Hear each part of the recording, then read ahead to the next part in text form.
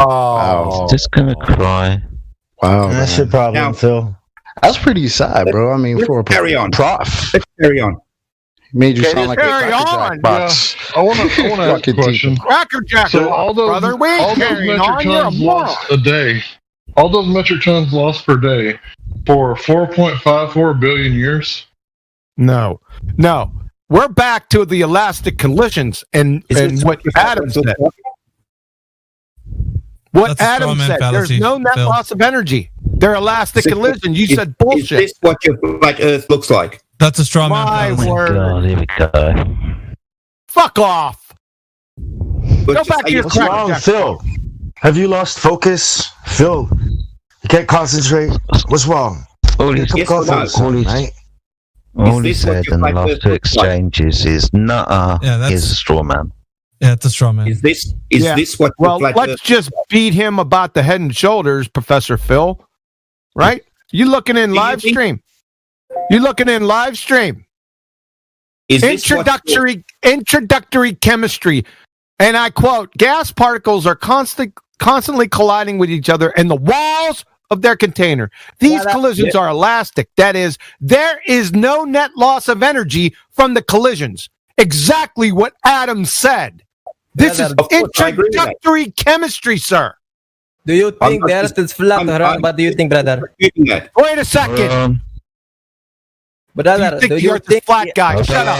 on, Oh, around, brother, you tell me now. hold on. I want Professor Phil to answer what has been put forward. I'm muting everybody that's talking. Go ahead. Is this what your flat Earth looks like? Not a straw man. Just I answer answered yes or no. this. You can say yes or no, not a straw man. So no, not that. Not any question to do with that. So back to this has been put forward to you.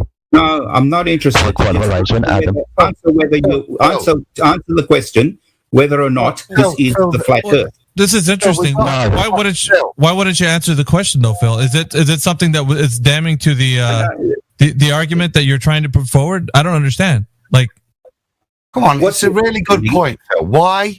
What are the other reasons you've accepted that you might have made a mistake, that collisions with other gas molecules? I haven't made a mistake. A reason for a lot of kinetic energy. I have not made a They're mistake. going to gain that from the sun rays. So what other reasons are you suggesting? That's where we were before we went a little sideways. So let's carry on from there, Phil. What are the other reasons other than kinetic collisions? Whether or not this is your flat Earth. that's a straw man fallacy. Phil. It's really weak. So sad. Yeah, it's a straw man fallacy. Nobody claims that, Phil. Yeah, the short answer is no. Everyone's going to say no. Nobody's claiming that.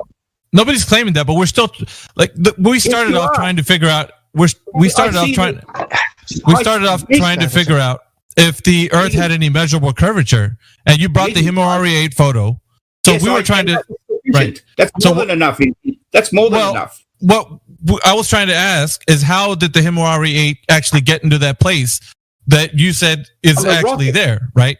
No, I'm talking about how does it exist in that location? Because that location on a rocket, Miggy. It went on a rocket. That's how it got there. No, I understand that the whole globe Earth paradigm and how things are told to us, how things happen. But I'm asking you because supposedly you would be able to explain how gas pressure next to the vacuum of space is possible. And you were saying with your explanation, I explained that to you. You were telling me, but what I was getting to, and Adam and QE brought up some really good points, right? No, they didn't. So they didn't bring up any good points. You're saying that what they just put forward has nothing to do with what you're talking about. Very little. So it does. So that's what I'm trying to establish. So very little means that it does, right? It does have something to do.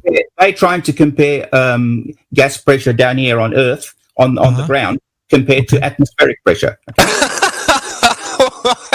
We're talking about individual molecule behavior.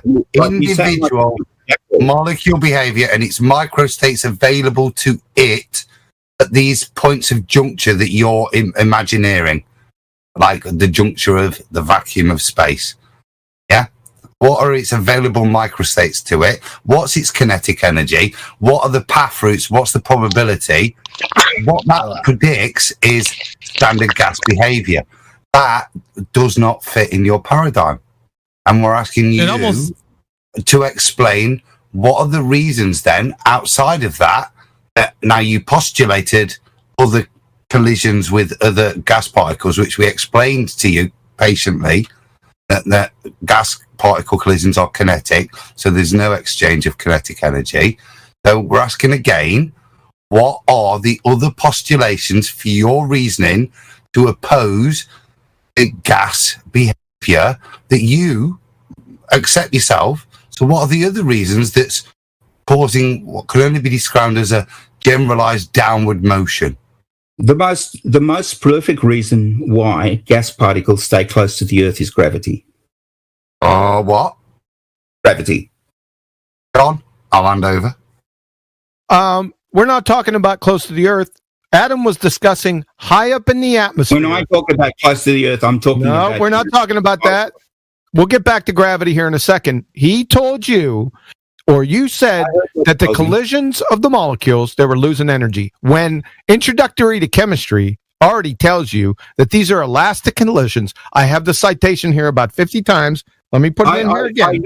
I know the collision theory of chemistry. Thank you very much. Yeah, it just sounds like you don't, sir. Yes, I do. Much better than you. Yeah. It sounds like it. You said they lost energy. This says that there is no net loss of energy from the collisions. They're elastic. I know chemistry a lot better than you. Yeah, you know chemistry. You don't know dick. Graduate degrees in chemistry. You wouldn't know chemistry if it landed on your face, spun around, and whistled Dixie. You're a goddamn fool. So we're back to the net loss of energy. Again, Phil, if we're going to do that, I have a degree in pharmacy. Like I said, I also advise on the postgraduate courses and educate at the graduate level, which is, I would assume, with your physicsy, mechanicsy background, means academically, my chemistry trumps your chemistry. Would you agree? No, it doesn't. I think it does, doesn't it? No, it doesn't. I've spent years. Hey, I got real quick. I'm missing something here, Phil. You said that the gas pressure down at Earth is different than atmospheric pressure. Is the gas pressure that's on the Earth not atmospheric pressure? Hey, do you teach a degree level? By the way, I'm not sure I'm talking to. Whoever just said that, they're above Phil's level as well. I'm talking about gas pressure in a container. You need a container for gas pressure. Container. Really? Yeah, you do need. That's correct. You do need a container for gas pressure. So where's the container for that's around the Earth? Oh, where's the container around the Earth? Well, that's your question, surely. That's the question That's the question we're trying to get you to ask yourself, Phil. That's the reality you've got to come to. And when you realise the implications, when you realise the fundamental implications of the statement you just made and how it applies to not us, but your paradigm, you'll be on your way, son, won't you? Hey. You said that there must be a container. You said that yourself. That's correct. Where is it? You want me to show it to prove the necessary antecedent? Yeah, I want to know where it's a necessary antecedent. You know it's there, Phil. Yeah. Where is your container? How far away? Where's your bumhole? You can't see it. You think that's clever, do you? No, you think you're being Phil. You think you're being clever, right? With your false power. You think you're being clever. You're not. That's why I was being what's called wheel in retort to point out the silliness of your question to me. That's why I retorted like that. You understand that? That's called intelligent humour. Is there a container or not? It was to show the silliness of your question. Yeah, there is a container. Yes. All right, excellent. Now, how far away? Sounds like you were trying to prove some sort of a container yourself before, right? You were saying this word gravity. How far away is the edge? Reality. Oh. How far away is the edge of the universe, Phil? Where is the evidence for the container? The evidence is the gas pressure that we have here. Yeah. And how far away is this container? Well, we don't have that measured. So the measured. Somebody has their mic open right now. Has somebody? Test 1 2. Has anybody ever measured the distance to this container? No. I don't remember anybody making a claim to how far. Nobody. Whatever the fuck. Nobody made a claim to that though. But Yes. there is a container because we have gas pressure. But but I heard a claim before about gas literally reversing itself and coming back down due to something called gravity. Where's the container between the top of the mountain and the bottom of the mountain? There's like two sides of that coin, Chocolate. He's saying that some is escaping, 90 tons is escaping, but some of it is actually getting kicked back. Some's leaving, some staying. So it's not. This explanation was there is some leaving. I told you you can accept it or not. Yeah, he did say that right. He said they lose energy until gravity overtakes them, but the other ones that escape, they don't lose energy. How does that happen? They're the what they call the Scotties, aren't they? Like from Star Trek, they're the Scotty molecules. Yeah, they're all the rest. They can't change the laws of physics. But these ones can, apparently. A metric tonnage per day loss. What a load of income. Yeah, Phil, nobody made a claim as to where the container is. We just know we live in a contained system because we have gas pressure. But that's not what you think, is it? Doesn't matter. We have gas pressure. That's the proof we have a container. You, unfortunately, do not. Evidence. The evidence is the definition of gas pressure, Professor Phil. It's a necessary antecedent fact. So let's see if you can follow this, Professor Phil. Calm down and I'll explain it to you. Well, I'm getting a lot of feedback. Whose mic's open? Yeah, exactly. Whose mic is open? The Himawari. The moon. Hold on a second, Professor Phil. We're going to explain this. 400,000 kilometers away. Hold on a second, Professor Phil. You said, where's the container? We don't have to worry about that. I'm going to explain it to you. You ready? Sure. Love to hear where this container is. Yes, it's a simple, consequent, necessary antecedent game. Just like filet mignon is the consequent, the necessary antecedent's the cow. You see, if it's already clearly established that to have filet mignon, cows must exist. So if someone slaps a filet mignon down on the table, then I know with absolute certainty that the cow exists without ever seeing or needing to see a cow or the data for the cow or the color of the cow or how long its tail is.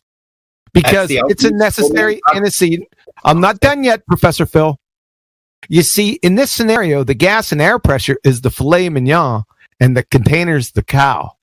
Do you follow that, sir? Yeah, such a straw man. It's a straw man. How is it a straw man? Fucking logic, dude. Are you fucking serious? Totally unrelated. You're like a fucking child and shit. Wait, I want to hear how it's a straw man. Total child. Okay, how did he straw man? Like, what's unrelated. Completely unrelated. How is that? That's not what a straw man is. How is it? Poor Professor Phil. I thought you were a professor. You don't understand basic logical fallacies yet? I want to know, where is the container? Phil, can you tell us? He just gave you the example. He gave you the example like the filet mignon. It was absolute rubbish. Now, there's no connection between the two of those. It's up there. How about that, right? It's up there, dude. Just like your gravity is down there. Yeah, it's up there. You happy? Can we move on? No, it's not. It's over there.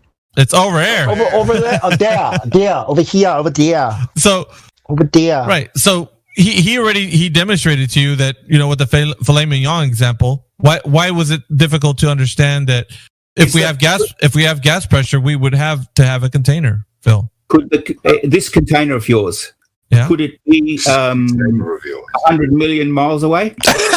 That's a nice If you want it to be, Phil, if you want it to be. I'm just asking a question. You just don't want to accept that you've been lied to, man. You just don't want to accept it. Because you have no reasons to not believe NASA. Hold on. Where did you get that number from? My bad. Go ahead, bro. What is the necessary antecedent? Hey, Phil. What is the necessary antecedent to gas pressure? Certainly not a container. Cowbell. Wait, let me ask you, Mr. Professor, dude. Someone need to get fun on their tuition. This is crazy. What's the necessary antecedent to gas pressure? Yes. No. That's the gas. We need to get these sound bites, man. Hey, what would you give one of your students if they gave you that as an answer on one of their papers? Your mark. What do you give your student when they say, "What's the necessary antecedent to gas pressure?" And they say, "Gas." Did you laugh at them, Phil? All right. So what we're gonna do? So Adam, I think can we let QE kind of go through this gas pressure, because he brought this up, so I'd like for him to go through it for the audience, because the audience needs to hear this. Professor Phil made a statement that certainly not a container, and gas contains gas, but people need to hear this. I don't know. QE, did you want to go through this? Yeah. Okay. All right. We can go through it. It's at 19 minutes after the hour. What we're going to do is we're just going to define what gas pressure is. So from the chemistry department at Elmhurst University, it says the pressure of a gas is the force that the gas exerts on the walls of its container.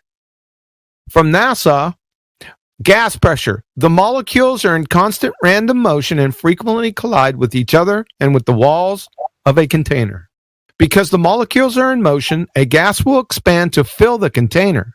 Since density is defined to be the mass divided by the volume, density depends directly on the size of the container in which a fixed mass of gas is confined. The last two are the heartbreakers for you, because it comes right out and says exactly what the cause of gas pressure is. Kinetic molecular theory explained by Boyle's gas law. Observations about pressure may be explained using the following ideas. The rapid motion and collisions of the molecules with the walls of the container causes pressure. That's force on unit area. Pressure is proportional to the number of molecular collisions and the force of the collisions in a particular area. The more collisions of gas molecules with the walls, the higher the pressure. And lastly, Chem Libre text, gas pressure is caused by gas molecules hitting the walls of the container. With a smaller volume, the gas molecules will hit the walls more frequently, and so pressure increases. So when I say that to have gas pressure, the necessary antecedent is container, I mean that it's inside the definition of gas pressure. Thank you. Very nicely done. Thanks, Can you now go to the part that talks about the same thing with regards to atmospheric pressure, please? Oh, atmospheric pressure is different than gas pressure? Go ahead. Tell me where. I'm asking you, would there be a difference between gas pressure and atmospheric pressure? Yes. What's the difference between gas and atmo, which means air, which is gas? When we talk about atmospheric pressure, we're talking about the amount of newtons of force that's acting on. No, sir. You're going to have to differentiate. I'm sorry, you're not going to do this. You're going to have to differentiate the difference between gas and atmospheric pressure, sir. Do you know what the formula for gas and atmospheric pressure? You said they were different. That is a law of identity violation. But John, maybe Phil, John, maybe I could ask for a point of clarity then. So when we're talking about these two different pressures, Phil, when we're talking about gas pressure, we're talking about collision rate against the surface of the container or the sampler. What's the difference when we're talking when we do that in the air and we have air pressure, atmospheric pressure? Are we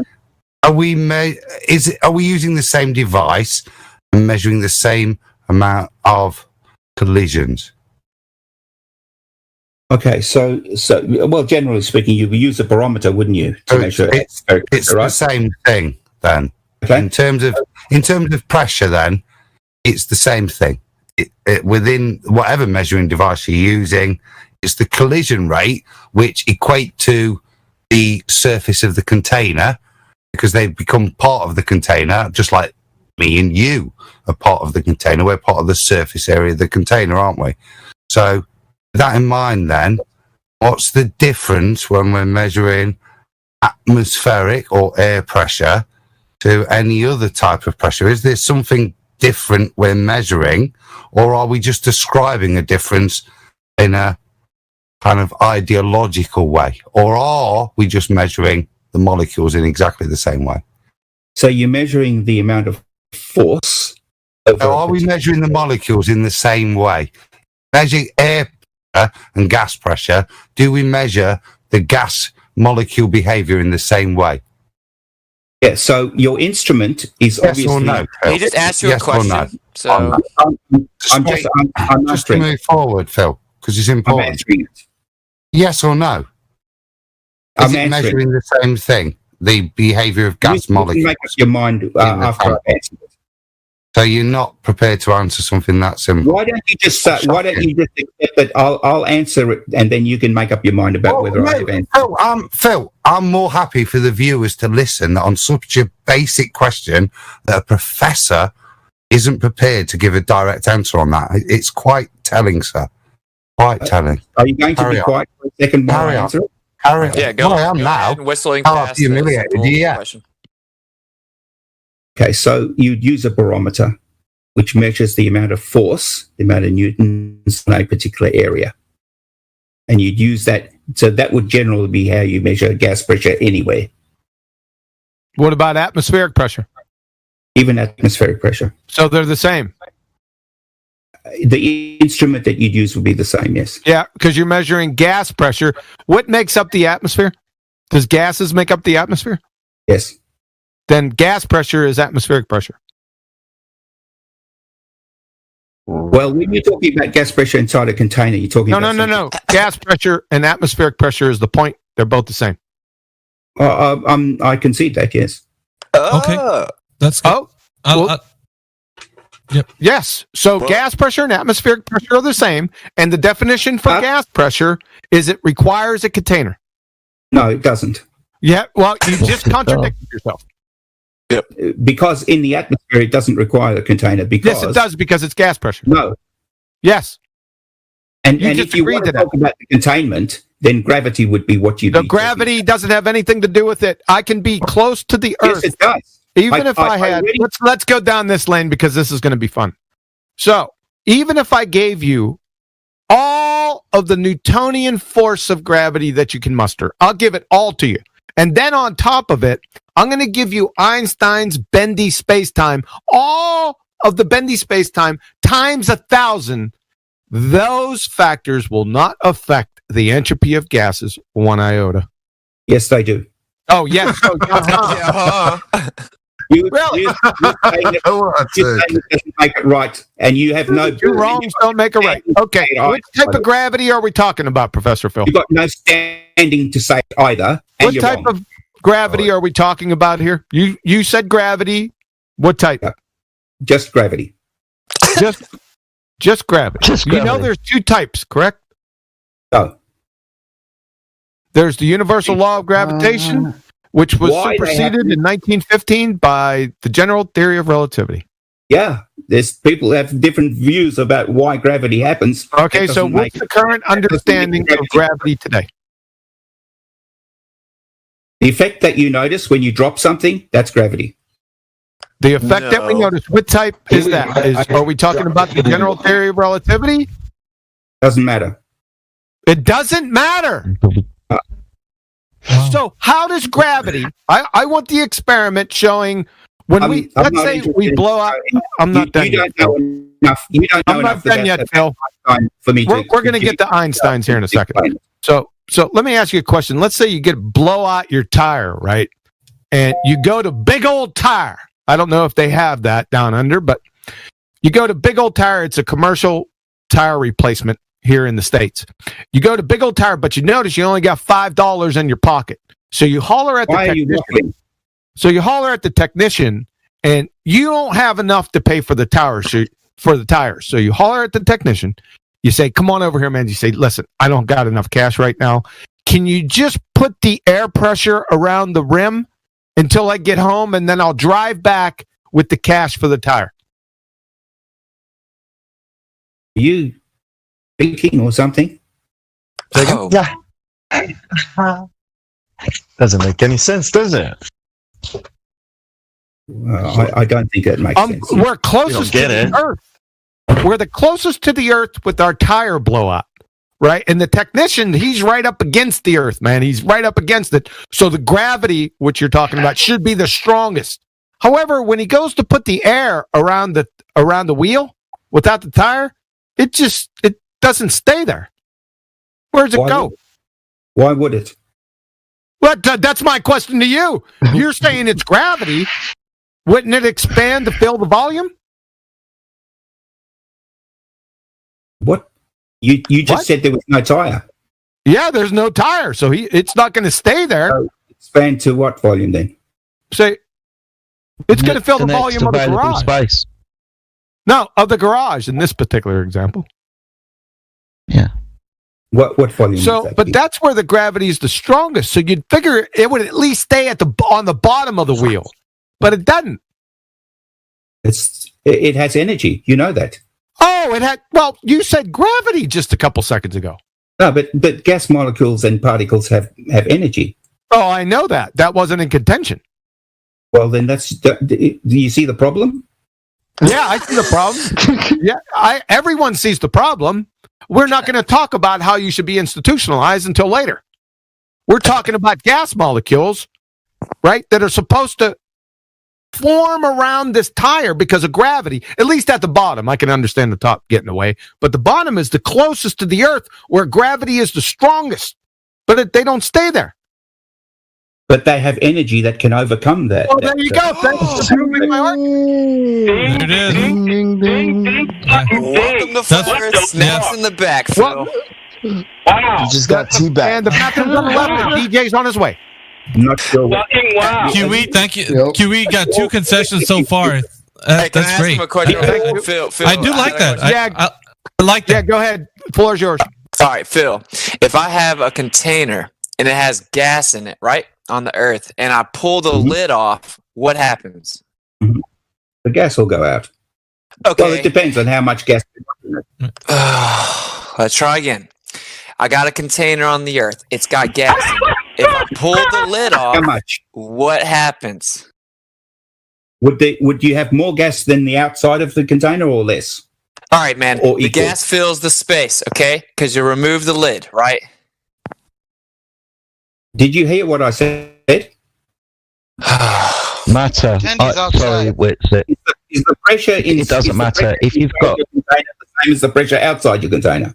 You mean the pressure would equalise, Phil? That's the point he's making. You're agreeing that what would happen is equilibrium would be reached. Yeah, any differential in pressure would instantly be equilibrated. Yeah, because there is no longer a physical barrier, a container, you may say.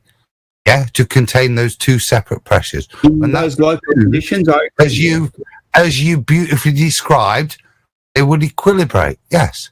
Okay, so yeah, of course, outside of it has less pressure. Phil, stop trying to divert and drag me through the mud. I'm gonna try again. Hey, Professor Phil, if you're a professor, you should be a little bit more coherent than this. Okay, so if we got a container on the surface of the Earth and it's filled with gas, and then I remove the lid, what happens? How much gas was in it? Oh my God. Is it true or is it not true that gases without a container or a broken container will find their equilibrium? Is that true or not? Well, locally, yes, I agree. The gas would escape if there was more of it than the outside. So we established that. Here's the follow-up. Okay, guys, like pulling teeth, dude. Are we in primary school, Phil? More of it, if there was more of it. Do you mean if the pressure was greater inside the container than outside? Phil, you're the only one that sounds like a retard here, mate, or like somebody who's being educated. Don't try and patronise anybody else to try and pretend in some way you're lowering your intellectual way of conversing. Yeah, it's quite clear here, Phil, that we're picking you up, son. So carry on. No, you're not. You're acting like a bunch of idiots. All right, here we go. Don't worry about simple. I got a simple, guys. It's simple, okay? It's just a follow-up. He's scared to hear it because I've handed this dude his ass 5 times already. So when we got the container on the surface of the Earth, it's got gas pressure in it, and I remove the lid, it will instantaneously fill the available space seeking equilibrium. So, Phil, if I have gas pressure on Earth with a container and I remove... Stop. I'm not done. So if I have gas pressure on the Earth and it's a container and I remove the lid, what would happen? If you have a container on the Earth, let's say you've got a gas jar, for instance. That's got Phil, if the gas pressure on the Earth had a container and I removed the lid, what would happen? If the gas pressure had a container, you're talking. If the whole Earth was, are you an idiot? If the whole Earth was contained, yes. If the gas pressure on Professor Phil, this is a conditional preface, right? If the gas pressure on the Earth is contained, okay? So we have a container holding the gas pressure on Earth, and I removed the lid. What would happen? Nothing. Okay. Nothing will happen to the gas. Your rice will be raw and not cooked thoroughly. That's what will happen. Shout out to Betty. Hold on. Didn't you just answer me when I asked you, would the gas find its equilibrium? And you said yes. And now you're saying nothing would happen if you broke the container. Yeah, I said that. Who am I speaking to? Bambi, sorry. Okay, Bambi. Nice to meet you. You too. Bambi, when you're talking about something small, like a small container that's got some gas in it, and then that's got more gas in it than the outside of that container, and you open the lid, of course the gas will escape. Yeah, it'll fill the available space. Until it can't fill the available space. It will go as far as its energy allows it to go. Let's say, for instance, I've got a litre. Container is a litre. And then I open up and let's say it's got enough pressure for equivalent to having 2 litres, let's say, of the outside gas. And I open it up. That gas that's in that 1 litre container will escape. It'll just escape to its surrounding area and bounce into other gas molecules that are in the area as well. It's not going to fill any container. It's just going to... So it's going to escape into the vacuum of space. What container? What container? So what's your container for us living next to a vacuum? What's your physical container? There is no container, Bambi. So you're having pressurized gas without a container? It's not pressurized gas without a container. It's You just said there's no container. That's the opposite. Do you want Bambi to finish her conversation or not? No, she just decapitated you. We all heard it. She's done nothing of the sort. My head is you still just on contradicted yourself with back-to-back sentences, Phil. You're a fool. My head is still on my shoulders. Check again. You agree with that or not? Nah, I think it's on backwards. Oh, look in the mirror. I mean, the words you just said. Did you have anything? Yeah, no, I was just going to say the words you said just contradicted your No, Bambi, it didn't. Bambi, there's no container above the Earth. Okay, so how do we have pressurized gas without a container? Bambi, there's no container above the Earth. So how do we have pressurized gas without a container? If there's no container, how do we have our gas? For the same reason that the gas at the bottom of a mountain doesn't rush to fill the top of a mountain. Yeah, it moves omnidirectional, doesn't it? Gravity, Bambi. It's gravity. What reason would that be, Phil? I already explained it. All right. What's it? Okay, I'm gonna go have lunch. I gotta. For one, you don't get the BS known as gravity. You just reify it. There's no physical empirical evidence of it at all. But we'll worry about that later. Do you agree that in your little paradigm brought to you by Jesuit priest that gravity is strongest, closest to center of mass? Yes. Okay, so if gravity is strongest, closest to center of mass, would you agree that the closest to center of mass that we have attainable would be the surface? Of course.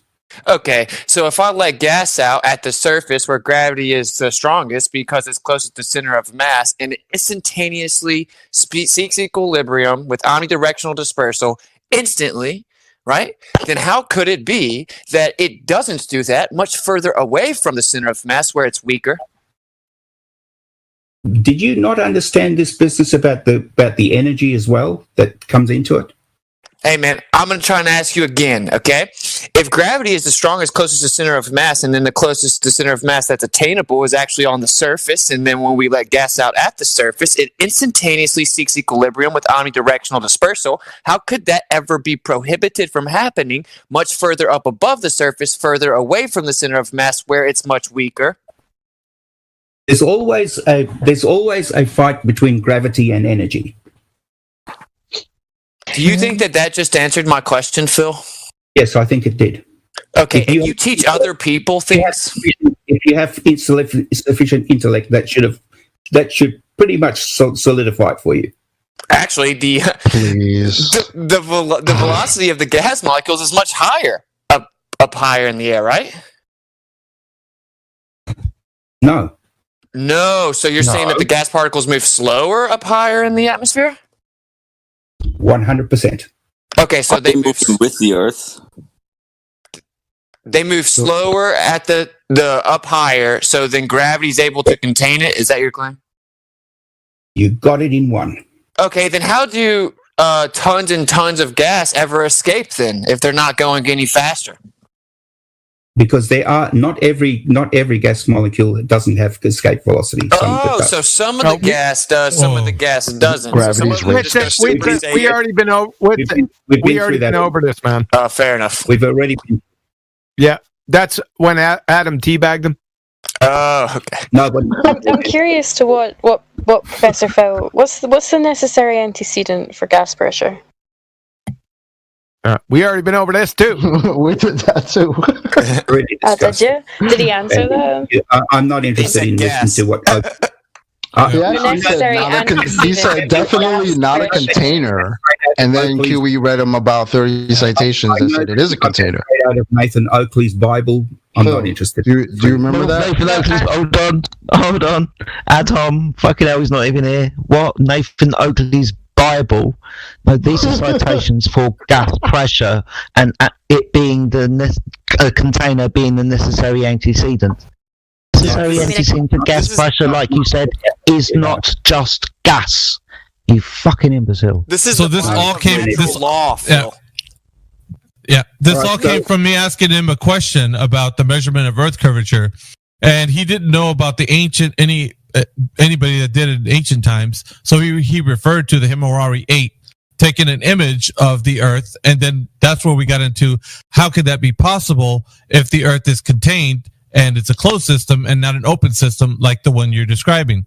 So he started to describe why he thinks it's an open system as to gravity being the container, and some molecules leave and some stay, and then that's why he's still thinking that in his paradigm. That's another subject. That's maybe a new subject. That's a good summation. That's maybe a new subject, Miggy. Would you ask him? This is going to be a lot of fun. Would you ask him to tell you the difference between open, closed, and isolated systems? Get your popcorn, folks. Why wouldn't I not know that? Oh, because I listened to you talk about open, closed systems. That's why I'm asking Miggy. Let's see if you change your story. When did you listen to me even mention that? A number of times on Jose GG Retard Show. Don't think so. So we would, to be fair, Phil, Professor Phil, we would say that the Earth is a closed system. Is that what you would claim as well?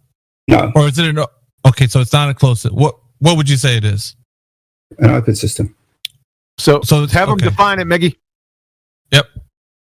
So matter leaves the Earth and returns to the Earth, and so does energy. That's an open system? Yeah. What's a closed system? This is where matter can't leave the Earth, can't enter the Earth, but energy can. Isolated. This is where nothing can leave or enter. Outstanding. You change your story. At least you can learn. I should think so. They gave me a job as a professor. I think. Well, like I said, I have you cited in the toe tag that I did on you, where you said that was incorrect. You said it's not qualitative, it's quantitative. That is, if there's a little bit getting out, then it still can be a closed system. No, that's not what I mean. John. Yes. I think Professor Phil has correctly described it. He can be held to it, and it's a good point to move forward from for those clear definitions. Okay, they're going to be useful as we move forward. So let's carry on. I think that's a great set of defined, comprehensible definitions that he's provided. I agree. So is the Earth a closed or open system? I already told you it's open. So it's an open system with gas pressure. Yeah. But gas pressure, as we just went over about 20 minutes ago, has the necessary antecedent with a container in it. No. Oh, no. Nuh-uh. Yeah, that would be matter. Matter and energy can escape, right? With the open system, Professor Phil. The atmosphere, no. Right. If it's an open system, matter and energy can escape. Yes, and it does. Right. So why does it all escape? So how are we still breathing? Because I told you, gravity. Well, there's that sounds like that sounds like you're amending. You're making like a kind of like a side note to what you're just. How is it an open system but with selective things that are held back? Why? You know what I mean? Like. Automatically makes, and matter leaves the Earth, and so does energy, and that automatically makes an open system. It's just on that alone. Right. So why is it all leaving then? Because if you're saying that I told you why it doesn't leave. Right, I know, but so gravity is now making it a closed system by the way you're defining it. No, because gravity can't do it all. Gravity doesn't don't even understand your own religion. Gravity acts as the container in the atmosphere in your own paradigm, dude. Gravity doesn't stop us from putting a rocket into space. That's matter. Oh my God! Hey, Professor Phil, how many vectors does gravity have? Down. That's it. Towards the center so it of the has Earth. a singular vector of down relative to the center of mass. Yeah, pretty much. No, there's There's no pretty much. Okay, so gravity has a singular vector of down relative to the center of mass, right? Gravity applies to all objects. All objects. Does gravity have a singular vector of down relative to the center of mass? Yes or no? The center of Earth. That's you need to qualify. Oh, the center of mass, actually. So you don't understand your own religion again. Yes, the mass of Earth. You need to qualify that. Well, that's what we're talking about. Is the Earth, Professor Clown. So. How many vectors does gas pressure have? Hey. How many vectors does gas have? Hey, listen, if you don't retract that last statement, I will not talk to you again. How many vectors does gas have? Okay, I'll retract the statement that you're a professor. How many vectors does gas have? Otherwise, I don't talk to you anymore. Okay, I won't call you Professor Clown anymore because you're a gammon and you're filling. So gravity has a singular vector of down relative to the center. Dude, you're trying to run away because you can't answer the question. No, and you're looking for an out right now. I retract all the statements. I'm so sorry I hurt your feelings. I didn't mean to be disrespectful. So, does gravity have a singular vector of down relative to the center of mass, yes or no? The center of mass of Earth. Yes. Is the answer yes? Of Earth, yes. Okay. Does gravity have a singular vector of down relative to the center of mass of Earth? Yes. Okay. How many vectors does gas have? Infinite. Oh, so it has infinite vectors. So if gravity has a singular vector... What? Yes. Okay, gravity has a singular vector of down relative to the center of mass of Earth, but gas has infinite vectors. How could a singular vector be sufficient containment of infinite vectors? Okay, so each particular molecule or particle has mass, and mass is attracted to is in the influence of the gravitational field, which Earth has, will head towards the center of Earth. Oh, Phil, really? So are you saying? What about the gas? Phil, you're saying that's the default.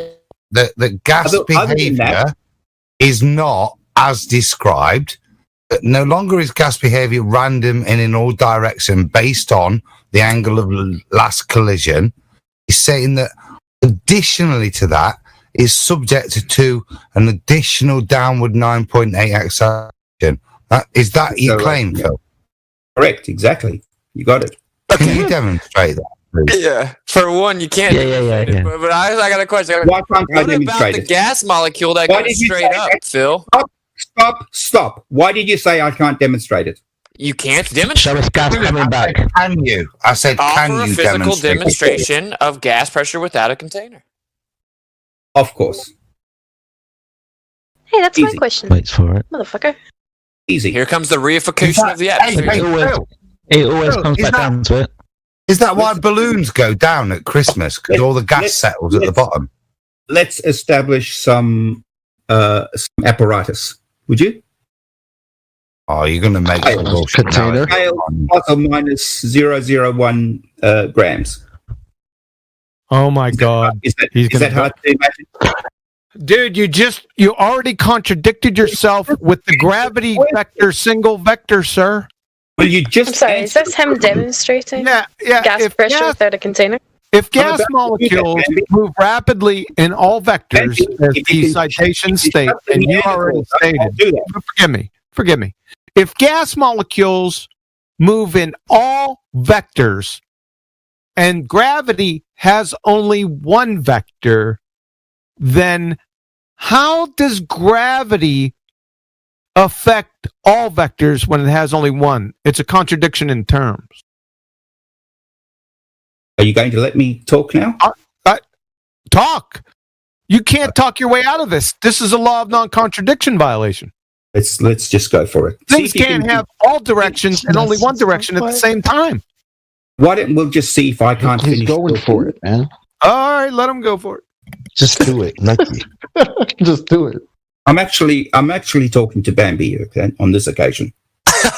So Bambi, Why? Bambi, You're talking to Bambi. You sexist pig. is it okay if I could just talk? I just want to know why you're only sitting on the talking edge to of our Bambi. seat, waiting for your demonstration that you keep running away from. We're all Bambi. So what's your demonstration for gas Thank you, pressure Ben. without a All container? right. See if you can just keep them quiet, by the way. All right? Every Yeah, one I of can us try. is doe-eyed waiting for you to make a There we salient go point. again. There we Hey, go again. right. Let him go. Let him say his thing. Okay. Go on, Phil. So Bambi, if you have a set of scales, let's say plus or minus 0.001 grams, you just put it flat on the floor or a table, wherever you are, and then you get a beaker of SF6 sulfur hexafluoride gas. I'm just gonna grab that from the store down the street real quick. Hold up.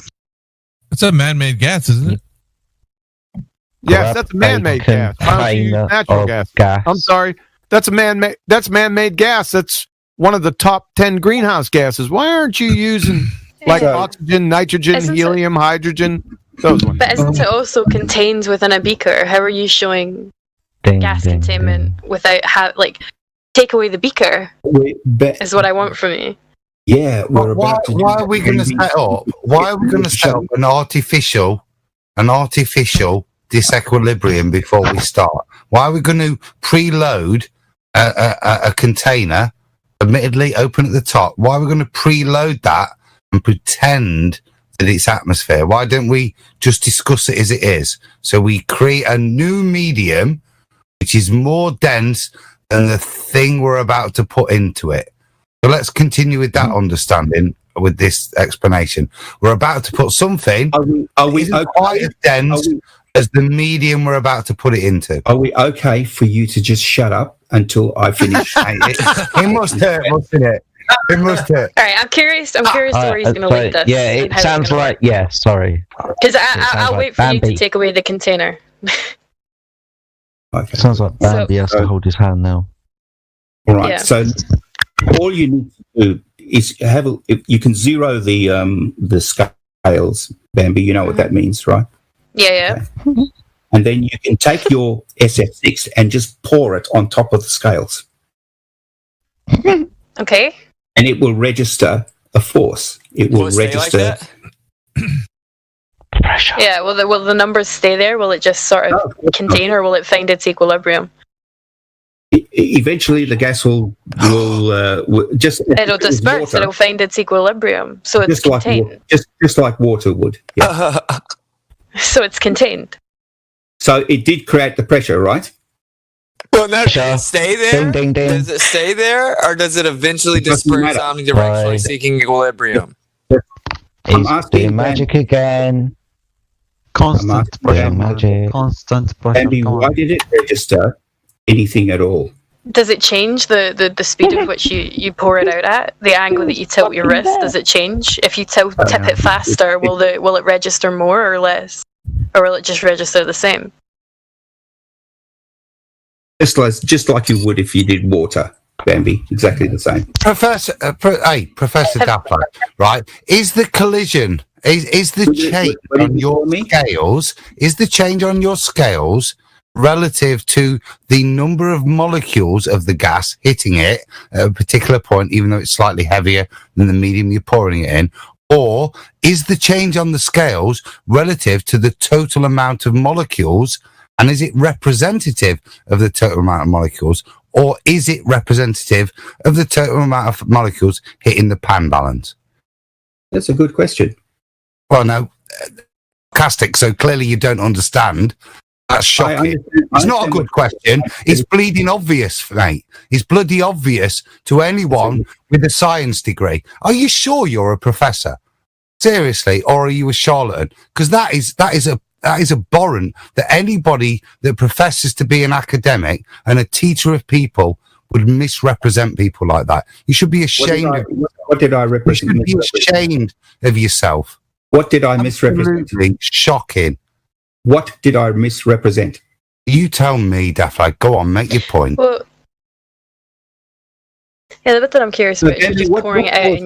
Andy, what do you think caused the needle snake oil salesman, mate? Yeah, does the number? Yeah, does the number stay the same, or does it find its equilibrium?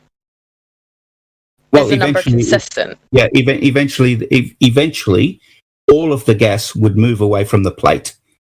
Most of it will. Yeah, and fill the available space. What available space? So you're not demonstrating gas pressure within a container. Yes. So do you think that any of that gas would, when you say fill the available space, do you think any of that FS6 would ever make it to the firmament? Firmament. It'll get up high because it's one of the. Hold on. It'll get up pretty high because it's one of the top 10 greenhouse gases. Let me ask you a question, sir. What did you bring the sulfur hexafluoride into the experiment with? Why not? What did you bring it in with? Because the reason I brought it in is because it's so dense. What did you bring it in with? Imbecile. Adam's losing. Did you just ask it to follow you, Phil? Yeah, or did you push it in and squeeze it into the container before you started? Or what? How did you get it into the container? Were you squishing it in? Or did you release it from another container that was probably smaller? Just had a bottle of it and just poured it in. Just like I poured was the bottle a bottle? I'm failing to see where the demonstration for gas pressure without a container is. I'm failing to see it. I'm sorry. I'll show you what he's done. So this is where the magic is. This is where the magic is. Because it's dense, he's got a surface he's poured the gas onto. The gas has pressed down. He's registered a force. Perfect. That's it. So gas pressure. He got it in one. Gravity. It's just gravity. What do you think? You're just aren't you just measuring?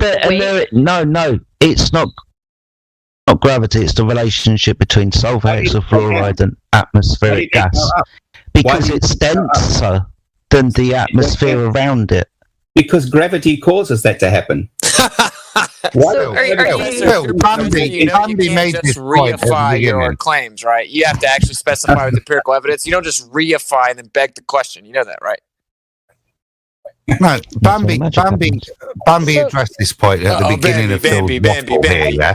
Well, let me make the point. Professor Phil. He said, if you pour it faster, will it give more of an effect on the scale? Yeah, and that's the point. That what Phil's trying to do is pretend that force. He's now trying to equate falling force of something which is heavier than the medium you pour it into, the impact it has on the balance. Yeah, and as it was said at the beginning, if you pour that thing more or tilt it at a greater angle, will that change the reading on the scale? Phil? It'll just make the reading go faster, yes. So is the reading, what's the reading relevant to? Number of collision impacts through gas behavior as it falls through a medium. As it falls through a medium that's less dense than it is, yeah, that's the best it is, isn't it? It's not certainly not a measure of weight or mass, is it? It's an impact level, isn't it? And if anything, the only thing it could show you would be rate of fall as a correlation to reading on the scale, and you might be able to show a differential with different gases there. But that's not showing you anything other than gas behavior, isn't it? It would be exactly the same as slightly less dense medium than the previously pre-selected gas. If, for example, Phil, you took the same jar of helium and poured that, what effect would that have on your scales? The helium would rise. It probably. So what effect would that have on your scales, Phil? It wouldn't. What other gases would have an effect? So we're not demonstrating mass, though. Carbon dioxide. Hey Phil, I have a question. Any gas that's more than 29 grams per mole would have an effect. Can I ask you a question? If I have like a closed container of sulfur hexafluoride gas, like I just have like a container of oxygen, just like you have another container of gas. If I have a container of sulfur hexafluoride, is there any downward effect on the gas in the container? Or does it move omnidirectionally in the container? Because I feel like this is the point that also happens with the other gas, like helium, is that as soon as you expose it to the, like whatever equilibrium it's in, that would be the atmosphere, gas pressure, that means relative density is affecting your, like what direction it moves in, right? Which is why the helium has no effect. So if it was in the container, would there be any down vector at all? I mean, there would be a random one from the collisions, but okay, without the relative density, would it fall to the bottom because it's so dense? I get your question. That would depend. I'm just trying to understand this, right? I got your question. You want the answer? Okay. Well, obviously, right, so Phil. Oh God. Sorry, on you go. Okay. So that would depend entirely on whether the SF6 in the bottle that you're talking about was under pressure or not. If it was under pressure, then the amount of gas that's over and above the pressure on the outside would escape, and the rest of it would stay where it is. So I specifically said a closed container. Just like if I have an oxygen tank that I can turn open and close. If it doesn't open and close, there's nothing to escape, right? There's nothing to escape. If you open the container and it was not under pressure, I didn't say. No, wait, hold on. I know you're trying to answer my question, but my question wasn't if I open the container. My question was what happens in a closed container of sulfur hexafluoride? What happens to the molecules inside it? Not if I open it. What happens if it's closed? Is it completely full right to the top? Is there any space in it at all? I don't know. I'm asking you. If I have a container, like if it's a tank of helium, like I have a tank of helium, if I fill that with sulfur hexafluoride and I leave it upwards, what happens? Does it all collect at the bottom or something? If that tank doesn't have any pressure and there's some space inside it, then it's a container, right? There's space inside it. Okay, so at the surface, he puts two molecules in, right? Let's keep it simple for you, daft lad. He puts two molecules in the container of sulfur hexafluoride, right?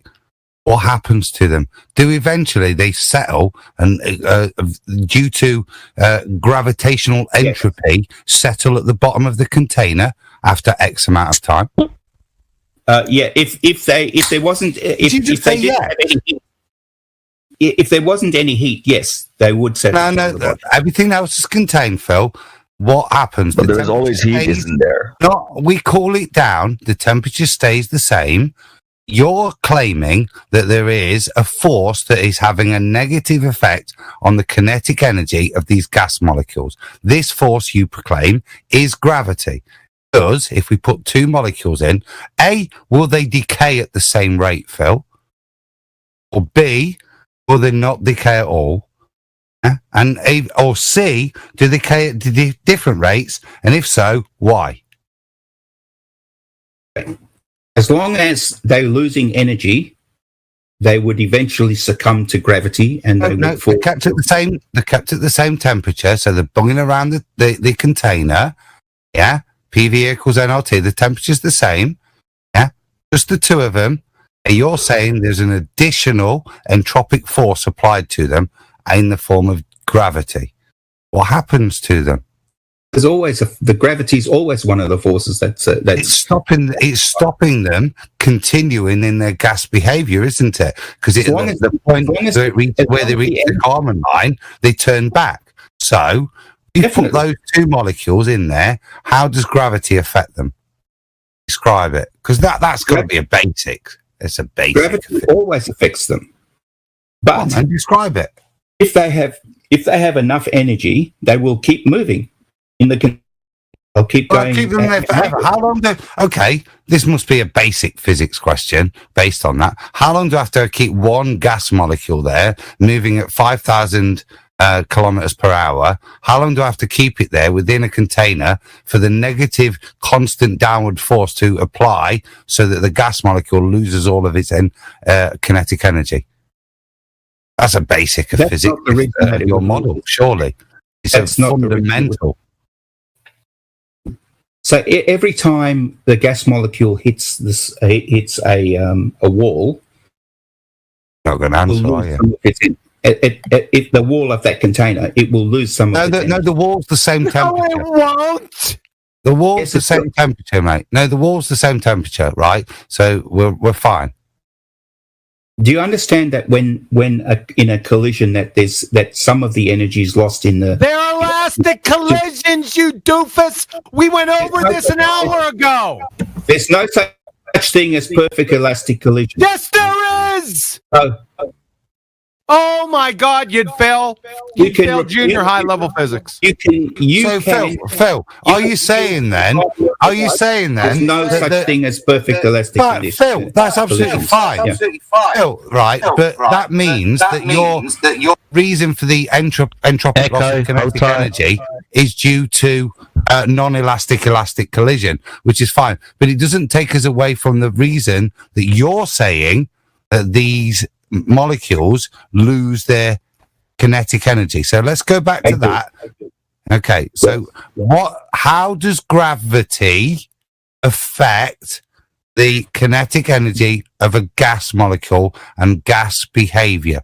How does this apply? I'm assuming it's some kind of downward vector. Another one of those forces that become the net force of that's acting on a particular particle. Okay, so after an elastic collision, so two molecules hit each other and away they go. And they've both got their energy and their angle.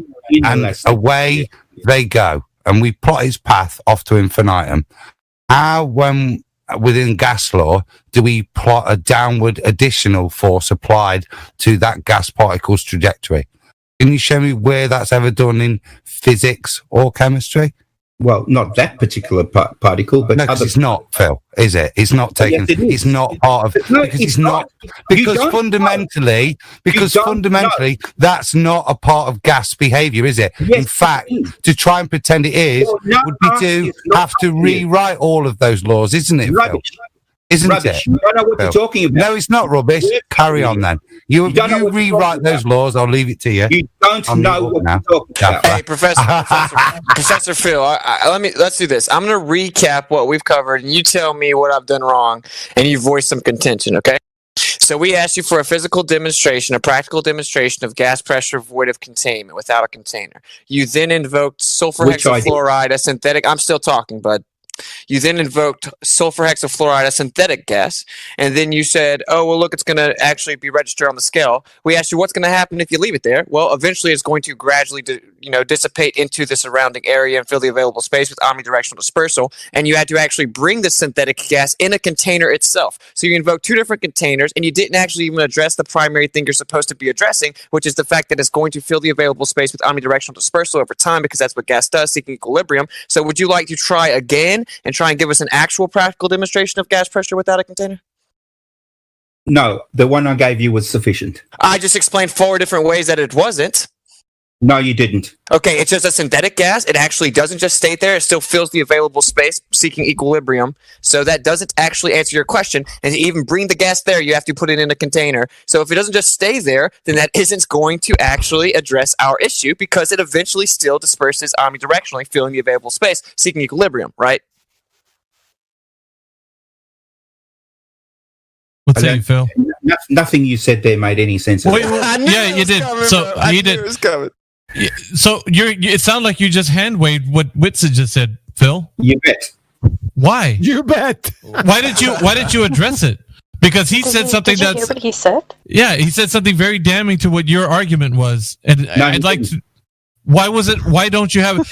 I want to hear your response. Like, that's what I'm here for. I'm trying to listen to what you got to say. Like, you need to respond to what he said. That this is important. But Phil, can you repeat what Witsa said so we know you understood it? When I told you about SF6, I told you it would behave just like water would. Yeah, but did you hear what he said? Yeah, what did I say? That's what I'm saying. Can you repeat what he was saying to you so we know you understood it? You started off saying it was a synthetic gas, as if that makes a difference. And what else did he it does, say? because it's not naturally occurring, but move on. What was the primary point? So what? What was the primary point, Phil? Okay, the next thing you said was that I had to bring it there in a container.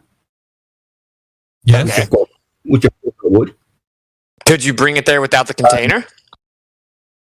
No. Okay, so that doesn't demonstrate gas without a container. So then what was the next point? Okay, so I brought it. I bring it to the scene in a beaker.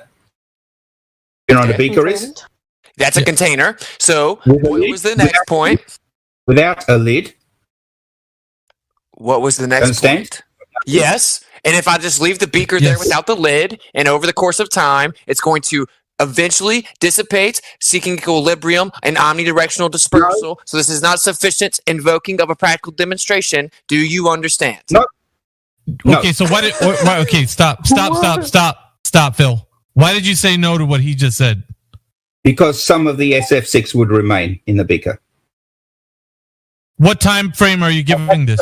Infinity, or like what are we looking at here? What's the time frame? You're saying some would remain in the beaker.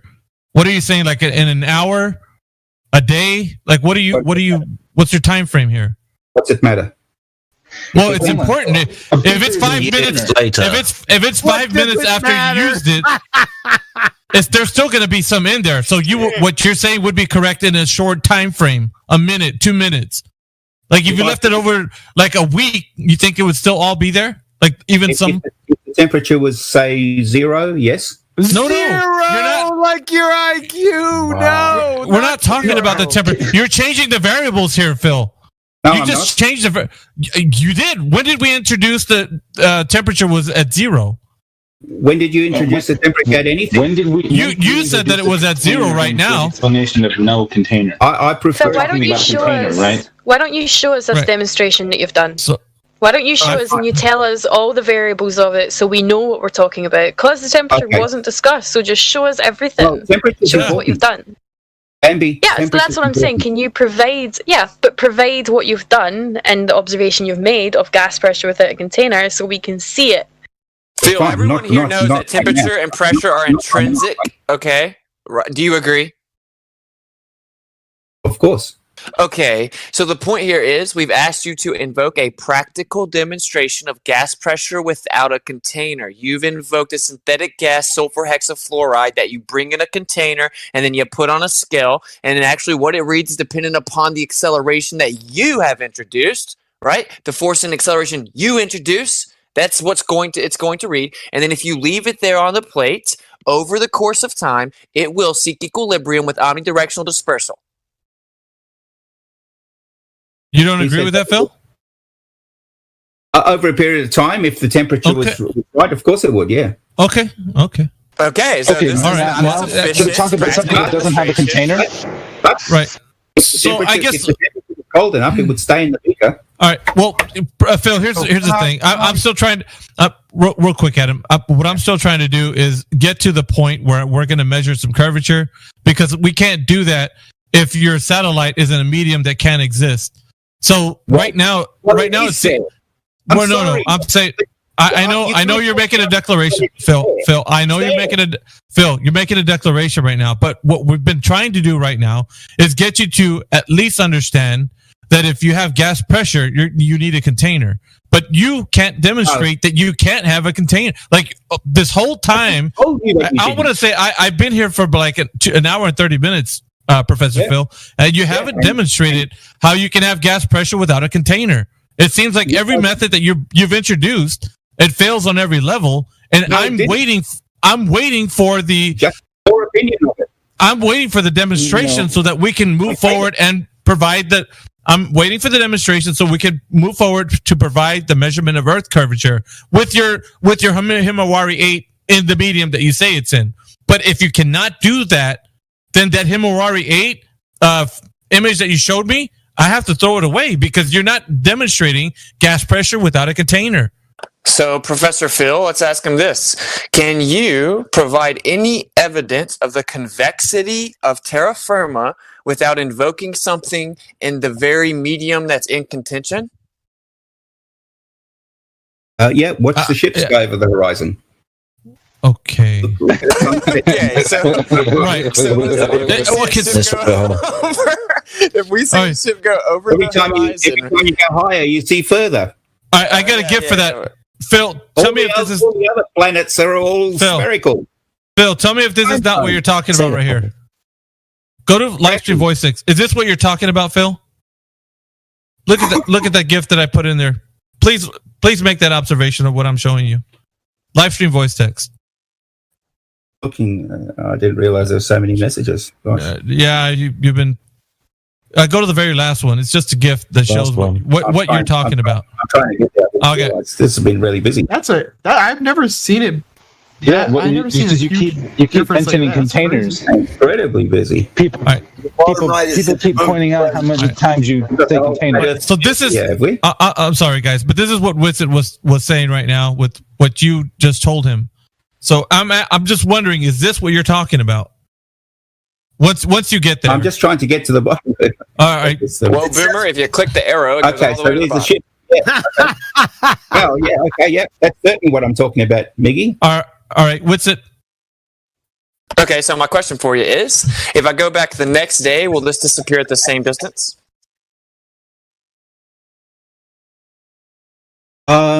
It might vary slightly depending on your atmospheric conditions. No. Wait. No. Actually, the size of Earth changes. No. Yeah. That's what I was gonna say. So you're saying slightly, meaning that the position of where we would see the horizon would change? Yeah. So what will happen is it's possible to have looming. On a all right. So we're saying that where we see the horizon change, but the effect would still be the same.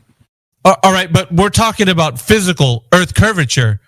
Yeah, right? The ship will still disappear the same way, but not at the same place, will it? How do you know if it's looming or actual curvature? Okay, that's simple with them, right? Like, if you're claiming that this is physical obstruction of the convexity of terra firma or Earth curve, then that means it would have a consistent location dependent upon your metric claim of the radius, okay? But if I go back the next day, no, because there's atmospheric refraction. Right. The horizon's dependent upon the atmospheric refraction, right? Of course. So then it's not a physical location, then, right? Well, it is. It's just where you see it. So it is. Whoa. It is. It's just where you see it. Yeah, that's physical. That's right. How can you? Okay, so how can you measure that, Phil? Genius said that. But how can you measure that? It's something that moves all the time. How are you going to measure that? Well, you can. You can look at you can measure the atmospheric conditions. Okay, so that means it requires a presupposition of a physical location, and then you take an approximation and just assume and reify the very thing that's in question. So calm down there, Mr. Professor. Professor, is there a difference in an apparent and actual location? Sorry? Is there a difference in an apparent and an actual location? Well, apparent just means where you apparently think it is. Apparently. The actual location is where it actually is. Okay, so is what we're seeing the apparent or actual? You're still looking at the same object. Hey, we're talking about the horizon. Is it apparent or actual? Okay, so where you see the horizon is in this particular instant where it's pretty clear. Then the horizon would be just slightly different to where it actually is. Okay, so it's apparent then, right? That would be apparent. Slightly. So are you saying the horizon? Wait, Professor Phil, you're saying the horizon's different from the Earth curvature? No. So what's different is not the horizon. It's the horizon is still the horizon. It's just in a different place. What? Welcome to Flat Earth. Snacks are in the back, bathrooms on the left, DJ's on the way. I don't think so. This image alone, this GIF alone that you're watching. You didn't listen to me. Is I about said, welcome to Flat Earth. You need that the Earth is a welcome sphere. to Flat Earth, sir. And you invoked refraction. You did you know that you invoked terrestrial refraction? What do you need to calculate for terrestrial refraction, sir? Oh, I know. It's the temperature gradient. Nope. Yes, it does. Okay. What else do you need? Well, you need to have a different. You need to have a temperature gradient, or Professor Phil, how often do you? No, hold on a second. No, Professor in Phil. Geometry. No, in geometry, you don't use atmospheric refraction. No. Hold on. What do you need to measure terrestrial refraction? Well, you need to obviously you need to know where the exact distance is to the thing that you're looking at, and then you can using your optics you can find out what your apparent distance is, and from that you can calculate. Are you going to use in the formula? That's what he's asking. You can calculate the atmospheric conditions.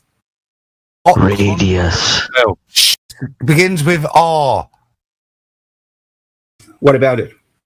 You talking about the radius? Used to calculate your terrestrial refraction. What constant value within your formula for terrestrial refraction do you need? Well, if you're talking about the Earth, you're talking about the radius of the Earth.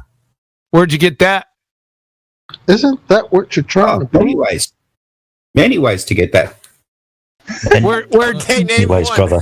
Many ways. Yeah. Well, the best way, obviously, is the Cartosat 3 or the Himawari 8. No, are you saying that we can measure the radius from space? Wait, you can't use your satellites, Phil. Remember, you can't use your satellites. You can't use your satellites because you said that we haven't gotten to proving that medium is actually there. Mickey, I don't. They proved the radius before they got to space. To prove the radius, I do. I care very much because this is something that you're actually supposed to tell somebody is actually there. I'm not going to tell somebody something's there when I don't even know it's there because I can't provide evidence to have gas pressure without a container, Phil. So, Miggy, let me explain to you how this works over here. See this image that you put up? It's actually very, very good. I love it. I'll put it again. We love it too because it proves that the horizon is nothing more than an apparent location that constantly fluctuates hour to hour and day to day based on atmospheric conditions. But I'm not done talking. But yeah, you claim that there's a physical obstruction. Shut up, dude. You claim there's a physical obstruction that's consistent based on the convexity rate that is necessitated by the radius. So whenever it fluctuates, as soon as it moves, it disproves the notion that it's a physical location. So once again, welcome to Flat Earth. So, Miggy, this particular image that you've put up here is really, really good. Okay, and let me explain why. Because you don't have to do a lot to work out that Earth is a sphere just looking at this image. Jeez, so one of the things you can do, Miggy, is over. Can you get the radius from this picture? Can this picture provide a radius? Because we're talking about the radius. Yeah, we're talking about the radius, sir. Where was the radius value from this picture? Who and by what method was the radius value established? I'm about to tell you how to do that. No. Okay. Who and when was the radius value established for the Earth? Gosh. Can you just be quiet? No. You need to answer this question. So you gotta let him beg the question first. No, we're not letting them Phil, do you that. have to understand that we're trying to establish the verification process of the radius. You can't even go to your little natural law-defying medium without the radius because you can't even attain gravitational orbit or escape velocity without the R value. So you're reifying and begging the question. The very thing in contention is the R value. How do you establish the radius, Phil? So Miggy, that gift that you got is brilliant. I'm going to ignore everything. Just all of the questions I'm going to ignore. And let me just explain. We don't want to hear it anymore. Unless you're going to tell us where the radius. Why can't you debate the college dropout, Phil? I'm confused. Are you actually you the really queen? You're going to use your explanation to find radius by something in the space that you needed the radius to know before they went to space, right? How did NASA know what the radius was before they launched friggin' satellites? I'm going to explain to Mickey how this image that Mickey's put up. Mickey knows about that. He's the one who posted it. You're the only one here who doesn't understand. I know, but you may not realize some of the stuff. You're self-projecting. I'd like to explain it to him. You're spiraling. I'd love to know how it's a gamma spiral. You can't talk to the college dropout. I know that the rest of you don't want me to go there, but no, we want you to answer the question. Mickey, I know you care about what you. Mickey doesn't care. I asked him; he could care less. Yeah. So I'm going to explain to you and the audience. You're not going to. This is a brilliant GIF. Okay. And the reason is. Can you get the radius value from that GIF? It's brilliant and all, and I get it. But can you get the radius value? You can get the radius value from that GIF. Yes. How? I would love to see. Oh, please enlighten us. Well, exactly what I was trying to do this whole time. All right. The radius. You're going to prove the radius right now. Everyone, quiet. He's about to tell us about the radius from this GIF. Oh, yeah. Go. Right.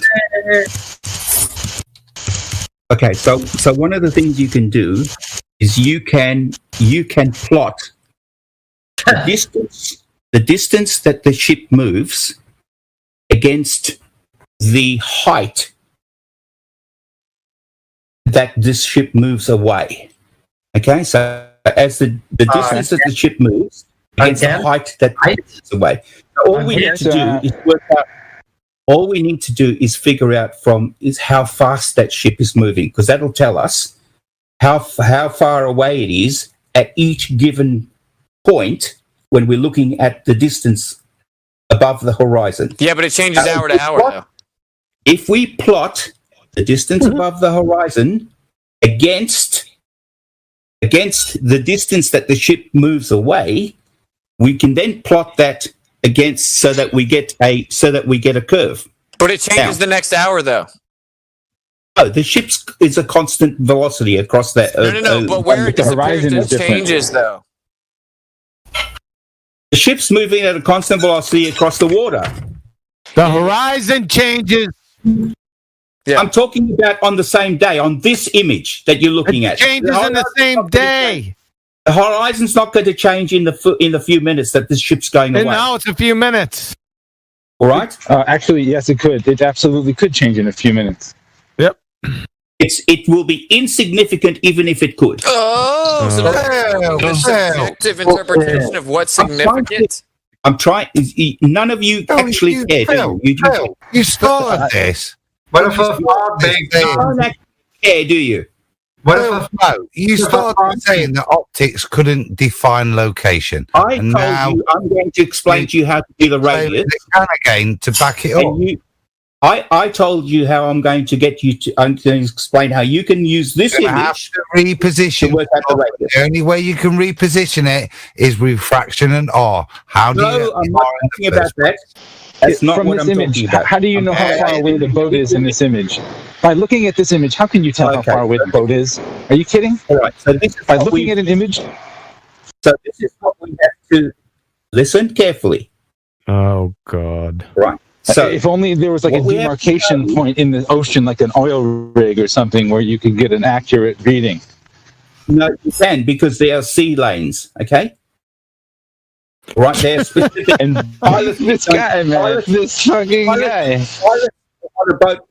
On a ship this size, don't just go anywhere.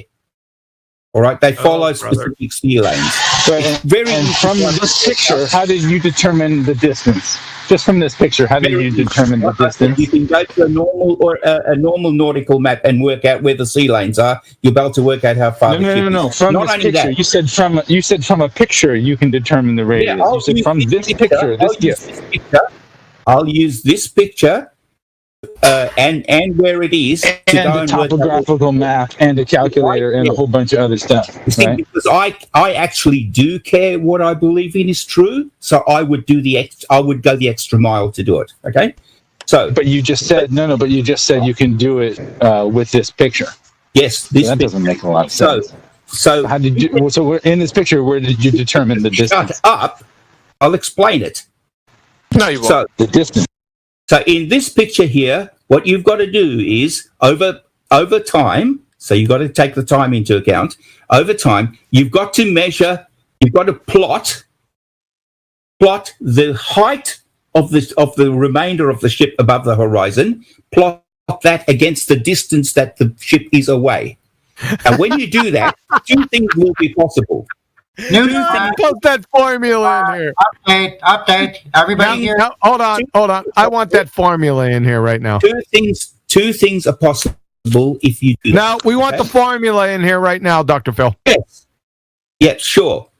Y squared plus R squared. Y squared plus X squared equals R squared. Or you're using the Pythagorean formula. Y squared equals X squared minus R squared. Oh, so we're using Pythagorean formula. Cool. Let's do it with this one. All right. So let's do it with this one. We already got everything here. Right here. On this one. Let's do it. We're doing it with this one. So we're getting the radius from this photo right here. Let's do it. So we got an observer height at 1 foot. We're not doing spherical trig then, John. We're doing. You don't need to listen to the rest of this? Well, you just said we're doing planar trig, not spherical trig. So why would we do that? It's going to be, fortunately, in fact, it's going to be a spherical. When you plot the distances, you'll notice that it turns out to be a sphere. And it's spherical. No. Shit. You can't with the maths. Why the fuck is he still talking? Hold on. Let Adam at him. Let Adam at him. You can't. You just described, as John correctly said, Pythagorean theorem. You can't use anything. Well, unless you can't steps, you shouldn't be using it, should you? No, how are you getting a ball from Pythagorean calculation? I didn't use that, Adam. You don't know what you're talking about. Do you not know the formula for a circular function? Go ahead. Put it in live stream. No, so you don't come back on. I'm thinking in whatever thing I was doing, if I was applying it over a ball, pi is going to be in there, and then there's going to be an R value. Whatever formula I'm going to state, it's not going to be, a squared is equal to b plus c squared or whatever. It's not going to be like that, is it? Because it's going to have to take into account distance and the R value, isn't it? Nobody. It's going to have to be proportionate. No one said that, Adam. You just made that up because you don't know you. Rate of change based on R. If we're going to describe any traversing across a sphere, and rate of change of R is fundamental in any formula, isn't it? Oh. No? I'm just going to write the formula on the screen right now. No! If we're going to describe this... Okay. Can you see the formula I've put down on the screen now? What are the assumptions? Yeah, okay, lovely, Phil. So what are the assumptions? No, lovely. What is it? No, please describe. That's loaded What is full the of formula that I put on the screen just now? Loaded full of assumptions to derive it down to that. So I think it would be relevant if you're gonna if you're going to reduce it to that level, Phil, you need to ascribe the assumptions you make to that level. Yeah, that you're going to make it bring that down. So go ahead when you're talking about the Earth as a ball. What you do to bring that formula down to that, because that's not. Go ahead. I told you that I would be able to use the that particular image to work out what the radius is. Now, I asked about the formula you're using to back up the statements you're about to make. So please describe the assumptions for the derivation that you use to derive it down to that base level. Listen to what he's saying, Phil. Stop interrupting him. Doesn't there?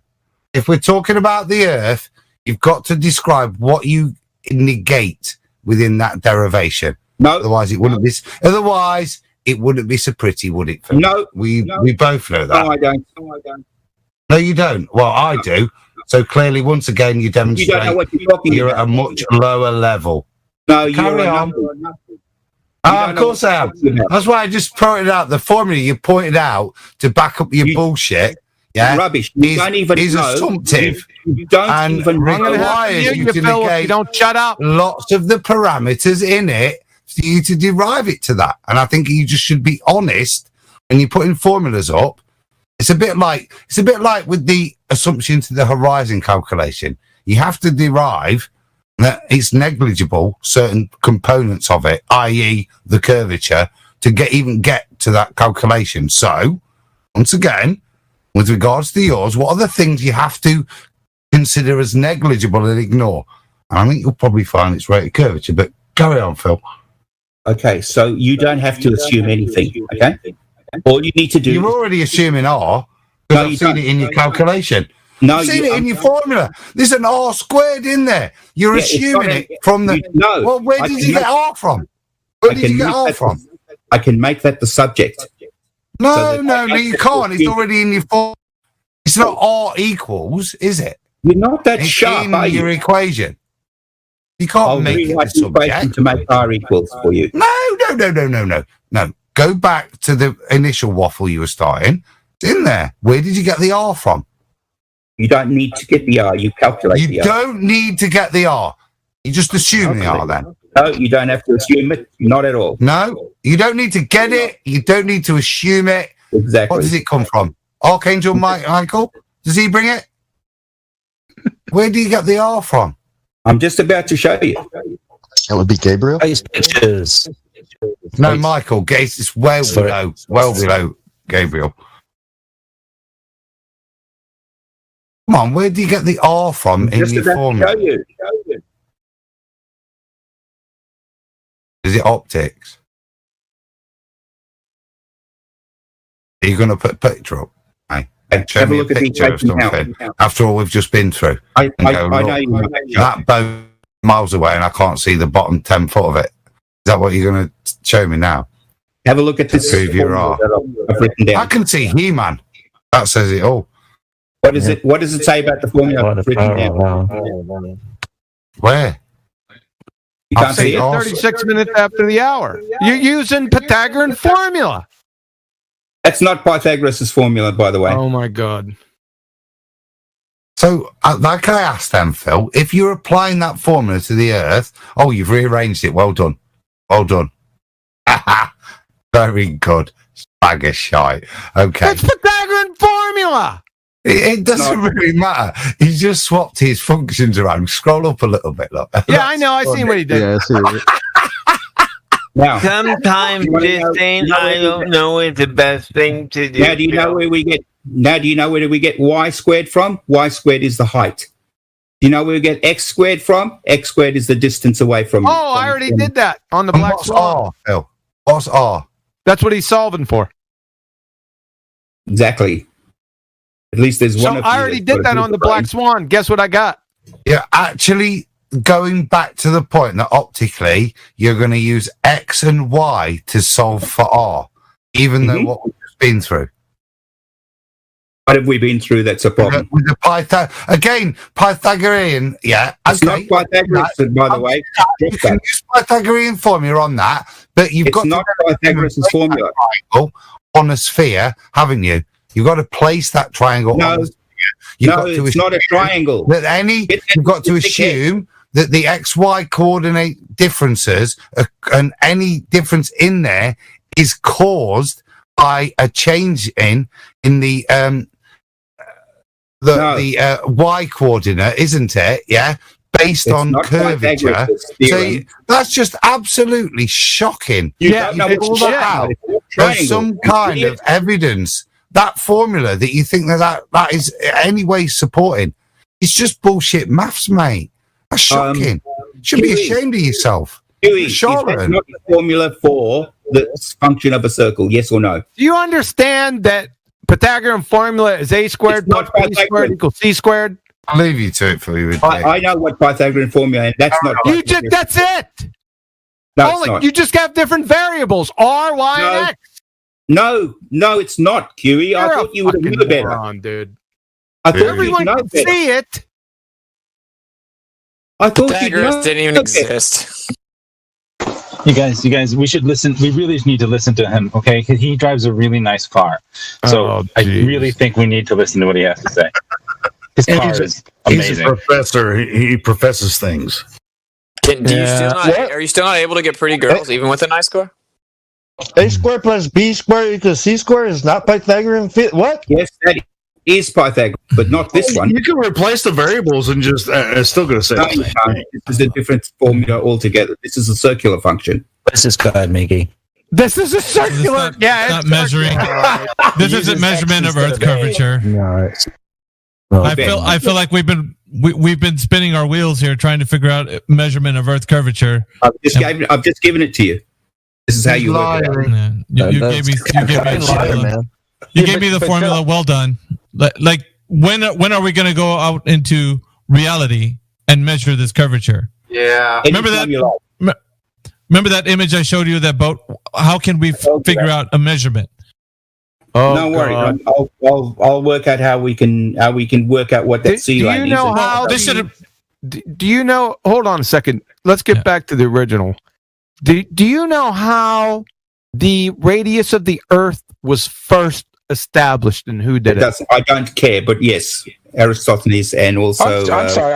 Earlier today, you 10 minutes ago, you said you really care. You know, he said he cares about what he believes. Hang on, Quantum's on a point. I'm not a historian. I'm a physicist. Yeah. Okay. You're a physicist. If you're a physicist, I'm fucking Mahatma Gandhi. Fucking. I don't care. Aristophanes, do you have primary documentation? I told you. I already.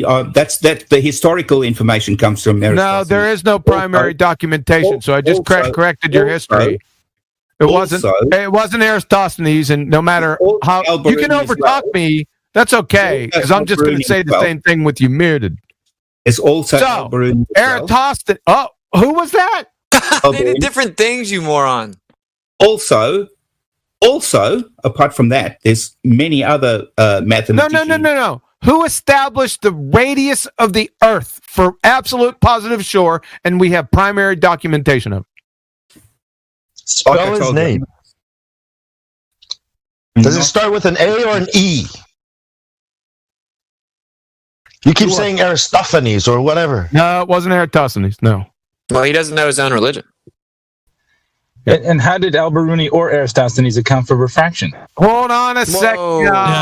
Who's giving him clues? Wow. Now, obviously, all right, I'm done. You take it. This is what I'm talking about. You need to shut the fuck up, right? But you can't do it. You just can't do it. Can't help yourself. So I'm out. Have a good one. Phil, do you know how they supposedly got the radius, yes or no?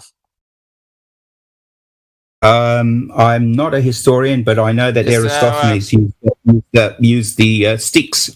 Okay, he just now told you that Aristophanes doesn't even have primary documentation. There's no way to validate the historicity of that claim. It's just a story. So I'm not done talking, Phil.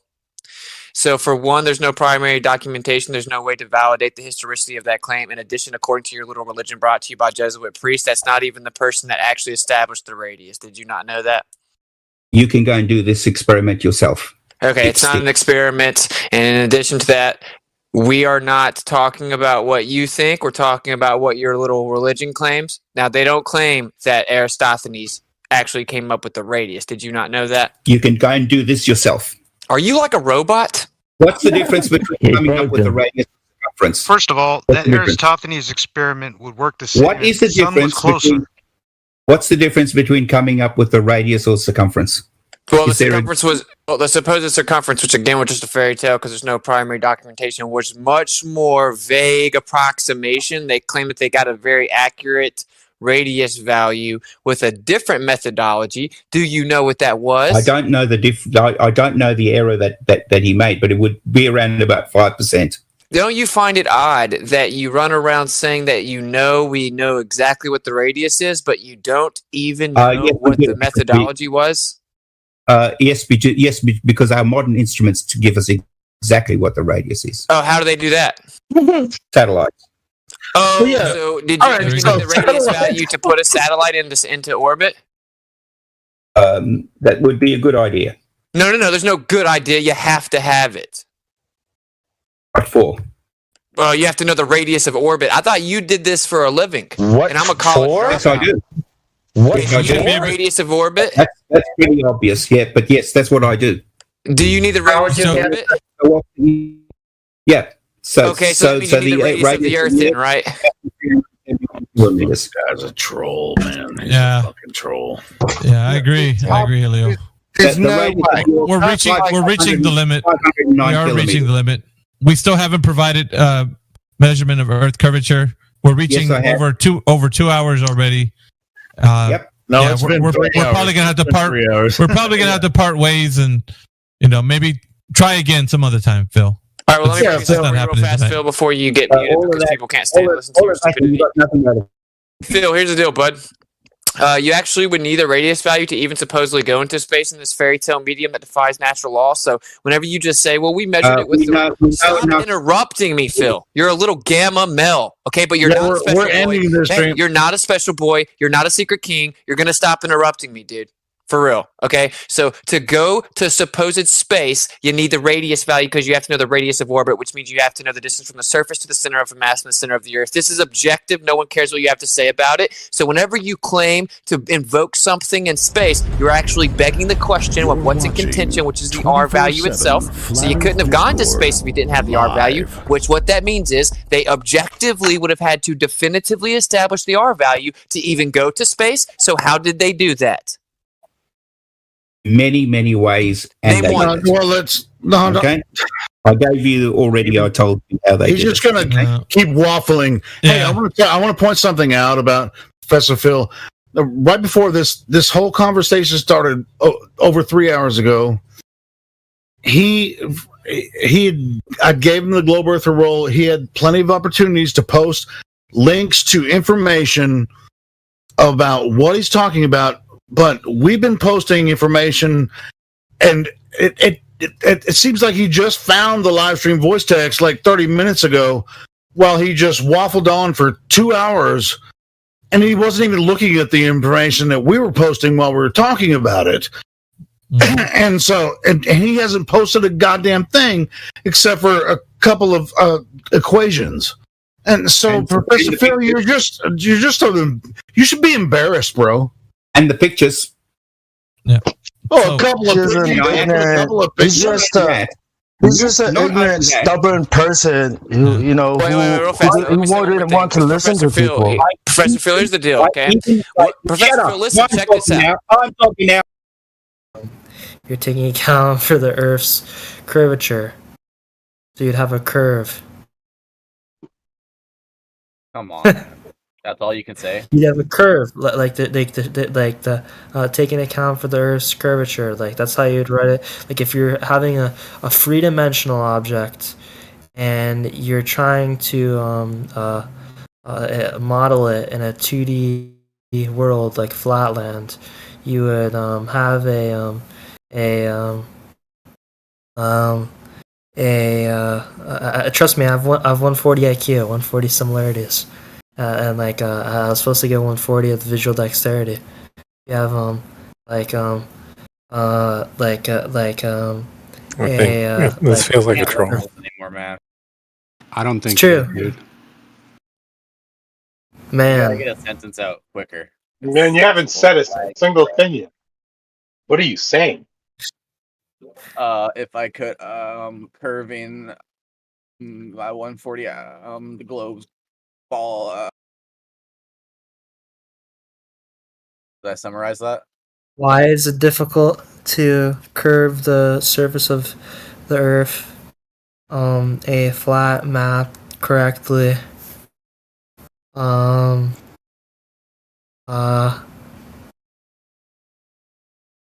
Not difficult, it's just unpleasant and unfamiliar to look at. I personally prefer this because everything in the map is now to scale. What are natural ways to get more energy? I started taking... No. It's like, Dude, what the heck are you talking about?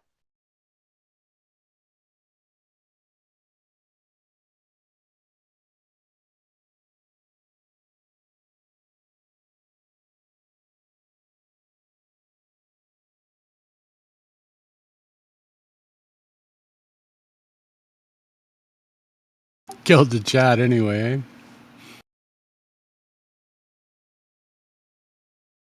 Here! You see that? You see it? Yeah, I see it, man. What about it?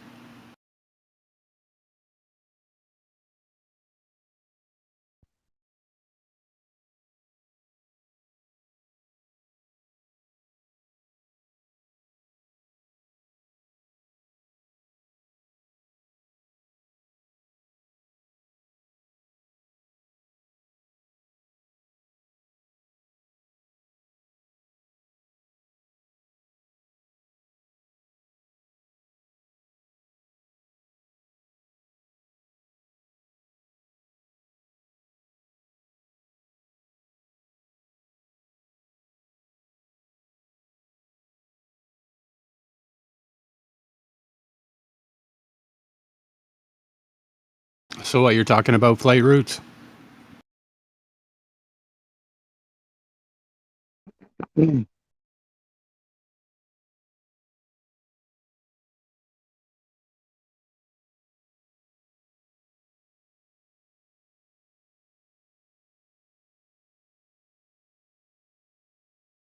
Yeah, like I thought about making his argument for him, like in support of the globe, but I don't care.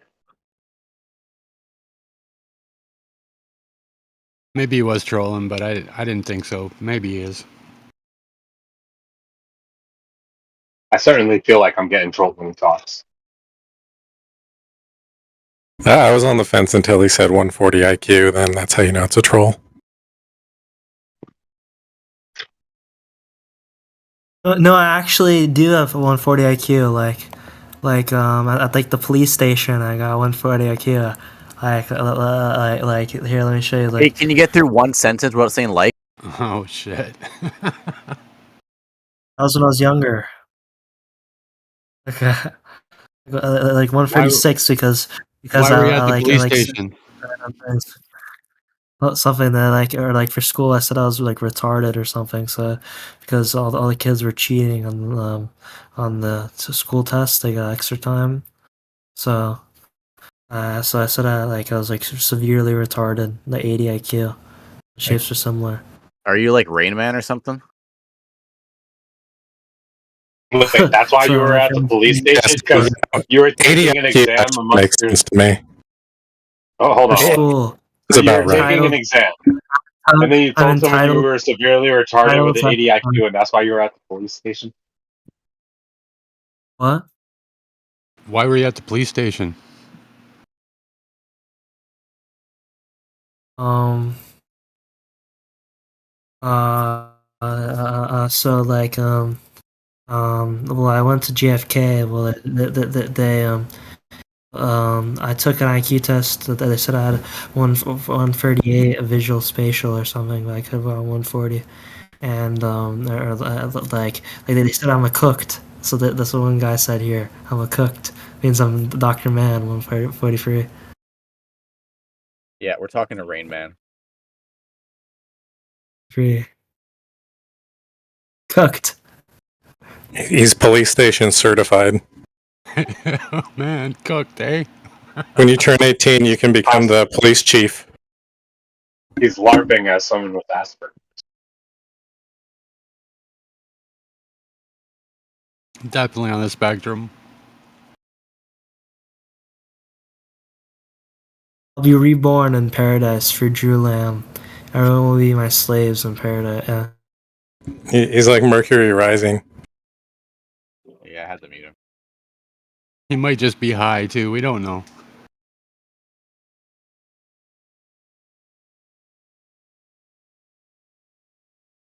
Having a bad meth trip or something.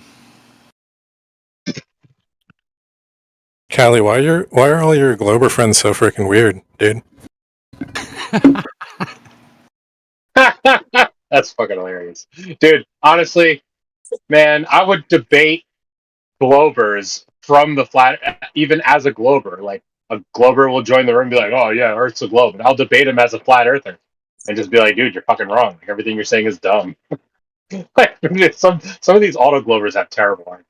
What you're saying. Are they auto Globers? Yeah, these people that don't know the actual good globe arguments. Right, gotcha.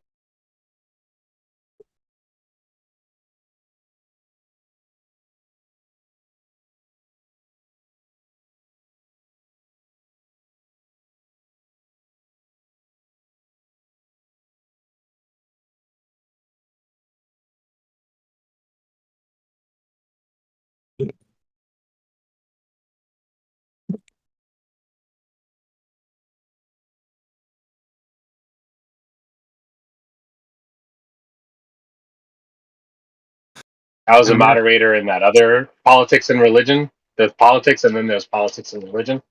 And I would sit in the flat earth server over there. And the Globers that would go in there to try to challenge flat earth, man, their arguments are so bad. It's like, damn, this is why people are flat earthers, because you get Globers saying stuff like this.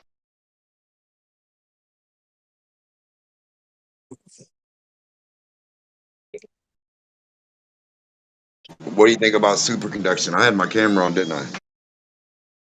No. Yeah, I think I did. I didn't see it. Yeah, we're looking at your. No, I disconnected, I think. Saw the top of my head. I did see it up there for a second, D-Mock. Yeah. What about superconduction? Superconduction, man. You know how you have the little circle, the bottom place where you put it on a circle. So you get the circle ring, right, like the track, and then you put the superconduction disc on the top. It's like a hockey puck disc. Oh, you're talking about the quantum locking thing. Yes. So you I think that's like frozen. It's something about freezing. Yeah, I don't know what they do. Yeah, so I'm going to tell you. So they get the thing and they freeze it, and they have it. You have it in a room, and the room is connected to the earth, and the track's connected to the earth. But the thing that you quantumly lock on there is not. It's only quantumly locked vertically, not horizontally. So if you touch it at all horizontally, it moves, and it'll keep moving. No resistance. That means it's like a clock. It's an earth clock, meaning the earth underneath it would rotate 15 degrees per hour, and it would sit there and show you the time, like the hands of a clock. So you could literally write down the time on the disc and have the little puck sit there. And if you sit it there at noon or whatever time, it should move accordingly. The disc Damn, brother. yeah. The disc should move accordingly, and the puck should sit there, and it should read the time every 15 degrees per hour. And if it doesn't move, You can have one, hold on, baby. You can have one up. You can have one upside down underneath it. It'll quantumly lock to it. You can have one tilted at 23.4 degrees, and it'll quantumly lock to it. And each one of these will be connected to the fucking physical Earth. So if Earth does either one of these attributes, however you want to set them up, it'll show you. And if it doesn't, it won't. So now you can prove whether the Earth's moving or not, and take that out of the equation for the Michelson-Morley, the light experiment, and the cat toy, ring laser gyro cat toy. Take that piece of shit out of the equation too. And this you wouldn't have to spin. You don't have to spin it up. You sit it there and the Earth will move. If the Earth moves, it moves. If it don't, it don't. And I want some money. Because I actually proved that the Earth ain't moving. Or that it is. With that experiment, thought experiment. Now if we actually do it and the fucking thing just sits there for 2, 3, 24 hours, fuck all that. The Earth ain't moving. What do you guys think?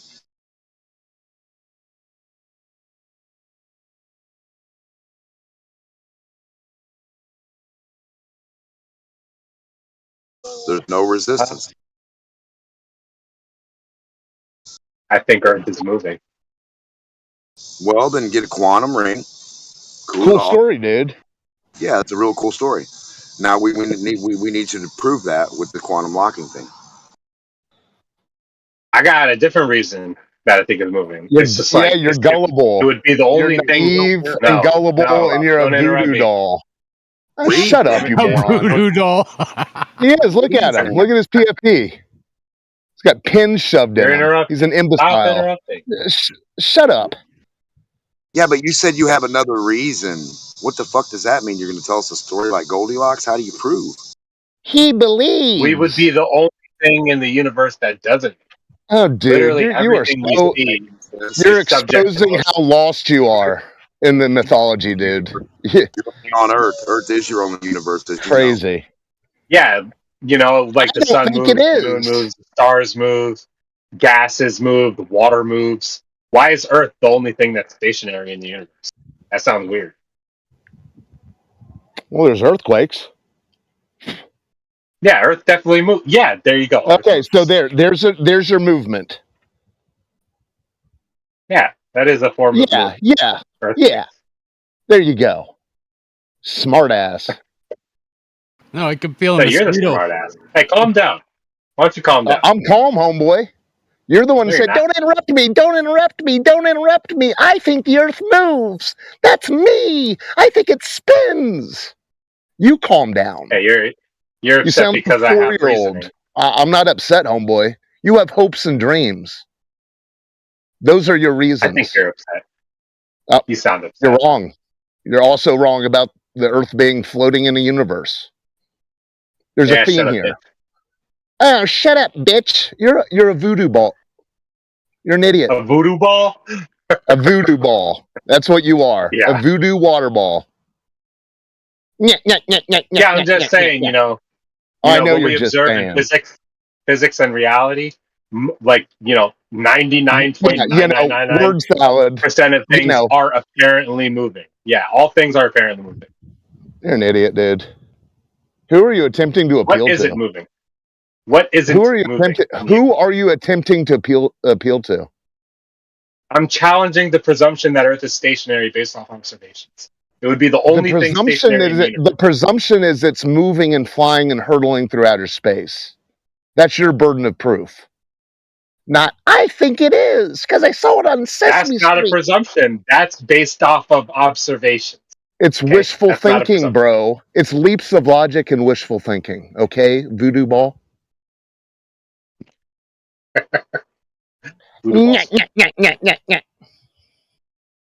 All right, dude, you're trying to gaslight me. I get it, but you don't like what I'm saying. I know why you don't. I didn't even try to, and it sounded like I succeeded. So that's a you problem. You don't like what I'm saying because I'm appealing to logical reasoning.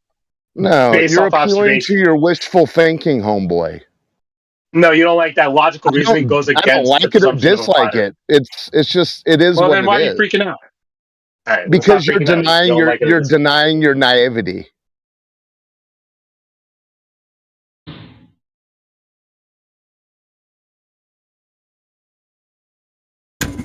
Isn't the theory of relativity how, like, you can't say that you're actually moving?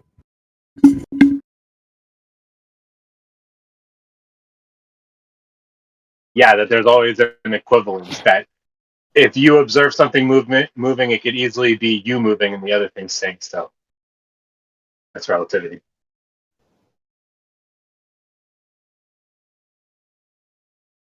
Motion is relative in relativity. That's why they introduced time dilation to distinguish motion.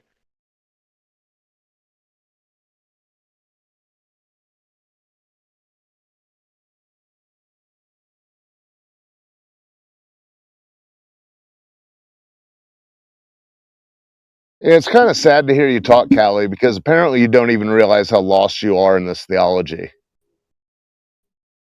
You can't see it any other way. 21st century simpleton, bro. I was a flat earther for 5 years. You're, yeah, stop the cap. That is true.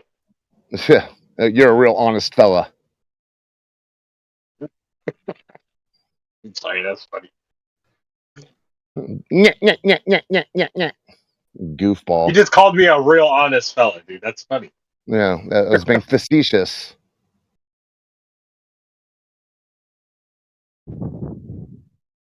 Yeah, who do you think you're fooling? Voodoo ball. You think I'm here like paid by the government to appeal to flat earthers? Who is it? What are you talking about? You're appealing to the people who are equally as gullible and naive as you are. That's the only option here. Because we know you're full of shit. Honestly, you know why I do this? Honestly, because I want. I love it when these liars preface things with honestly. Help me be a flat earther.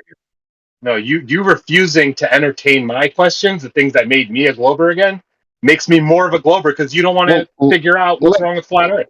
Let go of your far-fetched fairy tales.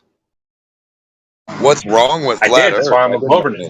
Fucking asshole. No. What's wrong with flat earth? Yeah, I present what I think are issues all the time. You're an idiot. That's all you got. You just got no offense. It is what it is. You're a voodoo ball. You telling us ignoring what I'm saying, interrupting. I heard what you said. You said I think there's moving. Interruptions. All you have are claims. Yeah, that's all you have. You have claim stacking. And you think that's something. No, normal people just engage with the topic. If it interests them, they just engage. They don't freak out. Like define normal. Define normal. I'm calling out your bullshit. If you weren't talking so much, you would know I said normal. You were listening. Normal. Yeah, normal. Take the marbles out of your mouth. Not with an M, with an N. You know, like normal. You know what normal is?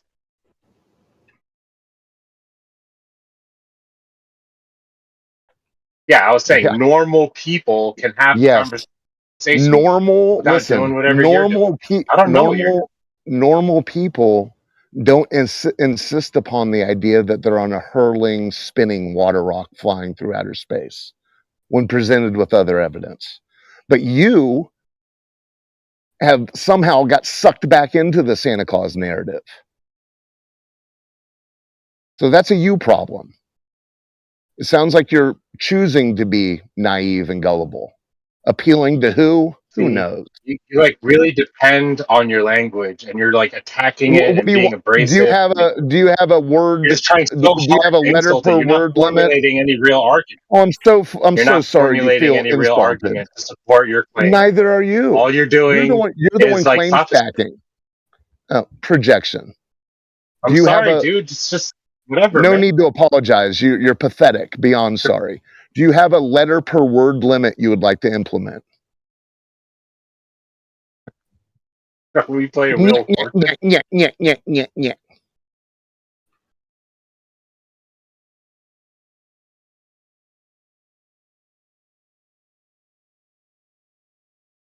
What do you need? Grunts and whistles to pull your head out of the sand? What do you think you're doing to convince me? Listen, you're a liar. I'm exposing to everyone else the depths of your lies. Oh, You think I'm lying about what? What am I lying? I know you are.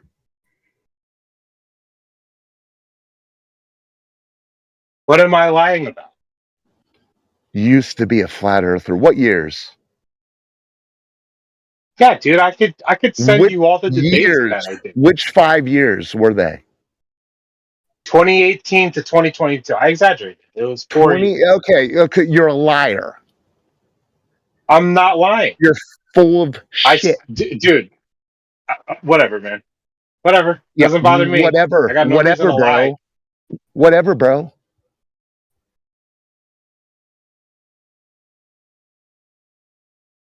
Yeah, do you want to face the music? Like, I'm literally standing here telling you the truth. You're too busy tap dancing for me to hear any tunes, dude. So how many years were you a flat earther? I would say 4 years. 4 years. 4 years. And what was in 2018 I saw a documentary. What were the hallmark moments? How did you realize you had been duped by a water ball ideology, and how did you return to it? Since you've got such an epic story, give me one. Go back to 2018 when you claimed to have pulled your head out of your ass. What was the epiphany? Nyah, nyah, nyah, nyah, nyah. What was the epiphany, voodoo ball? Hello? Hey, man, what's up? You're full of shit. That's what's up. You're just doing too much. I'm just asking you questions. So what was the? I don't know. I could try to answer one of your questions, and then you're just don't try. Don't try. Do. That's your problem. You have an issue with words. You're always trying to be doing something. You just need to do it. So what was the epiphany in 2018? It was all kinds of stuff, man. You left yourself hanging out to dry. I hope everyone heard. I hope you tell people of this in the future. You're a goofball. Honestly, a lot of people already know this about me. Like, I feel like if anybody even cares, they've already heard me talk about it. They know you're full of shit. I don't even think people don't fucking care, dude. You know, I don't even fucking care. No, most people don't care that people are full of shit. That's why everyone's lost in outer space. It was in fact a lot of things. I started like really researching flat Earth. Name one thing. What's funny because when I saw the A.E. Gleason's map, like there's like a German version of it, and all the land masses seem to match the colorations of the moon. So like the surface of the moon kind of looks like you didn't actually go outside and check out what was claimed of the Earth. You just went down some fun little rabbit holes. Why do you think going outside would? You think going outside proves anything? What are you doing outside? I'm sitting outside smoking a cigarette right now. You think that proves anything about the shape of the Earth? It's just going outside. Well, I certainly don't get any globe vibes or flying through outer space vibes at the moment. See, I knew you were going to do this. That's why I was hesitating to actually respond, because you're just okay. That's fine. You'll be fine no then. What. You'll be fine then. Yeah, but I'm telling you, man, the moon map that I saw during a documentary, it was very compelling. That doesn't have anything to do with the Earth. Yeah, it does. It's about the land masses of the Earth, the moon appearing on the surface of the moon. That's what I thought was happening. That's fantastical, sir. Fantasy. Is it? There's other people that feel the same way. Well, I don't know. You seem to have ditched it. You're the one who ditched the idea. In 2022, that's all you got. Right? You're just going to lambaste and ridicule. You're not really engaging. All we have, I'm exposing your story as bullshit because now you're defending something that you said you abandoned 4 years later. You were going to try to expose the story as bullshit, even though it's not. This was your plan the whole time, is to just act like a goofy. Like, you're not really listening. There's no really a reason to try to engage honestly with you. Projection noted. Projection? Yeah, that's you. Acting silly. Voodoo ball. Thought you're hot shit putting a 666 in your name, huh? But you're just like offended. I ain't offended. I pity the fool. I'm shocked. Why are you acting? I'm shocked that people like you could be so willingly. I'm not acting, homeboy. This is the real. Yeah, you are acting. You're fucking. Sorry. You're crazy, man. Oh. So sorry your feelings are hurt, buddy. You're the one with a voodoo doll PFP with 666 in your name. Oh, I'm sorry. Do you want me to change my picture? I'm crazy. You want me to change my picture for you, little sad boy? You want me to change my picture? No. You want me to change my name for you? Shut up. Do whatever you need to do to make yourself look less crazy. Why don't you stop complaining? I ain't complaining. I called out your bullshit. You've been complaining since you started talking. Yeah. No, I exposed the fact that you're a bullshit artist. That's not complaining. Yeah, I got no reason to lie about anything on this stupid ass Discord. I know, you're just gullible. You're an imbecile. You're a 21st century simpleton. Trying to tell us that we're wrong? You're not really saying much, dude. What are you talking about? Do what? Are you going to talk about anything? Shut up. Does anything you say actually pertain to anything with the flat earth, or you just... It sure does. You seem to be crying about it. What are you saying? Yeah, what are you arguing about? Why are you speaking? I just brought up the superconductor and asked you what you thought about it, and you said you... I don't even know what the fuck you said. Yeah, quantum locking deals with, like, you know, some... What he said really was, low temperatures. Certain materials. You need specific materials, specific gas, specific temperatures, and that's not what we observe. What's your fucking point? I mean, I don't know. Maybe that is happening somewhere in space. I don't know. Could be. Somewhere in space? What the fuck kind of Listen to these people. Are you smoking fucking crack? We're not living inside Why are you of a talking Star about Wars quantum locking episode, if you're not Joe. proposing that it is the cause for the planets and the sun and the moon moving above us? Why are you talking about quantum locking? You're a fucking retard. You are a fucking literal retard. Because you're proposing that quantum locking is the cause for the orbiting planet. That's not what I said. No, why are you talking about? You're a fucking retard. Damn, dude. You saying all that shit? I hear someone's crying in the background. What the fuck? Nah, you don't hear nothing crying in nowhere. You're a fucking Mind your retard. own business, voodoo ball. Nah, listen. How? You hear When crying. this person talking to me, he's talking to me. my button is fucking on unmute the whole time. Where do you hear crying?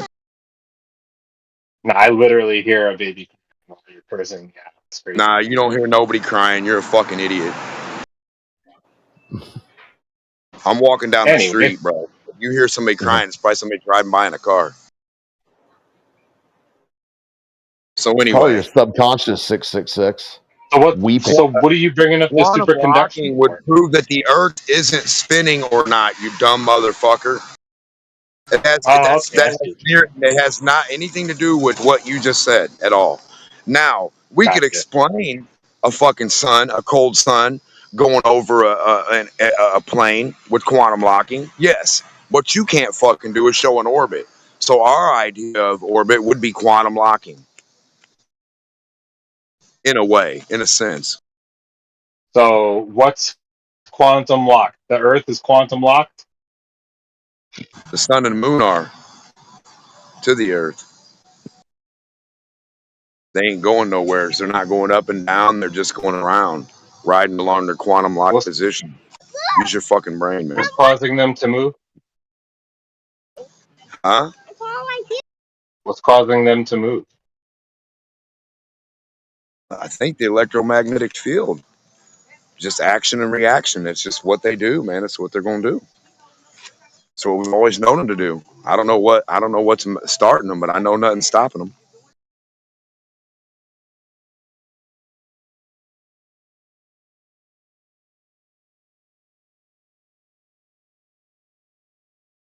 See, like, I can't make this make sense. Like, I'm asking you for help. I don't think it makes sense. What? You don't think that the sun could be cold? A cold magnet? The quantum locking means that it's locked in position above a surface. It doesn't mean that it's going to be on a circular course. So I'm asking what's causing it to move. No. Doesn't got to be circular. Whatever the ground is. It can be any type of So if idea. we got It could be planetary a bodies horse above a maybe. flat surface, No, you're listen to what I'm saying that saying, they to you, don't have to brother. be in a circular path? No, it doesn't, you stupid bitch. I'm trying to tell you that. If I draw a horse out on the ground Oh my God, and yes, it's the it does. you dumb fucking cunt, I'm trying to explain it to you. I'm gonna punch you through this microphone. So if I put the little things on the ground in the shape of a giraffe, and then I put the quantum locking disc on there and move it, it's gonna follow the shape of the giraffe. You understand? If I put it on a circle, it'll follow a circle like you want, stupid. If you want it to be Earth, it'll be Earth. Whatever Earth is, it'll be that. It'll follow that. Damn. Yeah, I think he's using the fact that quantum locking is used in maglev trains to reduce the friction. Somehow, that's an explanation for a possible sudden transition through the sky or something. Yeah, but that's not my point here. That dumbass took it to that. I said you could use that as an idea of orbiting, that you can explain that in reality in a lab. You can't explain orbits or do orbits. You can't repeat an orbit. You can repeat quantum locking. Why does it have to be in a lab? Because that's how you do science and prove what the fuck you're talking about. You can prove that things can go over the other thing in a lab. You manipulate the variables, you show that's the thing, right? You prove it. You guys can't go to the lab and because the lab is where you do your scientific proof. No, you obviously don't understand science. So you don't go to a lab? You can. That's one method. There's lots of methods to do science. So you do quantum locking outside to study quantum locking? You can do it in a lab. That's one thing you can do in a lab. There's lots of things you can do in a lab. There's lots of things you cannot do in a lab. It doesn't mean you can't do science. Yeah, it's called orbit. I got a question. If can't be put in a lab, then that's the whole point here. Flat Earth can. So your globe can fuck off, right? Is this similar to popping and locking? It's exactly the same. You're catching on. Sure.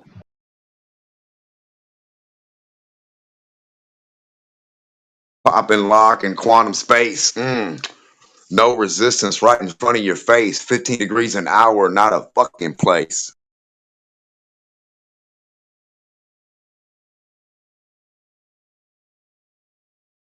So you guys have to be able to flat Earth freestyle. Yeah, I wish I could explain what I'm thinking, but I would need like a minute. Like all celestial bodies move relative to the Earth. Like we literally see sidereal rotation of all stars. We see the sun and the moon. Like literally. This dude is on. You don't get it. Dude, how are you going to explain the motion of celestial objects? Quantum locking fucking track on the fucking ground. Then you put a disc over it in the fucking lab and we sit there and we wait, stupid. And then if an hour goes by and it hasn't moved 15 degrees, the ground, or anything else, what does that mean to you? What you just said doesn't really mean anything, I don't think. Yeah, it means Earth's not rotating. Well, you're stupid. You're fucking dumb. You still think I'm talking about suns moving over the dirt. You're a fucking retard. What? I mean, why would you even... Damn. When you say that all celestial bodies are moving and the Earth is stationary, now the cause for these bodies, you're literally eliminating Earth rotation as one of the causes for the Earth's movement not rotating, you fucking retard motherfucker. Yeah, so now these things need to be moving for a different reason. So you need some like causal force in deep space, reason than what? Like pushing these bodies. What do you mean a different reason? A different reason than what? Than Earth rotation. I never said the Earth was rotating. Why would that be my problem to say the Earth's rotating? That would be fucking stupid. The Earth being a rotating sphere perfectly explains. No, movement of celestial sphere. No, where's your ball? Get a ball and show us. I bet you won't. Yeah, when you eliminate that, when you get a ball, that as a possibility, now you have to. Yeah, we're gonna say now you have to do some wonky stuff about Yeah, one for one, sphere for sphere. Fucking idiot. That's how you do science, wonky dumb fuck. You get a ball out to show us how a ball works. You don't say, imagine shit not in a lab. Imagine horizontal lines are so spherical. Yeah, your shit's all wonky, isn't it? Oh, imagine you're the thing spinning, not the stars and the sun moving. You're a fucking idiot, man. That's it. Yeah, I know. That's why we're here right now having this debate, because Bingo. There's a lot of idiotic people, man. I mean, what do you want me to do about that? They think they can fucking tell I you don't know, all these man. stories. You know, I reflect on the idea. I think it's a problem for flat Earth. I bring it up. How What's the can you problem? actually counter the argument rather than whatever you're doing, which is just berating and insulting and not pertaining to the subject? No, You're globes not don't addressing what I'm work in saying, the which is like, globes don't you work know, in the makes lab. I your actually argument go in a lab and show us look what a bad. fucking globe does, and you or no glober will do that. 8 years, not one of you fucking liars will go in the lab, get a ball, put a Polaris on the ceiling, draw your angles, your zeniths, your other shit to the ball, the sphere, you fucking lying retard fucks. I'm trying to be nice, but you make me be adult mean to you guys. Like, I want to, like, put you in a prison cell and batter you. But I'm not going to do that. I'm going to batter you with it because how fucking retarded you are. You guys are dumber than a fucking kindergartner. Literally, dude. I mean, fucking dumb. You have to believe every fucking believing the globe. It has to be a belief. The globe is a fucking retarded cartoon belief, religion that cannot be presented on not the nth degree. Go to the lab, get the fucking ball, and show us what you can present that matches reality on that ball in the lab. You lying son of a bitch. You keep saying balls are fucking reality. Yeah, the observations in reality, like you Demonstrate use a that. rotating sphere, So you're not going to and it demonstrate makes that. predictions. Stop talking about stories, Goldilocks, ball bitch. We need you to demonstrate this, Goldilocks. Yeah, we demonstrate. We make globe Telling the models and story is their demonstration. A ball is what we need in a lab. Even when you interrupt me, like I still get my point. You can do all that stuff. You have no point. We're waiting to see what your point would look like, what your point would act like, how the physics of your Why are point you? would If you're fucking really react. waiting to hear my point, you'd stop talking and We're stop really interrupting. waiting to see the ball in a lab, the zenith angles to it, how the stars work around a real sphere. You never have that. You never go seen that. to a planetarium. No, Go find a sphere, planetarium in your region. brother. I'm asking you for a sphere, not Go other check things. your local So junior anything but a college. They sphere, have like right? items. So anything but a sphere, right? Some kind of planetarium over there. So a planetarium, you're claiming is a sphere when it's got a flat floor clearly and a dome fucking ceiling, you dumb bitch. A celestial sphere model. No, retarded whore. It's over a flat floor. Now, do you have a sphere and to paint the fucking stars in your room and put the cameras on your ball and show us what you're talking about? Paint the fucking constellations, you liar. Put Polaris and then show us it spinning 66,600, 1,036. You know, you could go verify where the stars are. We're going to. One of you guys. Does the planet listen? Does the So none of you guys can verify What the hell, dude? what a ball looks like. Does the planetarium's force spin? The planetarium is not for shit. I'm talking to 666. Yeah, the planetarium is to show you garbage. Listen, what I want is Your something. prayers are heard. I want a spherical ball with the little land masses and stuff. And you draw the constellation. You put the little cameras. Each camera's labeled China, Africa, America, Mexico, Brazil, Antarctica, North Pole, and you spin that motherfucker, you lying fucks. Let's see what it do. Let's have one of you bitches steal man your ball for once. That's all you need to talk about is how your ball don't work and how you can't demonstrate it on any scale. Nothing about it. Not how the stars work.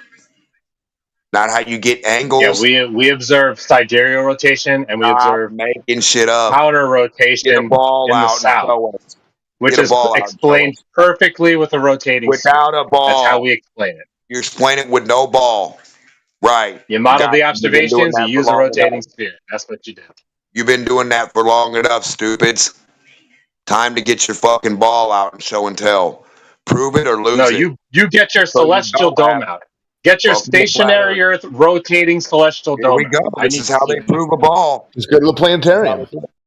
They automatically give up, and they automatically Dude, give that's up half and of the bring up sphere. how they know the Earth Planetarium is flat. showing the sphere, dude. You've given up the ball. The celestial. Yeah, it's a celestial sphere at the planetarium, dude. Where at? 2 halves. And the floor's flat and stationary. Your religion is deep, isn't it? This is scary for you, isn't it? To touch a ball is scary for you, isn't it? Repulses you, doesn't it? You said the floor is flat and stationary. The 2 tropics that are being projected above you on the dome, that's because at the same time, the other one is being projected upside down. It's literally a celestial sphere, dude. It was a spherical building you walked on top Welcome of? to Flat Earth. So you were standing on a sphere when you saw this stuff?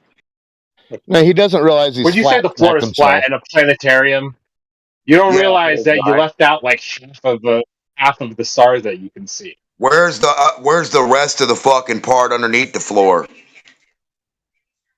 In real life.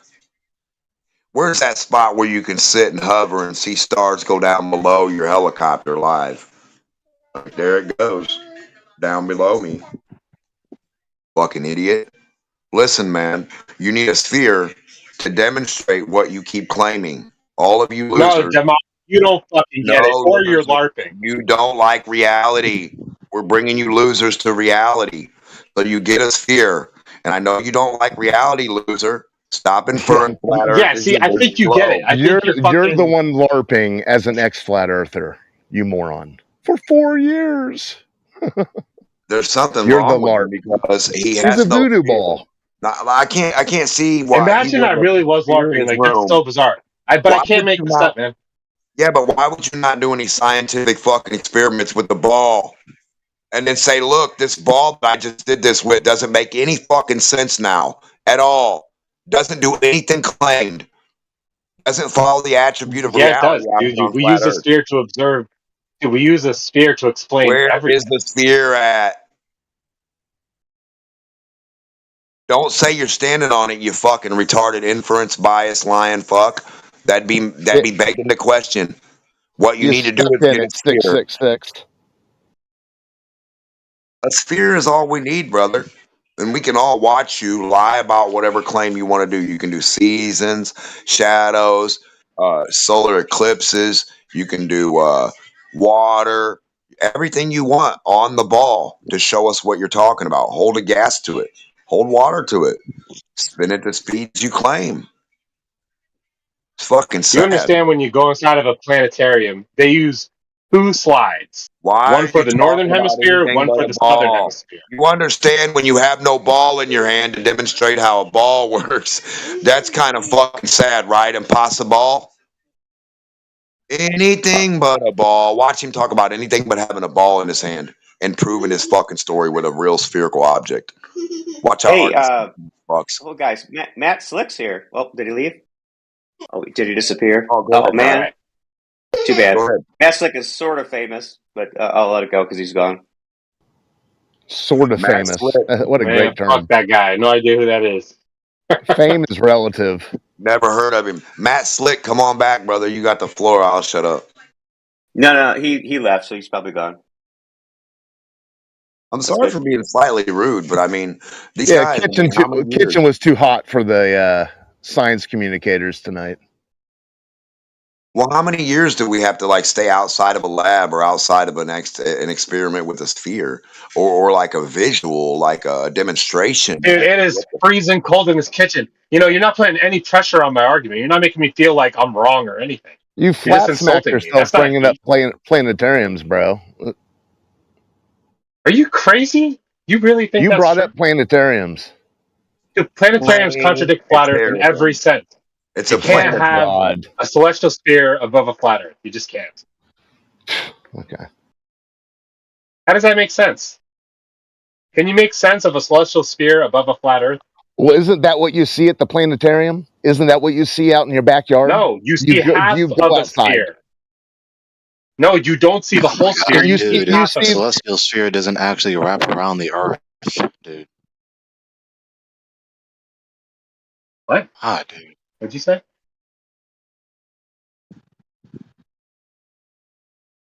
I'm not asking this question out of sarcasm or disingenuousness. I'm genuinely asking the question: why continue engaging him? It's always a annoying, redundant circle of bickering with him. All you're gonna do is bitch and moan and try to talk past me, dude. You can't engage either. Listen, the voodoo ball. I understand. Voodoo ball does a great job of highlighting the desperation of the globe mythologists. That's no. It's just another person one that thing he doesn't does want to well. actually engage in the question. That's all it is.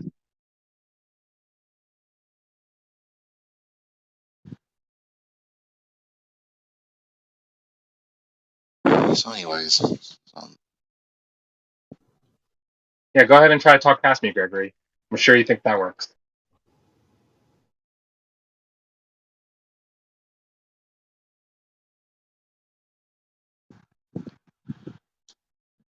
stupid ass grown ass men always bickering over the phone about geodesy. Hey, you coming in hot, boy?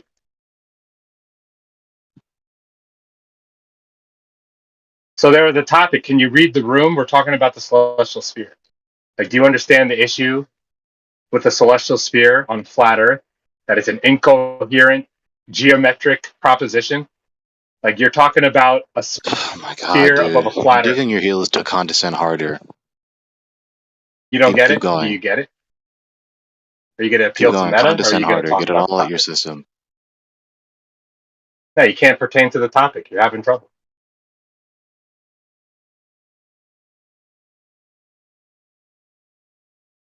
Stupid ass fucking pests, dude. People are fucking See, ridiculous. Old Ross and Democ, they did the same thing that you're doing. They can't talk about the topic I'm bringing. You want to talk past what I'm saying and insult me. Well, we caught in a couple lies. It's just showing you can't address what I'm saying. You can't address it. That's what it is. Well, you brought up the planetarium. Yep. Okay. Okay. Yeah, from my perception, like, the less you attack my argument, the worse it looks for you. It's just, you don't want to address it. Callie, you've been lying for a half an hour. Like, you already lost the plot. The celestial sphere doesn't actually wrap around the Earth, dude. Never seen that. That's why they were telling you you haven't found the ball in the first place in order for the stars to wrap around the ball. Fuck, dude. Keep up. Do you even know where the presumption of a celestial sphere truly comes from? Way to evade the heart of the matter.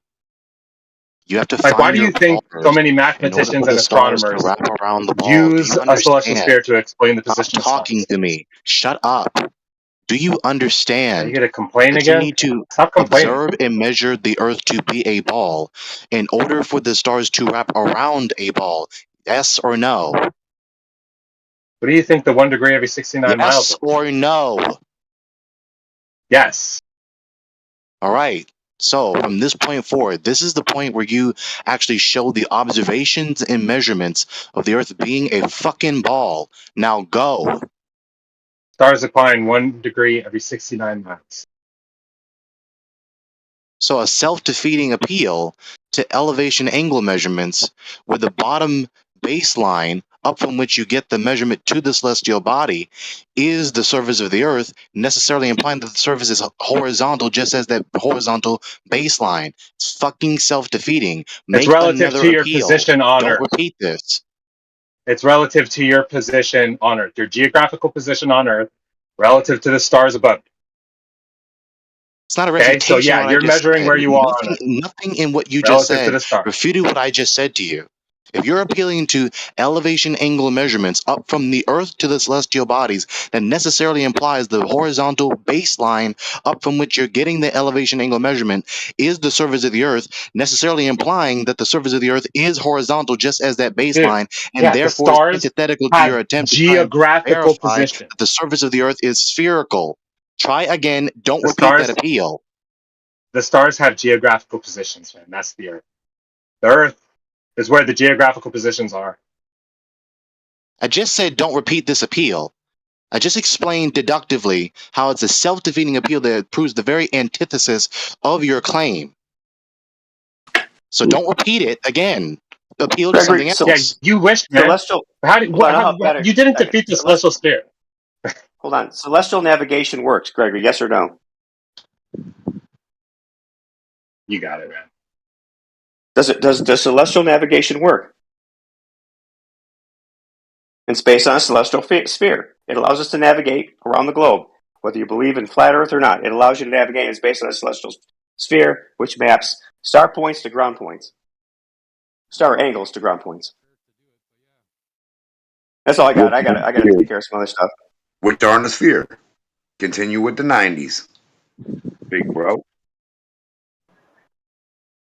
Callie tried to pass you on the baton. Well, I always got this. All right, dude, I brought this up in the first place. Things that's been refuted. Stop repeating the same appeals that's been refuted already. What are we going to say? Something different? We're just going to not say the refutation? How did you didn't, I don't believe you refuted elevation angle measurements. It's self-defeating. Appeal to something else. Right, they keep appealing like it works on You didn't debunk that practical application of celestial navigation for the past hundreds of years. You didn't debunk the use of a celestial sphere with your little tiny argument. Your little tiny argument is in the face of hundreds of years of the use of the method, using the celestial sphere. Like, what do you think you're talking about? Callie, I know you were there when fucking Manufactotum got his ass slapped, and I know you understand what celestial navigation is now. And it's all flat Earth measurements, dude. At this rate, he's just persevering to convince himself and just trying to be irritating. He's not trying to engage in good faith. He's trying to irritate. Get a ball and circle 3 circle altitudes of elevation. Equal altitudes of elevation. Honestly, I made my point. It's the fact that so many people tried to insult me that I just kept going. Yeah, it's not that crazy to me. You know, you guys will fall upon the truth someday. Altitude and elevation on that ball. Circle 3 spots. Put a dot for you, and then circle 3 spots that are equal altitude from that ball of elevation. You fucking idiot. See, right there makes me want to say one more thing. Like, what do you?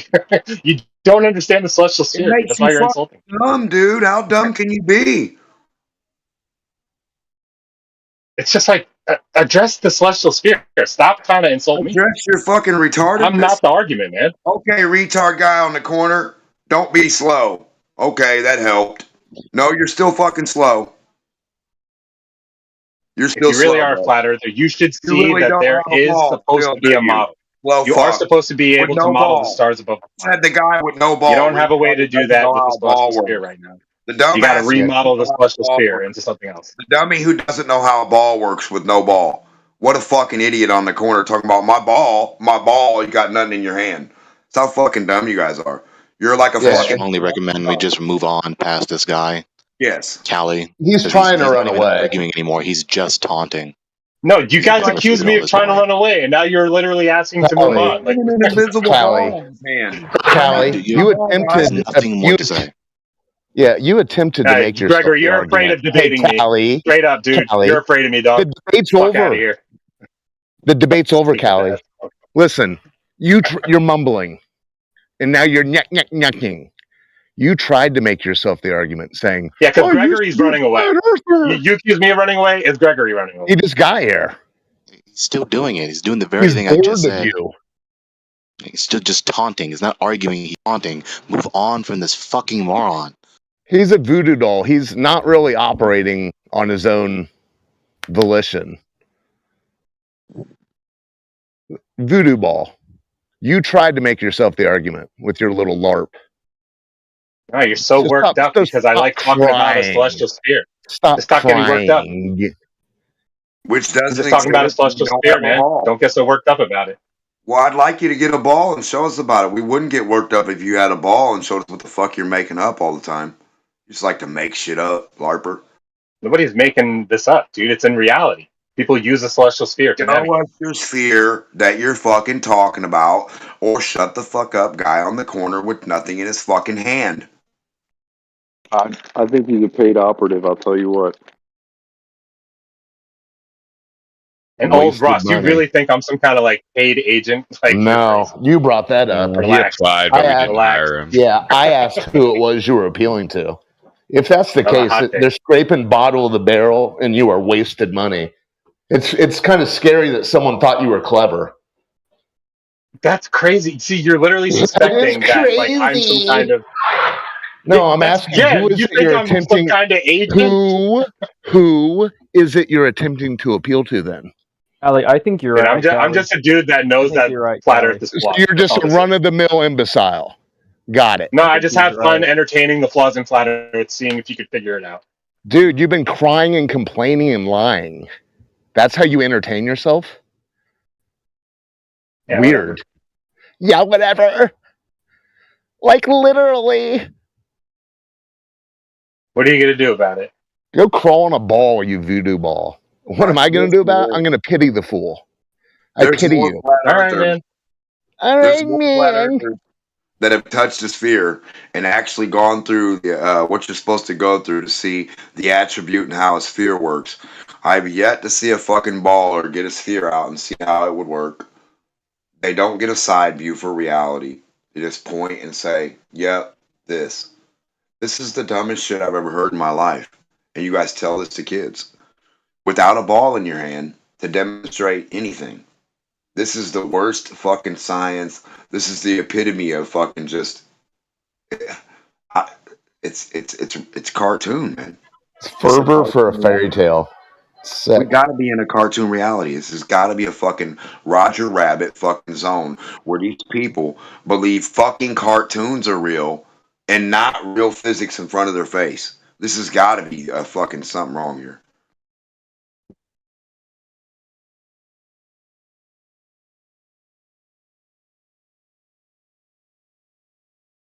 Excellent rebuttal. Excellent.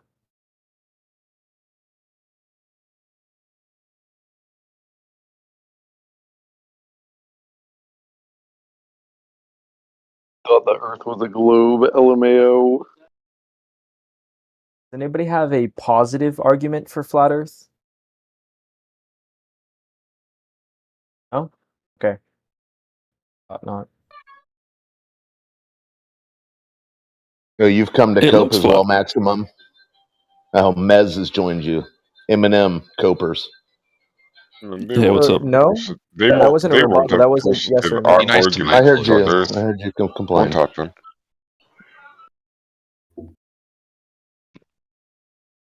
Only have reasons to not believe the globe, not positive arguments for flat Earth. Are there any positive arguments for flat Earth? No. Go check out the nature of water and then compare that to the water ball they show you on TV. Only negative things. Okay. Our positive Listen, argument- mumble. Yes, sorry. Our That's a positive negative argument argument in again. reality. What you can demonstrate in reality, that's our positive argument. If you can What's go the best outside one, of the though? lab, what you can demonstrate the best, you show us and we'll fucking be with you, brother. We'll clap you on. Whatever you can demonstrate the best. A round ball holding water or a ball spinning that's round not holding water. It's very telling. Listen, it's very telling that you hotshots have to come in here trying to reverse the burden of proof. That's very telling. Show me a No, you have a flat burden Earth as well. model. That's Yeah, all show you me a can flat No, the Earth original model. claim has the burden. You're about to Yeah, be your claim is that muted. the Earth is flat. Yeah, the ball doesn't demonstrate You guys are water sticking imbeciles. to it. Let's do that. Okay, you don't want to do water sticking to a ball. You can't demonstrate that. Demonstrate Gravity. seasons. Yeah, Yo, we is can. anyone else going to Gravity. Flattoberfest We 2024? Demonstrate seasons on a ball. You get your fucking heat lamp. You get your little globe out of your classroom, and put some little thermometers on that bitch and show us how the temperatures really work. Show us. You demonstrate idiots. seasons on flat Earth? Quit They don't work on the flat globe. Earth. Apparently, they're working on the globe somehow. And What the hell do you mean they don't work? Do you have any measurable Earth? Listen, Maximum, do you have any measurable Earth surface curvature? Let's prove your water ball first. First, don't put the cart before the horse, because we all go through seasons. They don't work, guys. Well, apparently it's They some don't sort of work pro on flat bono Earth. arrangement. That's how they work. Brother, Okay, I'm do you have pointing out it doesn't work on listen, the globe. hotshot. Listen, prove the globe. Right. Let's get The down only to thing brass it doesn't tacks. work on is a I globe have because proof none of of you globe. guys have a globe in your hand. Nothing. And none For of you are nothing, lying, I have Maximum. proof of globe. I have showing proof of fuck globe. all about a globe. So if you had all these working globe physics, all you motherfuckers would be looking like globetrotters right now with spitting a globe on your finger, holding water to it. Shut the hell up, storytellers. Just insults. No Globetrotters. argument. It's just insults. Yeah, I know there's no argument Isn't for a that what you globe. tried to do? There's no globe in your I hand. was trying to open an Make a honest globe debate. argument without a globe. The debate's Honest over, debate. Hotshot. The Yeah, there debate's is no debate. No over. globe havers. No Globe globe one. Senile Debate is old over. man. orbits. You're senile old man. You're an Yeah, anteater. okay, senile fucking nothing, never been in a lab in your life. That's and actually a wouldn't know badger. one. That's a badger, When you old do Hoss. ball physics, Looks what like an professor anteater to does me. that? That's When alright. did the ball physics That probably professor you explains your learn other from? miss The ball visuals. physics. Miss Visuals. Good Orbit. job, Bo. Great vocabulary, bro. Miss Visuals. Well, actually, I made that word up because you How do I usually change talk this over me. You don't sound like a badger. You sound like an anteater with a little snaky little tongue. I want to You sound manipulate the insecure. orbits licking up in the You the sound tongue. lab. insecure about your intelligence. I want to manipulate No. the different orbits of different size Projection balls. noted. Miss Visuals. So does anybody have any positive You goofball. arguments? Yeah, the globe. You don't is like the supposed to water, be do the you? argument. We're looking Just for send it. you a video of the water curving. So you debunked Oh your my god, globe. you guys are gullible as shit. So you guys, hold on, they Gullible. falsified their globe by not having any proof for it. This is weird. So you guys all No, falsified. that's not a falsification, D-Mock. So do you have any proofification? Yes. Yeah, I got proofification, but go down. Ball out and What have you prove got? what the fuck a ball does with the ball. If you can't do that, Proofification and Miss fuck up, Visuals. you falsified the ball. What have you got? Come on. I'll give you both go down. What have you got? Let's compare. No ball holding water. Let's compare. No, They that's don't like not to talk evidence. about That's not a that. positive claim. No. Go back to your tea time, Mez. Look outside. Come on. Dirt holds water for me, not spinning balls in gravity. I'm looking motherfucker. I outside. don't need cartoons. Horizon's dipping. There's ball. Mud puddles don't depend on gravity or spinning balls. Come on. What you got? Horizon's dipping. What the hell does that even mean? Brother, I It's dig a below eye little level. scoop of dirt Idiot, out. dude. Right, I dig a little scoop of dirt out and that You holds think water. you sound suave, Mez. You don't. I am Water's suave. not held to the I'm suave. side I'm of the sexy. dirt. You I'm think. tall. I'm dark. I'm handsome. And You I'm a guys king think glober. water's held to the side What of you the got? ball? What you got? Come on, old horse. What you got? You're a We got no narcissist. Will fear. Punk. You're debunking your own ball. You're falsifying it every second without it. No, I It's just bunked dying it. I without you. rebunked it. The ball's debunked the flat dying Earth. without a ball. I sent proof in the chat. I sent proof of globe in the Ball chat. is dying. Oh, there we without go. a We've got a water hill. It's got to be a. It's got to be Can't a have that on a ball flat in Earth. your hand doing what you claim. Maximum, The seasons, dude. No, the it doesn't. tides. You've embarrassed yourself, Maximum. Right. We need water, brother. Like one water being We enough. see the shore. Dude, you guys are No, we need clueless. water sitting still on that ball too. Yeah, While these water, people are lost. while we have a little waterfall on Hey, there. let me ask you a question, Maximum. If the Earth were indeed flat, would you want to know? Yes, I would want to know. Okay, so where in your image did you post? Is there anything that has to do with the globe? Yes. You can see What- the water obscuring the shoreline. No, I'm not talking to you, Mez. He's already the little hot shot's already stepped in it. So go back to your tea time, Mez. Go look in the mirror. So crass and insulting. Okay. Oh, I'm sorry you're insulted. Why don't you sit down, old horse? Why don't you listen? I am. Listen I to the am. water. You see the water? It's going Okay. up. It's obscuring to you the get shoreline. muted. You gotta. Yeah. Did Mez hold your hand enough, Maximum, there? So that's the best He you've wasn't got? holding my hand at all. It will debunk it. Why How were do you explain the giggling? phenomenon? He wasn't tickling. It's What funny. phenomenon? Explain the Dude. boat disappearing bottom up. Oh, my the lord, video. dude. If it's the Earth curvature, you're seeing things beyond it. Wake up. Because they're taller than the curvature Oh, of the my Earth. lord, They're dude. taller than the Okay. description. Okay, well, you can go out and do this in reality. I know you have one picture That's that what you we like to did. post. That's literally. Okay, Stick a flag on you have there. a mouse in your That's pocket? fine. Let me tell you something. You can go That's out. actually clever. Do you have a mouse in your pocket? Yeah, that's actually clever. Maybe you should No, read I a mean it book. as a genuine. I have read books. I read a lot of books. Other than Maximum, do Harry you see the Potter. deductive arguments I replied to you with in the open chat? It's a lot. You can tell them to me. I can. It's a lot to read. I will. So the first one is very simple. starting grounds. It's a rather rudimentary fact that we just need to, make sure we're clear on. If the surface of the given solid and or liquid object is not curving, then it's level. The surface of the given solid and or liquid object is not curving, therefore the surface of the given solid and or liquid object is level. Very simple. Now here's the natural deduction concerning the Earth. Every solid and liquid has a surface. Every surface is either curved or level. The Earth is a solid, the oceans are liquid. The surface of the Earth and oceans are not curved, therefore the surface of the oceans and the Earth are level.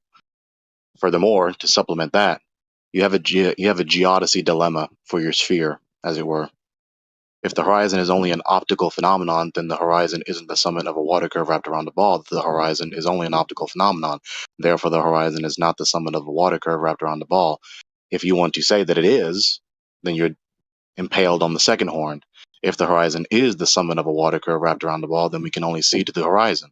We don't only see to the horizon, we see beyond the horizon. Therefore, the horizon is not the summit of a water curve wrapped around a ball. And then below that is the black swan, and also the video from D Marble that falsifies the radius of the so-called ball. A lot of the examples you provide about seeing farther than the horizon happens over hot water, and evaporation causes light to bend. The example and over cold water. These people are pathetic. Okay, so maximum. So maximum. We're already familiar with that retort. Okay, we can cut to the chase. So you're going to appeal to refraction, right? Because you only have two options, right? Either we see it as it is, or we don't, right? So you have to go with the option that we don't really see it as it is, that it's really a ball, even though it appears to be flat, right? Et cetera, et Sometimes cetera. you can if there's no evaporation. If it's not a hot day on the ocean. Listen, you don't have to elaborate. We get it. You don't have to cope. Okay, right? okay. Then so what's your your appeal to rebuttal refraction is an ad hoc. Listen, we get it. Okay, your appeal to refraction is an ad hoc rescuing device. That's a fallacy. You haven't measured nor observed the Earth to be a ball in the first place for you to justify that refraction is happening on your ball. So appealing to refraction is just an ad hoc rescuing device, whistling past the falsification of the radius. We have seen curvature, though. If we had seen the ball that you think you live on, then we wouldn't have the black swan. I'll say it again because it rhymed. If we had seen and measured the ball you think you live on, then we wouldn't have the black swan, but we do. Therefore, we don't live on the ball you believe you live on. Telling you that the black swan, the reason you can see it from such far away is refraction. Maximo, we went through this already. Remember? You're appealing to refraction to account for why it seems as though we live on a horizontal surface that doesn't have a horizon with a fixed summit of a water curve wrapped around the ball. But that's already been falsified, just the observation alone, let alone also the measurements that falsify the radius. So when you appeal to refraction to account for the black swan and all other observations like it, that's the ad hoc rescuing device fallacy. Okay, what if we measured something that was far away from the surface of the water, like a mountain in the distance, so that refraction is not an issue? Would that satisfy? You? You're asking questions and you're whistling past. You're asking questions and you're whistling past the conclusion. We have falsified the radius. The black swan falsified the radius. Your only retort to that is wrong. Stop. You don't have any justification to say it's wrong. All you said is that there's refraction happening. So it looks flat, but it's really curved. The horizon looks like it's further away than it should be, but it's really closer. The object it seems like it's apparent on the top of the ball, but it's really obscure behind water curve. That's what you have to imply by necessity when appealing to refraction, which are obviously false implications. Your appeal to refraction is a fallacious ad hoc rescuing device. You have not seen nor measured the ball in order for refraction to supposedly be happening on it. They have. We have. The scientists have. I sent you You're a PDF. just chanting. This is the point where you give the observation and measurements of the ball. Gregory, you've spoken. Can I please speak? You're whistling past the refutation. This is the point where you either show us the measurements of the ball or you don't. If you don't have that, then it's over. I do have measurements. The black swan and the D Marble video concerning the measurements. If I misheard you. I speak? Am I allowed to make go an ahead argument? and show us the measurements of the ball now. Yes. So if you're not going to accept the boat, that's fine. Oh my lord, this guy. You could take measurement of something far away from the surface of the water, like a mountain in the distance, and see how that height is obstructed based off of how far or low you are to the surface of the water. So I sent a PDF. If you want to look at it, it's basically measuring Earth curvature based off of a mountain in the distance. And they go not higher. Measuring. You're just appealing to bottom-up obstruction. You're just appealing to bottom-up obstruction. Bottom-up obstruction does not necessarily indicate, nor even strongly indicate, Earth curve. It's a weak appeal. You're just he doesn't get that. You haven't actually demonstrated. Well, think about maximum. No, your appeal is weak. You're talking about bottom-up obstruction of things in the distance. That is not only happening because you live on a ball. That's because of angular acuity. Really? Bottom-up obstruction can be bottom-up obstruction can be demonstrated at much more local and like really close. So this mountain is getting smaller because of angle acuity. Oh my god, dude! Bottom-up obstruction occurs because the portion that you don't see on the lower half of the object is too acute in your perspective. The angle at which you're trying to observe that is too acute. You don't need curvature of the surface to obscure things bottom up. You don't need that. The mountain is too small for the Do you get that now, maximum? I'm going to say it again. You're just you're just distorting what I'm saying to you. Listen to what I'm saying to you. It's too acute of an angle given your position in your perspective. He's not in here anymore, by the way. Can I speak? No, I'm here. I'm still here. Oh, my bad. I'm stupid. When you say acute, you're saying that the actual visual width in the distance is smaller. It's too small of an angle for you to resolve, right? But this mountain in this the angle between the bottom portion of the object and the floor it's standing on. Yes. Okay, so that's it.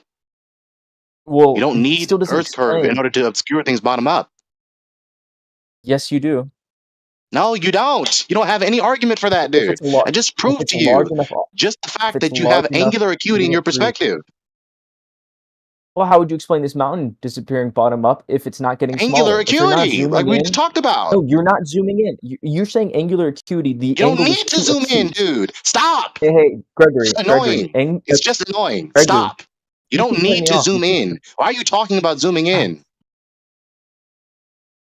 Because that's what acuity means. Do you know that acute means less than 90 degrees? Shut up. Stop. You know, acuity does not mean zooming in. The fuck are you talking about? You don't need to zoom in for an angle to be too acute. That's just a flagrant error. It just doesn't make any sense. You're just retorting. You're just replying. You're not being honest.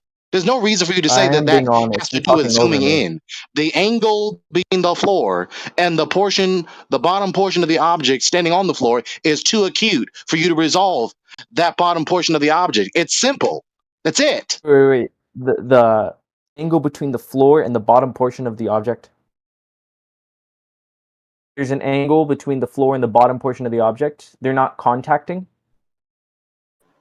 Dude, are you serious? Are you becoming remedial as we're having this conversation? Those are your words.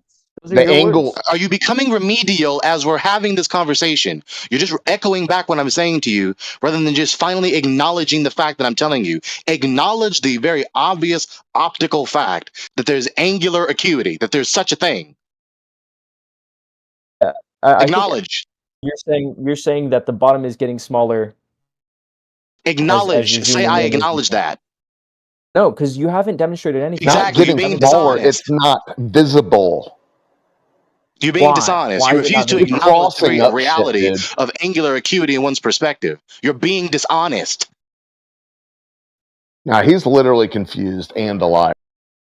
Well, he said that the angle between the bottom of the object and the floor. So I would just like him to demonstrate what the hell he's talking about. The angle between the bottom of the object and the floor. Listen to me. Stop going in circles. Stop it and knock it off. It's a simple point. The angle you're looking at in the distance is at a distance where the acuteness of the angle between the bottom portion that's being obscured and the floor is too acute for you to resolve. Acknowledge. You know, if you He use big can't words, acknowledge Snap, it that doesn't mean because you're right. he can't acknowledge that I'm trying to because that understand. destroys his entire argument. I haven't made an argument yet. He hasn't let me speak. He hasn't You even let sure me as shit did. Okay, I've spoken for like 20 seconds, then he cut me off. Yeah, saying you that the said bottom that of the reason why we don't see a too bottom of the small. mountain in the distance is because of Earth curvature. That was you. Yes. And then I refuted that. Now you've been enlightened to the fact that it can occur for different reasons. At more local. Like, yes. If I have a camera, Okay, actually, so I'm sure so someone- your argument hold on. is please, someone's got to let bullshit. me speak, please. So someone has a video or a photo of a coin disappearing on a table. Can someone post that? Do you guys know what I'm talking about? Where the bottom of the coin disappears? You guys know what I'm talking about? Someone got can the find that. photo. I don't You have guys it in my gallery. So Hold on, let's not Gregory. pretend You know that the photo I'm refutation talking about? hasn't been said, right? We're waiting for at this point. Hold We're on, waiting for you to Gregory, I'm making acknowledge a point. the refutation. Just stop, dude. Yeah, how We're hard are you waiting for trying you to to acknowledge the self-flat smack yourself? refutation. You're waiting for me to concede my argument without Yeah, you don't me have a actually. refutation to it. You're just repeating and echoing I me do. ad infinitum and That's ad the nauseum. road You never we've gone refuted what I down. said to you. Haven't let me anything. So, oh yes, this is perfect. This guy is a goof. What is wrong with these people? I mean, seriously. Okay. So look at this. The bottom of this coin. They're is being just out to obscured when lunch, dude. Oh, you gotta. These are the people who consider themselves intellects and sharp So people. if you're not, they're out to lunch. If you're not, Outro Lex. I make a point. They've Or got you guys stock not globe syndrome. You've already flat smacked yourself. You're just too proud to admit it, or you're too proud to admit that your original arguments bullshit. You haven't Oh, even. look at this, guys! It's something shiny. So, can you backtrack from whatever shiny shit you're looking at right now? I haven't. Can I speak? Syndrome. Please. Can I just like get one word? And you I'm guys starting to wonder if you can. I wish I could. You may I'm speak. starting to wonder Go that ahead. as well. You Thank may. In these videos, you see that the bottom of the object is being obscured when the camera's not focused in. That is what Gregory's talking about when it's No, the I'm angle not. is too. No, dude, you can see this with your bare eyes. You need to get out more, Then bro. what are you talking about? Then what are you talking about? I've already explained to you. You're just distorting what's being said to you or echoing what's being said to you. That's all you're doing. That's all you've done. I said what I said clearly several times, and your reply is to echo me or distort what's been said, and then we just go into in the stupid ass circle forevermore, rather than you just acknowledging the refutation. It's so simple. You do not need the Earth to be a ball for the mountain in the distance to be obscure bottom up.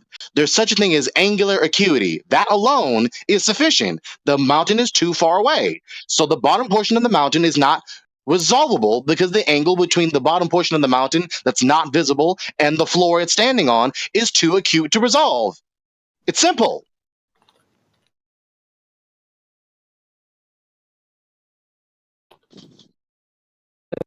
Okay, so this is the Wikipedia page for visual acuity. What you're talking about? It just means things are getting smaller, right? These taking up a smaller. These people have lost the plot.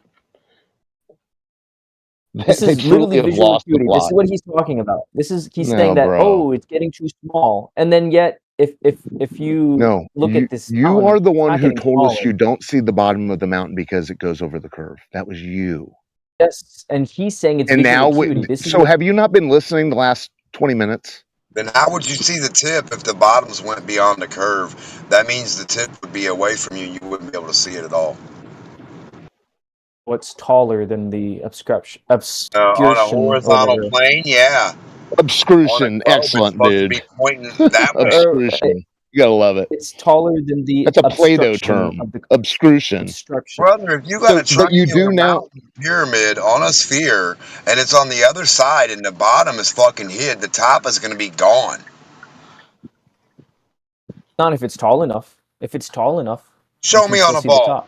Get a ball and show us. Put a little pyramid on a ball. Yeah, I can. You genuinely, I can do that. I can show us what you're talking about. Show us you can see the top of the pyramid when after it's past the pyramid, you fucking liar. I'm gonna switch to my phone really quick. If you really want me to show you what I'm talking about. Yeah, I really do. I want you to get a sphere and put a fucking rectangle building on it and put a letter on the building. Put the building past your view. Put your eyeball down at the fucking ball on your phone. Don't laugh, motherfucker. Put your camera upside down to where the camera's to the ball. Have the thing out of your view, the little rectangle building or whatever, right? Now, raise your camera up in the air and just make out the letter that you wrote on the top of the fucking building. You'll never be able to do that. Thus meaning that motherfucking mountain on flat earth is how you see it on flat earth. Would not look like that on globe. You would never be able to go straight up and see that mountain straight in front of you and be able to look at the tip or the top of the fucking mountain as you go up in the air vertically. That won't happen on a ball if it's out of your view already. If the mountain's out of your view, yeah. That means the tip of the mountain is out of your view, like a building. It's a rectangle building and you put an H on the helicopter pad part of the building, the top, and it's out of your view and you rise up in the air vertically off of a sphere. Do it right now. You won't be able to see the H, thus proving flat earth.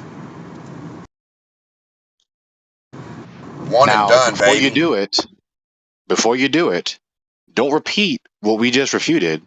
Especially the last And if thing you want to see that what I'm Demon talking just about, I refuted, did a don't video do it. about it too.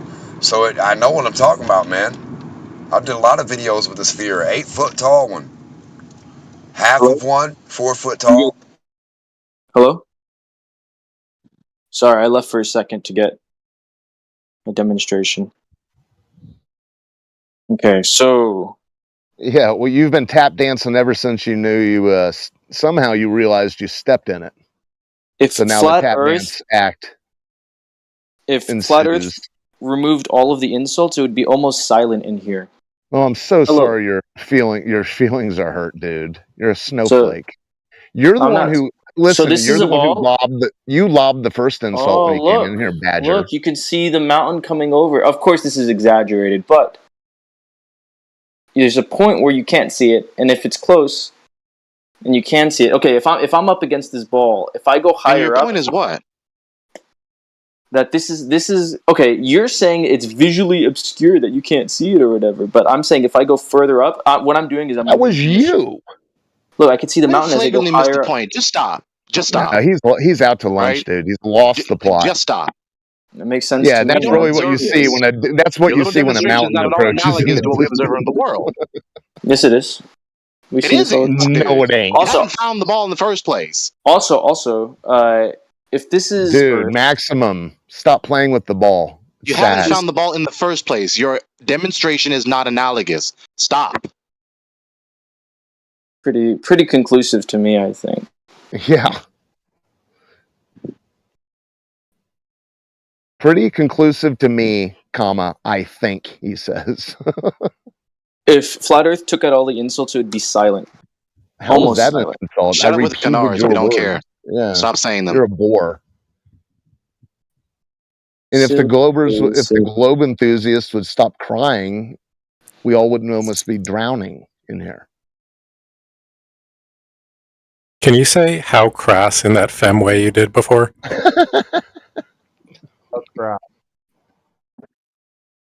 It's so funny because he's the one who rode in on the high horse and anyone have a positive claim? That's what I thought. Now these flat earthers are just that was you, you little punk. Idea. Does anybody have a positive argument for flat earth? Are you gonna concede? No, you guys still haven't explained. No, are you gonna concede that you holding up a little snowball didn't help you after you had already stepped in it? A fake move. So you now realize that the bottom-up obstruction can happen for other reasons other than earth curvature. Like visual acuity? Is that the argument? Correct. That it's due to visual acuity? It's the angle. Yes. Are you not? Do you get that part now? That it can. You brought up the coin thing, and then you tried to blame it on. Well, that's when the camera's out of focus. You knew somehow. You knew you stepped in it. You got a whiff that you had stepped in it. And that's why you picked up your little snowball. So how about some humility and tell us that your first example wasn't all that great. I'm the one who needs humility.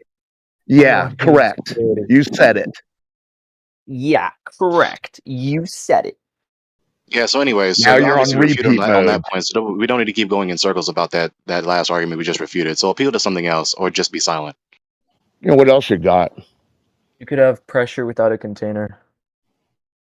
It has nothing to do with geodesy. Okay, well, your contemporaries might disagree, but you were complaining No, they about don't. people bringing up geodesy when you got in here, dude. Now you want people to bring up geodesy. It's because they're incoherent, Ali. Okay, Projection. let's try again without all the obfuscation and canards. You're going to the issue about the cosmic Big vacuum. words don't make you right. Big words Stop don't make you talking. right. Stop talking. Stop. Ad infinitum. You stop Ad nauseam. talking. You're digressing to the issue of the cosmic vacuum. That has nothing to do with the surface of anything. You understand? We're talking about the surface of the Earth right now. Yes. We get it. You see the entire thing crashing down, but how about some evidence? Your mountain parlor trick failed, so what's next? I'm not pressed about this. I know the Earth is a globe. I'm not pressed. I'm not losing Get any on your sleep knees over and it. get out your hymnals. You sound so confident. I think. I never said I think. I said I know the Earth is a Backtrack. globe. By the way, seasons Okay, don't dude. work So on why'd flat you what is your purpose for coming in here tonight then? If you're so It's settled silly. on your It's religion. it's a silly chat. If you're so It actually fulfilled by your mythology, what's the deal? would be much funner if you guys weren't so rude. Okay, anyways, you don't have any other appeal. Right? So your first appeal is your last appeal. You refuted. Okay, so anyways. And believe us, believe me, this is plenty fun.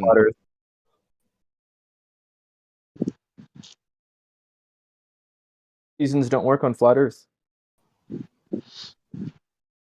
Keep saying it. I sent the photo if you want to read it. Okay, so do you have any evidence that the Earth is a ball? So if you're so sure that seasons are because Earth is a ball, where's the ball?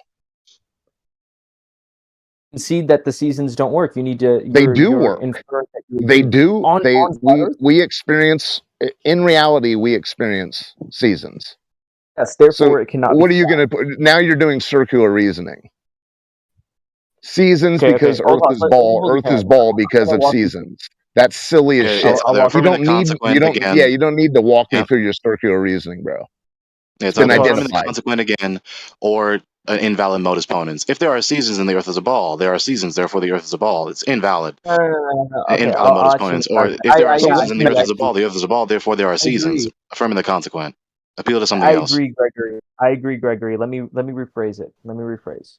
There is no rephrasing it. Go ahead. Oh, hold on. No, I did make a logical fallacy. That you're going to make another circle. So go ahead. In the North Pole, and just stop me when you disagree. In the North Pole, people have witnessed the sun not setting for multiple days. Anyone disagree with that? Okay, that is winter that is summer in the North Pole. And people have witnessed. I don't know. I mean, let's see that. Let's see that whole thing. I mean, what have they experienced? They've experienced daylight, or they've seen the sun. Which one is it? The sun doesn't set for 24 hours. For more than 24 hours, the sun doesn't set. Is daylight? Yes. In the summertime. Okay. Who? Let's see this. Let's see this whole thing. Wow, we didn't even get past the first. I can't believe we didn't get past the first. That was like the easy one. Yeah. At the North Pole, there's a fat man with an elven workshop, and he has a bunch of flying reindeer. Oh, the actual research is my friend is literally in Greenland right literally. Now. Oh, dude. So funny you didn't start with this then. Okay, so do you agree or not? Will you agree that sometimes the sun not doesn't been there? I don't know. I've heard it's not sun, it's daylight. I don't know. Okay, so you agree? So can I continue? What does this have to do with the price of rice, anyways? So you guys are always up in the sky. Go ahead. Okay, when it's summer in the northern hemisphere and the sun is not setting in the Arctic Circle, simultaneously it is wintertime in the southern hemisphere. Does anyone refute that? That in Australia the seasons are flipped? December is the hottest month. Does anyone refute that? Okay. What's that to refute? So, what is the point? Okay, this is the final thing. He's going to tell us this doesn't work. Yet, all he's doing is pointing out things in reality. Yeah, okay. When it's winter here, our Aussie friends down under are hot, and vice versa. Yeah, and it's supposed to be the opposite, so it doesn't work. It's illogical. It's proof by contradiction. The fuck, dude? Stop. Pay attention to what you just said, dude. How are you just going to sneak in the premise it's supposed to be the opposite? There is no cogency to this logic sequence you just said. He cut me off. Okay, I'm sorry. Well, he cut me off. I thought you understood. Let me keep going. Can I? Because he cut me off. Can I keep going? Say a cogent logic sequence. What is the point? Okay. If the sun is not setting in the northern hemisphere and yet it is simultaneously setting in the southern hemisphere, and then when the seasons when it's winter time in the northern hemisphere, the sun doesn't rise at all, but in the southern hemisphere, it's still supposed to be like Australia gets 13 hours of daylight. Okay, I'm sorry. So this is it. Australia gets 13 hours of daylight in the summertime, and in the northern hemisphere, we're supposed to get the least amount of daylight. So the sun needs to be moving slow for Australia, and yet simultaneously fast for the northern hemisphere. It needs to be going 2 speeds at the same time, which we never observe.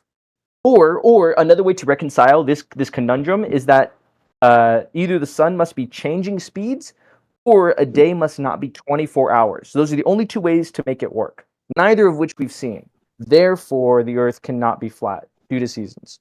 Doesn't make any sense, dude. There's no reason for you to have that premise in there that it needs to be moving 2 different speeds simultaneously. There's no reason for that to be there.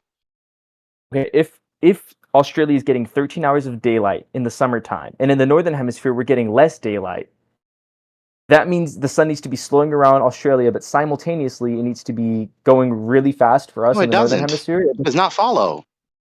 Think better, dude. And that's not even considering the fact that the sun has to go in a larger circle around. If it's really close in the northern hemisphere and then it like widens out in the summertime for Australia, that means that it has to cover a larger distance over the same 24-hour period, meaning the sun has to move faster in the first place to cover the same circle, a larger circle in the same 24 hours. So what? Again, that's a contradiction. We've never seen the sun change speed, or we've never seen the sun. You don't know anything about the fucking sun. Okay, well that's proof by contradiction, so it doesn't make any What sense. is the sun doing? What? What is the sun made of? The What is sun, the sun? the sun needs to be giving Australia 13 hours You're of switching the daylight. premise. Stop. This is a Motte and Bailey fallacy again.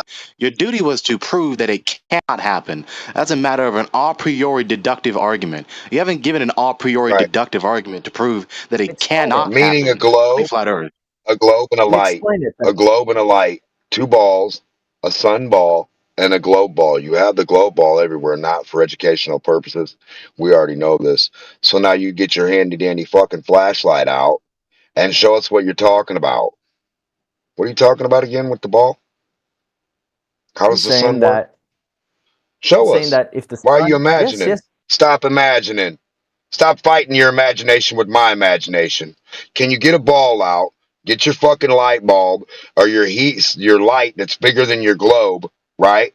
A lot of times, and show us what the fuck you're talking about with Australia. Because otherwise, you don't have a fucking leg to stand on, Goofy. You're going by imagination. Have you ever had a ball, the globe?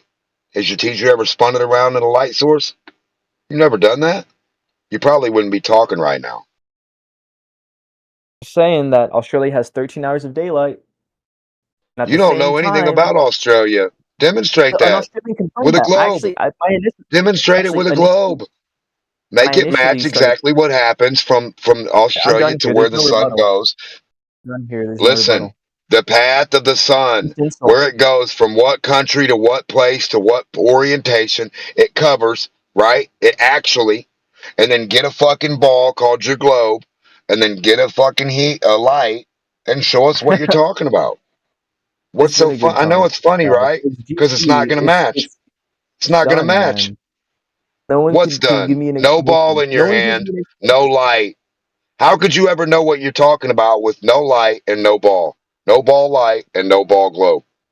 How would you ever know how anything ball worked? Idiot.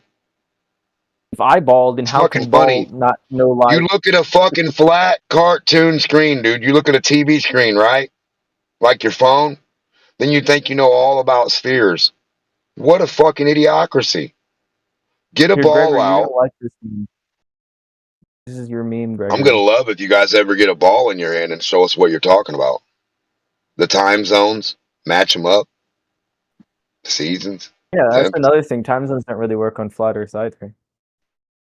Well, we're waiting to see him on a ball. It's what you're supposed to be showing. Why are you so animate about disproving your globe or debunking your globe or falsifying it all the time? I'm not adamant. I'm not losing any sleep over this. I'm gonna go to sleep. No. Listen to what I said. Your thumb. All you guys do is come in here and falsify your globe. Can any of you still man your globe without falsifying it? So just to be clear before you go, you didn't say a cogent, deductive, a priori argument to justify believing that it's not possible for us to have the season while standing on a horizontal surface. So next time you come, actually do that. Explain 13 hours of daylight and at the same time, less hours. Tell you a story.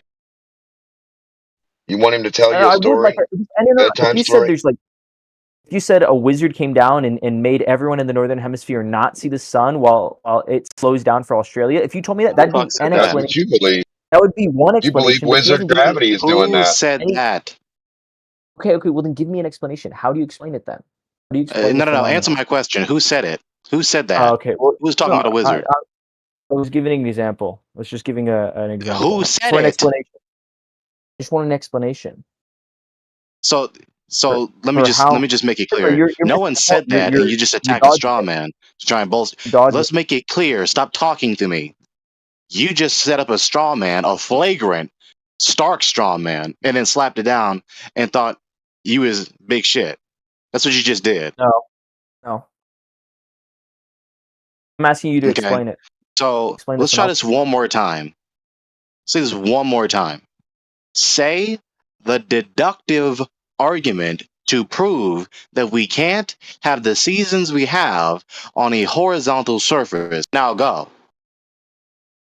If the Earth was a horizontal surface, we would be seeing either the sun. Okay, the sun needs to stay around Australia for 12 hours and simultaneously less daylight for the northern hemisphere. Therefore, the only way to reconcile you already screwed up.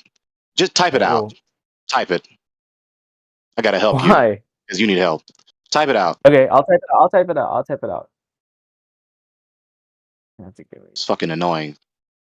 Well within my right to be contemptuous against this shit. Coming in with all that heat, all that condescension, all that bravado, and getting Monster to say a cogent argument. The clock isn't even a sphere; it's a flat baseline. So for him to say all this bullshit about a clock can't work on A.E. Gleason's, that's ignorant. On A.E. Gleason's 12 hours. Yeah, the sun has a GP throughout the day. In the south, in Australia, that 12 hours that you could see the sun, you're seeing it for less time in the north because it's winter in the north. So therefore, that 15 degrees per hour, what you're seeing is something traveling a greater distance happening at the same rate for both observers in the north and the south. Yeah, ball can't do that. You think a tilted ball is going to give you a 5 million mile fucking differential to give you hotter? I'm just saying, I understand dude's argument. You're saying it doesn't make sense. No, you don't, stupid bitch. You haven't pulled out the ball yet. How the fuck do you even understand a ball? How does any of you guys understand how a globe works with no little globe in your fucking hand ever? This is the funniest shit to me. Looking at flat screens, looking at flat maps, doing flat fucking math, and then you come back and talk about globe, globe, globe, globe, globe, globe, globe, globe, globe, globe, globe, globe, globe, globe, globe, like one of those little fucking puppets off the Muppet Babies. You just put a fucking a globe nose on and be like globe, globe, globe, globe, globe, globe, globe, globe, globe, globe, globe, globe, globe. Guys are fucking. They're forced to put the cart before the horse. That's the position they're in. And they know it. They're embracing it. You guys should be fucking doing the same thing as us, saying, "Hey, prove this shit, motherfuckers. Quit making stories up about what's gonna work on what without the fucking thing in your hand to show us. Not in a lab doing this." All of these things are congruent with a spherical Earth model. Like things you're doing. Things you did. All the nothings you did. Yeah, all the nothings with no ball. All the stories you told are so congruent with your story. What a fucking idiot, Mark Twain. Why do you think all of these explanations and these predictions are based on these spherical models? You need to give a demonstration of what you're talking about. everything is spherical models. They don't know what a demonstration is. This is fucking sad. They think they know everything, but they don't know what a ball is, a globe, spherical thing, in one hand, and fucking demonstrate in the other hand. Yeah, they So after this demonstration, there is they like notification. literally think telling the story is the demonstration, and then agreeing with the guy who told the story. They think that's good. Actually, Gregory, I think this is beneficial. I type it out. I think this is beneficial. I type it out, Gregory. I actually am formulating it much more cohesively. Say again. What? Someone said my name. I agree. Someone said my name. I agree that typing it out is beneficial. I'm actually. I think this is much better. Way to go, I'm gonna send it. Good. Good. I bet you I could find a video of somebody literally drawing it as well. And then figuratively imagining it.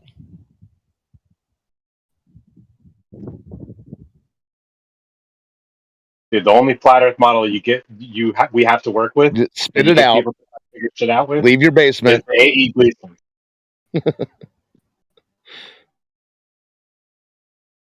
So yeah, you're getting strong with A.E. Gleason. You disagree with that map? They don't have a model for their globe All they do cosmology. is Therefore, listen. their position is not verified.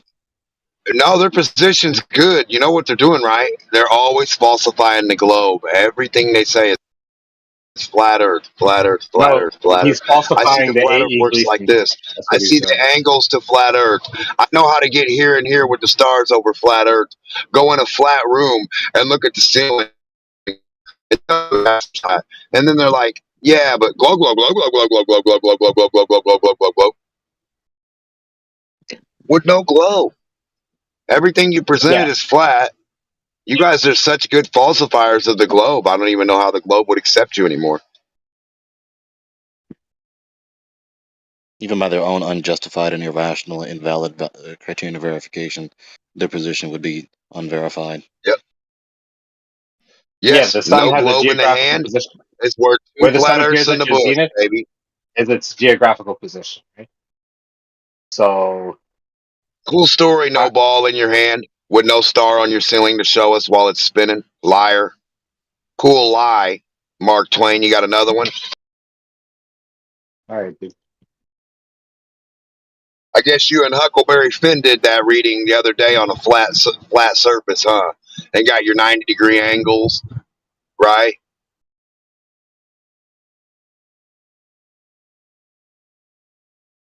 Omega, do you have an argument? You just let us. I sent it. No, he just needs to line up the protractor with the curve. Just back the fuck up till the Earth curve matches your protractor, and we can all go home, stupid. Omega MF, do you have an argument?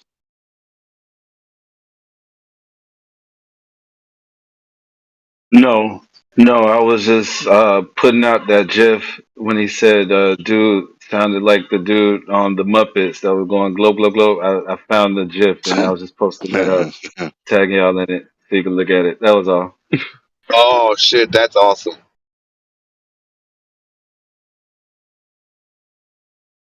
Phenomena.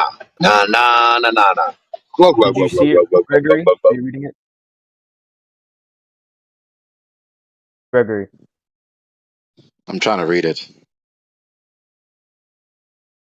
The sun is seen more than 12 hours in Australia during the summertime. Simultaneously in the northern hemisphere when it is winter, the sun is only seen for a few hours. The sun is traveling in a larger circle, but it must complete the same rotation within 24 hours. There is only two explanations. Either the sun is changing speeds or the day is sometimes not 24 hours. Since neither of these things can be observed, the flat earthers need to provide an alternative explanation for how the sun could be seen for 12 plus hours in Australia and simultaneously be moving faster around a larger circle, or the earth is not flat. Oh, God. Yeah, Give well a demonstration. A few hours? That's 3 or more. How many? I mean, earlier you said that the sun doesn't even rise in the winter in the north. Yeah, yes, that's true. That is true. No, it's not.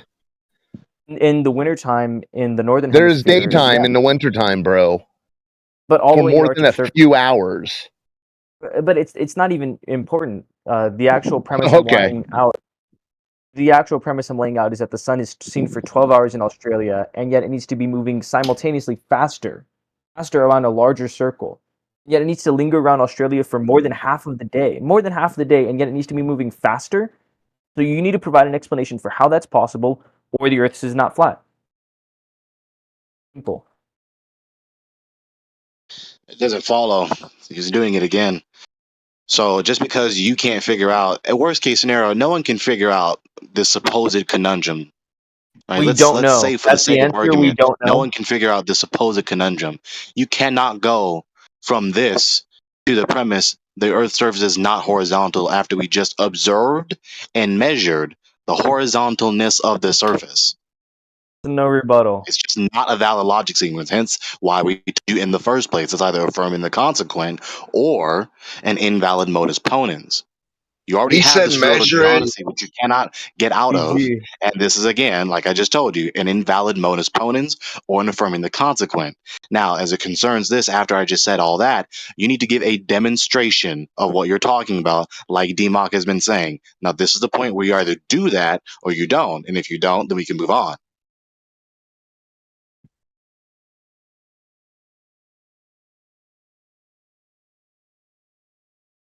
We don't have temperatures on a ball that work. We don't have seasons that work on a ball. We don't have time zones that work on a ball.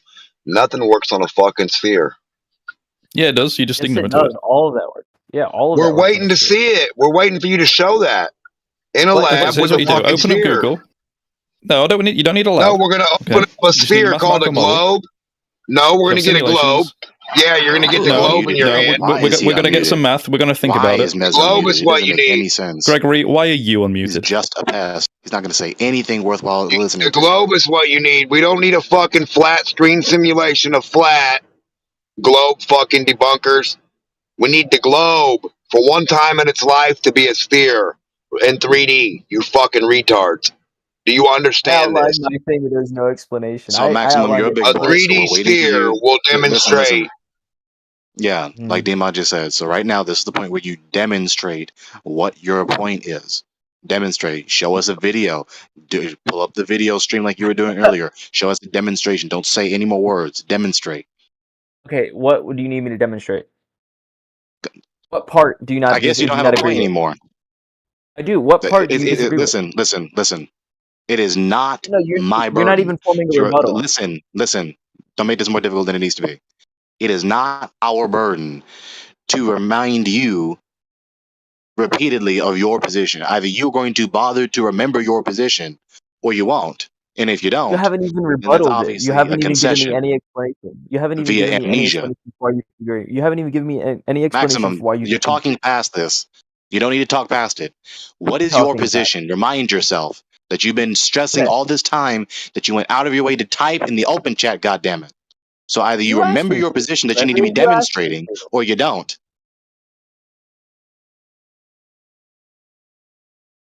There was no rebuttal in that. I gave you my explanation, and then you're asking me to explain it again. There's no rebuttal, though. You haven't told me what is wrong. No. Stop it. Not explain again, not speak more words again. Demonstrate. Tap the button on your phone or whatever device you're using to open up the video stream or share your screen or post it on the open chat. Demonstrate your point. Jeez, man, calm down. It's not that important.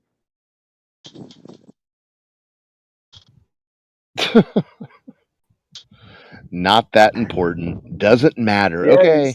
Are you okay? Yeah, bye. Is that Run what he away said? with your tail between your legs. Yeah, he goes, it's not that important. Okay. Well, Anyways. He's a dope artist. You haven't given me any No, explanation. Paul, it's not that With the important, supposed Maximum. conundrum, It's he not needs that to important. demonstrate his supposed conundrum. He has to demonstrate it. It is. What's wrong with my paragraph that I typed? Is there anything You wrong with the didn't paragraph? demonstrate it, goddammit. Do you know the difference between a demonstration and an explanation? So what do you need me to do? I guess that's something you need to figure out, don't you? I don't need to do your burden for you. You need to Not figure that that out. serious, Demonstrate Maximum. what the fuck you talking about. It's proof by contradiction, bro. It's proof by contradiction. The hell you talking It's your about? You lie, haven't repeat it. demonstrated your point. And if you don't know how. So you don't have what you need to demonstrate your point.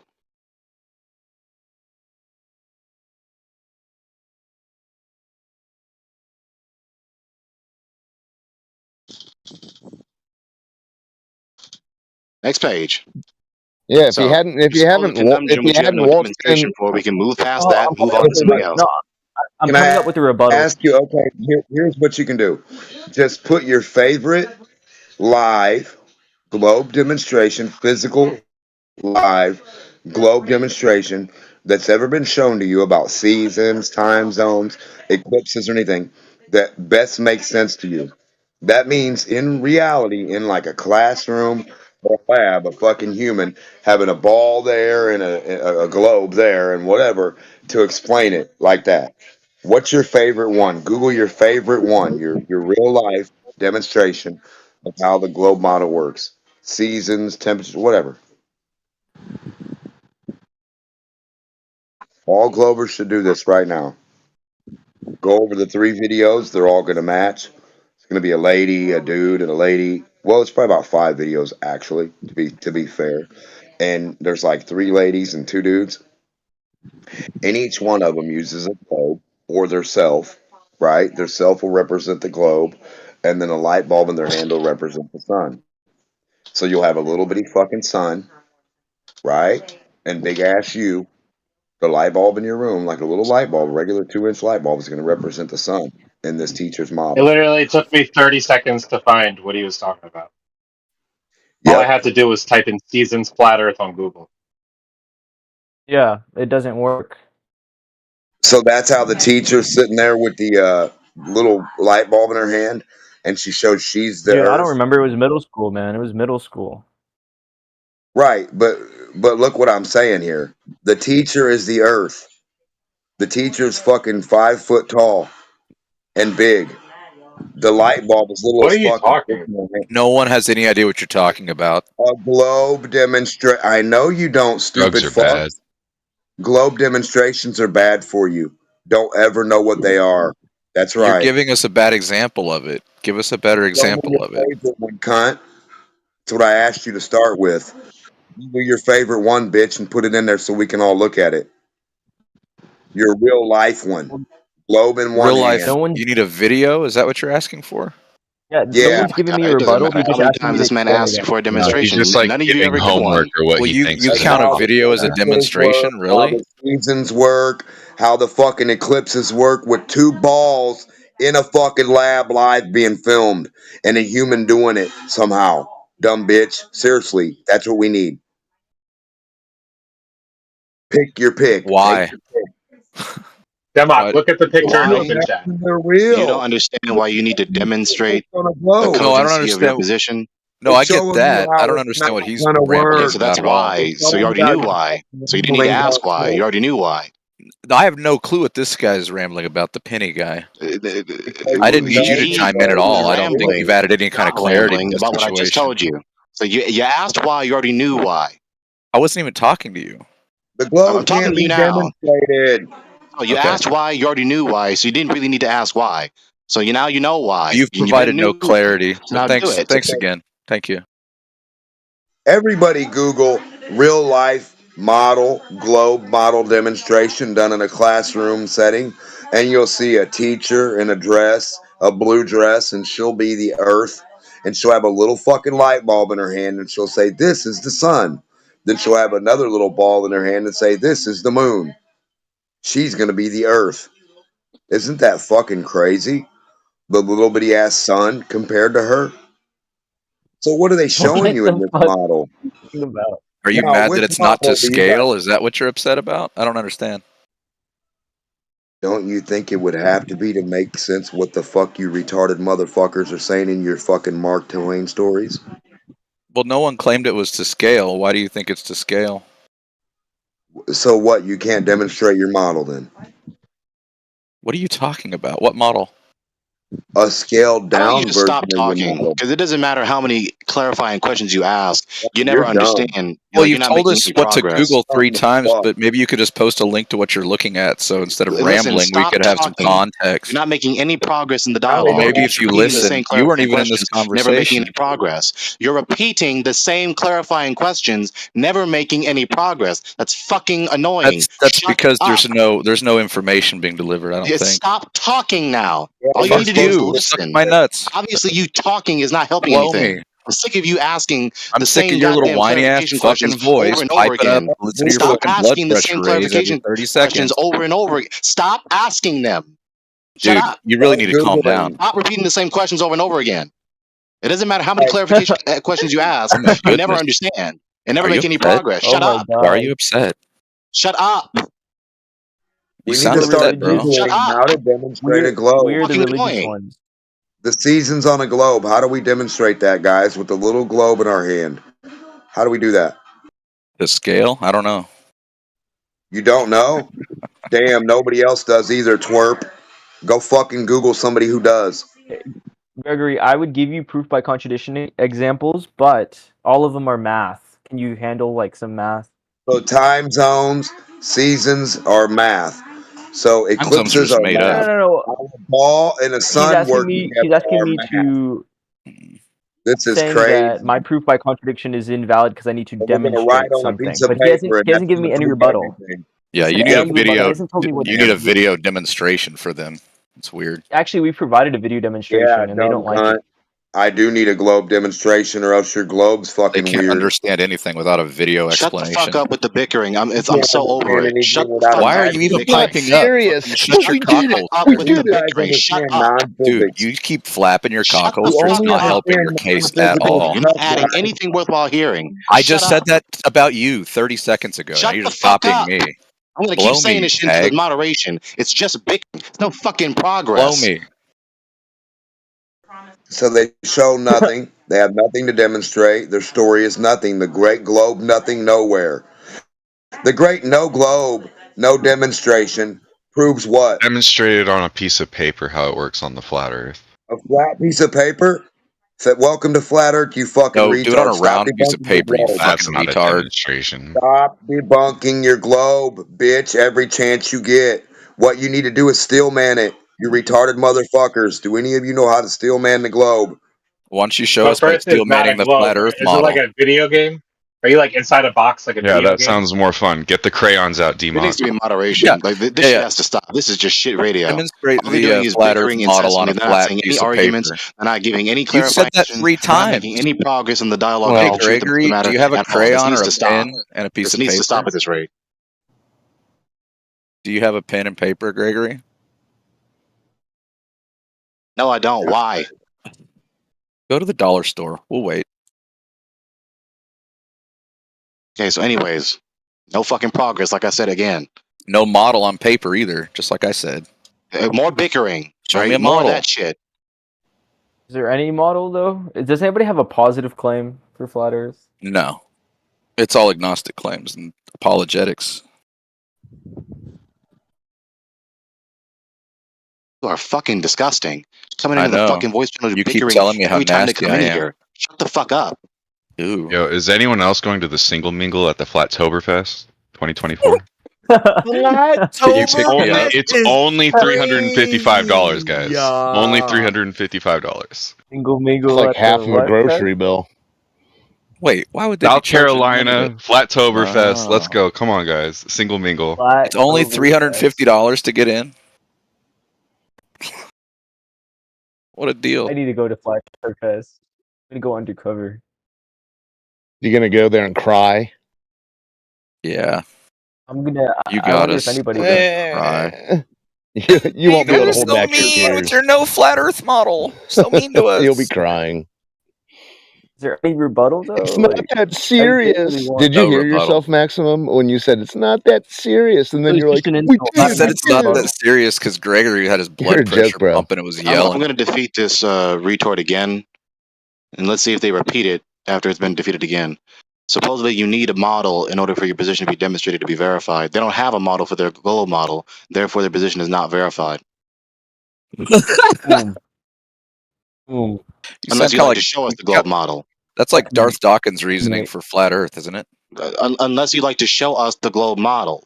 What globe model? We do have. Thank we you. were talking about the flat Earth model, and you Thank want to you. talk about the. I'm sorry. Thank you. You Right? overtalked You're a me retard? again.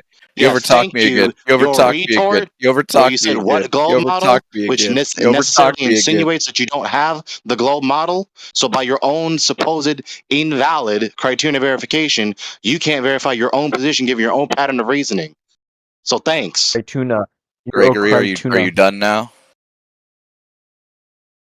Gregory, no do you fucking have humility. All they have to say is, Gregory? "Oh shit, that's a good point. I should shut the fuck up about that." No, they're Can you just gonna show whistle us? past the Can you refutation, show us more one cavils, flat more Earth model? canards, Just one more good insults, more bickering, more disruptions, more one. bullshit. You're just still over talking.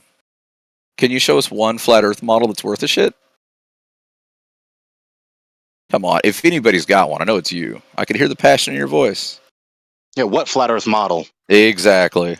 Exactly. We It never doesn't had exist. the criterion. We never had the criterion of verification.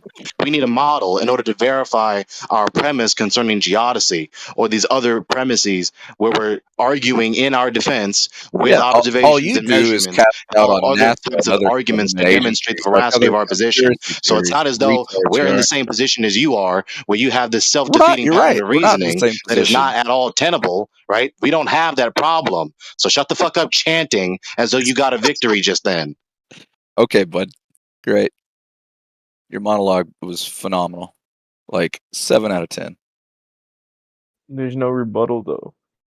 No, there's no actual anything. It's just talking about other people. That's why this is kind of like a church. Choir's faith. So do you actually have the observations and measurements of your dumbass ball now? I don't have faith like you do. Do you have the observations and Yeah, I measurements Do you have of the your flat ball Earth now? model yet? Do you I got have it. the I flat got it. Earth model now? Not you. I got Shut pictures up. of drop Do off you have distance the on my flat phone. I Earth got left model to right now? curve on Not my phone. you. Shut Do up. you have the No. flat Earth What are you, a model tiny now? earther, Callie? Dude, I got it all. Yeah, I'm literally selling this stuff. Hey, I you're a got it all voodoo saved on my ball. phone. Oh, Kalam, do you have the I got observations drop and over measurements distance. I now? got boats Do going you over have curves. the I flat got Earth Wasn't model sunsets now? his going cue over to begin curves. speaking. I wasn't talking to Callie. Someone keep disrupting him. Wasn't talking to Callie, talking to Kalam. Do you Kalam, have the show flat us the Earth model observation and now? measurements of the ball now.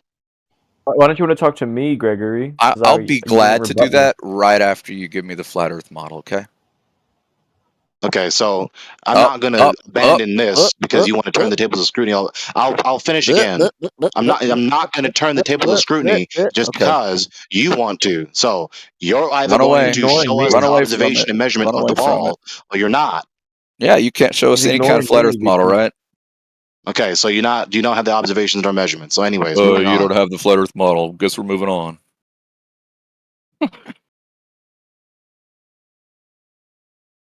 It's very Does simple. anybody in here? Does anyone in here have a good flat Earth model? So let's try again. See Yeah, if you have I've those seen a observations and flat measurements Earth of the map Earth where being a ball now. Let's try again. Do you have those observations and he's measurements of trying the to Earth being a bulldoze. ball now? Well, I've never measured the Earth. Why would I have that? Okay, so you don't have those observations and measurements of the Earth being a ball, so you don't know the Earth is a ball. Do you have the measurements of the You're Earth just a being flat? fideist. You're just a fideist. Yeah, you're just an You're apologetic. just a geodesic fideist. That's all you are. You're just an apologist. Yeah, you're just a geodesic fideist. Okay, that's cool. The irony, you're asking for measurements of the ball and you're literally saying geodesic. I know. Like, you know what geodesic surveying is? Go ahead, make your appeal. Do you have the observations and measurements of the Earth being a ball now? Why are you silent all of a sudden? Speak up. We're waiting for the flat Earth model that you've been running from for about 10 minutes now. And we've heard your question repeated multiple times. It's not any Let's more try this again. interesting. See if you can track this dialogue. See if you can remember this for more than 10 Maybe you minutes. should write it down in the Let's see if chat. you can remember this for more than 2 minutes. Let's try again. I'll try again. Come See if on, you can remember Gregory, the you answer got for it. more than 2 minutes. All We'll right, try he's again. got his That script means ready. stop Let's see what he's talking. This got isn't on your his turn to notes. talk now. Come on, Stop bud. talking. You got it. Well, we'll try to answer the question again. Right? Let's answer the What question. flat Earth model? Right? Yeah, we where never is it? set up the premise that we need a model to verify our position. That's So because we don't why? have the same problem. You have that problem. You have the presumption that you need a model to verify your position. Yeah, We no, you don't take affirm your that position wholly on invalid faith. supposed I criterion understand of why this is verification. Stop apologetic. talking to me. Stop talking to me. No, fuck you. We stop talking to me. Blow me. We stop talking to me. Hold Blow on, me. Gregory. Stop In the talking chat, to me. in the chat, there's a video you guys can watch. It shows Is how it a the little demonstration? photo has, yeah, of a globe. Isn't it cool? Look at that little bitty sun. Yeah, let me finish this. So once again, You mean we a didn't set up photo the or is that invalid a criterion of video? verification that we need a model for our position to be verified and demonstrated to be true. So you did that. We didn't do that. So we don't have the same problem as you. We don't need. Well, you did. And You know no one why? needs a model to Can I verify the tell you why you're premise wrong? of You the want to know why Earth you're wrong? itself. Stop talking to me. There needs This to be is not a moderation. You need to be 24/7 talking to this globe at all. Earth There's chat. nothing for him That's to who interject made the for. claim, There's you no good reason for retard. him to be interjecting. It doesn't have any good reason to interject at Who's all. even talking? Ridiculous. I can't even hear someone It's else talking. Who Gregory. is He's it? just rambling over and over. Tired of him talking to everyone. I'm gonna embarrass this dumbass bitch. Just you. Because So you shut keep the over fuck up talking now. me. Blow He's me. just talking through the refutation. Ugh. That's all he's doing. I'm saying concise arguments to refute his bullshit. Yeah, your So once arguments are again, valid. you set up the invalid criterion of verification that you need a model to verify and demonstrate your position to be true. We didn't, so we don't have that same issue. So again, we don't have the same issue. So stop asking me for a model as though we need a model for our position to be verified. Yeah, but you're making an ontological claim, Gregory. But you have no Like we have evidence evidence of like What's human an society for like ontological 3,000 claim? years, and we have like mathematicians and astronomers for like thousands of years. He How doesn't do you know. He not doesn't have know a what he's model? talking about. Like, how do you not have a model at this point? Like, I trust the Good classroom. night, guys. GG. Good night, guys. Good night. you tried. Maximum.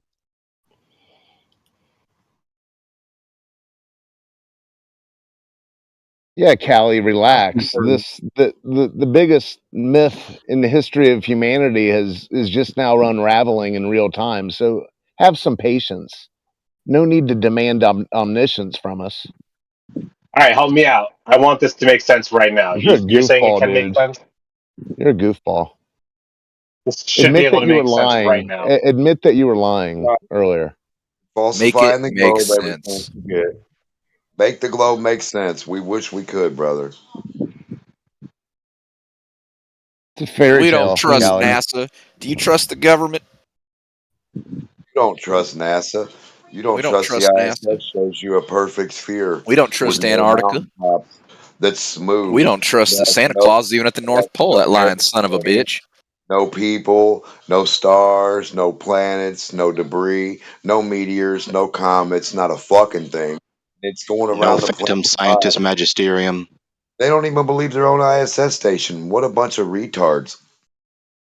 What a bunch of dumb motherfucking Well, it's losers. just money that we're giving to NASA and fucking SpaceX. Just To hand show them you a money flat to picture of a shoot off flat some pizza. fireworks. To show you a flat circle pizza.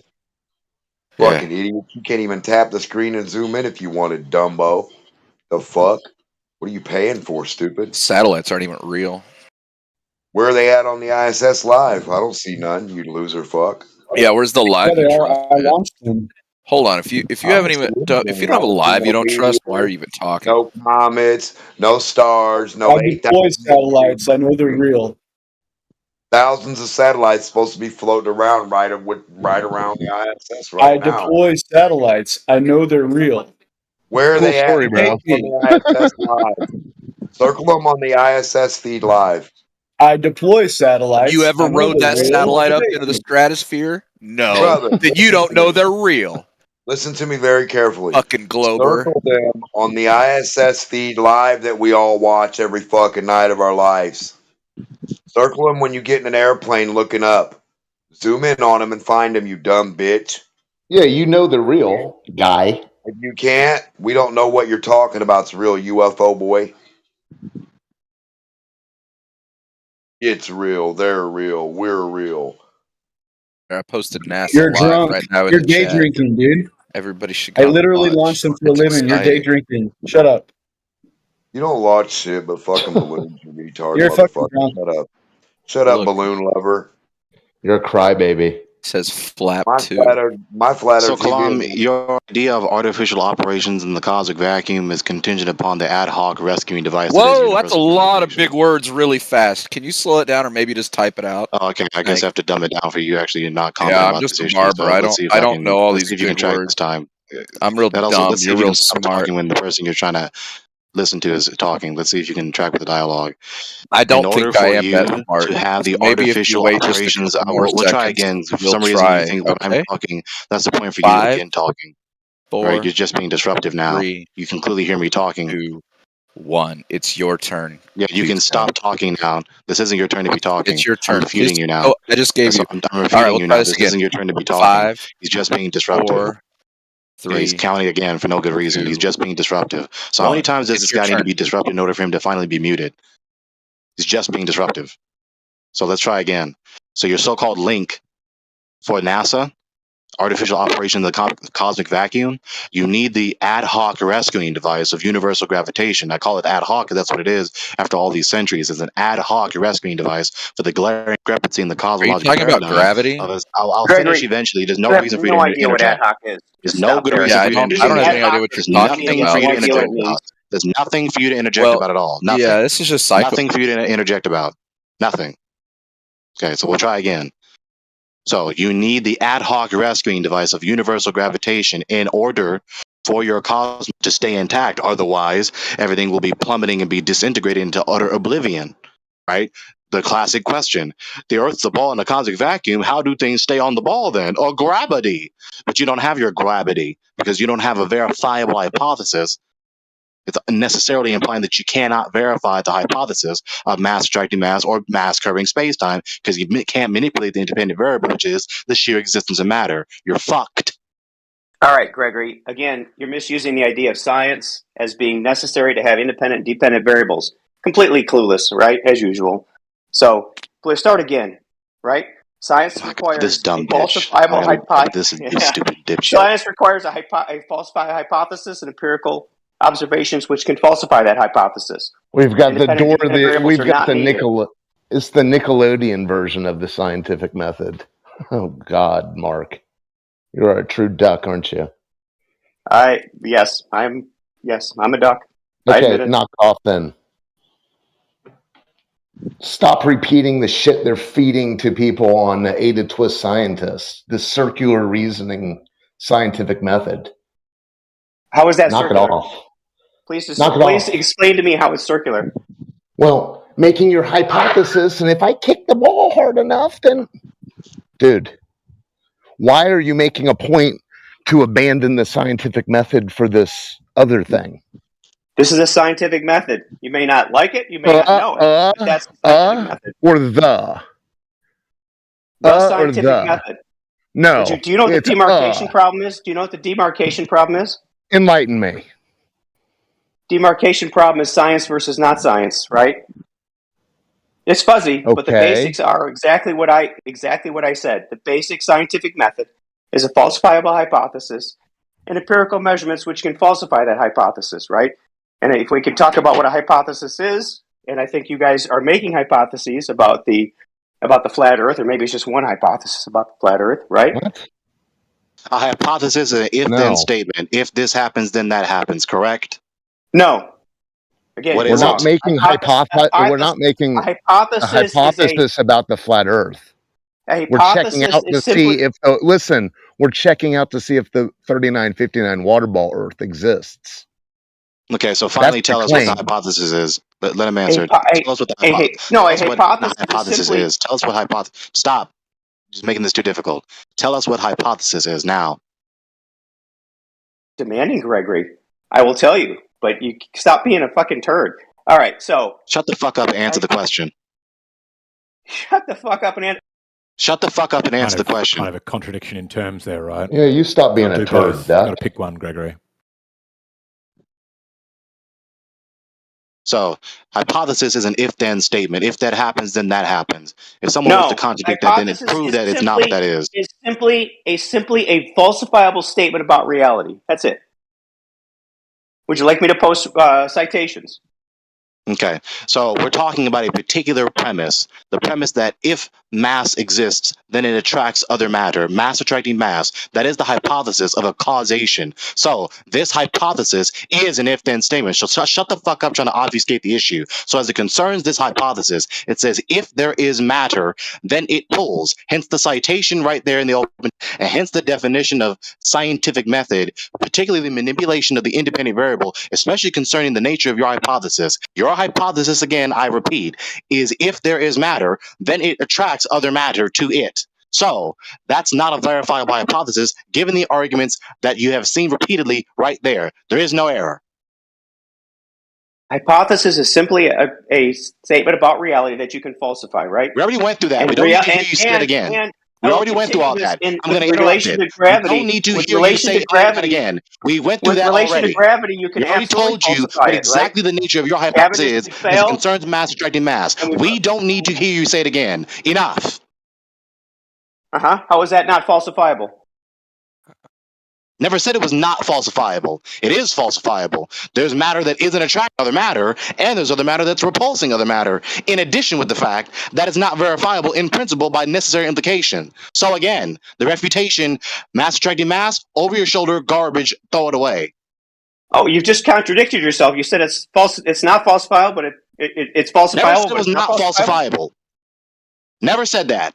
I said I never said that it's not falsifiable. So way to destroy what the fuck I just said to you. So let's try And this then again. you said Never that, and then predicated the you also said this falsification that it's hypothesis not about gravity is falsifiable. It not is falsifiable. falsifiable. There is matter not attracting other matter, and there's matter repulsing other matter. It's patently false. In addition with the previous fact that it's not verifiable by necessary implication, given the nature of the hypotheses. It's done, throw it over your shoulder, it's fucking garbage. Right. How have you isolated other factors and proved that gravity is not the cause of matter repulsing other matter? Do you have an experiment or a demonstration of this? God, you are an idiot. Are you You serious? made a claim. You think that You was made a claim you that really you made a claim think that matter. you really made a claim think that I'll finish the repels reply other matter. eventually. I'm asking I'll you to finish the you to reply eventually. substantiate that claim. I will finish the reply eventually. You're a fucking moron. I don't have the burden of verifying your hypothesis, you fucking moron. When I talk about the refutation to your stupid ass hypothesis, that does not make me have the burden to carry your burden. I don't have a position where I need to falsify anything or verify anything by an experiment. My argument is a refutation to your supposed hypothesis. Okay, your refutation contains several claims, including matter repels other matter. I'd like to see the demonstration of that refutation, that claim, as part of your We'll look at refutation. magnets. Yes, and I said if you could isolate the fact that gravity was not the cause of that, right? And magnetism is well known. We can isolate magnetism. It's not a thing that's real. It's not a thing I have to make sure it's not happening. It's not fucking happening in the first place. It's not fucking real. Magnetism is not real? What are you talking about?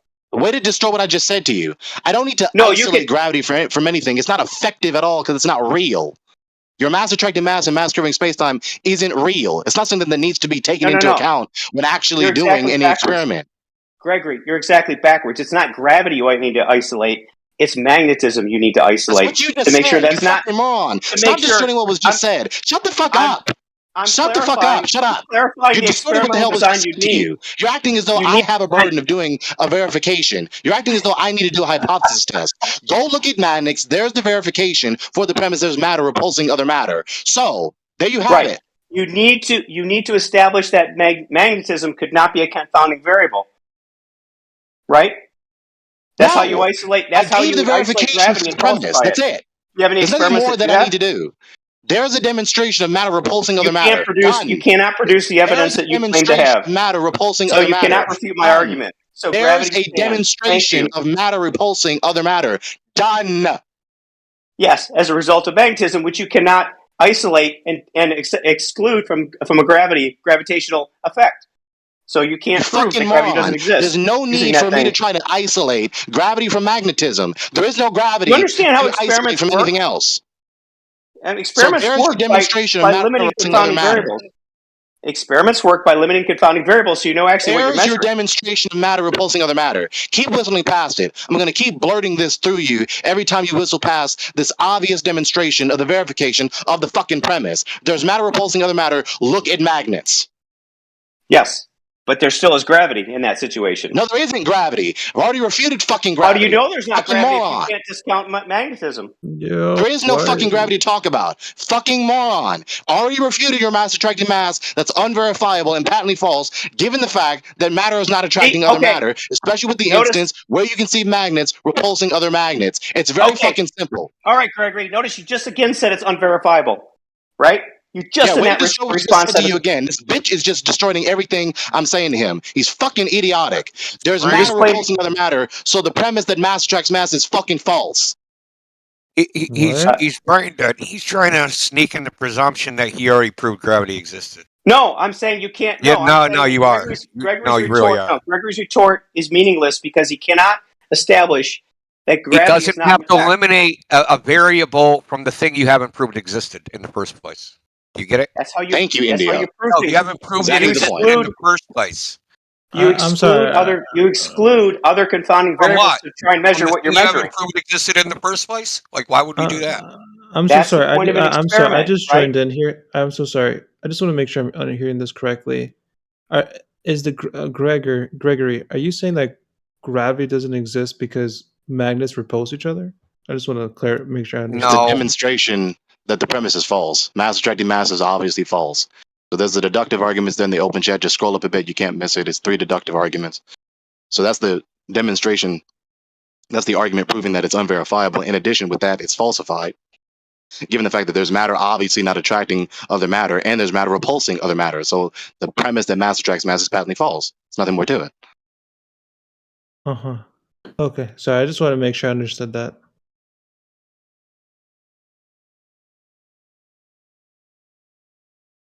I want that citation for hypothesis, though. Any claim about reality, I want that. That's false. That's falsifiable. Yep, I'll post it. Yeah. Post that citation. Yeah. Any claim about reality. Yeah, he can go with that if he wants to. Man. That's a scientific statement. Mm-hmm. That's a hypothesis. Yeah, what I said to him earlier, I don't think you were hearing. No, I heard it on the live stream, dude. I started wanting to pull my hair out. Yeah. So he can go with that if he wants to. He has a particular hypothesis that if there is matter, then it pulls other matter. So he has a particular hypothesis that is talking about causation. So again, the scientific method directly applies to this hypothesis. So-called scientific method, the CIM, causation inquiry method. So he can't walk around that. His definition of scientific method is any testable question. Is your favorite color blue, Gregory? The answer is going to be scientific, according to this clown. I said it has to be empirically measured. You could not, at least at this point, examine someone's brain states. And yes, they do, and they do measure that in psychology. Measured? They do use these surveys and those sorts of things to measure these sorts of things. I don't think it's particularly reliable, but yes, it is scientific in a way. So can't Gregory? It was going to be empirically measured. I said favorite color, so that designates a range, like from least favorite to favorite. I want to know the top, right? Which is a quantity. I mean, we could make an analogous scale, make it 1 to 100. It's nothing more than obfuscation. Like yeah, I know. It's just a falsifiable premise, according to him. Right? It's not a particular if-then statement, given the context that we're talking about. Right? He's trying to obfuscate that with it's just a premise that's falsifiable. Fine. This is a premise that's falsifiable. Particularly, this premise is an if-then statement. If this happens, then that happens. If there's matter, then it pulls other matter. That's falsifiable, and it's unverifiable.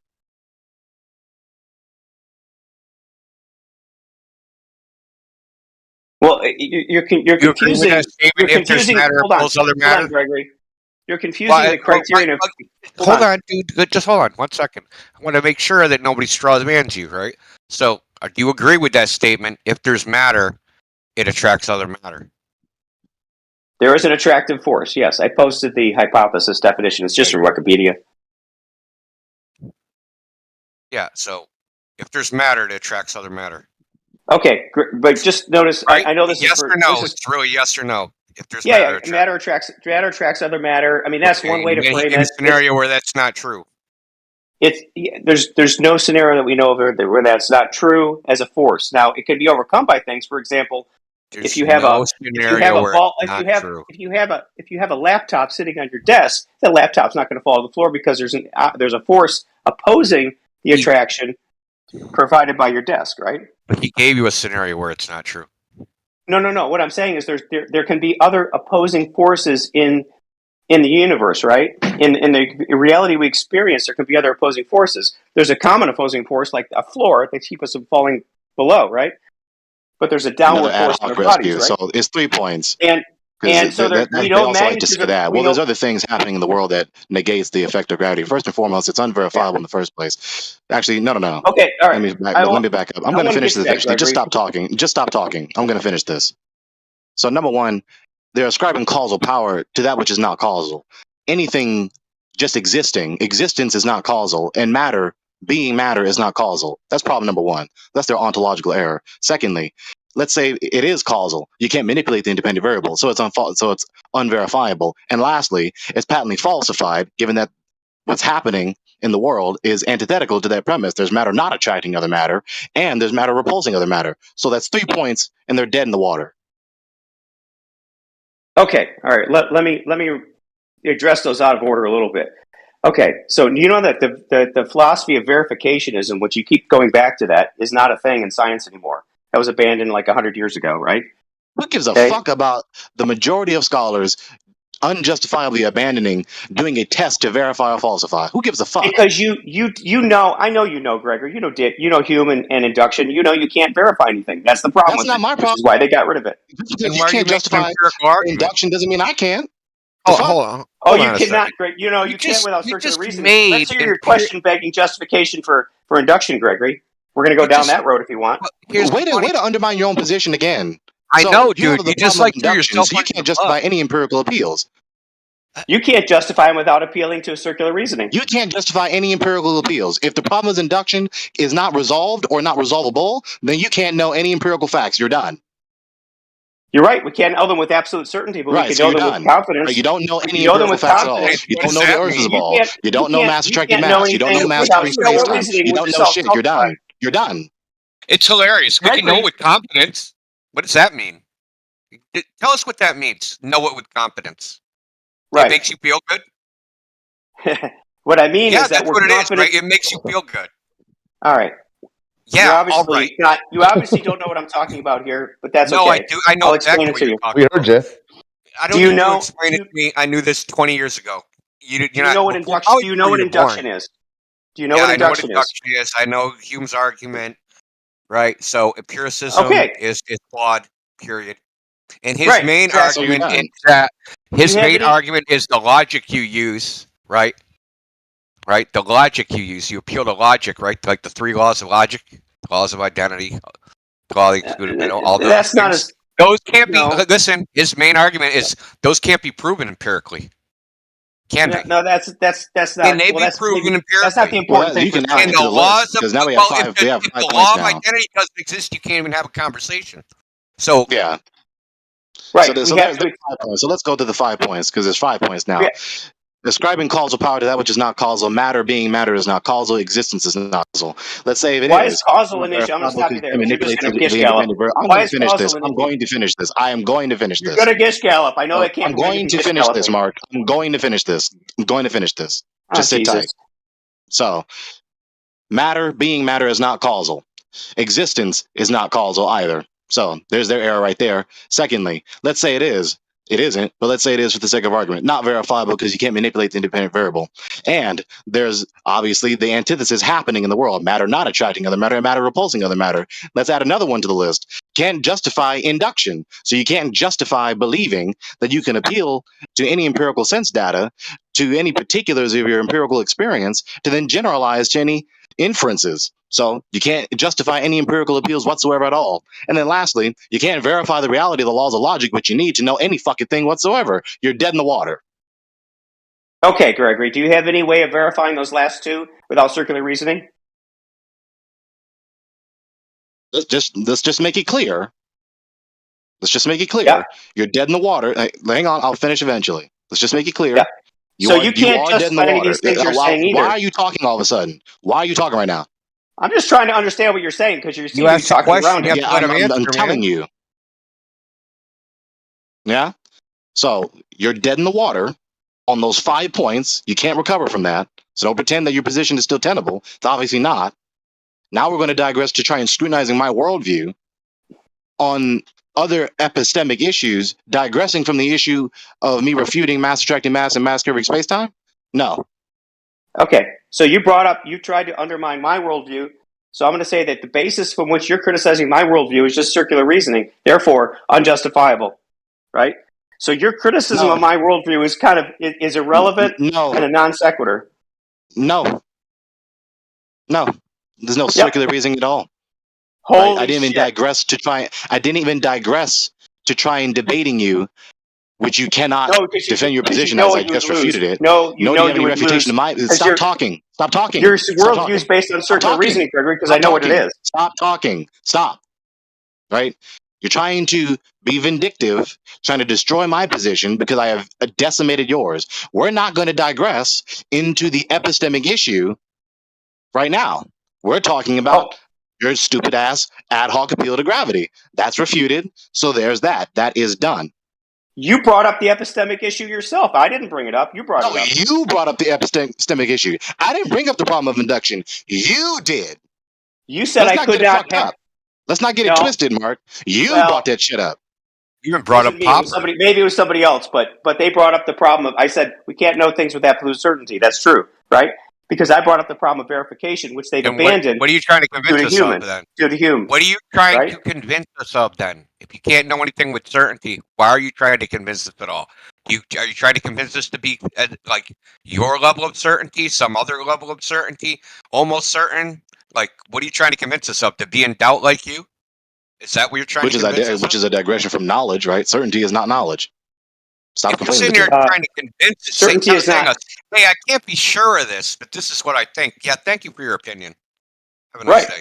It's but it's opinion verified by the fact of the real world, right? What? Right. That's the power. That's the power of science. You could say, known how. Known how, Mark. I don't think the world exists. There's a bunch of fairies, but I don't think that would work out well. Verified by the real world. How?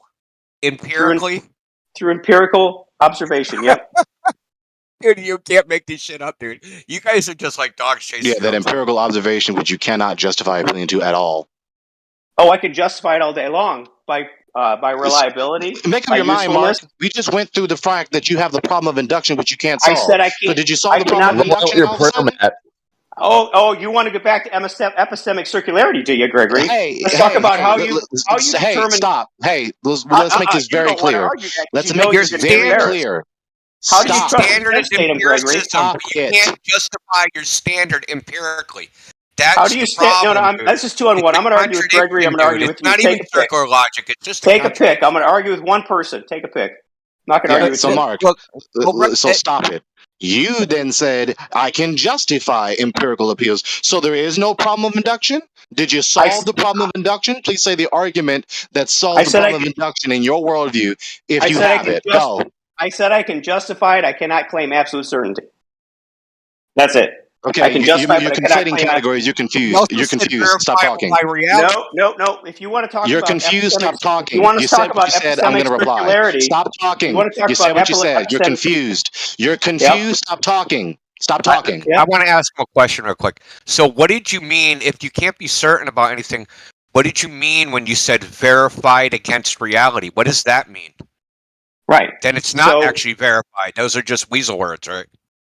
No. We can. I have to establish this before he answers your question. You can almost verify it. You can pseudo verify it. You can 99.99999% verify it. You said you can't know anything with certainty. Then obviously you don't understand the problem. India, let me correct him on this because he's going to keep fucking up if I don't correct this of him. Please. He's separating and he's switching back and forth between certainty and justification. Certainty is just maximum confidence. That's just the belief part. That's just the B in JTB. Justification is what you need for the TB, for the true belief. So if you have justification, then you know it. If you don't have justification, then you don't know it. So do you have the argument to solve the problem of induction? If yes, then say it. Go. All right. I think you're confused, Gregory. I think you don't really understand JTB. We've gone down this before, right? So there's absolute certainty which you cannot achieve. Right? Through induction. You just can't. Oh, through induction, yes. True. We're not talking about certainty. Stop conflating the categories. Just stop. Okay, great. Just stop. Right. Shut up. If you want to throw out certainty, then I'm justified with induction. There you go. Stop. Then I'm justified with my induction. Stop. Glad you agree. Stop. Yep. JTB, justified true belief, justification, the logically sound argument, the truth, the veracity of the premise, and the belief, the premise that you believe, that you affirm to be true. Very simple. Didn't confuse any fucking thing. Certainty is maximum confidence. That is the B. Certainty is the belief, the B in the JTB. If you have the justification, that's your argument to demonstrate that you know the true belief, if it is a true belief, to be true. So say the argument. to justify believing that you have solved the problem of induction. Go. No. See, this is where you're confused. Certainty is not the be in belief. It's a state of your thinking that there's an ontological prospect which is true. What do I think you're confused on that point. Enough with this bitch. I'm sick of him. He knows he's just obfuscating. He knows he is. I'm not obfuscating. Everyone knows full and well. There's nothing to be controversial about this. I can't let it go. Certainty is belief. It is maximum confidence. No. You believe it. You're certain. You are maximally confident in the proposition. That's it. There's no need to bicker with me about this. I'm not wrong on this point. You do not need certainty for belief. You need justification. Never said that. Stop distorting what was said to you. Certainty is a belief. It is a maximum confidence. That's what it is. You may have the belief that you may think you're certain, but that's not required for belief. A JTB, you just need justification. I didn't fucking say that. Stop saying that to me. Okay, great. Now we're agreed on the terms. Okay, so I already made it fucking clear. Shut up. Empirical observations. I already made it clear. As holding a belief. I already made it clear. Shut up. Shut up. Certainty is a belief. If I don't need to be certain, then I can justify induction. Is belief an It's just on-off being switch? disruptive. I know. Is belief an on-off switch? Is it like belief an believe, on-off don't switch? believe? Or can there be degrees of belief? Well, I think there can be There's going to be degrees of confidence. Sure. You just played yourself just now. So fucking simple. Certainty means you don't doubt. Said that it didn't mean that, and then you just said it does mean that. Certainty. If you want to be certain, it's impossible to be wrong, right? No. No, that's not what certainty is. Fuck. Certainty is a human feeling about something, dude. You said maximal confidence. What is maximal confidence unless you think you cannot be wrong? No, just because you are confident doesn't mean you think you cannot be wrong. That doesn't fucking follow. Certainty is not infallibility, dude. No, it was maximal confidence. Maximally confident. Maximally confident. If I'm maximally confident about something, I don't think I can be wrong. Stop talking to the reply. You are out of Gregory, control. no one was talking through the reply. You just chanted over the response. No, I wasn't chanting over the top of him. Shut yes. up. Shut up. Shut up. Stop white knighting. Gregory, how about Shut the hell up. Pipe down. Shut up, Naz. Fucking idiots, man. Let's It's so simple. Stop going in circles about this Explain point. this to like a basic Billy, very basic. Say I'm the quarterback on a football team, and I'm maximally confident that guy is open and I'm going to throw the football. That doesn't mean I'm not going to be intercepted, or I'm 100% sure I'm not going to be intercepted. I'm just maximally confident that I'm not going to be intercepted. That doesn't make it true. Just means that it's my mental state about it. Okay, whereas a justification is not about a mental state. It's about the formal structure of the argument and whether it's logically sound. Okay, it's logically sound, irrespective of my belief in it, irrespective of your belief in it, irrespective of anybody's belief in it, as long as it follows logical requirements. Right? Yeah, I think you're confusing things a little bit there. So you're confused. So the only thing that you'd consider that I could not be wrong about, if you go with Descartes, for example, he called those statements indubitable, right? You can't doubt them. Like, for example, if you say, I don't exist, well, what's doing the denying of the existence if you don't exist, right? That's a statement which just it's incoherent. It doesn't make sense, right? Because you cannot deny your own existence, right? Okay, enough. I'm past this point. It's very simple. We define the fucking term. Stop going in circles about this. Certainty is maximum confidence. Certainty is not the proposition being true. Certainty isn't veracity. Certainty isn't infallibility. Certainty is maximum confidence. Very simple. The highest degree of confidence means you don't doubt. That's it. So certainty is not justification. Certainty is not veracity. Certainty is not infallibility. So now that we got those very basic terms untangled now, you obviously demonstrated you didn't know what the fuck you're talking about. So that's why you don't know anything, because you didn't even get these categories, very basic categories, straight in this epistemic issue. So now that that's straight now, give your argument to justify believing that you solved the problem of induction, because you just walked back on the issue of the problem of induction not being solved or solvable. So since you walked that back and contradicted that, saying that you have solved it now, that you can justify appeals to empirical experience. Now stop talking to me. Stop talking. There's no reason for you to be talking right now. None at all. None at all. None at all.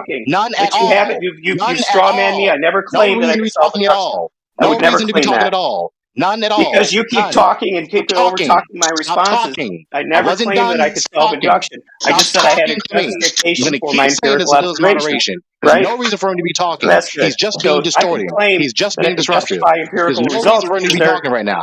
He's just being disruptive. I can't make a heads tails of what either one of you is saying. Quite honestly, Fucking ridiculous. He's doing it deliberately. He tries to be disruptive so that the moderators get confused. They don't know what the fuck to do. So then he ruins the. So, well, I mean, like I was saying. Yeah, go ahead. Go ahead. I'm sorry. No, I was just gonna. You don't get it, man. I don't know what else to say, man. He just don't get it. He's fucking retarded. He's doing this. He's doing it deliberately. He wants to talk through me, so the moderators get confused. Then they mute everyone, and then the point is lost. That's all he's doing. It's called disruption. That's it. So what he disrupted was this. He said that I can justify empirical experience. I didn't forget. Right? Yeah, I heard it. He wants to extend, and he all that rigmarole that we just went through. He's trying to distract from the fact that he said that. So he just contradicted the previous point that he said. So now I'm pressing him on his latest update that he has no justification for. He needs to justify saying that he can justify making appeals to empirical experience. He hasn't done that. He needs to make up his mind. Yes, he did say that. I heard it. He said he can justify his belief in empiricism. 100%. He said that because you immediately called him out on it. Thank you. Thank you very much. Thank you. Well, I mean, y'all heard it. Anyway, now he's trying to backpedal. Maybe he misspoke. I'll give him the benefit of the doubt that he was just excited. Which he probably was. He's too excited every damn time he speaks in here. So I'm gonna... Dude, what I heard is Mark G cited a bunch of surveys, and you focused on meta. That's what I heard. Yeah, well, has to go there because people want to whistle past the graveyard. So let's review. I unmuted this dude. So, can you solve the problem of induction, or are we mistaken? Oh, I unmuted the wrong moron. Let me unmute the other moron. Sorry, Mark. I unmuted Mez. So, can you solve the problem of induction, Mark? Yes or no? Okay. Let's say yes or I no, did not dude. Because I didn't say I could solve induction. I said I could justify. You could justify it. I said I could justify. Here comes the disruptions and distortions. Here it goes again. Right? You said that you can justify empiricism. Right. You justify empiricism through a few different things. There's a pragmatical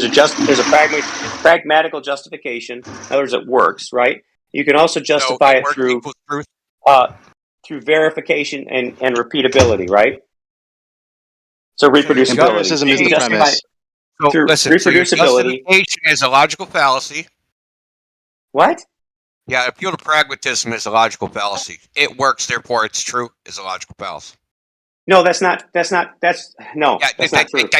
Why? Because you never heard of it? No, appeal to pragmatism or utility. It's useful. Yeah, it's called the pragmatic fallacy. Yeah, but that's not. Hold on. That is a logical fallacy. That is a logic. Excuse me. That's a logical fallacy, not what I'm using here. Right? I'm using an empirical argument here. No. Come on, dude. No. Really? That's some crazy stuff, man. Really thought you were gonna save him with that? And so another goddamn distinct without a difference is the pragmatic fallacy. You allude to it works, therefore the premise is true. Premise being of empiricism being the premise that you can only know things by empirical experience, which is self-defeating also. So not only did you appeal to pragmatism, which is fallacious, you also have a self-defeating premise where you cannot verify the premise by its own standard. Okay, again, you're making category error, Gregory. You're applying a logical fallacy to an empirical argument, right? We're justifying empiricism, right? Yeah, with a logical fallacy. Based on our experience, right? Right. That's circular. Hold on, dude. So you're justifying empiricism, which is experience, by your experience. Yeah, repeated experience. Yeah, why don't you say that like 3 or 4 more times than what is going in a circle? Yeah, would you have, Do you have a better way of discovering what's true about the world other than experiencing it? Why are you asking me questions? No, I'm saying this that isn't a matter of it's one what's of those. best, what's worse. Better No, for I mean what? the alternative to trusting the alternative to empirical measurement is just making shit up, right? That's all we got. No. Really? No. You asked me for an alternative, right? Something better. Better for what purpose? So this is another thing. Subjective. What's better is subjective. Discovering, if our objective is to discover what's true about the world in which we live, that's the objective, right? The scientific method, empirical measurement is the best way to do that. Most reliable. So let's try this again and stop listening past the refutation. Your premise is that you can only know things by empirical sensation. You cannot verify that premise by empirical sensation. Therefore, it's self-defeating. So if it was true, it's false, or you can't know it to be true. He also said it was the best. Where did where's the evidence for being the best? Gregory. You've now confirmed my initial statement, which is empiricism is not absolute certainty. You're right. You cannot achieve absolute certainty with empiricism. Yeah, but what makes you think it's the best? Yeah, so stop appealing to it, right? Empiricism is false. We don't only know things by empirical experience. Really? What do you know that's not empirical besides the fact that you exist? Yeah, it necessarily follows, given that the premise is self-defeating, that you know things. Laws of logic, bro. Demonstrate it. I'll finish eventually. I've already demonstrated the self-defeating nature of the premise, given the necessary implications of the premise. So we know that this premise of we only know things by empirical sensation is false, given the logical incoherency of it. We have a priori knowledge as well as a posteriori knowledge. This is a very simple and irrefutable fact in epistemology. There's no refutation to it. So if you sit up here and say that we only know things by empirical sensation, you cannot verify that premise, and it's self-defeating. What do you know that besides you exist? What do you know from a priori? No, a multitude of other things. We're not going to digress into this issue. Multitude, because you don't want to talk about it. We're not going to digress into this issue. Stop talking to me, dude. Talking about it. To me, dude. I wasn't done. You don't have a verification for the premise that you only know things by empirical sensation. You don't know that, and you can't know that to be true. So it necessarily follows, given that we know that premise is true, and we didn't know that premise by empirical sensation. There's a multitude of other things we know without empirical sensation, dude. Multitude. Name one besides the fact that you exist. Law of identity. The unverifiability of the premise that we only know things by empirical sensation, dude.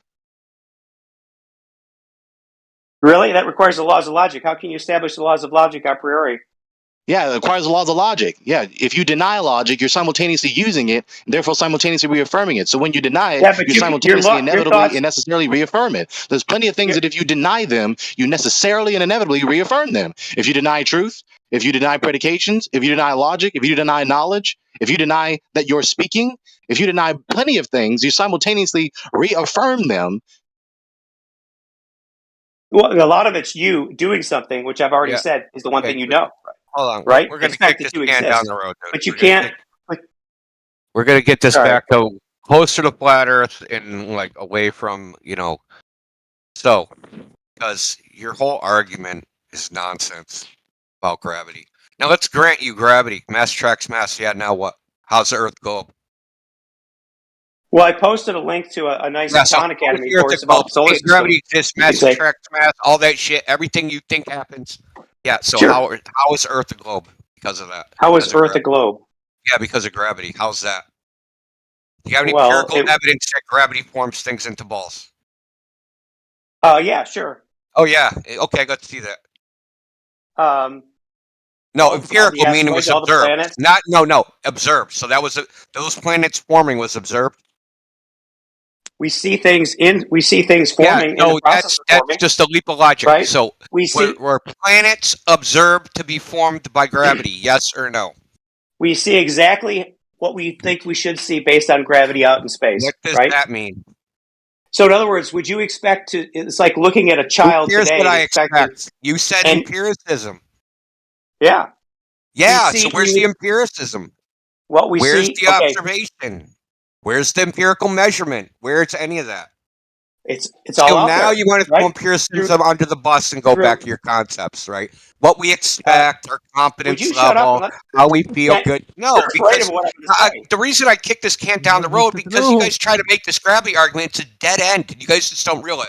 No one's ever observed gravity forming things into spheres. No one's ever demonstrated it in a lab. And you know what? Even in the equations themselves, if you did the equations out and took a bunch of particles in a simulation and tried to get them to form a sphere, they wouldn't actually form a sphere because this has been tried in simulation. There's published papers in astrophysical journals where they run this shit in simulation and spheres don't form. So there's actually no basis for the idea that gravity would form things into spheres. There's no basis for it at all. If I may add something, It just sounds good because they told if you I may that shit in 7th grade. guys, Okay. if I may add something, no, wait, I'll add something, Mark G. Nah, I'll pass. NDO 007. I'll pass. You're a troll. You've been around for a while. So let's I know who review. you are. Right? Yeah. So Saudi man, I just want to point out, was trying to throw his body into the fucking gears to stop Mark G from getting chopped up into little pieces over his own empiricism. You don't have any empiricism. You have ideas in your head. How do you verify what's true? Okay. Do you have any empirical evidence that planets formed into spheres? Not equations. We want observations through a telescope with your eyeballs, a radio telescope. We want planets formed, planets, right? Planets forming into spheres because of gravity, because of mass attracting mass. You know that you don't have that observation. I know you don't have that observation. So now you want to go back into concepts and ideas. This is what you guys always do. Did I say anything about concepts or ideas? No. Yeah. You're strawmanning me. You're pretending what I'm going to say, and then No, you arguing said, against that. what would we expect? That is a concept. Your expectation, right? Your personal feeling or your personal intuition or your idea about what should happen is just an idea. It's not empirical. Merely his opinion. No. This is again, your ideas are empirical. You're strawman. Ideas are abstract concepts, but they actually make predictions, right? In other words, if we look out into the universe, what should we see? If you ask me to demonstrate gravity, so I'm like, okay, what should we see if gravity's a thing and we understand the gravitational constant, right? What should we see? And when we look around our solar system and the universe, that's exactly, very close to what we see. Now, it wouldn't be a result of the gravitational constant. Sharpshooter fallacy. It would be a result. It would be a result of the inverse. It's the sharpshooter fallacy. He's just making the data. He's just making the data be the target. He's just asserting that it is because you what don't. data he You expects, claim and it's not all the implication of the premise. The gravitational constant was established on Earth and measured on Earth, right? And then it was confirmed. That's and not it was the math. He does this every time. It was confirmed with other. Mark, he's I know just you're talking smarter through the refutation again. I know you're smarter than this, right? So the sphere thing comes from a Gaussian surface, right? And that comes from the inverse square law. Yeah. Right. So not G. G could not even exist. Even if G did not exist, right? The inverse square law would predict that things form into spheres. But this is the thing. It's every particle attracts every other particle inversely proportional to the square of the distance. Now, matter's kind of lumpy. Things are kind of lumpy. They're not evenly distributed. They're inhomogeneous, right? Right. If matter was perfectly homogeneous, there wouldn't be any forming. Is a forming. special case. It's a special case of an isotropic, homogeneous medium with particles of identical masses. Then it would form into a sphere. No. Yeah. Why would you think that? Because that's how the inverse square law works. Because if there's an inhomogeneity within this medium, right, you're going to get clumping, right? You're going to get lumpiness. It'll clump in one place. And then when the more it clumps, the more it's even going to clump, because once all the mass starts going in one direction, then it all goes there. Right? And you're not going to have a freaking sphere. You're going to have a big blob. And that's why I told you, when they run this shit in simulation, this is what happens. Doesn't form little perfect spheres. Doesn't form oblate ellipsoids. But the thing is, these are all concepts. We're talking about ideas of what we do, quote unquote, expect. But you said empiricism. So where's Right. empiricism? I like that. Hold on. I like that point you made that it's very clumpy, and you do get up with you end up with big clumps, right? And which is true, right? So in our solar system, I believe the mass of the sun is 98 or more % of the total mass of the solar system, right? Well, sorry, bro. Well, Right? do the simulations include spin? Just curious. Cool story. More cool stories. Yeah. So Yeah, yes, we end up with one or sometimes two in solar systems, or sometimes three big masses, and then a bunch of little things scattered around, which we call planets. They look big to us, but relative to the sun, they're very, very small. Yeah, it's a cool story, man. That's Yes, awesome. it's a cool story, and we can see That's all it is a story. You realize that, right? No, it's not all it is, right? We have empirical measurements. The measurements of what? Oh, now you're back to empiricism. Let's go back to empiricism. Right. We have measurements of galaxies that are rotating, right? And we know this by the redshift and other measurements, right? Right. And we can see. No, we don't know that. And we can see other solar systems. You read help in our atlas of and we can see other solar systems. Where he falsified redshift back in the 1970s. So I don't know what you're talking about. That was Halton Arp. So he was Hubble's PhD student. Yeah. Yeah. Sorry. Halton Arp. You ever hear of him? You ever hear of this guy? No. What's his name? Halton, Halton, Arp, ARP. Halton Arp. Oh, sure. So he falsified redshifts with his atlas of peculiar, unusual quasars and galaxies. He showed that there things that were simultaneously in redshifted and blueshifted at the same time, which in the theory of redshift couldn't possibly work. Halton Arp was actually Hubble's PhD student, right? And he said that if Edwin Hubble saw the data that he accumulated 30 years later, he would abandon his own theory. But when Halton Arp came up with this revealed that redshift doesn't work, want to know what happened to him? Take a guess. He took away his telescope time. They wouldn't let him use the telescope anymore. Quite literally. Yeah, I'm reading a little bit about him here, but he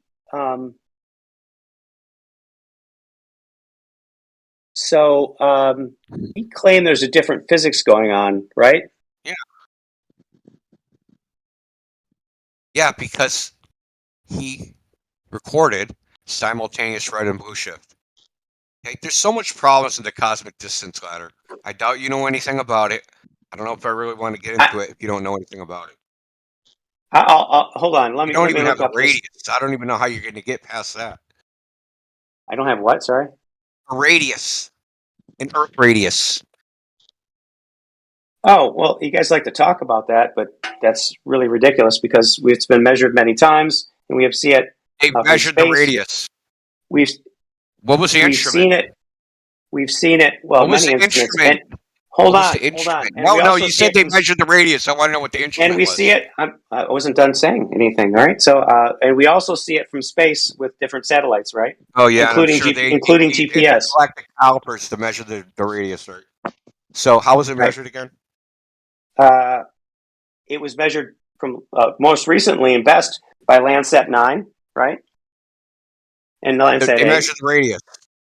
They measured the land topography. They measured the land topography very accurately, especially in the northern half of the hemisphere. Accurately. Why? How do you know that? Because that's what they put out in their press release. They said we measured this very accurate. Well, they make the data available to the public so you can download it. Yeah, and then what? Then you can determine the actual topography of the land if you want yourself. And how would I do that? Would you like me? What do you mean? How would you do that? Yeah, how would I do that? How would I download their I have their data. Let's say I download it. It's on my computer. Sure. I want to verify the accuracy of the data. What would I go do? You could take the longitude. I'm getting late. The longitude and latitude and the height at any particular time, any particular location. Self-defeating appeal. So funny. And measure the height, right? And then compare that to what would a flat Earth alternative be, right? Is that how it works? That's not how it works. What about latitude and longitude? I don't even know what those are. I don't know what latitude and longitude are. How do I find those? How do you find those? Yeah. Well, you can look at a map. This guy, dude. That's how they found Latin long. Bro, man, They looked like at a you're in a map. cult. It's hilarious, man. It's like you're a fucking devout Christian. No, you're like way beyond, but you've never read the Bible, dude, and you're just making shit up out of your I own have head. read. I haven't read every bit of the Bible, but I've read enough of it to know it's No, just really silly. no, you're like a Christian that never read the Bible, trying to tell me what fucking Christianity is about.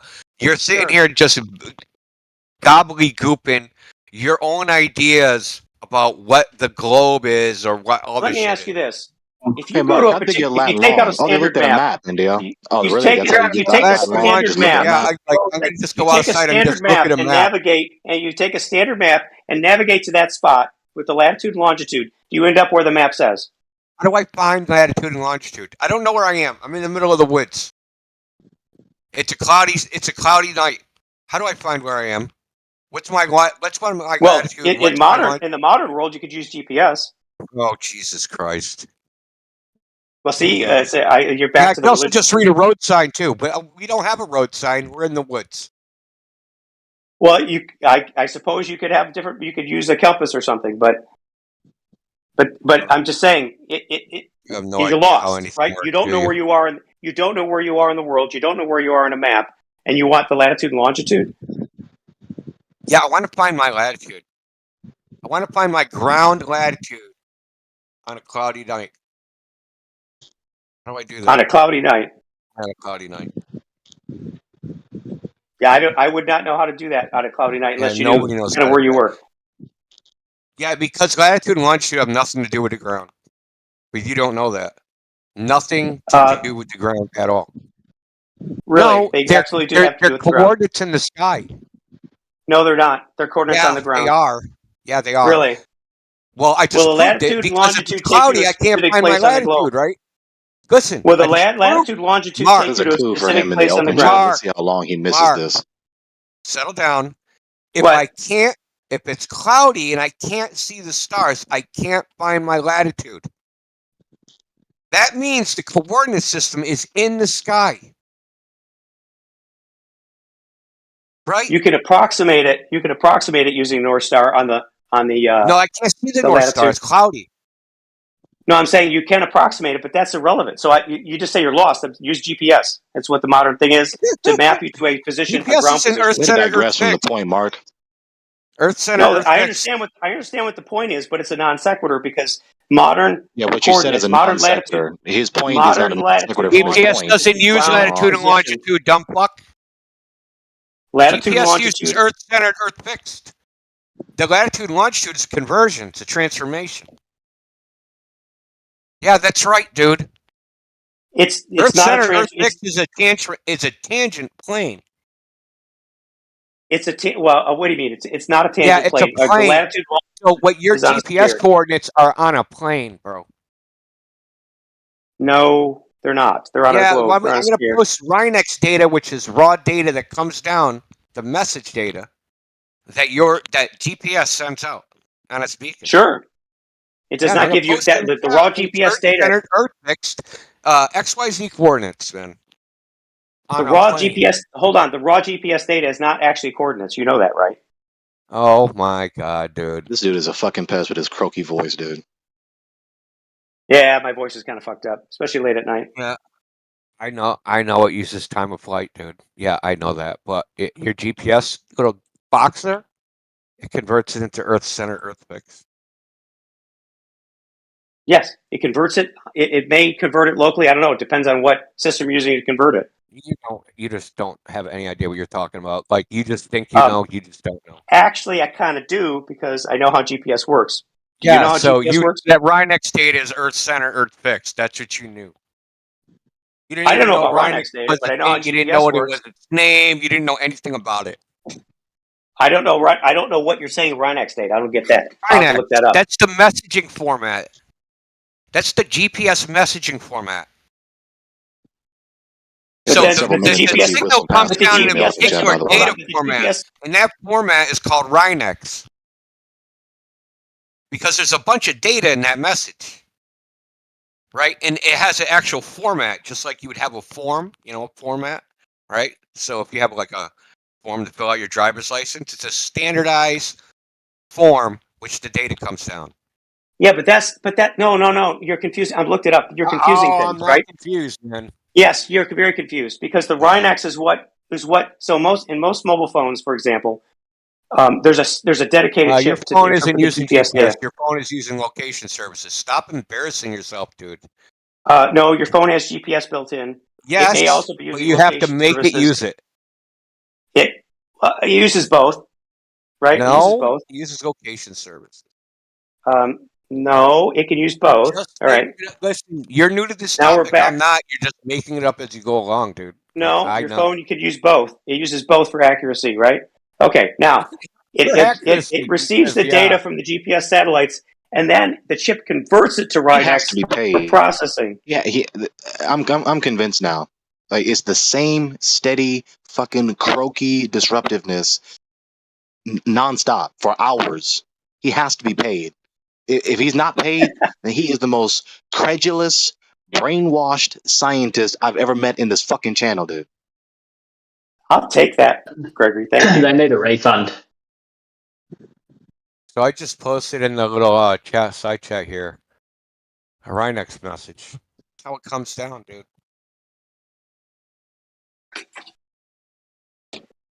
It's an exchange format. It's not the raw data from GPS. Oh my god! What do you consider raw data?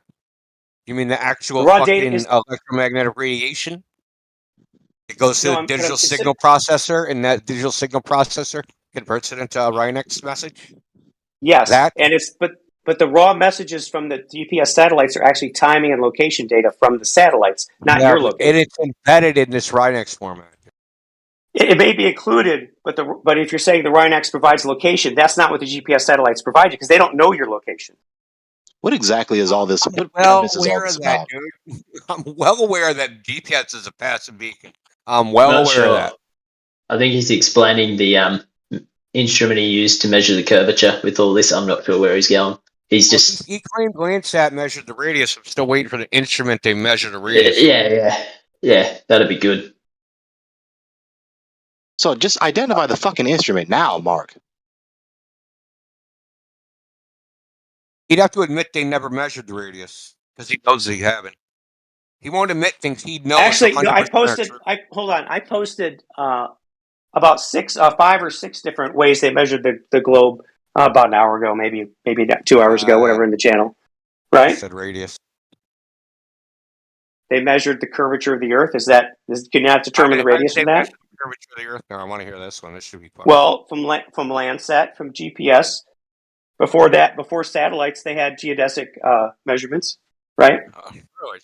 Geodetic surveys that established the curve. What's reference ellipsoid for? What's the what? What's the reference ellipsoid for in geodetic measurement? No, There's they something didn't use called a one. reference ellipsoid. No. What did they use? They did not use one for these measurements. Oh, they did. You're confused. Nope. Oh no, I'm asking you, what's it for? Oh, when they do some measurements for geodetic surveys, they do reference a curve to adjust for height, but that's not what these surveys did. So which ones are these? Do you have a specific name for them? The most famous of these is the Struve survey in Europe in the 1800s, I believe. The one that measured longitude? They measured longitude and latitude, but they measured longitude, and they did use a reference ellipsoid for latitude. They have to. No, they have to use a Clark ellipsoid, and longitude they don't have to because they're using the sun. So you don't know anything about this. You really don't. You just like parroting. Maybe you heard some other freaking globetard talk about it or something. No, I've looked it up. Would you look? Do you know the Struve? I'm aware of this. Excuse me. Do you know the Struve survey? I've been hearing this shit for fucking half a decade at this point. Well, do you know the Struve survey? Yes, the Struve survey. Yes. Okay, it's a longitude survey. It's a longitude survey. No, they measured the latitude and the curvature of the latitude. Struve geodetic arc. Yep. The geodetic arc is the arc they measured the curve over. I posted that too a while back. So how did they compensate for deflection of the vertical? Deflection of the vertical. What do you mean? How they compensated for curvature of the the plumb total line, dude. Right. Oh, that's good. You answered right because they measured from the North Sea to the Baltic Sea, and because those seas are connected, they would be very approximately the same the same altitude. What does that mean? Which means they'd be zero. So okay, in Globetardia, plumb is not plumb. So when you set up a theodolite and you level it in globe world, that is not perpendicular to the surface of the Earth. A plumb is not perpendicular to the surface of the Earth? No. Yes, it is. No, it's not. Yes, it is. Not in Globetardia, it's not. Yes, it is. It's perpendicular to He's the just tangent. gonna keep saying it. Yes, it is. No, it's not, dude. Well, it is. In geodetic surveying, plumb lines are curved. Plumb lines are not curved. The tangent isn't the curve. You think the this tangent is is Tangent is not the curve. Is Your curved tangent is plumb not the lines curve. It is. ridiculous? To say it, are curved plumb lines ridiculous? Yeah, it is curved. Curved plumb lines are ridiculous. They're not curved. Okay, What are you talking about? Now you just said that basically the globe is ridiculous. No. I'm gonna post pictures in the chat. I'm gonna post from documents from geodetic surveying from universities. No. Run. You cannot. Now it's not ridiculous, right? No. Now It's ridiculous. It's total ridiculous because that you're confusing modern geodetic surveys and how they do modern ones over limited areas or more limited areas with the original ones, including the Struve survey. Curvature of the plumb line goes back to Helmert, which is like 1841, dude. Sure. Considered the grandfather of geodesy. Okay? It's even in the books he wrote back then. They've known about it since the 1400s. So you don't know what you're talking about. How is the plumb line inaccurate for establishing the center of gravity? It's not what plumb fucking means. How is the plumb line inaccurate for establishing the center of gravity? How does the plumb line? How is it inaccurate for establishing? Oh, it doesn't? Really? Establish that. Where's your reference for that? No, you established that it does have to do with gravity. You know, that unverifiable, falsified, stupid-ass doctrine that we already went through for several minutes. I asked you how it does it. You may say I don't have to do that, but you said it doesn't. So please establish that. Yeah, that doctrine that is unverifiable and falsified, like we went through several minutes already. So there is no gravity for plumb to be plumbed We've already established that unverifiable is not a thing. So there is no gravity for plumb to be plumbed to? Oh, really? Really? Yeah, like we just went through several minutes ago.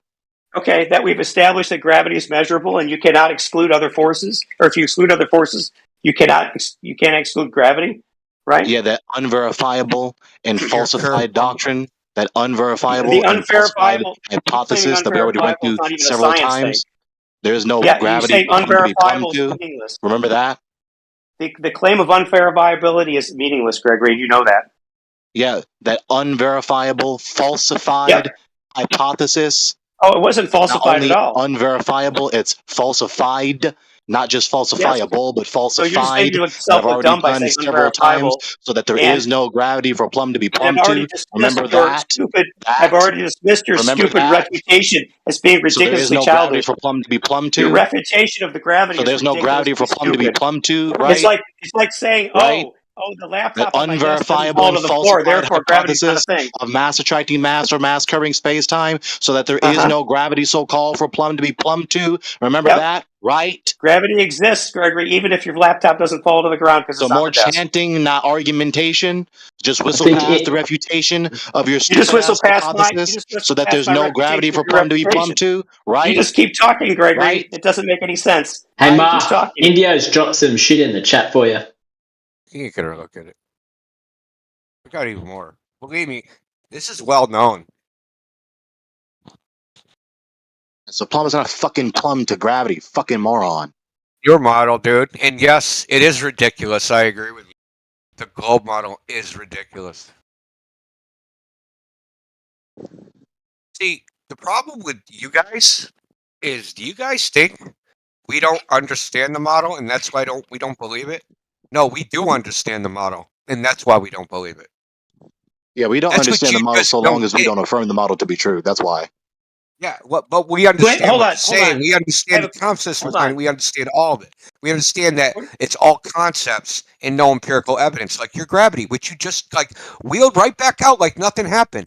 Like the fact that you said empiricism is the way we find truth, and then I go, "Where's your empirical data for planets forming from gravity?" And you're like, "Well, we don't need that because we expect something." I didn't say that. Yes, you did. Nope. I mean, I think that's what you wish I said. But hey, so I have a Well, question then what about did No this you clue say? about document. that Is shit that because you're I not going have to a, be I have a consistent on that question about either. this thing you posted. Where did you get this document you posted? This Earth surface plumb line. What is this from? Oh, I mean, you could just go on Google, type in curvature of the plumb line surveying, and you get about fucking 1,000 of them. Okay, It's hold on. well known. Just because you don't know about it, don't mean it don't exist. No, I'm not saying it doesn't exist. That's why I'm asking you where you got that from, so I can take a look. Oh, that particular one? I don't know. I got a bunch of them. Now, if you say it's easy to search, I'll do it. That's fine. Well, the diagram is different from the text. So the text comes from. Hold on, I'll give you a site.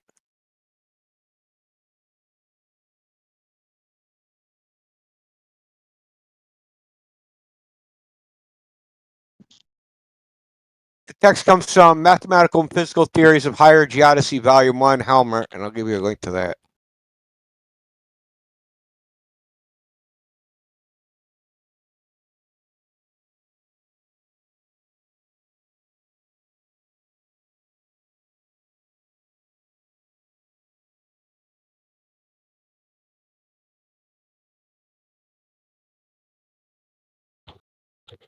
So you said they measured curvature by surveying. Well, that's freaking impossible. Because you don't know, because your first spatial reference when you set up a theodolite is the so-called gravity vector. And if that isn't perpendicular from the Earth to the Earth, then what are you measuring? This is why they use a reference ellipsoid, right? Because of lumpy gravity. No, they use a reference ellipsoid because they can't. Oh my God. They have to establish the baseline curve. If they cannot establish it It's other not why ways. they use it. They use it because it's deflection of the vertical, right? So instead of it pointing like say I set up a theodolite, right?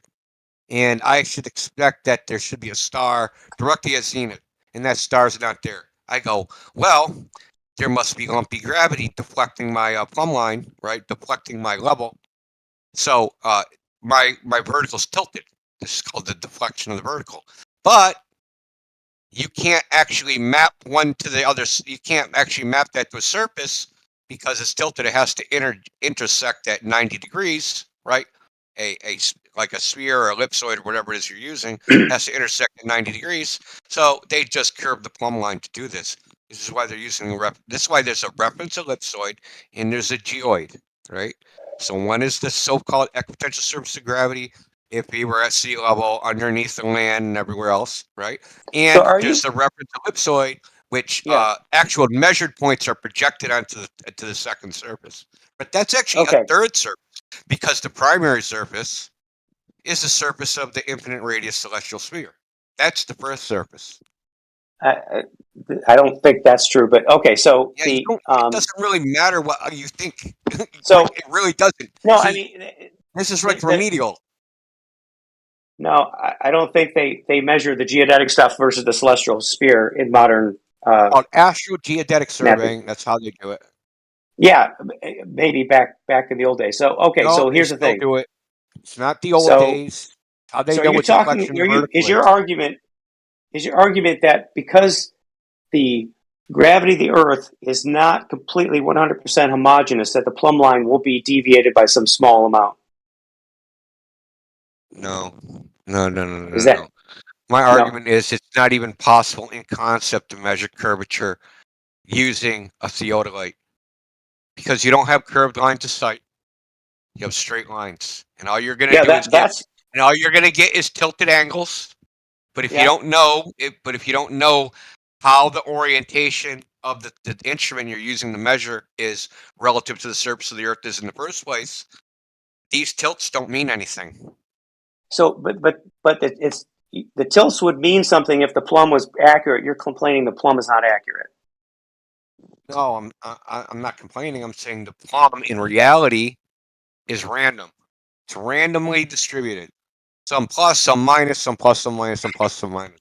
Oh, okay, that's good. That's good. What's the deviation from vertical that you'd expect with the plumb dropped? You know, let's say in Northern Europe or anywhere. It doesn't matter. I don't Give me think it's anywhere. ever been quantified. I do know that if you like in Europe versus other parts of the world, they use different. So there's a bunch of band-aids here, right? So there's the band-aid of refraction coefficient, which varies depending on where in the world you are. They use different values, right? So that will add a so-called curvature correction. Then you have different gravitational models. So you got like Europe has their gravitational model, Australia has theirs, United States has theirs. This is not a homogeneous thing, right? This is not a uniform thing. Everybody's kind of doing their own thing. And there's variations of datums, and when all those datums have different scaling factors. So you have an idea about what's going on in your head, but then there's what's actually going on out there. Wait a minute. The gravity. How does I understand refraction is a problem with especially large scale surveying, right? Potentially. How would gravity be an issue if you establish plumb? Now, getting back, is that your complaint? Is that because the Earth is not homogeneously gravitationally attractive that the plumb would not? They don't even know how to 100% establish reliable? plumb. They don't even know how to. All they do is they compare it to the celestial sphere. Where do I expect the star to be? Where is my vertical relative to that star? I think there should be a star at zenith. That star is not there. It's off 1 degree. So I'm going to say that my vertical is tilted 1 degree. That's just what they do. I know it's hard to accept. No, that it's that's such not a what they freaking. do. That's not what they do. Exactly what they do, dude. No, they drop a plumb line. That is vertical. Period. Done. Right. They do something called astrogeodetic surveying, dude. You don't visit when I say plumb line, right? So you have a bubble level inside a theodolite. You know how that works? There's an air bubble that goes up. And why does the I air know bubble? how it works. Yeah. Why does the air bubble go up? Because the water tends to Because get the water goes down, right? So whatever direction the water's going down, the bubble goes in the opposite direction. Yeah. So if gravity is tilted, right? The gravity vector is tilted. The bubble gets tilted. The liquid gets tilted, and the bubble goes up at some angle, and not straight up relative to the ground. That's right. It's deflected. They call it deflection of the vertical. This is theoretical. This isn't actually what's measured. The only reason they even think there's a deflection of the vertical because the surface of the Earth won't align with the stars. See, the whole coordinate system, which you can't accept for some reason, is based upon the stars, based upon the celestial sphere, which oddly enough has an infinite radius, which would be flat, but I don't know how that works. We used to use the celestial navigation or celestial reference, right? But not the whole we don't use that. On this. We don't use that anymore. Based upon time in the sun. Latitude's based upon the celestial equator. Yeah, longitude is based on 15 degrees per hour, strangely enough, right? Based upon the sun. 15 degrees per hour, so that's 24 hours. Yeah, I mean, depending on how you measure it. Yep, which is strangely enough a sphere or a circle, right? Or a circle. Yeah, can I object? Right. And that's the mean. That's the mean, by the way. That's not like longitude. Longitude is not based off of 15 degrees an hour. Sorry, it's just not. Yeah, it kind of is. Why? No, it's absolutely not. What the hell does 15 degrees per hour have to do with longitude lines? Because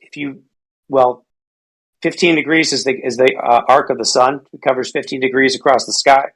And what 15 does degrees. The sun? What does 15 the sun? If you what does the sun maps, have to do with longitude lines? Wait, I'm thinking latitude. Latitude is north to south. Longitude is east to west. Latitude is east to west. Longitude is north to south. We need a sanity check real quick. See what way we're around. doing.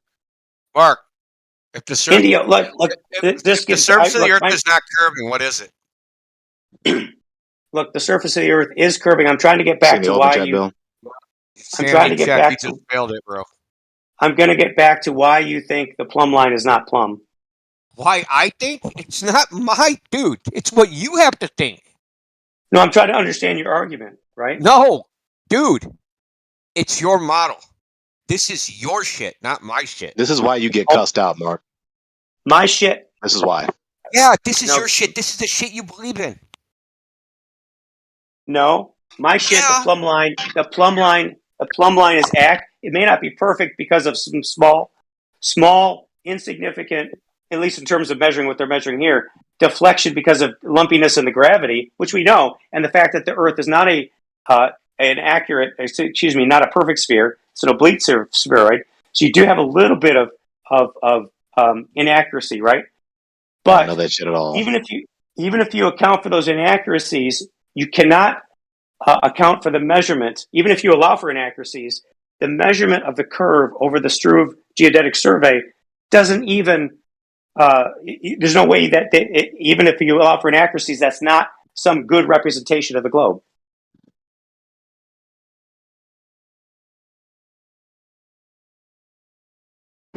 I have a reasonable answer. It's the niggers. The niggers are what's causing this. Bill, don't you see the Google entry right there? The latitude is north to south. Longitude lines run north to south. Okay. No, I'm gonna look. It's right there in the object. Crazy nutter, latitude bro. is north to south. You're just a crazy nutter. Why don't you realize you can't even say that if the surface of the Earth is curving, it's flat. If it's not curving, it's flat. You can't even say that. It just hurts you. It pains you inside. Then you're sitting here babbling on about shit you have no idea. I don't care. You have no idea what's in this true fucking survey. You have no idea what it says. You have no idea what they did. You have no idea. Right? You just said, hey, they said they did this. They said this was the result. I'm going with that. You have no idea what they did. You don't know what the methodology was. You don't know anything. I have a very good idea of what their methodology was, yeah, right? Very good You're claiming it was inaccurate because of gravitational variance, which you cannot describe. I said that they how much it would have affected the plumb line. Describe it. I'll describe it right now. It's random. It's not random. That's the thing. It is random. It said it was random even in the shit I posted. It's been known to be random. They know it's random, dude. Because they don't get the same result. So I have to go back. Where did you post Helmert. that? It's in Helmert, dude. Hold on. Wrong way. Strictly speaking, follow the plumb line of a point. It generally ceases immediately to be a plumb line on leaving the point. Point being right at the instrument. Direction of the plumb line changes from point to point along the plumb line, a mobile point which at any moment follows the plumb line corresponding to its momentary position, describes a slightly curved line, the vertical line of force. At any point, according to this, Okay. the plumb line I got it. It was your original post. is a tangent line at that point. Right. This is why they do projections, because they have to. Because if they just didn't do that, they couldn't support the idea that it wasn't a globe. So you do know that you can map any surface to any other surface, right?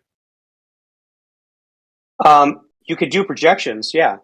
No, you don't have to do projections. You can do a mapping, which is different than a projection. How do you mean that it's different than the projection? How is a mapping different than a projection? So a projection is where you actually take like straight rays, right? So if you wanted like an AE map, you would take rays, right? And you would start at like the North Pole, and you would project the ray, right, through the ball, right, onto a point that's on a circle below it. And each ray would take the data that the ray goes through and project it onto surface. You don't have to do it that way. That's a projection. Yeah. But you can also map them, right? And don't use rays, you can use curved lines. Right, but if you cannot project without loss of fidelity or otherwise distorting it. You could not project or map a 3D surface onto a 2D map, right? No. So projecting and mapping are two different things. Right. Projecting is using straight rays. Mapping is different, where you're doing a function. It's different. The thing is, when you do a mapping like this with curved plumb lines, errors of distance, you can interpolate them between measurement points, right? So the distortion, the error between any 2 points is going to be small, right? So you interpolate it, right? You can just smooth the error across the whole surface. See, you guys just don't understand this shit. And I mean, it's no big deal. You know, the globe is a good sell, I guess, man. No, I think what your thing here is saying.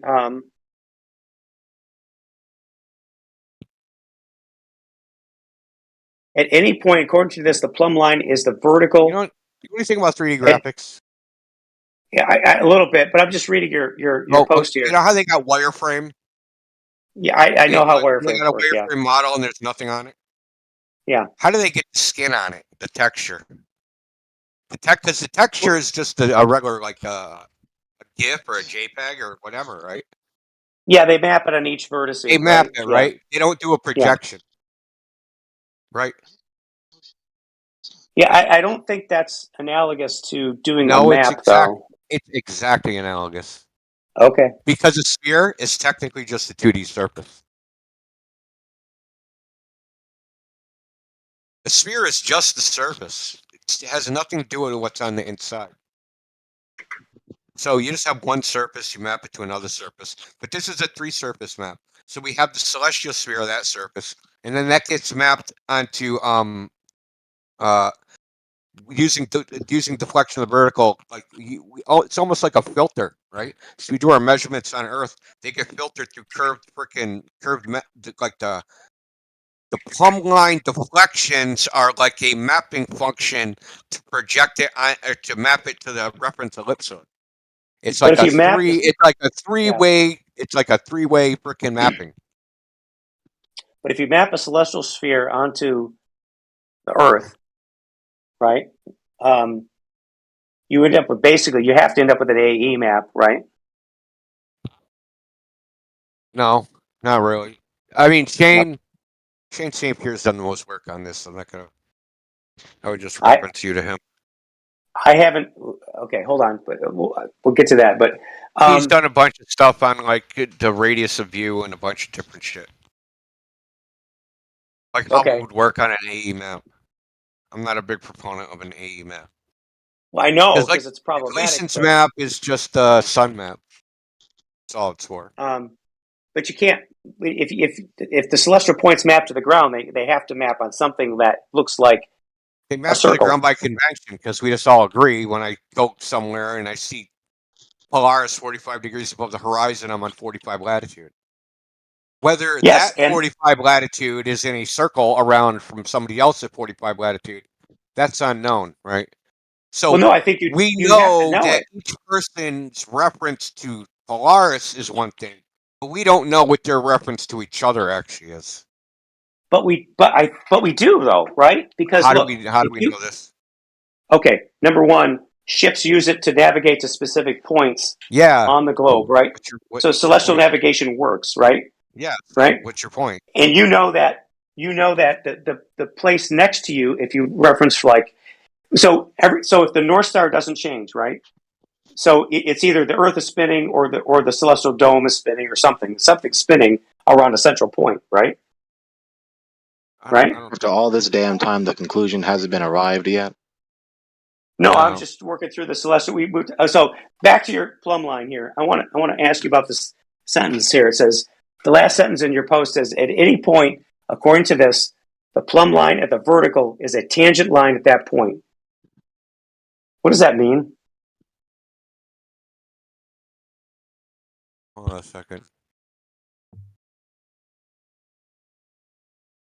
Because you can best believe the audience been lost.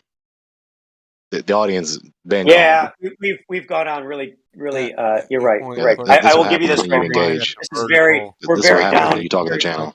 That means that very far down. That means that horizontals are not parallel. That they go up in a shitloads of directions.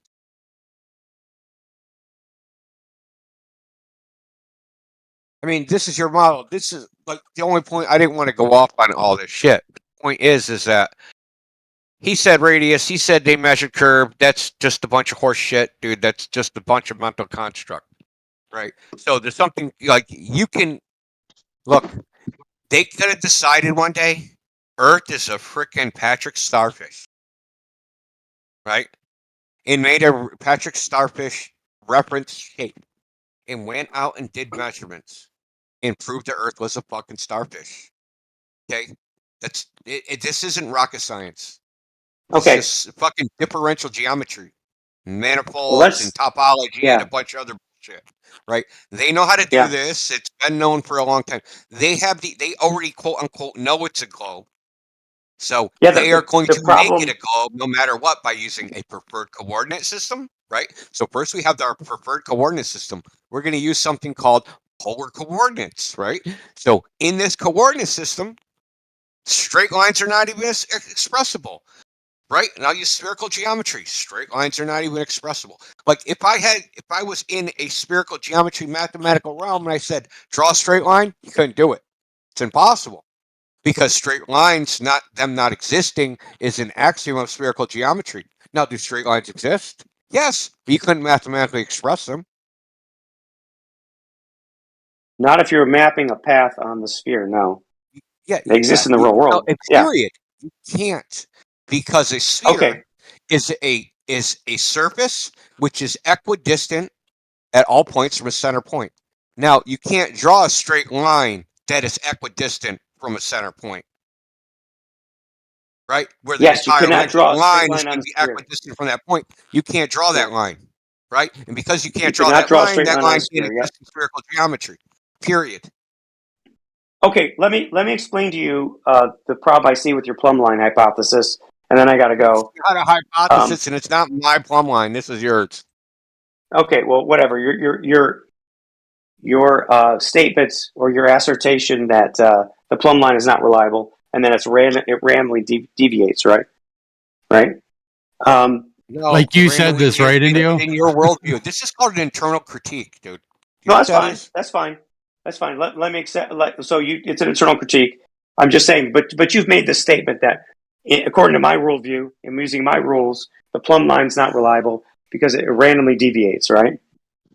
Okay. So if it randomly deviates, right, and is off some amount, right? If they take enough measurements, which they did, right? There was hundreds of measurements, right? It will, if you understand the standard distribution of error measurements, those errors will tend to center and average out to the actual measurement, right? A bunch of unreliable measurements don't make a reliable one. Yeah. Actually, they do, Gregory. No, they don't. All sorts of things have error in the measurement. Everything has an error in the measurement in the real world, and we use the filtering correct thing in order to correct the error. We use filtering, averaging. You need the correct thing in order to correct the error. You only have error. To determine a whole bunch of errors put together don't make a correction. You think you can add a bunch of random numbers and get a non-random number? Is that what you're saying? He didn't say. You didn't say. You think the plumb line was random? I'm asking you. I'm asking you. Can you add a bunch of random numbers and get a non-random number? You're saying something really ridiculous right now. You're telling me you are, because if the plumb line's random, right, and you don't really know what its orientation is supposed to be, right? You could take infinite amount of plumb line measurements. All you have is a compilation of random freaking noise. Okay, when I drop a plumb line, does it go horizontal? No.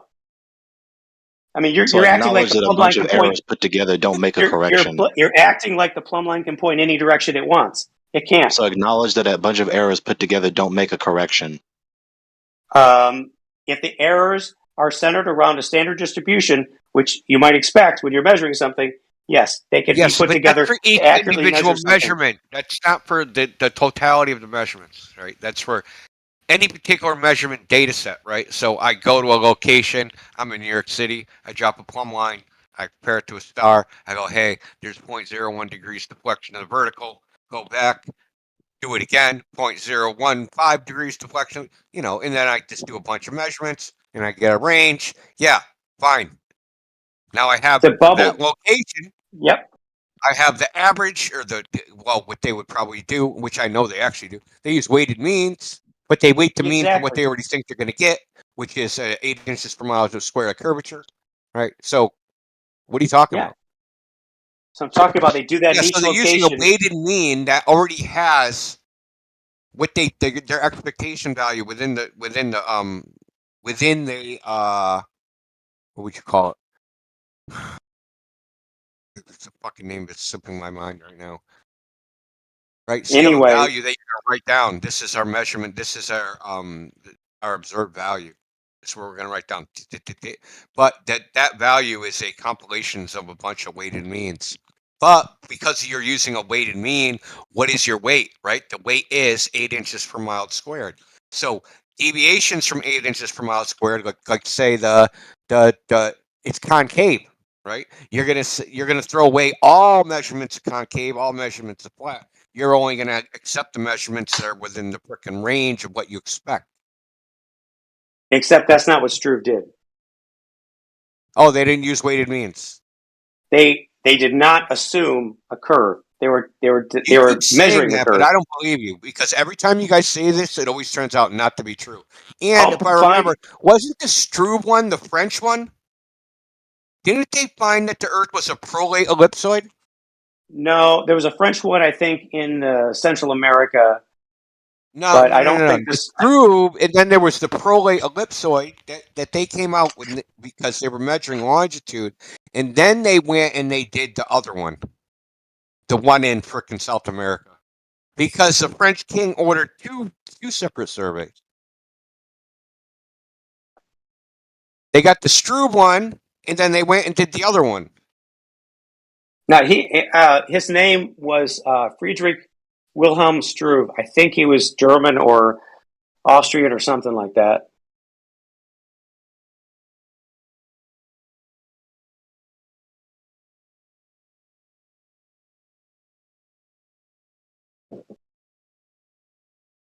There's a Baltic German astronomer and Doesn't mean it wasn't ordered by the French king. I want to hear Indio's answer to this question uninterrupted. So, Okay. what's the conclusion of this? The conclusion of this is, well, I mean, to claim that the Struve that survey measures curvature is just it's baseless. At best, because the instrument itself, when you set up the instrument, because the instrument's reference, spatial reference, is to the so-called gravity vector, right? Which way is down? You're actually not measuring the surface of the Earth. You're measuring the direction of down. It's all you're ever measuring. In the relationship of some piece of land to the direction of down. And what they do is they so-called correct it for the celestial sphere. That's all they do. It's no more complicated than this. They aren't measuring a ball Earth. No matter how much you guys hope and pray that that's what's happening, they're not. They're trying to do a bunch of measurements and shoehorn a ball Earth into it. But the shoe's about 9 times too small. Okay. Yeah, that's the flat Earth, that's the globe Earth proof. It's all the flat Earth measurements. We live on a globe because we measure it flat. Everybody That's knows. right. Vertical is in reference to horizontal. Exactly. That's like an axiom. What is that? Hold on. Vertical requires horizontal. You can't just have a vertical. Are you trying to sub in that freaking moron from the horizontal other day who was saying you can't find vertical without knowing horizontal? Well, you The don't have survey a. was without the a survey was horizontal. commissioned by Russia. If you want to know, Tsar Alexander the First and another prince paid for it. There you go.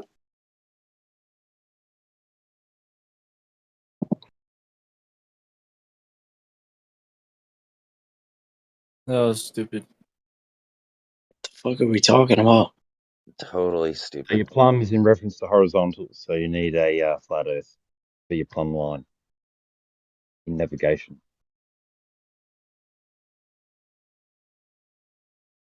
And plumb is not in reference to a non-existent pseudo force.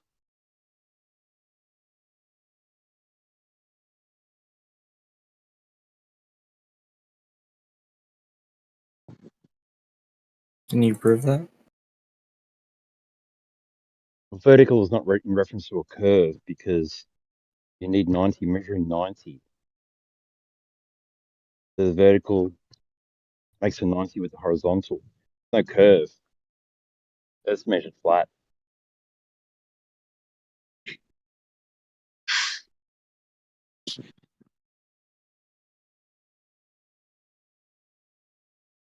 It's all you get from that guy. Hopefully, Mark never comes Croaky back with that rigmarole fucking that does stupid no one any gravity good. argument.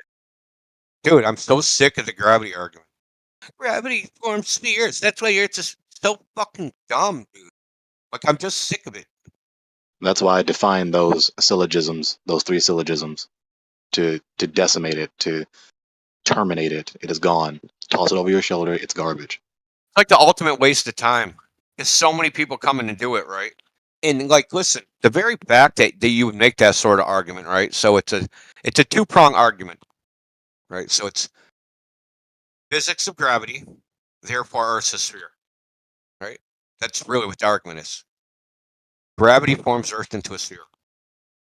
Well, dude, even if that was fucking true, you would still need to prove the sphere part, right? You would still need to go out and be like, yeah, we have a theory that gravity forms spheres. Well, yeah, okay, let's confirm the theory, Mr. Empiricist, with your measurements. Yeah, that's also either one of 2 fallacious arguments. Either it's an invalid modus ponens or an affirming the consequent. If there's gravity, then the Earth is a ball. There's gravity, therefore the Earth is a ball. That doesn't follow. Or if there's gravity, then the Earth is a ball. The Earth is a ball, therefore there's gravity. Affirming the consequent.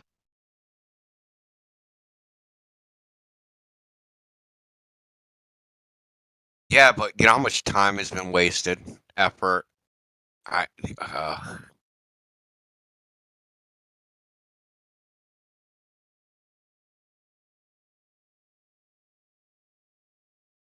Yeah, Indio, it sounds like you're fighting uphill both ways. Don't do that to I love listening to it, but it fucks me how you do it day in, day out. That's beyond me. I just looked in 24/7 Discord. The word gravity has been used 189,162 times. Yeah. You guys want to do an experiment? Yeah. Well, let me say this real quick. Oh, baby. I strongly recommend that we take to heart this point. Let's appreciate how remedial. Excuse me, I was burping. Let's appreciate how remedial and simplistic the doctrine of mass attracting mass is, because it's so easy, right? Go wind back the clock 500 years, right? You're a pariah in society. You're sitting here defying the very obvious empirical fact that the Earth's surface is horizontal under the celestial bodies. Someone asks you the question, well, how does shit stick to the ball, Gregory? Oh, mass attracts mass. Huh? Mass attracts mass. What do you mean? Well, the Earth exists, right? Yeah.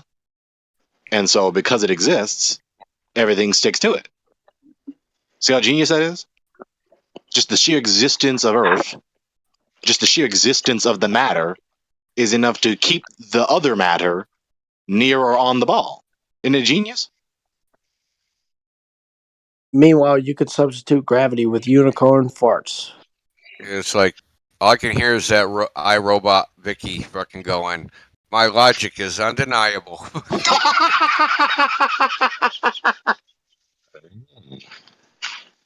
So let's conduct the experiment. You ready? Yes. So I have in my hands soda can. All right, I'm going to put the soda can onto the surface of the earth, and I'm going to observe it. I do not notice the soda can being crushed. I do not notice it being deformed. I do not notice it collapsing in any way, shape, or form. The answer to that is obvious because it's a, rigid structure that's capable of resisting the alleged force of gravity. So you have two problems with this gravity and spheres thing that they like to claim gravity forms spheres. Okay, let's say that's true. That's just a creation story, right? It's a mythos because nobody's witnessed or observed or has any empirical evidence whatsoever about the formation of the earth in the first instance. So that's just pure speculation and religious rhetoric at best. Secondly, we have the claim that, well, if the earth was so big and it was flat, it would collapse in on itself. Well, I just proved that false because the only thing I need for that not to happen is just that the structure of the earth is capable of resisting the forces that they alleged exist. Now, their secondary claim would be, oh, well, no, nothing could resist that force. Well, how do you know? Well, because we know what the earth is made of. Well, how do you know that? Oh, because we dug down 8 miles and now we can tell you what the entire earth is made of. So their position is faith. Their position is faith in principle. Hence why I call it. Hence why I call it fideism. That's what it is. Fideism. Fideism. Fideism. They have a fideistic commitment to this a priori worldview. They never empirically verified it, never empirically detected it. They just believe it. Yeah, and they're pretend empiricists. They really are. They're pretend empiricists. Exactly. They will just oscillate Exactly. between empiricism and concepts all day long. Pseudo Record action, reaction, and they call that the cause.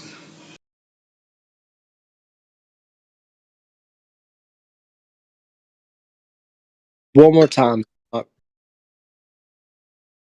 They record action and reaction, and they say it's the cause.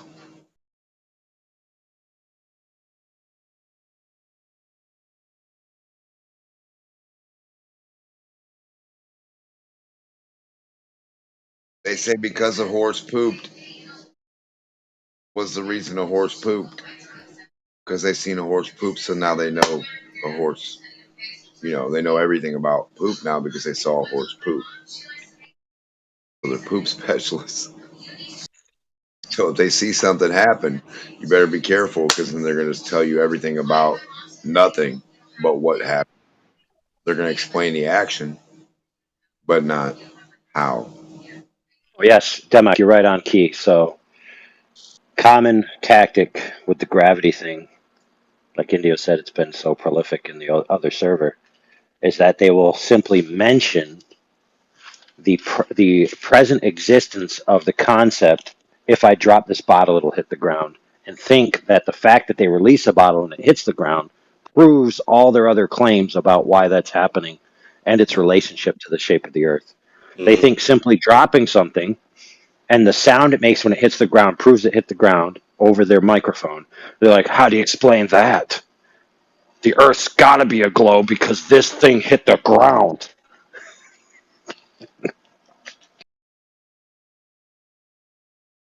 This is not an exaggeration when I say this. I said this either last night or a couple of nights ago. I'm watching this series with Leah Remini. She was on, what, Kings of New York or something like that. That sitcom, Scientology in the Aftermath. So Scientology is one of these many institutions that are rather wealthy, that are exploitative, manipulative, and destructive societies, little subcultures. That is not a rare thing in what I call the general public cult, right? The so-called outside world outside of a Scientology for society, right? Same thing. Exploitative, manipulative, destructive. Look at the society around you. Look at what happens when you are that devout to scientism. Scientology, scientism, whatever other worldview, whatever other society with whatever other worldview contradicting the truth. Destructive, manipulative, exploitative.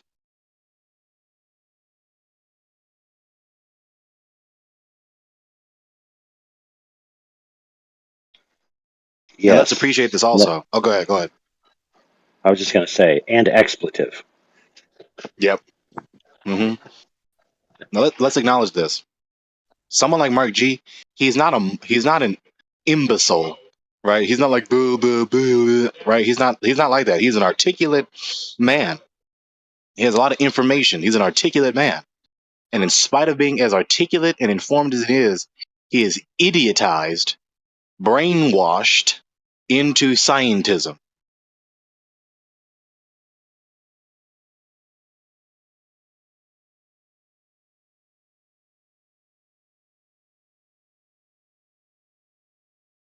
That's just part and parcel with it, though. You have to be like believe you're well informed to fit into the culture of it.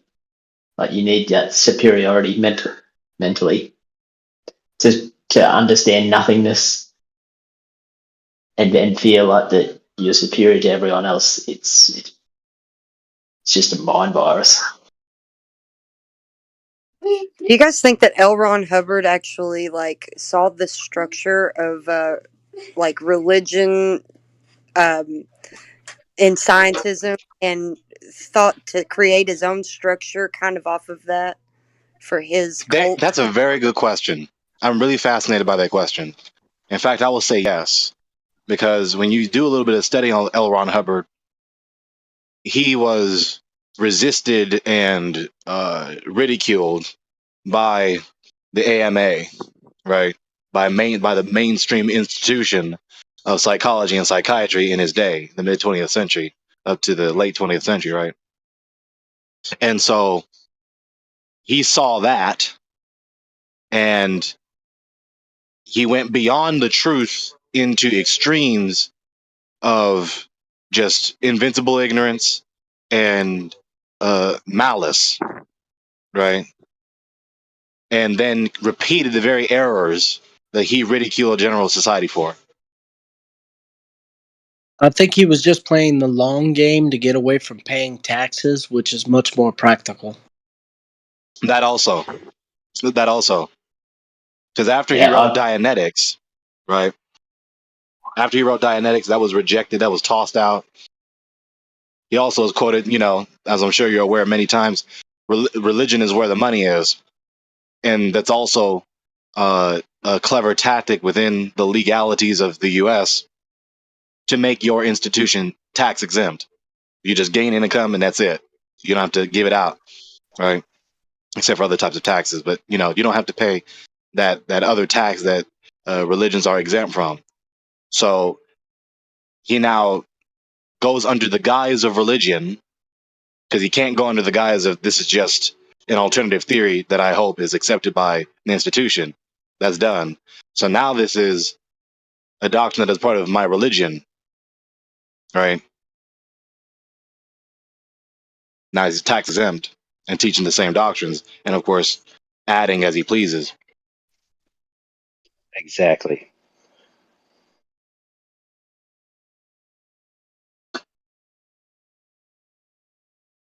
Yeah, we get mad, kind of, or frustrated, aggravated with the folks in here because they're so staunch in this belief system. It's almost like once we were able to see it, we're like trying to bonk these people over the head, like it's right there. Look at it, and they just won't. They're Yeah. like, yeah.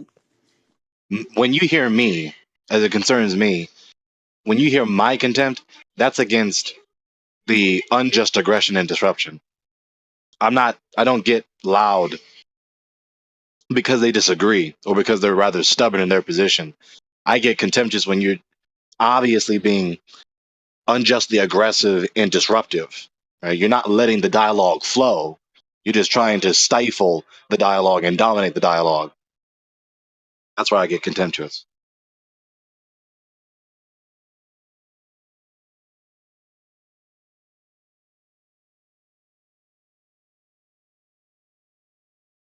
Yes. And then if it gets really hot, you get cantankerous. And if you get really hot, you can get rambunctious. Yeah, I catch myself getting aggravated too. Try Oh to. man, holy crap! Thanks, guys. I just made $5,000. Appreciate it. How? Well, it's called a brand identity specialist. So I was trying to figure out a name for this new company that sells containers for holding gases. And so, thanks to your participation, we're now going to name it Cans Tanks Are Us.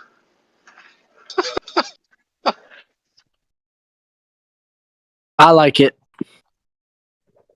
And it's going to have a mascot that's clearly looking like he's happy, but when you look at it sideways, he's clearly pissed off. Wow. Something. And then the subheading is we have the best containers that gas pressure requires. I asked the question. Was it? I don't have a good memory tonight. I asked the question last night or the day before, the night before last night. Wow. What besides a Look at all solid these is stupid sufficient to people contain that think air? the earth is flat. Look at all these people. Better than Gravity Container Co. We can do what I mean, Gravity. perhaps I'm missing something. What besides a I said these solid people, they is don't know what sufficient they're to contain talking air? about. These people said what? Trump? I said these people, they don't know what they're talking about. You guys don't know, quite frankly, what you're talking about. Because, you know, when we went to space, which we didn't go to space, actually, I looked at the file. We actually didn't. We faked that. It was completely a hoax. Completely and utterly misinformation and disinformation. That was false, okay? So what I got to tell you is that now that we are currently in space, now that we currently just got in space over the last 30 years or so, we have actually discovered that, you know, we have a round Earth. We have a round Earth, a really round Earth, right? Who's So round. we? Who Is we? that AI? Not Is this AI. supposed to Is be that funny? No, natural it's language Donald. It's software or what? Donald. It's Donald. How are you? Trump Quest, flat reference plane reporting here. What is space? Can you define space? Space. Wait, is that a voice changer? You know what? We have a space force. Actually, I'm actually one of the greatest Is this top guy people. supposed to be funny or something? I mean, what's the point of this Excuse me, bullshit? are you a radical libtard? Yes. Okay, so quiet up now. Quiet. Don't be rude. Listen, what I have to tell you about space is that we have the greatest space force in the history Oh of my the world. fucking Okay, the God. history of the world. We are going to dominate. It wasn't that bad. It was kind of funny. Not really. I mean, he was talking about Space Force. But we do believe in space, right? As flat earthers. Does anybody have a problem with space? I don't have a problem I with reckon space. there's I have a problem with the probably a bit of fictitious space. cosmic vacuum. So I have to say that term. You have to say cosmic vacuum. That's more specific. Stars and planets and vacuums and all that shit. I got a problem with all that. Yeah, but like, I was going to say there's a bit of space between you and me, Bill. Probably a few Yeah. thousand kilometers. yeah, there's like some length and width and depth between us, and none of us would have a problem with that. I don't think so. But if we're talking about outer space or a vacuum, a sky vacuum, I got a problem with it, bro. Yeah. There shouldn't be any space between us, bro. there shouldn't be. Gay. He's getting romantic, AI. Well, No, it's getting relatively. monistic. No, he's getting cantankerous.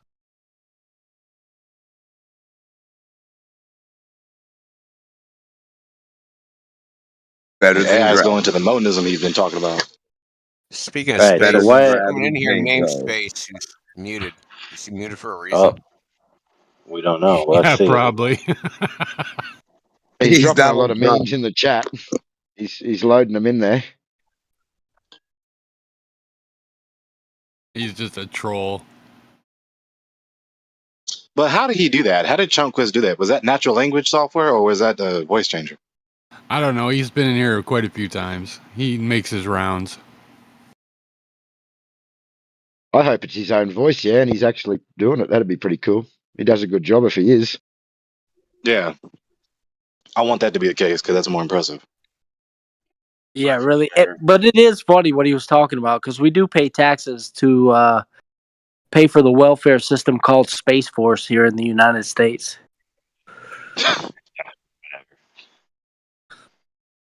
What's the what is the biggest expenditure in the United States budget? The welfare system called the military industrial complex. Okay. How much do you want to wager on that statement? How much do I want to wager? I will bet you I know what it is. I will bet you my bet you against your bet you. What does that even mean? I'm willing to wager I'm wrong. I'm willing to wager the interest in the national debt that it's the interest in the national debt.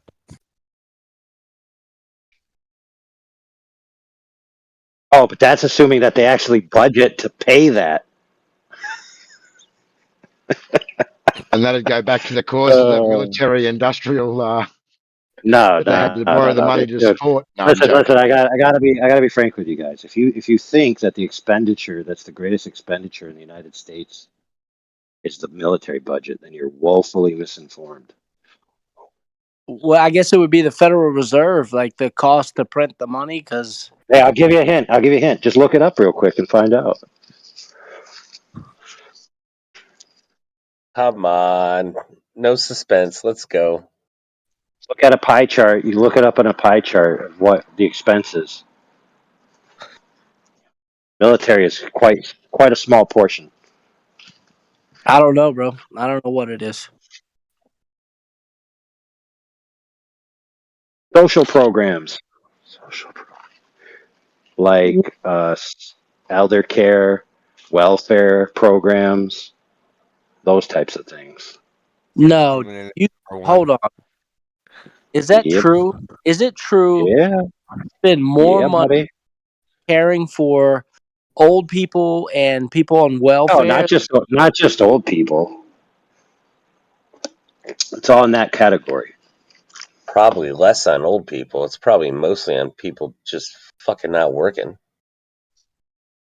I don't know. Yeah, that's exactly what it's for. It's to pay people who aren't working. That's the answer. Drugs are bad.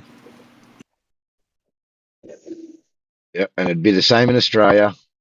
I'm pressing doubt on that. Are you including the military in that, or are you saying they spend more on social programs? Eggshells, you are slow, bro. You're slow, bro. He clearly said what he said. You didn't listen. Yeah, I'm going to make this quite clear. Look up the numbers and look it up in a pie chart, and you'll see how dramatic the difference is.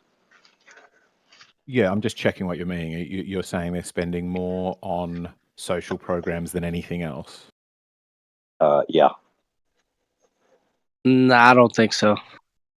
Hey, look it up, brother. Yeah, I feel like it would be mostly military. Not even, dude. I'm gonna put it to you like this. It's not even military. close. It's not even close, dude. Okay. So here's the first one I came up with. You pulled me out of my game with that one. I was amazed with Medicare is that a one. social program. Income security is a social program. Veterans benefits and services is a social program. So this is Commerce, the first one I housing did. credit, that's a social program. Community and regional development is a social program. Sure. So environment and energy, no. Transport, no. Labour, no. Food and agriculture, debatable. International affairs isn't social. Health would be social. Community and housing, veterans benefits, definitely. But mine is showing federal. I don't know where that's coming from, though. National defense is kind of a social program for corporations. Defense is not a social program. Come on. Probably late. Corporations. It's a social program for corporations. Social security. Hey, bro, they don't even have the biggest programs in that chart, dude. The chart's a joke, bro. Yeah, well, let me find a better one. If you've got a better one, go for it. U.S. fiscal spending. Where's that coming from? AI, post one, please. We have to have a comparison. It's Egg's algorithm, eh? It gives them the fucking liberal fucking chart there showing fucking food stamps because Republicans fucking, it's the lesson for Republicans. Well, the one I have from can read from 2022 from the government spending of the United States. Oh, it's a Wikipedia one, but it's saying healthcare is 23%, education is Yeah. 19%, Yeah, close to defense the is one I've got now. 12%. So healthcare is 23 and defense is only 12. Welfare well, 7. It could also be changes of years, right? Since Trump sort of pulled out of a bunch of fights to try and start one, it's also it's going to make it a also lot cheaper, isn't it? categories. There's discretionary and mandatory. Oh, and this is going to exclude one, you reckon? Let's keep it real, man. Doesn't matter how much, they just fucking print the money anyway. They can just put whatever digits they want. Plus, you have to understand there's a difference between federal spending as well as state spending. So we have to have a cumulative total spending chart. That's why I Dude, was saying AI, post it. AI, please. Dude, just from the blurb from usaspending.gov, it says just in these three categories, real quick, over $2 trillion in Medicare and Social Security, and less than, and then so $2 trillion on Medicare and Social Security, $874 billion on national defense. So national defense didn't even make it to $1 trillion. So that's already just a third out of those three items. So let me go into this website, see what else they got to say here.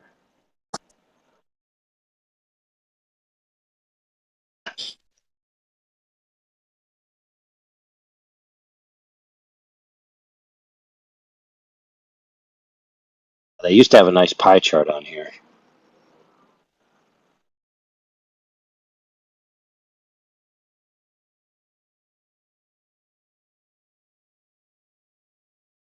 Now They got all. it's a I block mean, chart. they give cash, link assistance. They give fucking housing shit. They have people that like get this like ADD. Like, man, they give out a lot of fucking money. Yeah, so real quick, this thing that I'm going to post here is from usaspending.gov. Okay. All right, hold on a second. So they made that. So this is a block chart, kind of like the bigger the block, the bigger the percent. Let's look here. So here we got Social Security, Medicare, health, and that doesn't even include welfare programs, and that's already at 17, 16, and 12. So that's almost 50% right there. And national defense they have at 13.8%. Where did you find that? Just curious. That's from Someone's going to ask it. That's from usaspending.gov, the official government website. Yeah, sounds So like even through the rhetoric of an official government website, whether you trust that or not, it's still clearly showing that the military budget is not the the biggest eater at the table. Not even close.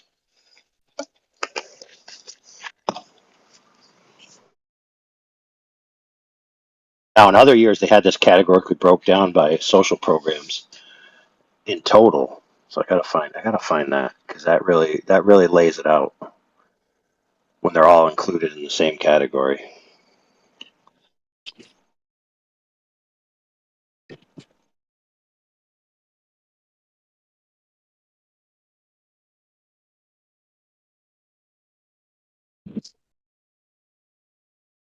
Okay, so here I found one that says percent of spending including discretionary and mandatory. So let me see if I can find where that's from.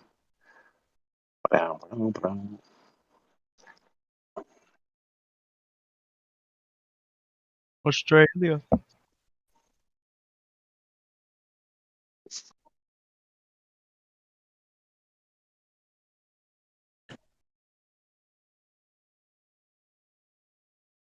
That chart that you posted about the military being more than 50% is clearly a intentional deception. And lo and behold, it's kind of telling in here because it says the Republicans blame food stamps for a budget deficit, but it's clearly the military causing it, right? At 57%. But the official numbers from the government put the military at 13%. Well, that's So typical somebody's eggshell wrong. shit. That's typical eggshells right there. What did I do? You posted what you posted. That's typical you. I don't know, bro. Eggshells posted some statistics, and everybody else posted their statistics. Who the fuck? Like, are we gonna be able to prove any of these numbers? I Oh, don't I'd think. happily defer to the ones that are US spending.gov. That's Yeah, fine. so find those all numbers of readily. the majority of the social programs are in the mandatory budget category. So they have to be funded. And the military is in the discretionary category.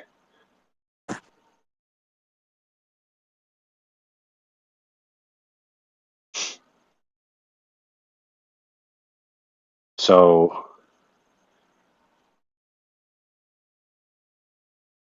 non-defense discretionary is almost equal to defense discretionary. What's kind of cool is Flatsy posted a chart and it talked about most of the budget goes towards defense, Social Security. Social Security is my point. People are supposed to pay into that, and no one's supposed to tap into it at all. But guess what they did? They tapped into it. They robbing Social Security. Most of the budget goes towards defense, Social Security, and major health programs. I like how they put that in there. They included defense in that category to make it look like most of it goes to that.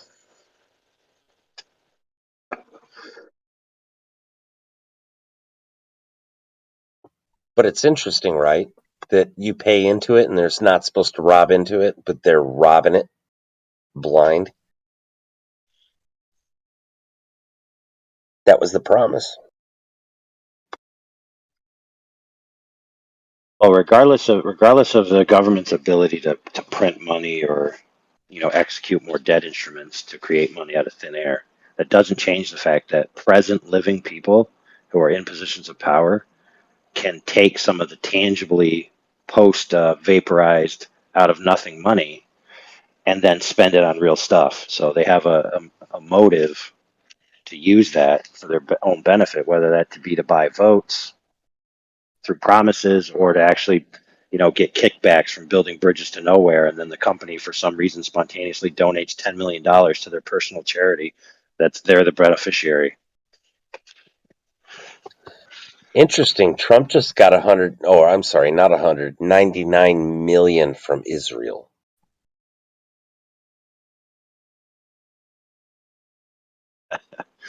No wonder his shit got rolled back. No wonder why his rhetoric got No, dude, really that was just a stomped return. on. That was just a return of America's money that it wasn't ironed properly and had crinkled edges. So like, yeah, we don't want this. We'll keep the other billions.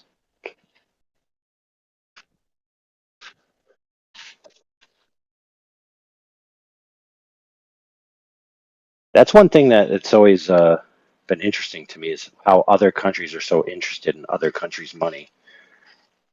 It's like you got poor people who can't eat, and then you show up with pieces of paper from another country. You go, "Hey, everyone, look at these pieces of paper I got!" Ha ha ha! And then everybody's like, "Oh wow, I'm totally gonna give you stuff for those stupid pieces of paper."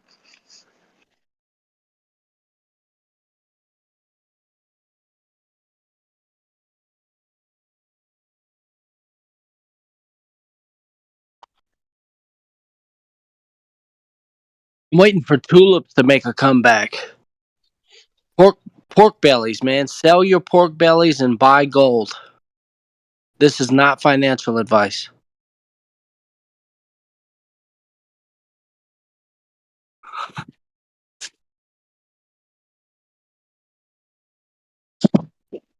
So now that we've established that the majority of the U.S. budget is to pay benefits to people, let's move on. Well, let's just call them entitlements. They're entitlements, aren't they? That's what they are by definition. They're All right. entitled to Okay. them. Okay. So since you asked for it, I was just hammering it a little deeper. That's all. So all that stuff, right? That huge welfare state and all of that stuff. When did that begin? I'll tell you. FDR. I'll tell you. No, before.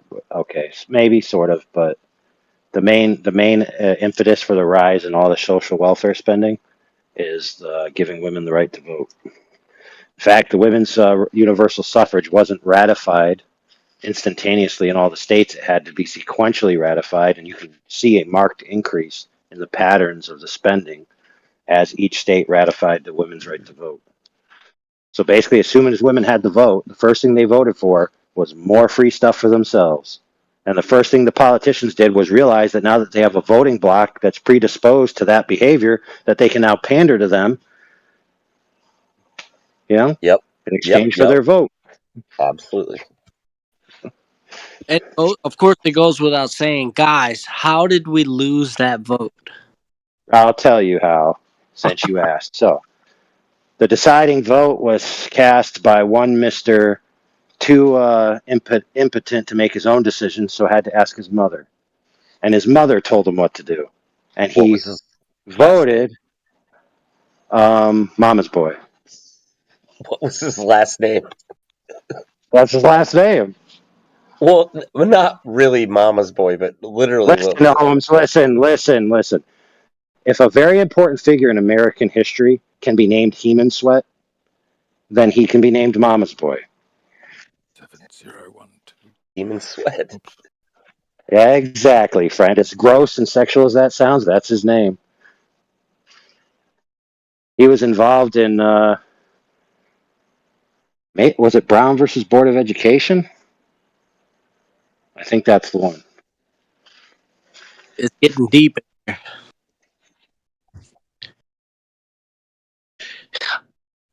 The rumor has it that he cast his deciding vote on because his mom said, well, women haven't had the right to vote for a long time, so let's just try it. And he's like, oh, that's great advice. Let's do it.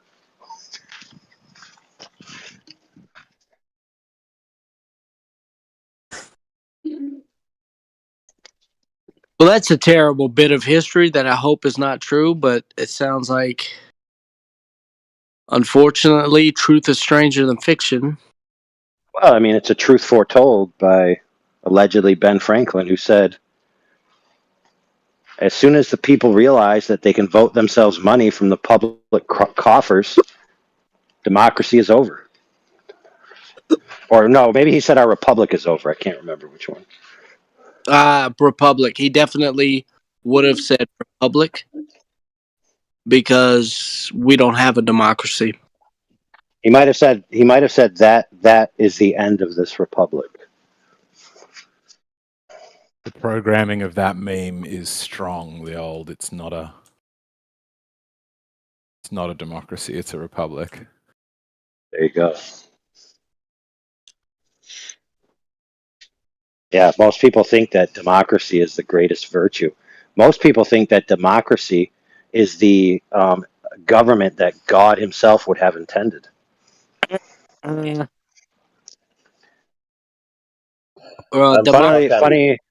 Go ahead. No, it's just mob rule, right? Might what the democracy is. Democracy, mob rule. Go ahead. But we are a nation of laws. Or the Constitution is the highest law of the land, and that document establishes us as a republic. They're not, the two terms are mutually exclusive. It's just a nonsense statement. It's saying like, I'm not a human, I'm a mammal. It's like you can be both. Right, correct. Yeah. Democratic Republic is a term. It's just such a nonsense thing that the news pundits started saying, and then people just totally uncritically started repeating. Like, I usually think flat Earth is really silly for thinking, oh, people can just start saying something on the news and then people uncritically repeat it, and then that's a good example that I'm wrong. That people will indeed uncritically repeat things.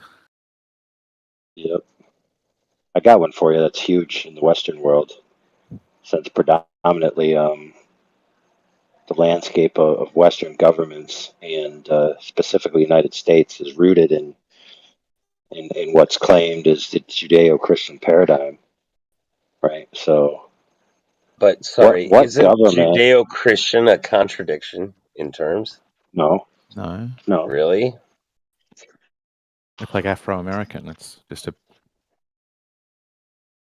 But wait, doesn't the Jews believe Jesus is swimming in a hell of piss and shit? So right? So how you does have, that make it Judeo-Christian at their contradictory? well, some people think African and that American are two Christianity, different things.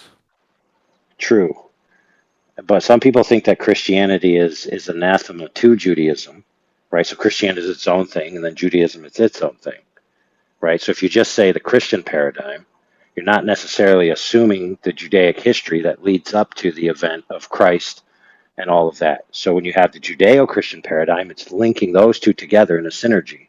So those are three separate paradigms. 3? We went from 2 to 3? I missed it. One critique is that Christianity is Oh, a I'm sorry. standalone religion I'm separate from sorry. Yes, Judaism. I'm slow. Yes, I Another get it. critique is that Judaism is its itself. So that it would be three categories, right? Got it. I'm sorry. Yeah. 1, 2, then plus the 3.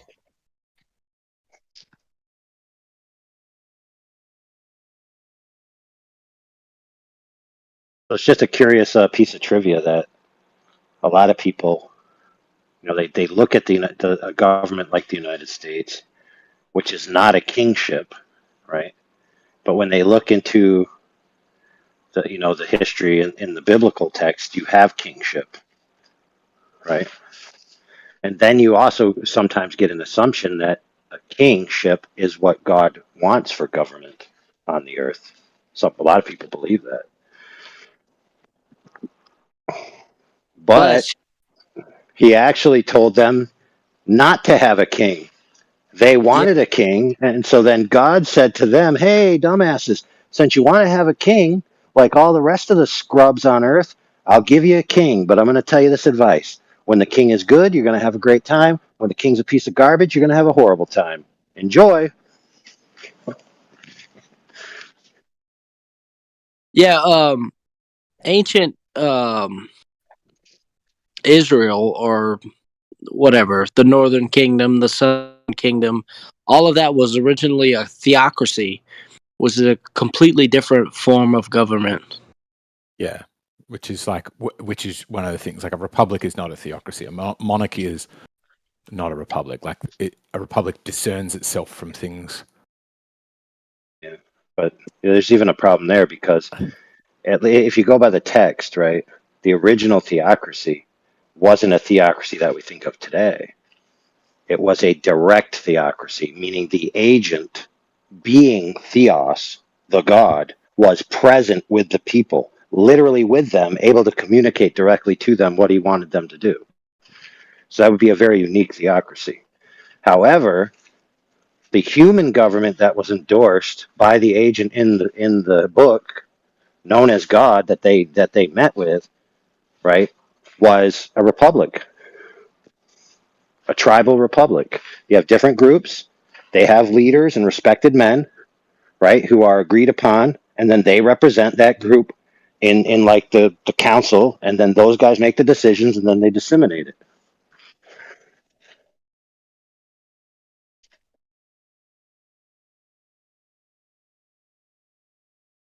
But if you want a king, you can have him.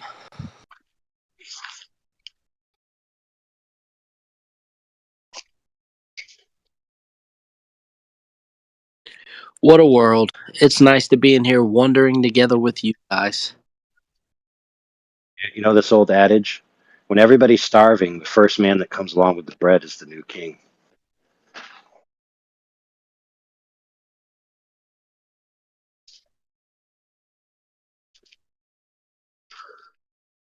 Well, there's that, and armies are ruled by their stomachs.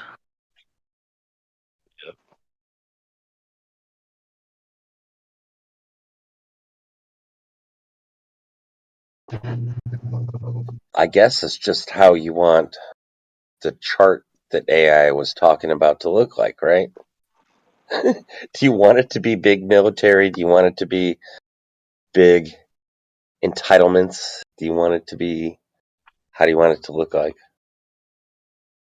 A lot of the pie charts in certain political arguments seem to be skewed to discretionary spending, because the argument might go, well, mandatory spending is mandatory, so it's not up for debate. So let's only talk about the things that are, because we can't change those other things. Oh, define mandatory, right? Like we haven't dealt with that in the last few years. You know what I mean?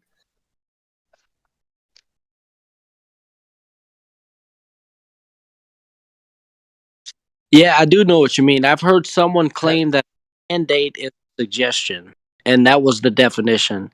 But I have yet to find that definition for mandate. There's a lot of doublespeak out here, man, and we're all on our own to deal with it. I don't know. Beware the doublespeak.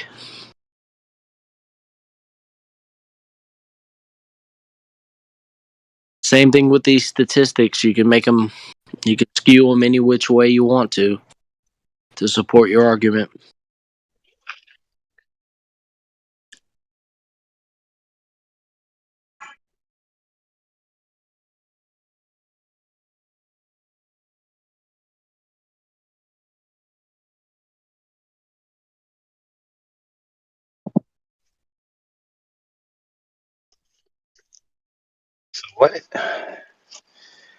So let me look this up real quick. So, all right, total U.S. spending in 2023.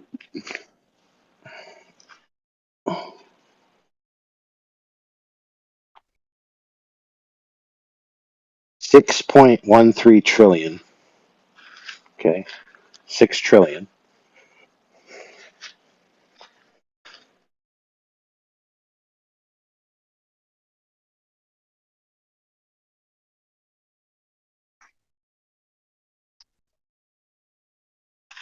What was the proper word for businesses allowed to resume business during the coup? Because I said mandatory, but I misspoke.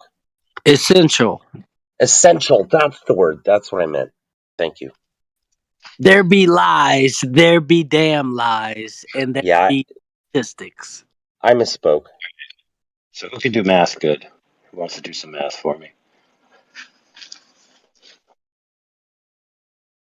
All right, so let's see. So we got 6. What percent is 1 billion in 6 trillion? Let me look that up. All right, so how do you do that? 1 billion divided by 6 trillion? Yeah, 6 trillion divided by 1 billion. I think it should be 1/6,000th or 1/6 And then you got to millionth. times. Americans. But you got to times it by 100 now. You got to times it by 100 though. 6 trillion. Hang on. Wait a minute. That doesn't make sense. 0.16. 16. That's 16%. No way. 1,000 billion. Yeah, so a trillion is 1,000 billion. So it is 1/6,000th. Okay, so then how could that possibly equal 13%? So I just looked up the raw spending in 2023, and it says 6 trillion. Okay, and then I looked up the military spending in 2023, and it said just under a billion. Or sorry, just under a trillion. No, wait a minute. Hold on a second. I'm screwed up. Let me double check. That I think I see where I went wrong.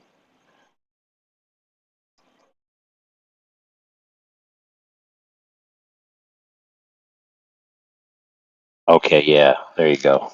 Yeah, because 820 billion is almost a trillion.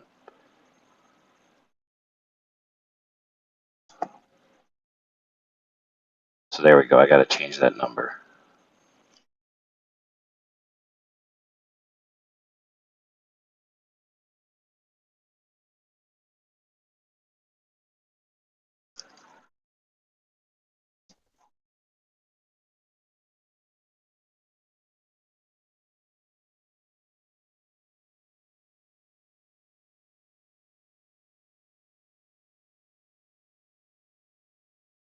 %. There you go. What did it say on our pie chart?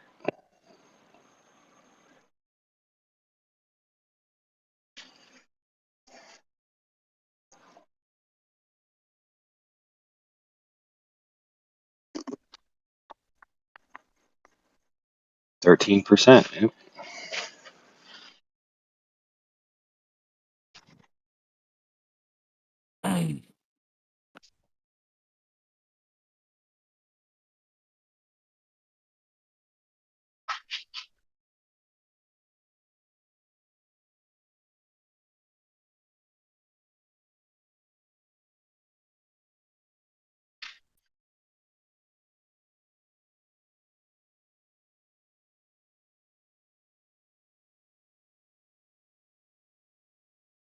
Oh, man.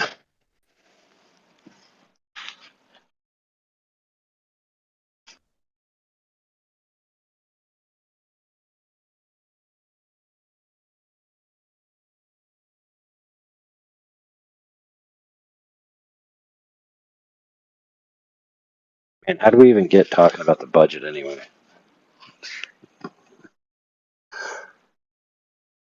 I think I need to fire myself. Give yourself a Yeah, I was going to say, I barrage. think it was your fault, AI. Sorry. Well, if it takes 1 hour Something. to bake one batch of cookies, how many? Oh, I know why. It's because I just wanted to make sure that somebody who was basically saying it as if it was a fact that that all this money is spent on the military. Just wanted them to understand that's not the case. Yeah, that wasn't your fault. You were clarifying. I apologize. Well, it's because a lot of these things are just memes, right? Like people hear it and then they're like, "Oh, that makes perfect sense," and people present it in some kind of argument, and they're like, "Oh yeah, yeah," and then they just go around preaching it like it's true.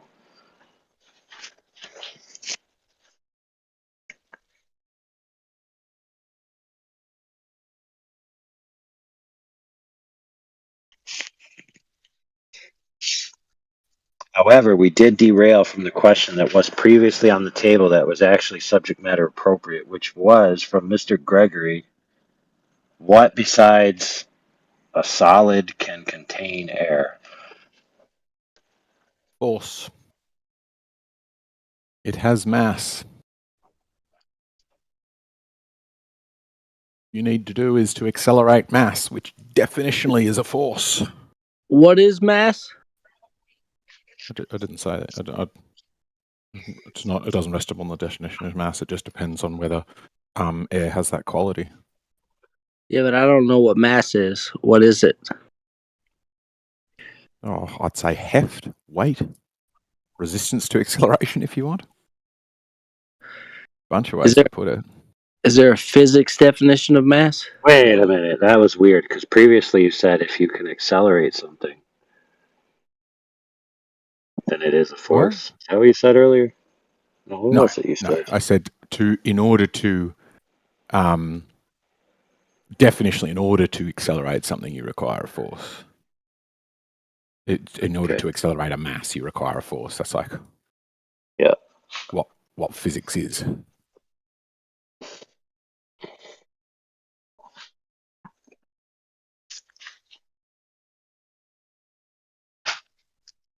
I didn't think physics gave a definition of mass. I don't know it off the top of my head. I thought it was resistance to acceleration, but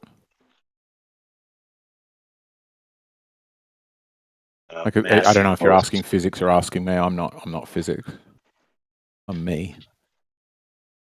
If you just want to play got you, I didn't like that definition game, then sure, you will win every time by not liking definitions. But if you want to have a meaningful conversation, then I think just find a definition that's mutually comprehensible.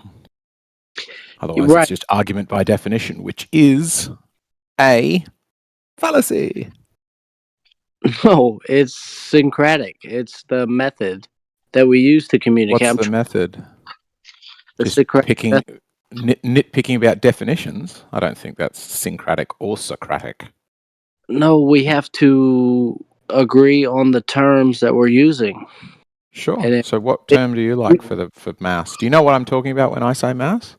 No. Pretend you don't. Okay. No, because you said physics is moving mass, and I said... Did I? I don't think I said that. I think if we're going to engage in the Socratic method, you need to deal with what I am saying, not make it up yourself. It doesn't have a definition of mass, so how could it be that thing? Hey, man. What do you mean it doesn't have a definition of mass? I gave a definition to mass. Did you like it? No, because I don't know what it is. You that's your definition of mass, but that's not the definition of mass according to physics. Because there is no definition. There is no definition of mass in physics. Yeah, it's resistance to acceleration.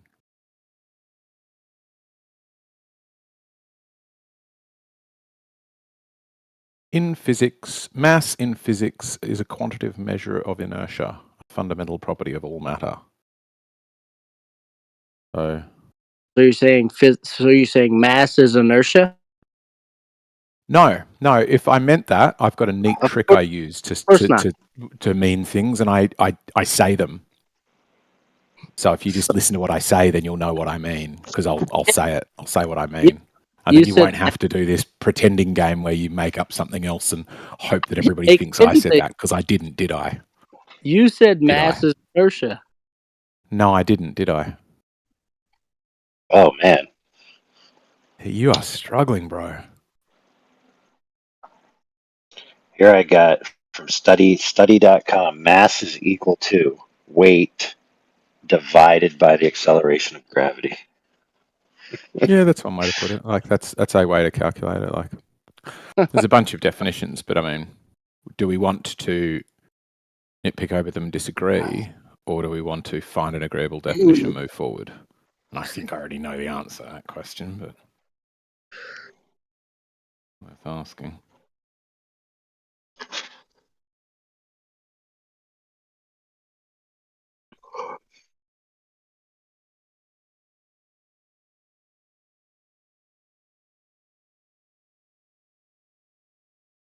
Oh man, let's go to a meme. Meme. What is mass? Mass is the amount of matter in an object or its resistance to a change in position or speed in response to a force. Yeah, that's my one, the resistance to acceleration. So yeah, but see, the problem is that it's almost like they're equivocating a quantity of matter with resistance. So the amount of matter, it seems to be equated. Here, let me post the image here. So many windows open. Maybe that's. There we go. Ooh. So mass is the amount of matter in an object. Mm-hmm. And then it says or. So let's just remove the or and just say mass is resistance to a change in position or speed in response to a force.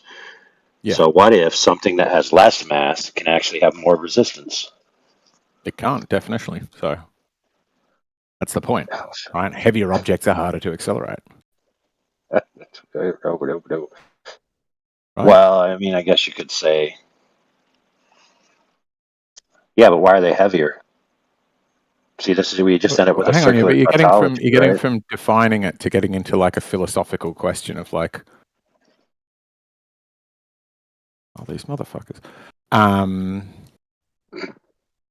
I mean, from this definition, I would submit that there's at least a possibility, whether it's not in the definition, that something could have less amount of matter, but actually have more resistance. What is that thing? Give me an example. Like definitionally, physics would say that's not the case. If it is more mass, it will require more force to move it, to accelerate it, right? So what you were saying would be a contradiction in terms because mass is in some ways defined by that equation F equals ma.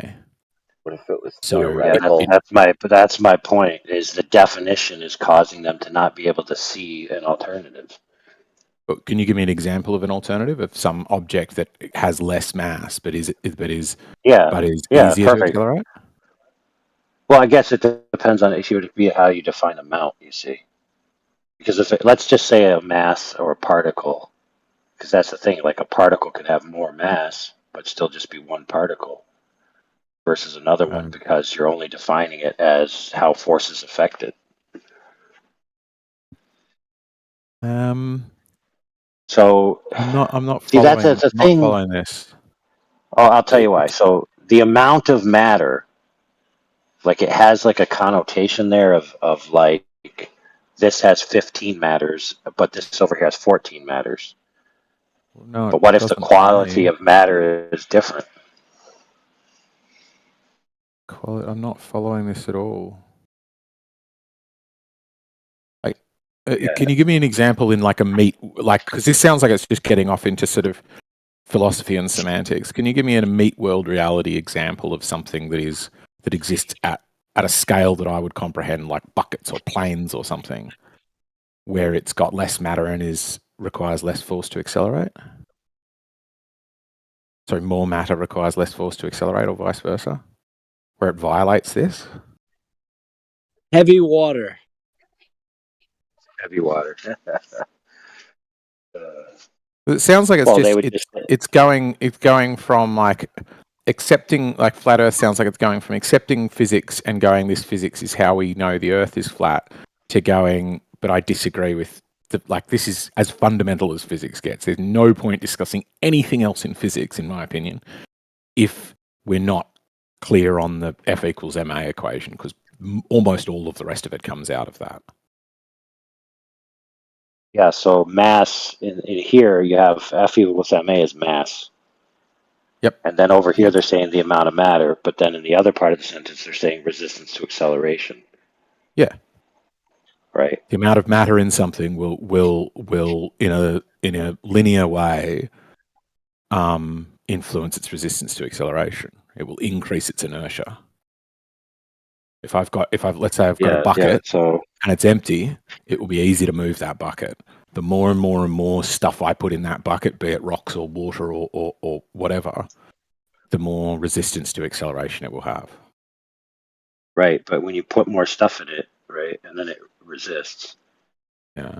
Right, you know it's resisting the force, so you're just definitionally saying it has more matter in there. But what if there's actually less matter, and that less matter has more mass? Describe what that less matter is, or that more matter. Dude, see, the problem is because the only way you can quote unquote measure it is by applying a force to it. Then you're left with two names of something, right, which are basically the same thing. I'm not following it from your perspective. You need to explain this thing about putting in more matter and having less mass. What would be that matter that you put into it? Can you give me an example? Is it like helium or something? Is that what you're talking about? You could pick anything. Water. Yeah. So if you take you take a mass measurement of water. Let's just say 1 kilogram, since kilograms are equivocated with mass. So you have a kilogram of water because it's defined as needing this much force to move it through free space, right? And then you have another, let's say, a kilogram of lead, right? And it takes the same amount of force to move it through free space,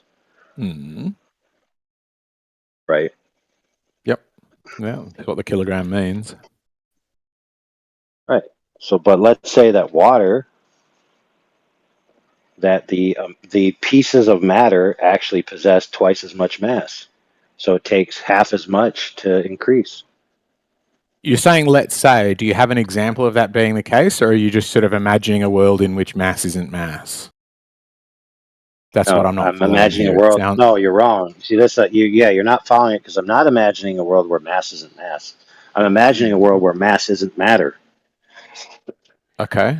Can you describe an example of something having mass and not matter, or vice versa? Something being matter and not having I mass? didn't say that.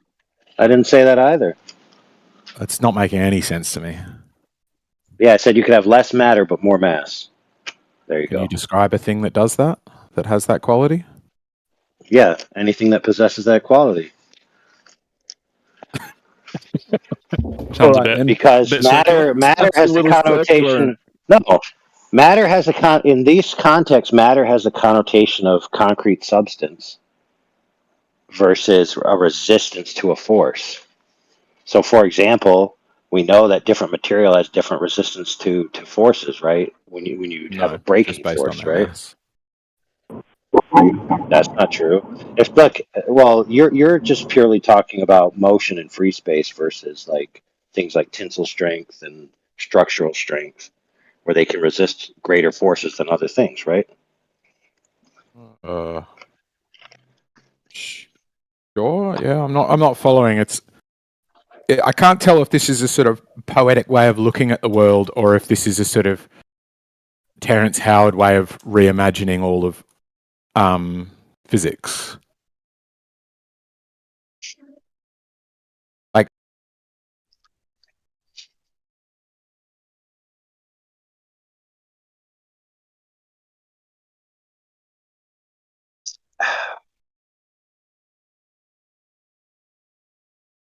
Well, the real sorry, question would be, Jules, we how could tried. you differentiate the two? How could you differentiate the two, right? Well, you couldn't under this definition, right? Because it's just a circle.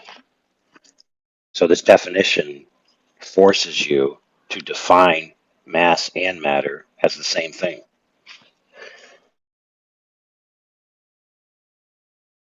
it does. It says, here's what it means. No, here's what we define it as, right? I'm not following this even a bit. It just seems like Well,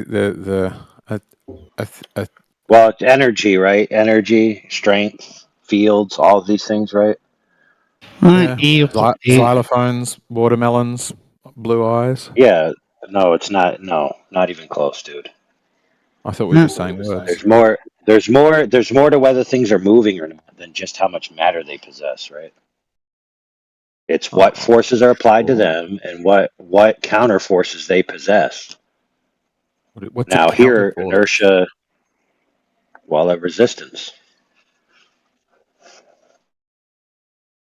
Yeah, it's still not. I'm not following this at all, man. It might be a failing on my part. E equals Well, look, MC it's different squared. types. Well, I mean, yeah, that's a cool equation, sure.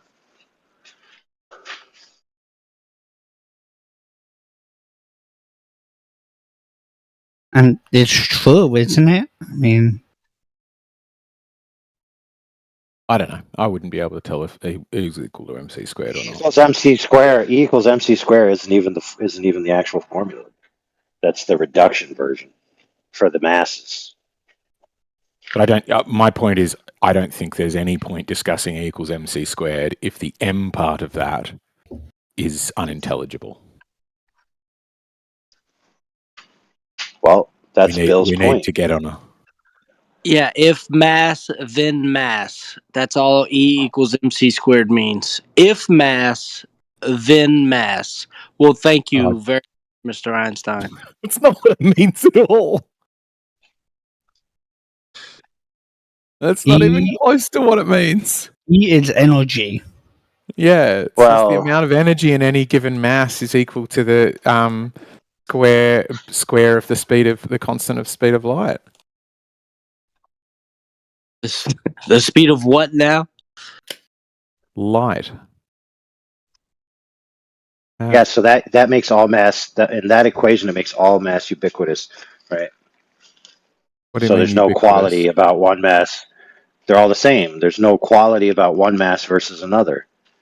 Well, but not in terms of that thing. Like you might find them qualitatively different, but it's not. Physics isn't saying do you like a puppy dog more than a bucket of water. It's just saying would they require the same amount of force to accelerate them if they weighed the same? And the answer is just yes.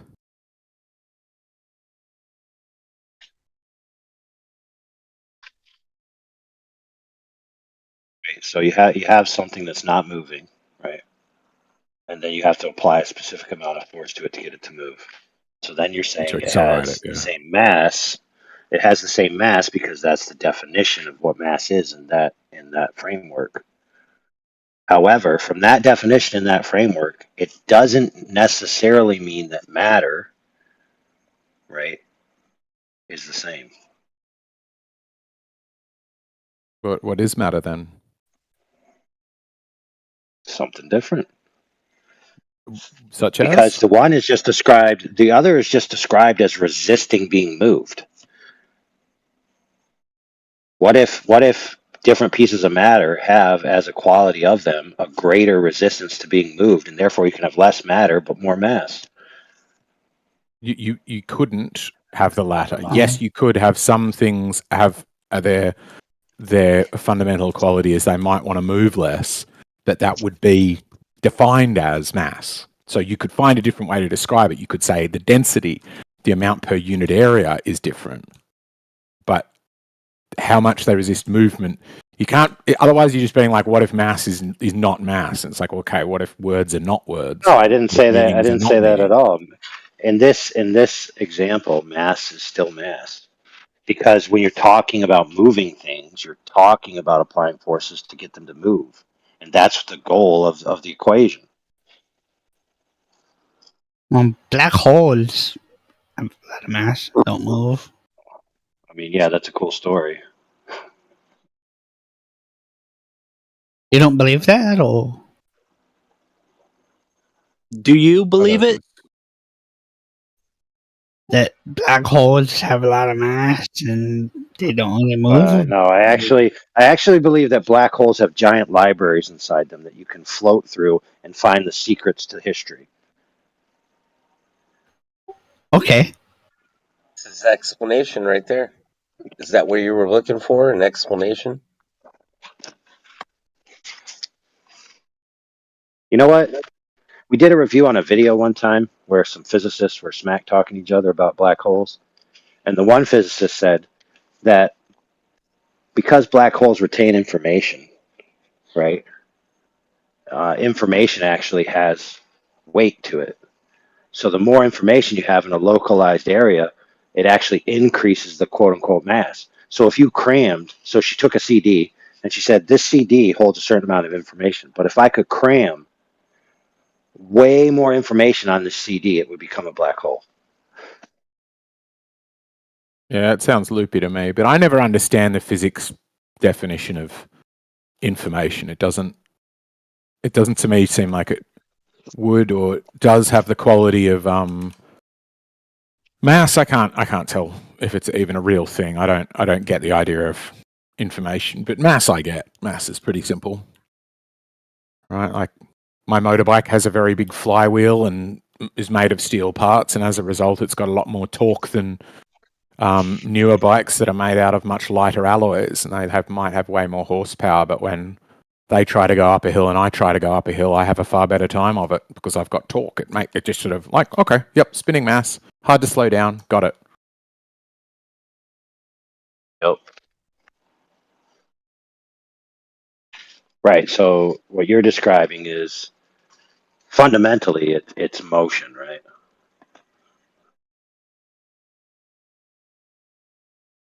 What I'm describing is fundamentally as motion. I don't think so, no. Yeah, it's moving, and it's either going to continue moving or stop moving. So they're all just descriptions of its motion. Sure, it's a primary part of it, but to me, it's mass as well. It's not just motion; it's change in motion. So, but Oh yeah, fair. But mass in the F equals ma is contextualist without motion, right? No, it's I don't know what you mean by that.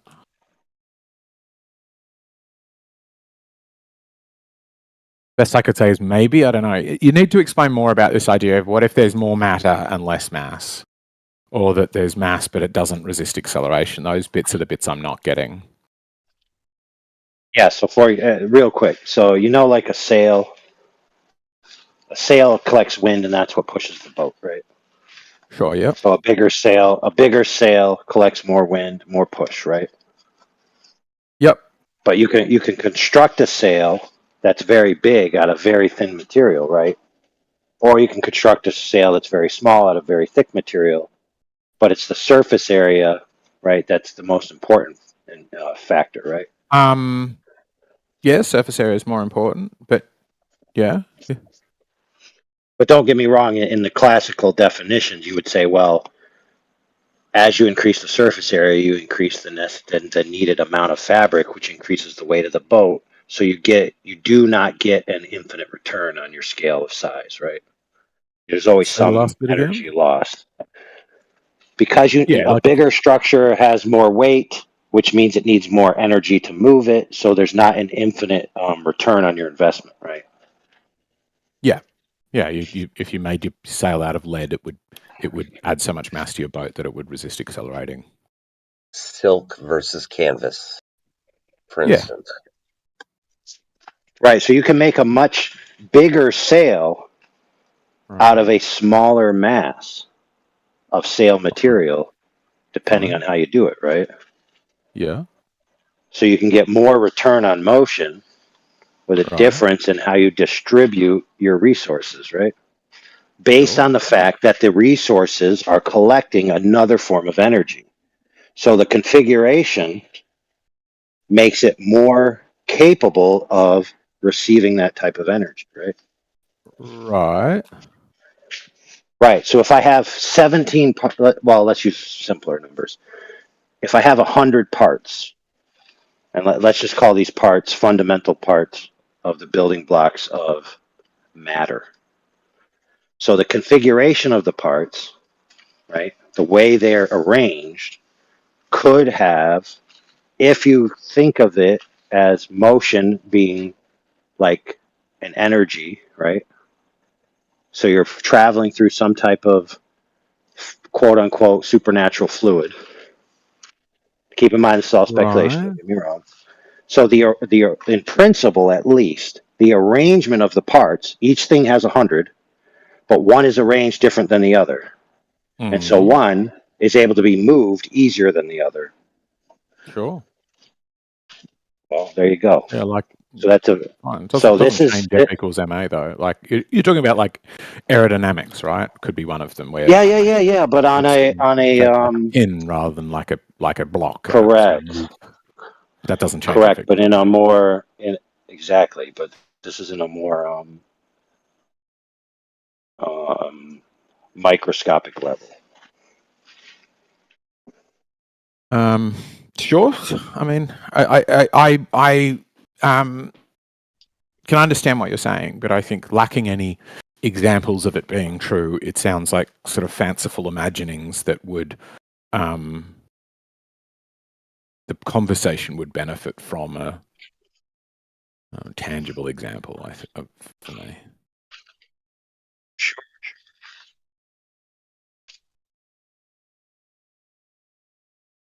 See, the problem is on the ever increasing microscopic levels, right? Of like what's really the fundamental parts of matter itself, right? On the most base level, you're getting into those wibbly wobbly areas. So I don't see anything wrong with somebody saying matter and mass are two different things, and the construct Yeah, they're two of different different types things. of matter, right? Yeah. Okay, well, if they're two different things, then why are they equivocated so much? It's like saying mass and weight are two different things. They are definitely two different things, but they're interrelated. So they don't need to be the same thing, but they do need to be interrelated. You can't. If you have no matter, you have no mass. That doesn't mean mass and matter are exactly the same thing and interchangeable. Well, I mean, it takes. I mean, doesn't it take more effort to move something? Say again? That's not. Doesn't it take more effort to move something that's not buoyant? I don't know what you mean. Like there's resistance to thing. There's coefficients of drag and stuff like that. But in the F equals ma equation, that's all taken care of. And so it doesn't care about buoyancy. It doesn't care about size. It doesn't care about anything. It's just how much mass. That's how much force it'll take to move it. But if there's wind blowing, that wind could be the force. If there's wind blowing against it, then that is a force, acting in an opposite direction. Yeah. So if you had on a fundamental level one object made of 100 particles of matter and another object made of 100 particles of matter that were configured different in a matrix of energies that it exists in, right? It would resist or be easy or moved through. And from the macroscopic level, you would look at that as, well, it's harder for me to move it. And then you'd apply your equation, and your equation would come out correct. Again, it's what do you think it would look like? This other arrangement of matter, would it be detectable to the human eye? Is this kind of like ether, where it's sort of hypothetical and stuck in that realm, or? Well, see, the thing is if you limit your metaphysic to only things that can be determined directly through empirical means, right? Then you're eliminating supernatural causation, right? Now, to be fair, no one. To be fair, though, no one has access to that realm, right? From our tool set. That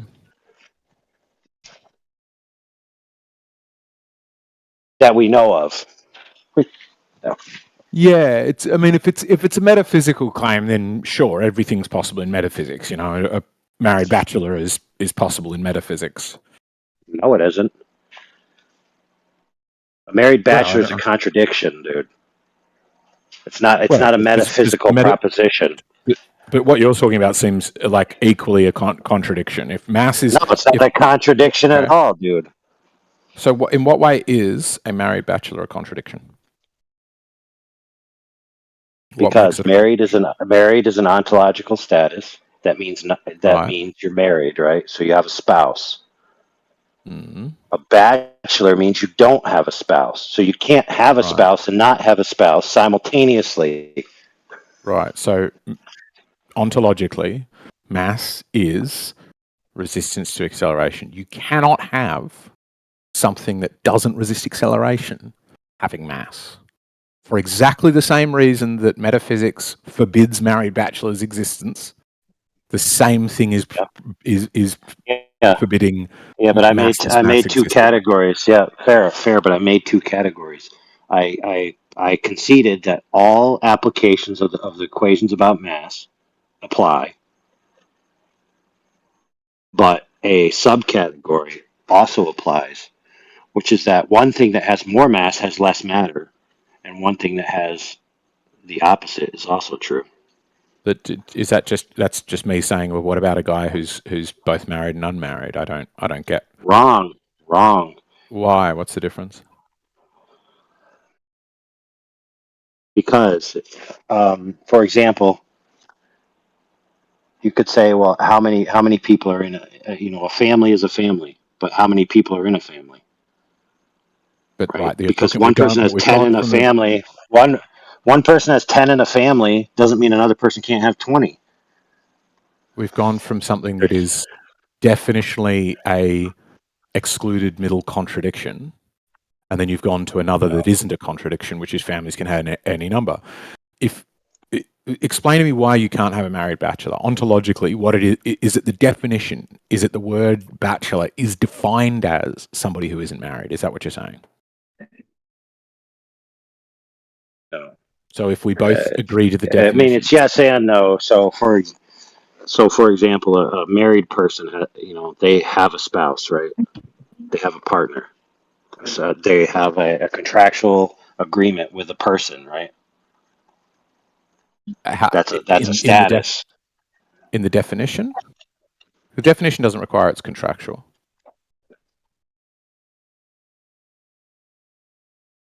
Oh yeah, that's true. So what we're saying is, bachelor So is yeah, defined we're by roofing it. the word married, right? The status of somebody being a bachelor is contingent upon the definition of the word married, and it means unmarried. So it is impossible to be. It's essentially saying, could an unmarried married exist? Right? So because the definition of the word bachelor rests upon the definition of the word married, then if I say a married bachelor, what I'm saying is a married unmarried, and it's a contradiction in terms because the two definitions are contingent upon one another. Right? So it's down to the definitions. Yep. So mass is defined as resistance to acceleration. So it's didn't disagree. Okay. So take that one and put it over here, category A. Mm-hmm. So the amount of resistance to acceleration we define as mass. Now, I created a second category, which I call matter, and that's the actual amount of the fundamental particles in the structure. Now, I'm saying that they both have 100 of this thing, whatever it is, but yet one is harder to move than the other. So one requires more force to move than the other simply because of the arrangement of the particles. Right. Now, to be fair, I can't just say particle because particle has a certain connotation. So I'll just say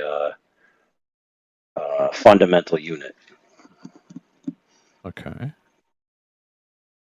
So they both have 100 fundamental units, but the arrangement of the units causes them to have an increased resistance to being moved. Now, that's not unreasonable. Now, it may be unverified, but it's not unreasonable.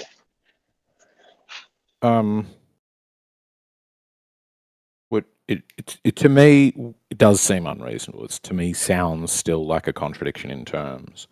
If we are saying they're made of the same kind of matter, and the matter has this same.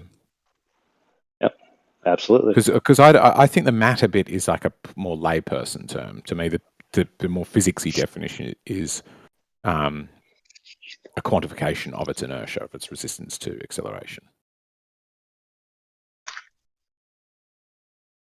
So lacking a thing that you can point at with it, it just sounds, maybe I'm just not getting it, but it sounds like fancy footwork to describe a married bachelor. Yeah, you're definitely not getting it. They're not even close.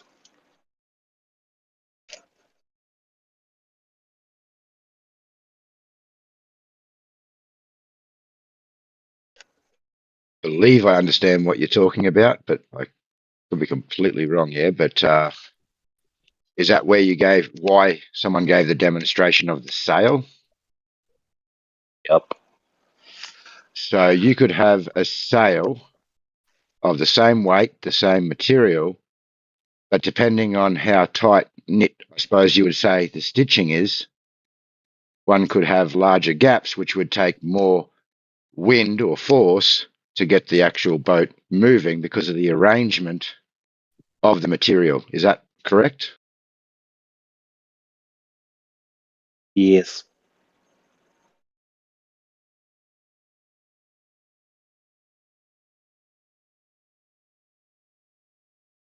We can't hear you, AI. I think we've lost you. He said yes. What okay, that cool. would mean then is, unless that's sort of a poetic, metaphysical, or sort of metaphorical way of looking at it, is when I had that sail packed and folded, and I was putting it in a car to take it to the sailor who bought it off me, it had a mass, and that mass is defined by its resistance to acceleration. And then when I unfurled it, the same matter lost mass. And that doesn't Yeah, make sense. absolutely. No, that makes perfect sense. Think about it. What you've just done there is parsed a categorical difference between mass and matter. So matter is the amount of actual physical substance, and mass is the resistance to being moved, which is two different things. This is wild. I thought I was saying it, and you were going to accuse me of strawmanning you. I did not think you were going to agree. No, you actually had an epiphany. You actually steel manned him. That is wild to me. So I know it's wild. I know it's hang on, wild. are you dude. saying this in a metaphorical sense, or are you saying in reality? No, I'm saying it. When I I'm unfurl saying a it. sail and use it on a sailboat, it loses mass. Yep. Correct. God damn. Okay. Wow. Wild. Because what about when the wind if stops? mass. What about when the wind stops blowing and I turn the engine on? Does it then regain mass? It's now like draping and just hanging off the mast. I haven't furled it away because I'm a shit sailor, but I'm now motoring back into port. But the wind's not blowing, completely still day. Or if we want to make it even worse, the wind is you'd have blowing to at do it in the exactly reverse. the same direction and You'd have to- speed I am. You'd have to do it in the reverse because you'd have to be thinking about drag. So when you compact your sail, you have less drag, and when you unfurl your Right. sail, you have more drag. So if there's no wind and the boat is sitting still, let me change that. If there's no wind and you want to move the boat, but the sail is unfurled, and then you tell everybody in the boat, "Hey, get in the back and start kicking with your feet, and we're going to move this boat." You're going to be dragging against the wind. Right. But you are essentially saying when I unfurl the sail and the wind picks up, that sail has lost mass, and then when the wind stops, the sail somehow gains mass. Absolutely. Wild. I It's love the it. way you're I thinking. quite It's the like way you're it. thinking. But it's the way people think about mass, like shows. That's probably why the term gets conflated in this specific arena. Well, no, it's gets confused in this arena. And conflated matter and mass. Well, they're strongly related to one another. I don't think they're the same thing, but Well, I know that's the problem. That's the whole point, dude. They're not the same thing. But I mean, it's really difficult to kind of parse this out mid argument because the person has like a staunch position and they're just going to be hard nosed to accept anything or even talk about it. Yeah, like I think physics. I think physics works, and like I said, this would break everything about physics. Like there's no, it doesn't, dude. There's It no doesn't. like helicopters taking off. There's no wrong, none of the wrong. rest of physics works if F equals ma doesn't exist. Wrong. This isn't new. If things change mass depending on whether the wind's blowing. No. I think he thinks it's new AI. That's why he's saying that. It's some new thing. What's up? You guys didn't hear anybody arguing. Oh no, I had my earphones in, so I didn't hear nothing. Gotcha. Just out here by yourself? Yep. What are you fuckers up to? Arguing or anything with anybody? It's just family stuff. We got a call, I guess somebody said. Yeah. All right. Some sort of domestic going on or something. I don't know. In this block? Fire, I need to They said it was in the back here. So check down there and Overlord, you're hot micing. Yeah, he muted.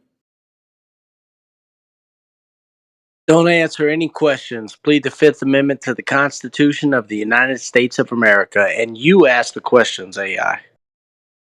See, Just Bill knows a little bit about what's going on in the background. Just saying. I like your avatar, Just Bill. People don't understand that's how people see, but I mean, I've been wrestling with the Globers on that. You know what I'm saying? We don't understand what? Look at Just Bill's avatar. You reckon we don't understand celestial navigation? No. That's not what his avatar is. All right, guys, I did not get arrested. All right. Yeah, they can't arrest AIs, dude. I don't understand. not possible. So I think somebody overheard our conversation and they called the cops and said there was a domestic argument going on. Please come and help the poor woman. No way, You were dude. getting swatted, bro. You were getting swatted. Well, I mean, the neighbors looking out for you. I guess I don't know. No, it actually, so the time cops came and they said there's somebody about to break the veil of the differentiation between mass and matter. Exterminate from the timeline. Yeah, you're literally throwing their bodies into the gears outside of this Discord. That's crazy.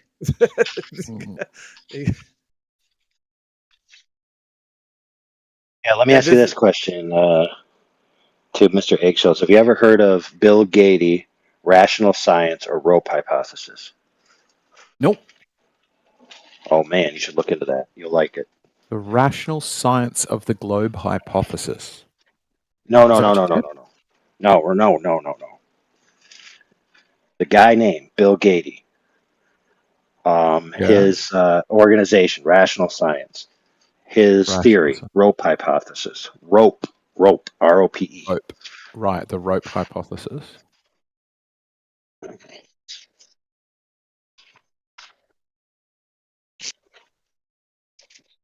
Also, for the record, he has crazy Einstein hair. So clearly he's right about something. People with hair usually do. That's a good one. That's always a good sign, I think. What, bedhead? His hair looks like, you know when you take some paint and you slop it onto the thing and it's a glob of white, and then you take some black and you just take your paintbrush and go shaloopity doo? That's what his hair looks like. Yeah. Love it. This guy's going to be onto something. Because they don't really care about the hair. They only care about the numbers. That's the only thing they're worried about. Damn the hair. That's all right. Anyway, it's not something new. I don't know, Eggshells, you're saying it. Redefining physics and all that kind of. It's not that.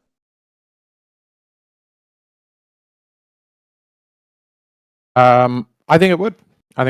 If we're saying the same amount of mass could have different amounts of force required to accelerate it. That's where you got it wrong again. You just nobody said that, Holmes. Yeah, you got it wrong. You're saying the same amount of matter in a given area being laid out differently, having a different configuration, would have less mass.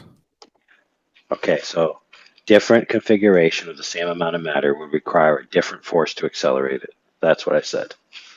Right. And then by the definition of F equals ma, you'd say they'd have the same mass, which would be fair because they're required the same amount of force to move them. However, they have a different amount of matter. Yeah. It's a cool idea. It's not. To me, it's like it's not impossible that but it would absolutely change physics. It would say that there is, because it would have to change all of the just everything. Like I said, all of physics. Like I studied physics only for 1 year at school in year 9, and then it got too difficult for me. But that's what we started with. F equals ma. Right, but notice how F equals ma is talking about mass, which is the amount of force required to accelerate. Right. So I have an object, it requires this much force to accelerate, therefore I say it has this much mass, which is self-conclusive in that. That's not speaking You're at all. hypothesizing something having more matter. Yeah. So in my thing, the equation that you just did is not speaking to the amount of matter in that thing at all. It's just speaking to the amount of force required to move it. Yeah. Yeah. So it would not upset those equations in any way, shape, or form. The sail was a good example, though, I think, the way you laid it out. Now, the fair critique of that is that, okay, but you're just explaining on a different scale the same exact principle. And I could agree to that, but then say, that's fine. On the macro scale, it's experienced this way. On the micro scale, it's experienced this way. So these things would all be happening on an infinitesimally small scale. You know what's weird? I don't know if you knew this, eggshells, or not, but you know how they like to say that you could use Newtonian physics and Einsteinian physics interchangeably, or at least on a regular basis. You use Newtonian laws of physics, and then if you want to go to the galactic scale, you're gonna want to get into like Einsteinian infinity space time. But either way, you can use them without having to violate any laws, so to speak. I don't know if you ascribe to that or not. I don't want to say that you do, but have you heard about that? People saying that Yep. Yeah. for everyday use, you can just use Newtonian equations. That's fine. Yeah. You don't have to talk about Einsteinian, general relativity. Just speak about things we do here on Earth. Anyway, that's kind of the same thing when people are trying to define what's happening and the different scale values. So you go to the macro, the micro, the quantum level that starts to get pretty wonky for any of the Newtonian laws and even Einsteinian. So they need a different way to think about that because it's some things don't apply. There's It another would just type. need some support of like observations that support it. Sails changing mass when they're deployed. Well, the sail itself, an equation, an observation that comports with this. Some sort of What the heck are you talking about? I'm not talking about actual sails changing mass, dude. Yeah. Hang on, that's what I was saying. I was saying, is this a metaphor, or do you actually think a sail changes mass when it's deployed? And you said yes. So you were using that as a metaphor. That's what I thought. You were using it as a metaphor to say could an hypothetically analogy only. Right. Not a metaphor, an analogy. Fine, but you weren't actually talking about a sailboat sail changing mass. No, I was just talking about the principles of configuration in regards to motion. Right. Yeah, that's what I thought. That's now, why keep in mind, though, I did. Saying that's what you really think. Yeah, fair enough. I did have to create a rational. I had to create two rational objects: the sail and the thing that's causing the resistance. Right. So that if you're saying on a micro scale this is happening, you'd have to have matter suspended in a medium that offers resistance to configurations. Right. To be able to explain it through rational objects. Right. And that's why you correctly said, "Oh, are you?" Your intuition was, "Oh, is this similar to ether, where there's like a sea of something in which matter exists, and its motion through it is not unimpeded, like it's just empty free space, right?" You guys are in a heavy conversation over here.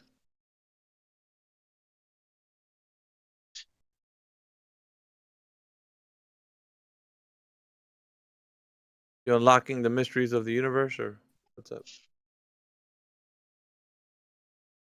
God damn it. While my team is pushed back on the bloody beach of Normandy getting shot in the water. Is that a metaphor for how you couldn't handle my argument? No, he's playing a game. He's usually doing it. I think he got that. Your team, my grandfather was there. What are you talking about? Yeah.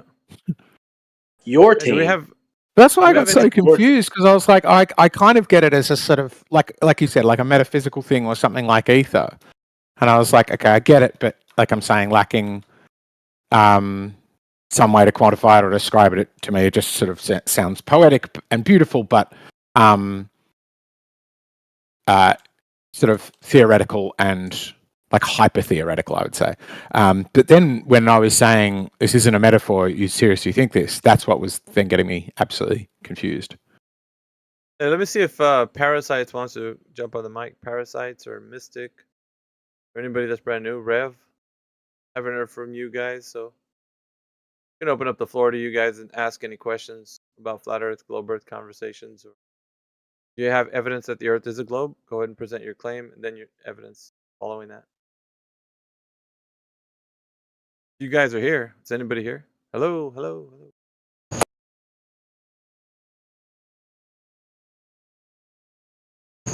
You can see if Nez wants to defend his claim that flat earthers don't understand perspective. Sounds Oh like my God, dude, that guy. yeah, he's chat Okay. skanking. He's stuck on Hey, I stupid. got it, I brother. just can't I get with got him. it, Alfie. Ready? I'm gonna drop this. I'm gonna drop this right here, right now. You ready for this? Yep. F equals ma is a metaphor. Love it. Put up your dukes. Love it.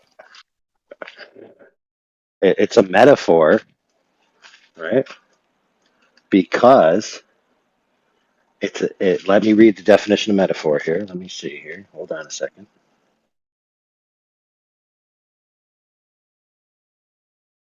A word or a phrase is applied to an object or action which is not literally applicable. Hold on, I need a better metaphor definition.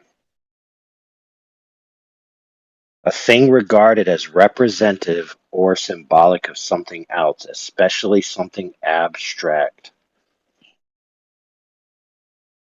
So it was a metaphor. Symbolic or representative. Nope.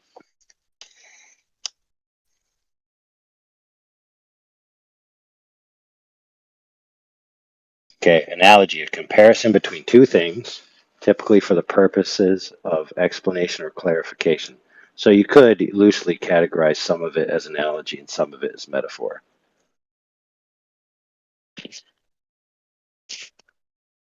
So when you said metaphor, I took the connotation of some kind of symbolic or esoteric thing, and that's why I said no. And then you took that to mean I literally meant sales themselves. So I see where you went wrong, and I see where I went wrong.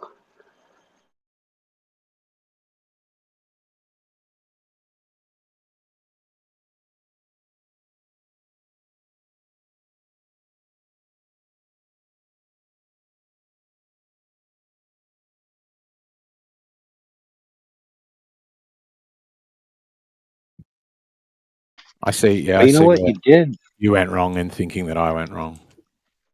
Oh no, you went wrong for sure, homie.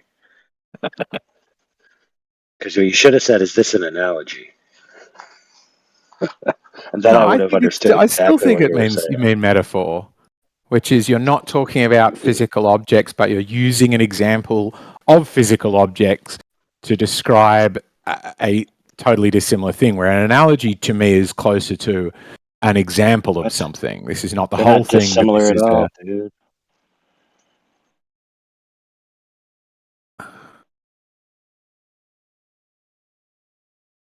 You see the problem here? We can't even agree on metaphor versus analogy. We're supposed to agree that matter and mass are somehow this or that. All right, let me go back. So what you just said, let's read this again. Let's see how close we are here. A comparison between two things typically for the purpose of explanation, a correspondence or similarity. Yeah. Yeah.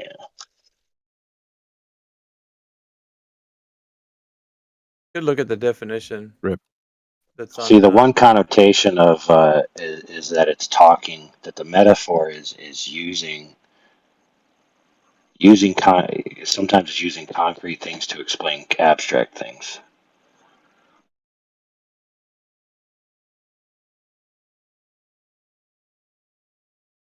So there's at least one connotation of metaphor which applies. So a metaphor, the one I've got is analogy verse metaphor, where it says a metaphor uses imagery to evoke an emotion to feel. An analogy uses a comparative imagery to lead to a logical conclusion, which would probably make it closer to what you were saying. But that's more for writers. Yeah, but this is the connotation denotation problem, you know. What's that? What's In the connotation? realm, in the Like specifically this thing versus vaguely this thing?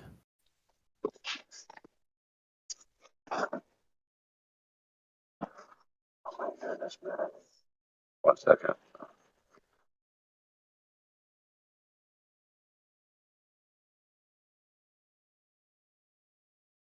Denotation of a word expresses its direct meaning. Connotation consists of the ideas or meanings associated with it. You're suggested by it. Yeah.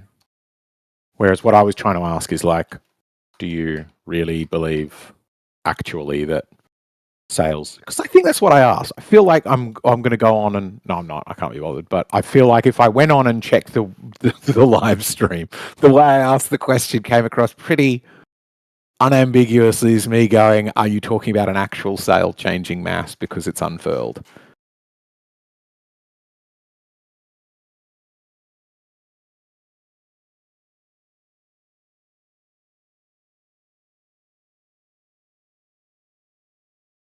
That's a fair contention, but obviously that's not what I meant, right? After we parsed it out further. I think he asked you pretty clearly, and you said yeah.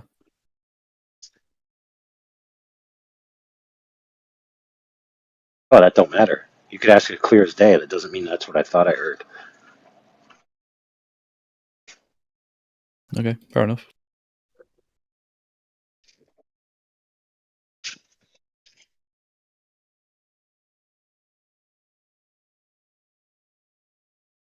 I am devastated. I just found out that the devs have abandoned my space game.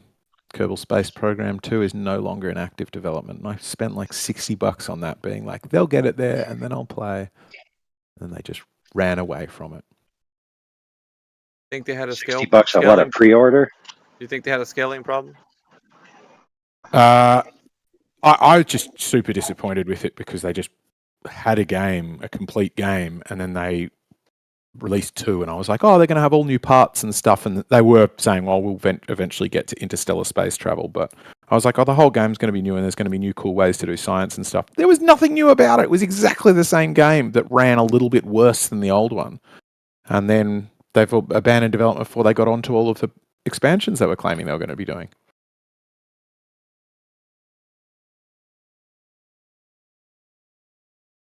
You know what, dude? That sounds awfully a lot like the promise of all these moon missions. Could be. Could be. So in actuality, they gave you a parallelism of like actual space programs.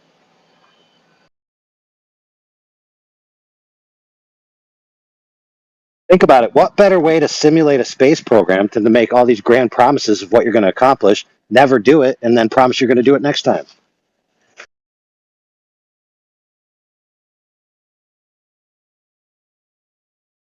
Yeah, it's obviously before my time. I never remembered, or maybe I just wasn't interested in it. I don't think anybody's that interested in space. Flat earthers are far more than your average person off the street. But I never remembered them saying they were going to be doing moon missions. Like lately they have, but I mean, then we're only like, what, a year, 2 years behind time for all the Artemis and stuff? Which is like, that's to me what I expect. If the government says they're going to do something, like we've had in Sydney, we had a tunnel built, like a road tunnel built, and it was like 10 years too late or something, like from maybe not 10 years, but 5 years late. And then it started and it caused this massive traffic jam that went all the way out to the western suburbs, like 20-kilometer long traffic jams. And everybody's like, oh, this is obviously just like a teething problem while I haven't finished the whole tunnel. These politicians came out and they're like, nope, this is just the way it is now. So to me, government ineptitude and getting things wrong and doing things slowly, and most importantly, failing on predictions, that's what I expect. Lying about what did happen, less so. Why don't y'all get y'all's peepers on that PDF I just put in the chat? Go ahead and check that out one time. Oh, okay, let It's me worth, just go it's worth a look. lie down It's in a worth bush somewhere. It is worth a look. I wouldn't put something there, link something that's not. All right, what's this saying? For any Can't be FE reached. It's saying, oh no, now it's gone. There's no really good definition of mass. Yeah, sure. Yeah, well, it'll kind of give you a little back history too, and have the reasons why there's been a struggle. It's not too long. It's not that many pages. Was it like 10 pages? Yeah, I'm probably not going to read it right now, but if somebody wants to summarize it, I'll read out the juicy bits.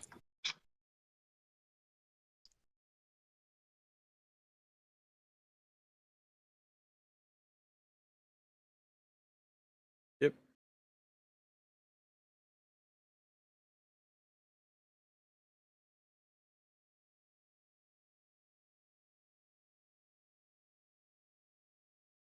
Yeah, there's a piece in there where it says definitions in general. Broadly speaking, there are two types of definitions used in physics. The traditional conceptual definition, which specifies the meaning of an idea in terms of other, more fundamental notions, and somewhat newer operational definition, which specifies procedure by which the concept can be measured. In the later approach, what mass is need not be grappled with beyond maintaining that it is which is measured in the following way. An inherent problem with conceptual definitions is that the most fundamental ideas are not expressible in terms of still more basic, previously defined concepts. Hence, through the notion of speed, more precisely average speed, can be specified in terms of distance traveled and time elapsed. What is distance? Any attempt to arrive at the meaning of distance will unavoidably bring us to the daunting question, what is space? And once you answer that, what is time? These interactable epistemological issues have challenged philosophers for millennia. Over the past century or so, textbooks have tended to define mass conceptually in either one of two ways. One is simplistically as the quantity of matter, and the other is in terms of inertia. In the latter case, mass is a measure of an object's ability to resist changes in its motion. Notice that neither of these formulations tells us how to measure mass, and so both are profoundly deficient. No matter how true the inertial definition might be, it's more metaphysical than physical because we cannot use it to directly determine the numerical value of the mass of any object. Consequently, physicists today, driven by the imperative to quantify, most often rely on the operational definitions. These harken back to the seminal work of Mach, 1838 to 1916. It is inherent weakness of that of methodology, which has not been pointed out before, and of today's textbook definitions based upon it, that we are concerned with here. And it goes into a little bit more, but brief history, Mach's definition, relativity and mass. There's certain categories in there. There's some equations. Today's textbook definitions. How many pages is that altogether? About 6 pages. It's a light read. I mean, it's worth a look. I Yeah, feel now we need to. Sorry, Alpha. No, I was just gonna say, if you're FE, keep this in your back pocket. It's very useful. Cool. I was going to say we probably need to loop this all the way back around to where it began this conversation, which was gravity affecting mass, therefore containing the atmosphere. That was where we began with all this, and then we went on to what's mass and etc. So, what's the thoughts there now?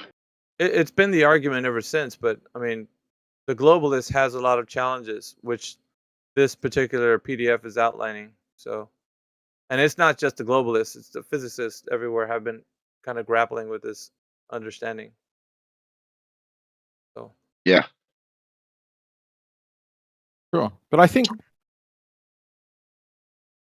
more broadly, it's what it's saying is something I agree, which is like, even if you go, is time metaphysical? Like, is this just a never-ending instant and time is just a construct? But if you put it into equations, it works. We can quantify it. We can put it into equations, and they will, mean something, right? Getting hit by a car that has traveled 60 meters. yeah, the physical and doesn't tell you natural anything, world. but if you get hit by a car that's traveled 60 meters in the last 2 seconds, that means more. That also Yeah, the means physical and something. natural world can be quantified in ways that we can determine things using certain equations. I mean, I don't think that's what people are arguing here, right? Because I mean, that's just you're stating the obvious. Anybody that would doubt that would be, if you were to saying that a car traveling at a specific rate, can injure somebody versus a car, traveling at a different speed, which is a lot slower. You know what I mean? Like the type of impact that would happen, or the reaction to somebody getting hit by a vehicle or something would can be quantified, right? As to like how much damage there would be from the type of speed and motion, all kinds of things that are introduced. But I don't think anybody's arguing that. I think it's how we arrive to using the specific convention that is used for quantifying these things, right? That's the kind of the underpinnings to the way we look at the world. So how do we arrive there?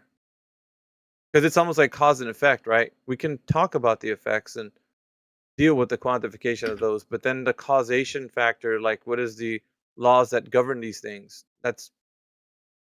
It's a different realm. I don't know. So it's like people have said that flat earthers are reality deniers. Have you heard that before? I have Oh, yeah, many I'd times. say that. I agree with that. Right. But if we are denying reality, then why do we agree with it being self-evident? That's kind of a paradox.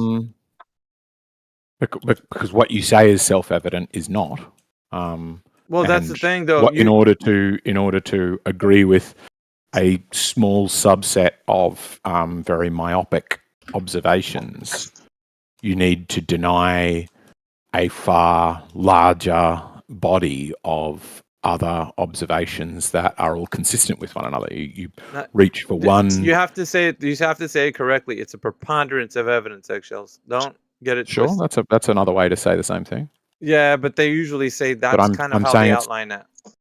sure, Preponderance but of what I'm evidence. saying is the preponderance of evidence, but also those bits of evidence all comport with one another is the point I'm trying to make. So it's not just that there's lots of evidence for a globe; it's that there's lots of evidence for a globe of a certain mass spinning at a certain rate with a certain But are you talking about average the radius. abstraction, though? That's the thing that we're parsing out here is the abstraction of the Earth being a globe. So everything can be done after the fact.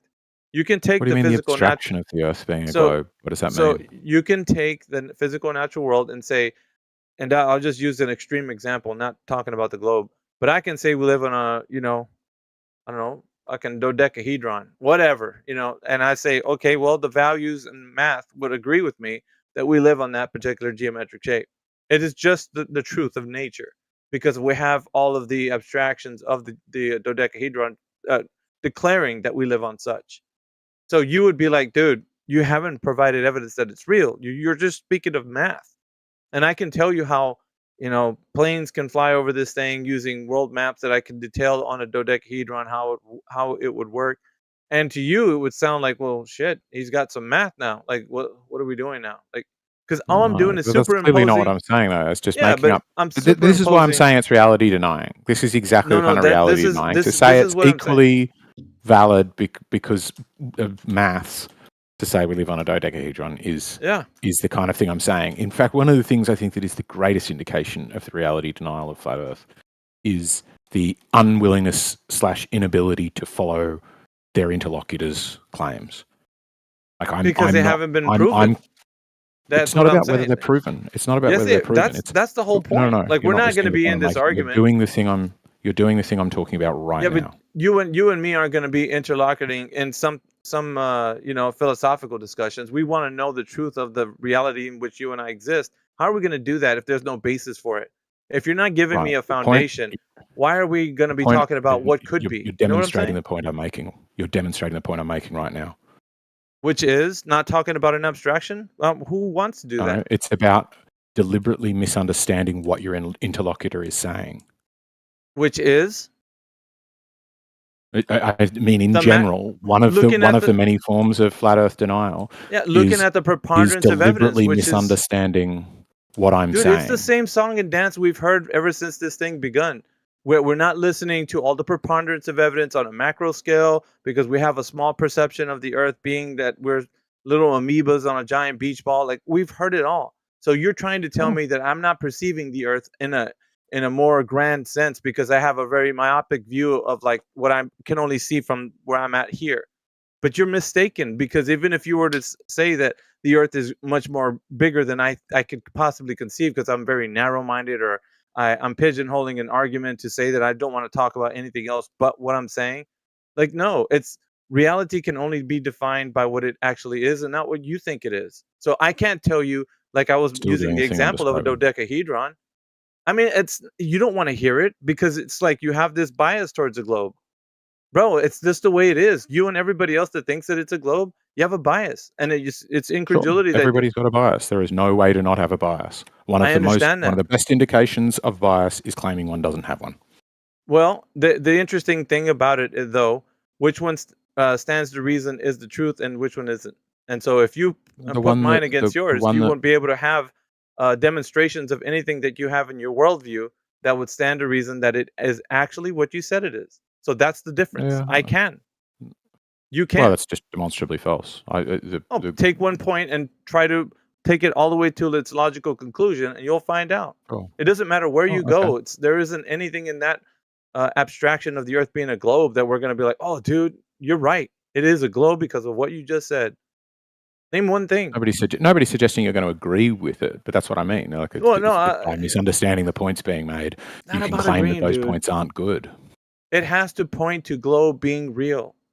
It can't point to globe being a thought of being real. Like, well, it's my Well, assumption but that nobody's saying that. This is the point that I'm making. I'm not talking about an abstraction. I'm saying we have a model that is an abstraction that matches reality, and you're pretending I'm not making that point. No, You're because desperately you're pedaling not. away from that being what I'm saying. Eggshells, what model? I don't think you can provide a model. Honestly, I think that you're lacking a model. If you say you have one, post it in the text channel. We've been Oh, waiting for this roughly the magical given model for years. radius. What is a model? Define it for me. Define a A working scientific model has definition. explanatory power about the thing it's describing. So if you're saying that the globe model can be produced, I'd like to see what model you're using. It has to So have some something with kind of visual. explanatory power.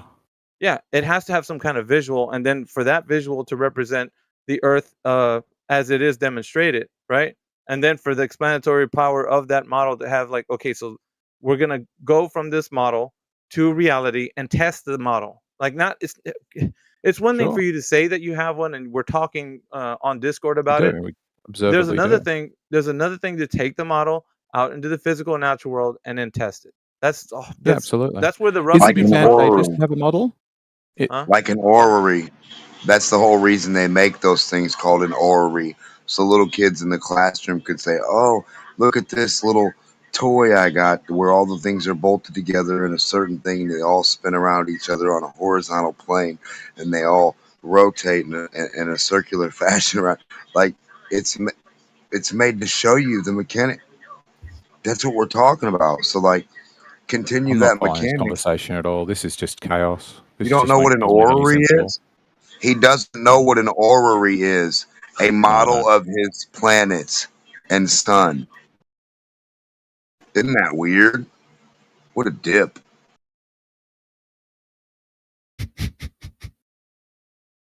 Sure. So what does that have to do with what Alpha's saying?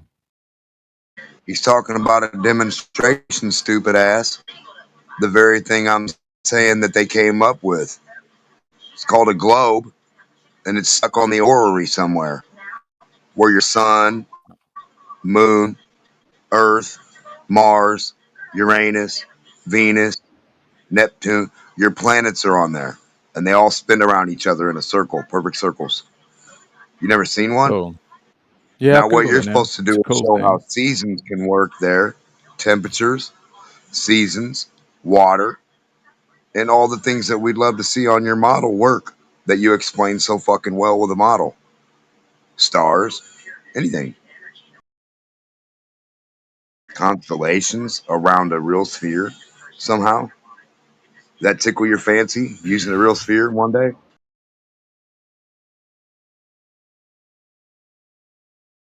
Let me guess, you don't want to use a sphere, do you? That's way out of your fucking pay grade. Go grab a globe that already exists. Alrighty. I might dip, guys, because this has gone from making not much sense to making none.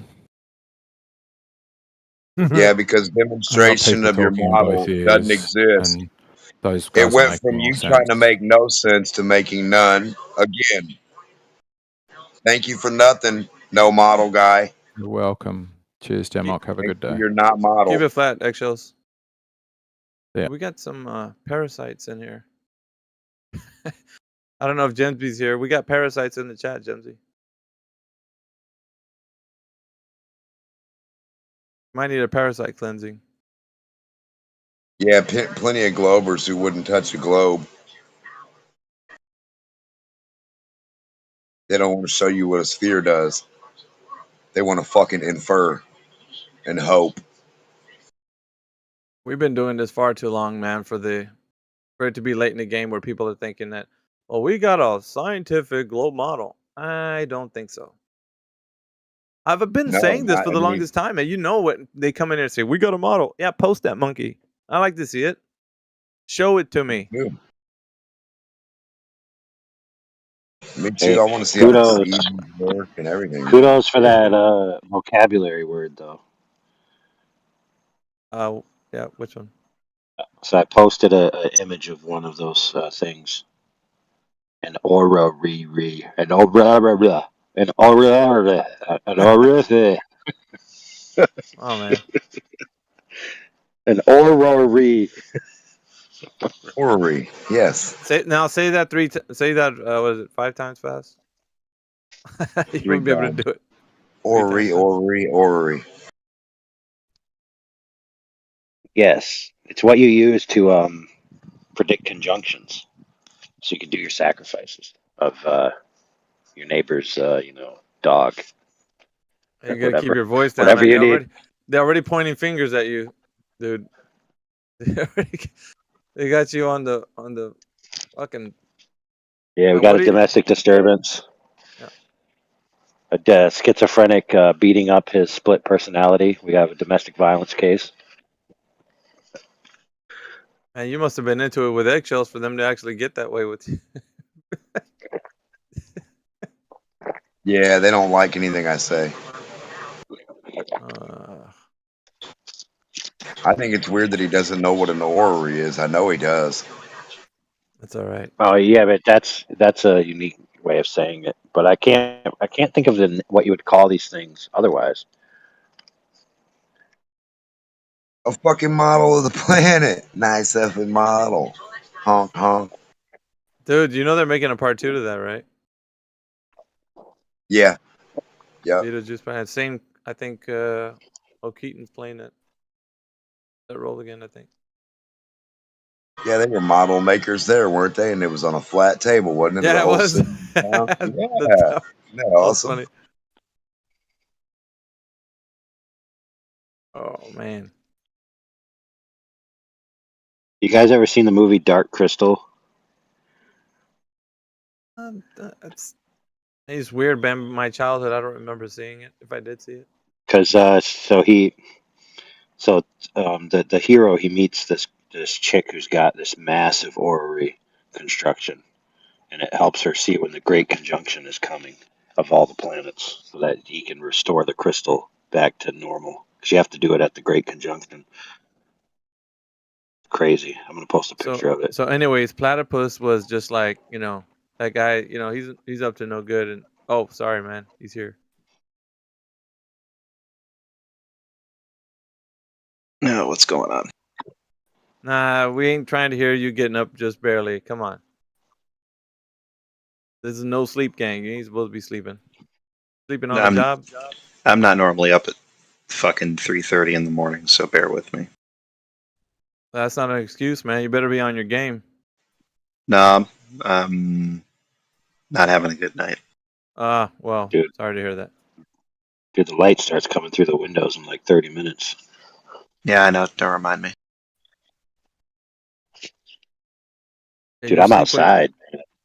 I'm outside running from the cops. Got the fucking cops on your ass, dude. That's funny as hell. Anybody all right with me venting a moderately depressing story for about a minute?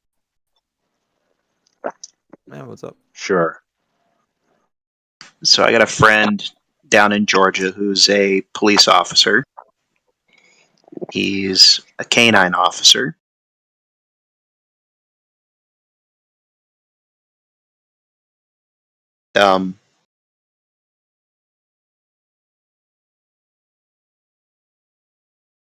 His dog's name is Deimos. He got killed in the line of duty tonight.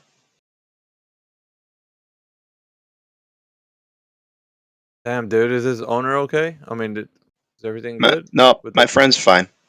My Oh. friend's fine. Did he lay down his life for his master?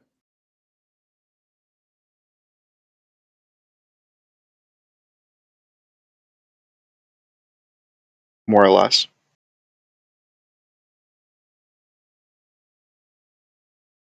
Yeah, that's I really said, sad, dude. I said it was a shitty night. The only reason I'm up at 3:30 in the fucking morning is because I've been talking to him post event for the better part of 3 hours. How long did he know his friend? Only about 8 months.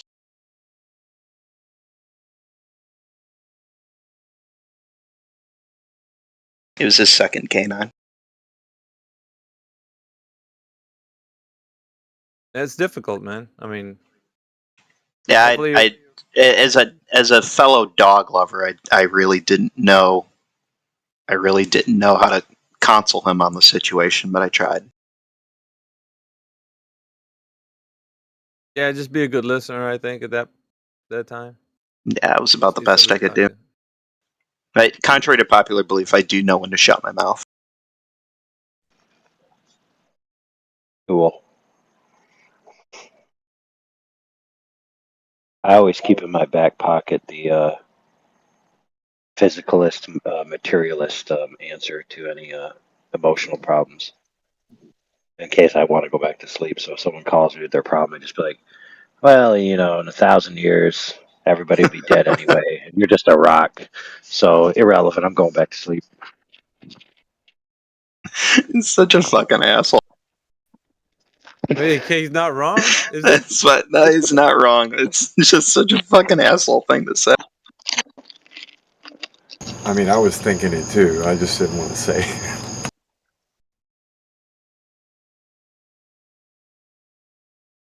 No, just normally I'd be trying to get emotionally supported by my girlfriend over shit like this, but it's 3:30 in the morning.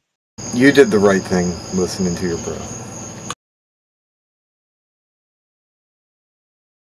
You also did the right thing by coming into a room full of flat earthers to tell us about it. Yeah, because see, Globers don't know how to console people. They're just fucking dicks all around.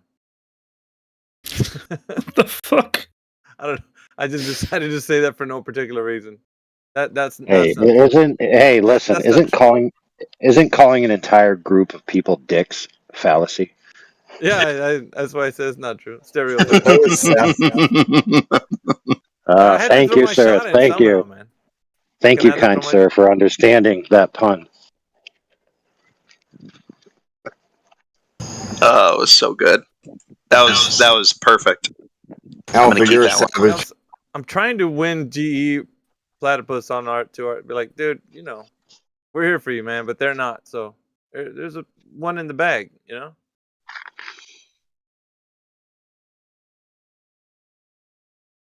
Yeah, but it's all joking aside. Yeah, it's pretty messed up, man. He must have really bonded with him for that much time. You know what I mean? He don't know. He's just doing his job. Like dogs do. Oh, did they get the perp though? He's dead. Okay. He's very dead. Well. Yeah. Well. Let me put it this way. Bad guy ran, dog chased, bad guy down about 20 feet ahead. Bad guy decided to pull out a knife and stab dog. Bad guy was shot about 47 times. Jeez Louise, was that all? Is that all the ammunition they had? It was 4 cops, so that's almost a mag dump for all of them. Sounded like it. Well, I can tell you this. I had a dog for 13 years, and to this day, when she passed, is still and probably will be until, something worse happens, but the worst day of my life, by far. Yeah. So I can't even imagine, what it's like to lose them. I mean, because somebody else killed them. I mean, it kind of I had her put down. I had to have her put down. She had a weird blood disease from a tick bite, and it was going to kill her slowly. So I did everything I could. I was pleading with them to do something to save her. They're like, we can't. We can Lyme just make. disease. I don't think it was Lyme disease. No, it was something else. But I mean, yeah, but it's along those lines. Yeah, we've got a lot of ticks here in Alabama. My husband had a like a allergy to red meat for a while because of a tick bite. I almost hear the echoing of QE's voice when you said that. Dug in like an Alabama tick. Yeah. He's always saying that shit. See, luckily, we don't get a lot. We get a lot of ticks up in Michigan, but most of them are pretty benign. You just have to get them off of you. They can give you Yeah, a there's one. supposedly this dude said there's a new disease with them that was discovered. I mean, I'm not sure. I don't know if he's trying to pull my fucking leg 'cause I'm a Yes. flat earther. But Nope, hold that on, is there's true. I and forgot it's about that. well, his friend just got bit, and that's one of the ways they found out. They didn't know what it was at first, and then they were like, "What the hell? You must have been bit by a tick," and it made you stop. So he can eat vegetables, fish, chicken, and that's it. He can't eat any mammal stuff, any kind of like. It's Red fucking meat. weird. Dude, Yeah, that he can would eat fish and chicken, but he can't. He But fucking can eat it's red fowl. suck, And, meat. dude. yeah, That's yeah. what my husband had, but he got over it. Like it was. Some people it stays with them, but for Oh my yeah, this husband, dude's bad. Yeah, he has. They give him medicine and stuff. He can't. Yeah, he can't All right, eat any yes, mammal shit. so Nothing. No don't milk. No dairy. No anything. go to the woods. All right, check. no, go to the woods. Oh, You'll be all right. Sterling this is Sterling genius. got over it in This about is a this is year. All genius. right. This is genius. So what you're telling me is that when kids are told not to go into the woods because of ticks, they could go in there and collude under a grand conspiracy to convince the adults that they now can't eat vegetables because they've been bitten by a tick. Oh, I think it's the opposite, No, though, isn't no, it? no, no. They can eat vegetables. They can't eat the meat. You can eat. Yes, listen. You can eat vegetables all you want, but you can't eat like a deer. You can't eat like a Yes, horse. You can't eat that's the old like a disease. I'm talking cow. about the new disease. The new The disease. Where the Oh kids yeah, mutated the the games. mutated version. exercise. Oh my Yeah. god, the one where you can't eat vegetables. Holy shit. Jeez. So silly. Eat your vegetables, Timmy. Oh, Mom, I was bit by a tick. Can't eat vegetables anymore. You better eat your Soylent Green. Yeah, I wonder what the difference is, like with people that have it for the rest of their lives, and people like my husband. Yeah, Sterling only had it for like a year and a half or two, Yeah. but he got it bad. He would break out in visible hives all over, and if I had to we had to start keeping Benadryl, It and almost sounded like you said invisible hives. I was no just very gonna. hives, like they were like the size of like $50 all over him. Yeah, that's no bueno right there. That's kind of disturbing to think about. Like, dang, dude. Man, you should have popped him and monetized that on YouTube. No, you know what he did, because it was so uncomfortable, like kind of like burning itchy. He would go and run a hot shower, as hot as he could stand it, and stand in there underneath it for however long that took. That freaking sucks, bro. All right, so I don't know. Meanwhile, back at the ranch, do we have anybody in here? Globe Earth, Globe Earth. Come on. I mean, come on. I'm rooting for you, man. Let's go. Curvature in 2024? Maybe. Uh, in another attempt to build bridges, Alpha, homeboy Duckbill over here is trying to become a resident forgery detector, fraudulent detector, phony finder, something along those lines. But we got to come up with a quippy name. Any progress in that, Platypus? Absolutely none. And believe me, I've tried.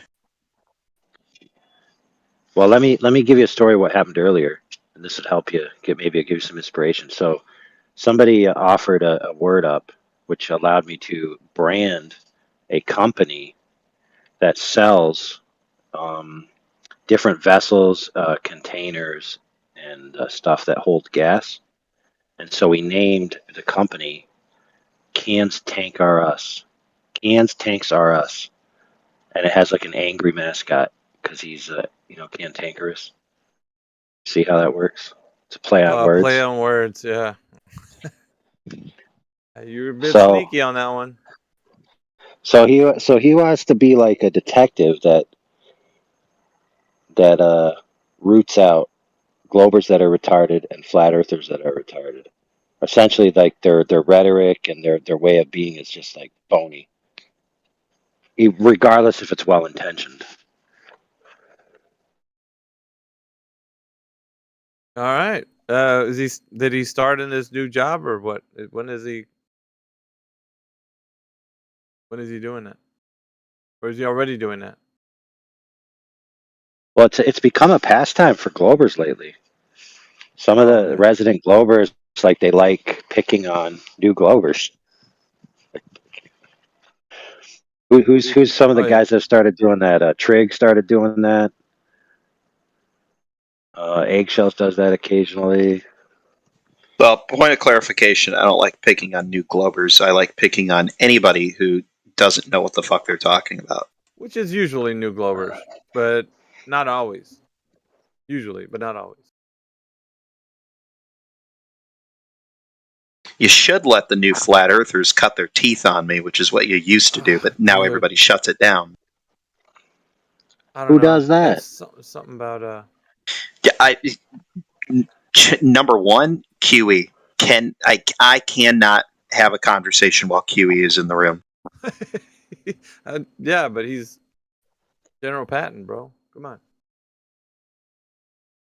Nah, he does really well, the homie.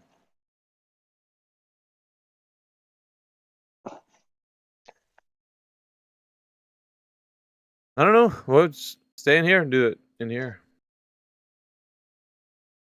Yeah, I'd say this is the best place to do that if you were going to do that. There's a lot of newish, not all the time, but sometimes we've got newish flat earthers in here. I try to reserve my cringe level. That's the only hard thing for me. It's like, yeah. I think I don't like flat earthers with bad arguments more than I don't like Globers with bad arguments. Yeah, me too. Me too. Only because I feel like I see like where I was at one point in them, and I'm like, stop talking and listen. Like listen to the people in here that are well informed on these subject matters. Yeah. Eventually, hopefully, you hope that there's progress, being made. But you never can. Usually, when people get in their arguments, they don't want to I mean, if it's a bad argument, it's a bad argument. Like dude from the home server, when we were all talking to him like late last night, early this morning. That dude, his name started with a D. Dean. I was like, dude, you gotta stop saying these bad arguments. Like, you're bringing up a bunch of things that you can't back up. You can't cash in. So you need to stop doing that. Yeah, he was going on more of a conspiratorial route, and it's like, bro, we're not challenging those things. Like, he's just new flat earthers, right? Because they're all about because once you get into that mindset and start talking to people about lizard people and all kinds of stuff, they got secret FE documents hid at the bottom of the Vatican and just dumb shit, moon maps of the or maps of the Earth on the moon, and just dumb shit. Like if you start getting into all that, it just puts us in a very bad light. We can't make the logical arguments anymore because you just fucking derailed. Now, when we want to have a conversation with them, it's just gonna be like, "Oh, we got another moon map person." Yeah, but think about him being here. He would have been speaking up in the middle of a conversation with you and a Glober, and he would have been putting his 2 cents in, and you would have had to mute him, Yeah. Digging around in the Vatican, you're most likely to find bones and paintings of demons or some crap. It's not going to be helpful. Going to the bottom of the Vatican. Yeah. The guy that started up the Jesuits, they probably still have his body there. Yeah, who knows, man? But yeah, that's the kind of stuff that doesn't build a good argument. That's what I'm saying. Yeah, it's People useless. just talking. And then, Glowers are rightfully so be like, "Oh, so are you gonna talk to me about lizard people as well?" And you're like, "Bro, I can't." It's hard to redeem the conversations after that, man. It's like now you just painted this whole conspiratorial broad brush, and then we're gonna all be like in that light for a while because you just made this shit argument. You know what I'm saying? Like this all. Who needs that? I'm always a bad guy when it comes to that. Stop talking. Like, fucking stop it. No, I hear you. Ooh, maybe that's what I could do. Stop talking? No, not that. Oh.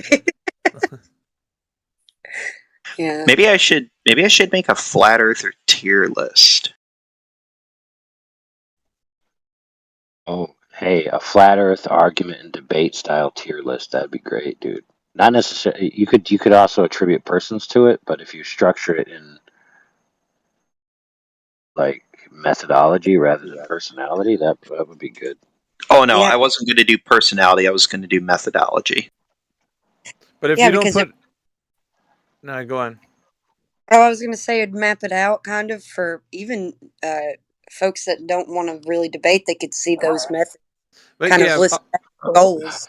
I was just gonna say, keep in mind, if you don't put AI up on the totem pole, you're gonna be muted forever and probably banned forever. So nothing really serious, but you just won't be here anymore. Just keep that in mind. Well, what are the criteria by which we would judge a flat earther?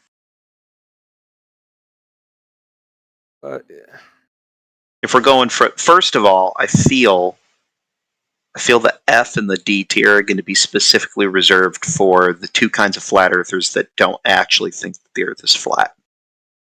Yeah, I would say that would be a good thing. The 99% flat earthers. There are some of those. Dean was one yesterday. I don't know if you probably didn't hear him. We asked him, "Are you for sure, without a doubt, that you know that the Earth is flat?" He's like, "No." He said it. No, he wasn't sure. 99%. Dude, I'll Seriously. give you your Q tier. Since your nemesis is Quantum Eraser, you can make the Q tier being the lowest tier, and you can lampoon him being like excessive citations, corroborated by loud, boisterous expletives, insults, mutings, and repetition ad infinitum, to where you can no longer distinguish whether you're speaking to a person or a recording. You'd have platypus going. You have platypus going ham with the F, and for muting F. He's like with his fist, like holding onto that pencil, just like digging into the paper, just like.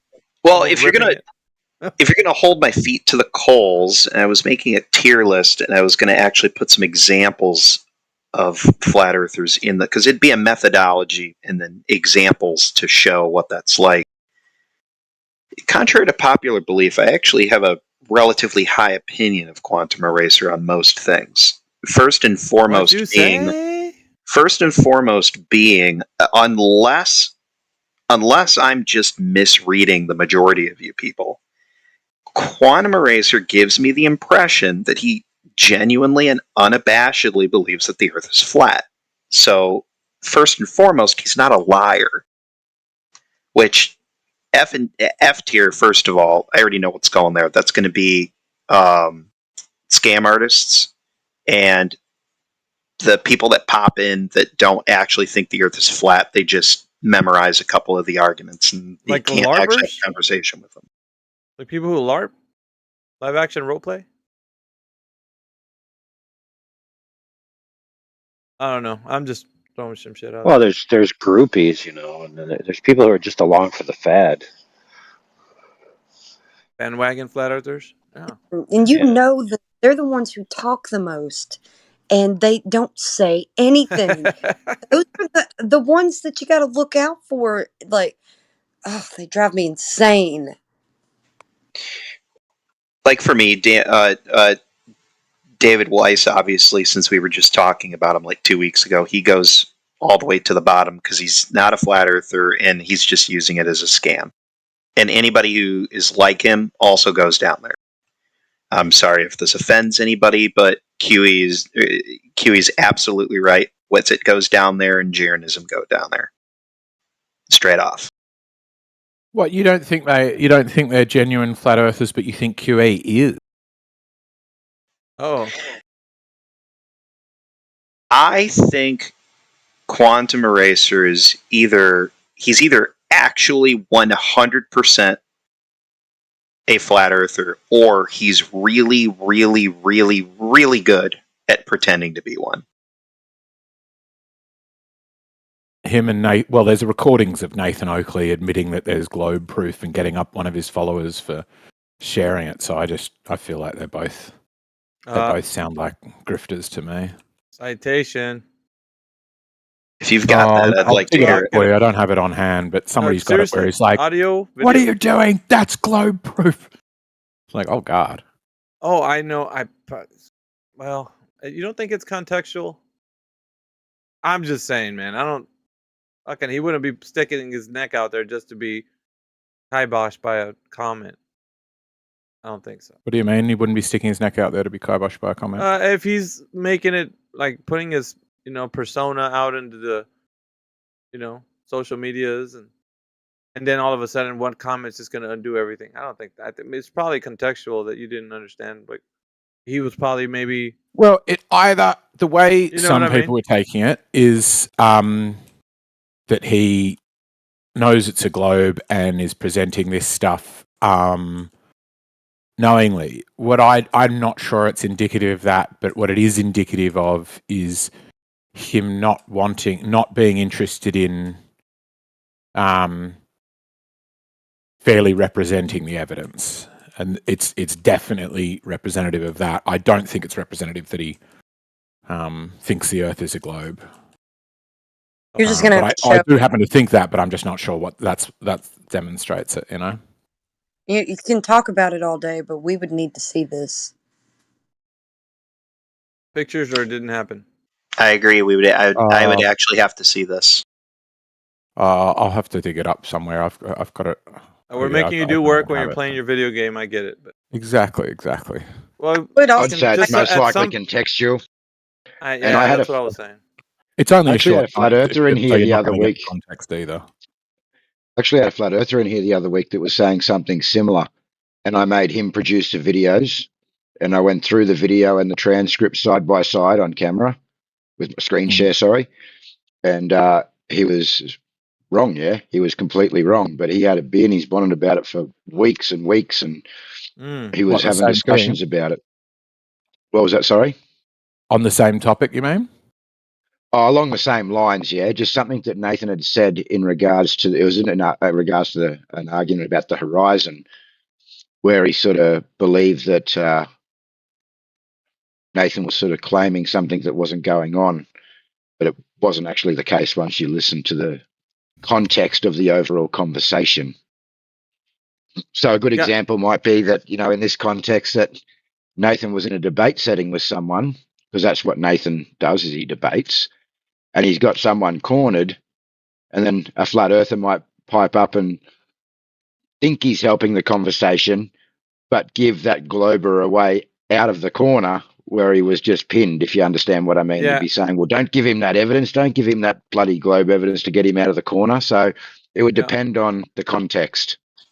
Oh, that shit pisses me off too, man. If two people have been engaging in a one-on-one for like a solid 15 minutes, they leave them to it. That's Yep. We were People just do talking that shit about to you, Platypus. I've heard other Globers chime in when you're trying to, they're like, jumping in and helping you. Like, dude, don't fucking help me. I don't need help. He got pissed off that one time. that's Because- what I tell them. I don't want your help, and more importantly, I don't need your help. because sometimes you'll have somebody on a train, like you're leading them somewhere, and then somebody will pop up, even if they're on your side, and then they'll completely get you off track when you were doing something. You know, like you, I don't know. That happens in here a lot.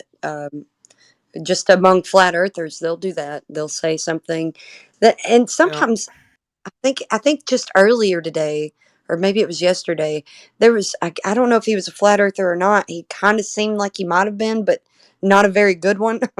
Not one to be popping up like he was, and he was saying a bunch of dumb stuff, and I was getting mad. I didn't say anything, but maybe I did in chat. But Dude, I was having a great one like what 5-6 days ago with Gregory, and that fucking Cooper guy just had to keep He does that, man. wingmanning it. He does that for me. Cooper, yeah, he's got to. If he's in here, he's gonna pipe up. I've known him. He just does.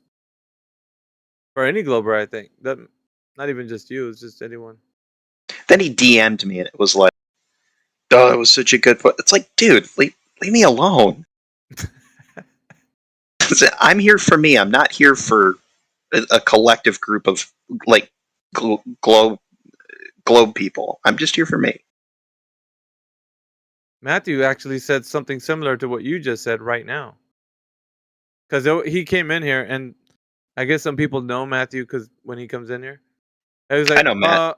Yeah, go ahead, Matthew. Tell him how it is. And he's like, I'm just in here for myself. Like, I'm not gonna get into any argument right now. Like, he told We're him, talking about Matthew shit. Learns, right? Yeah, Learns. Yeah.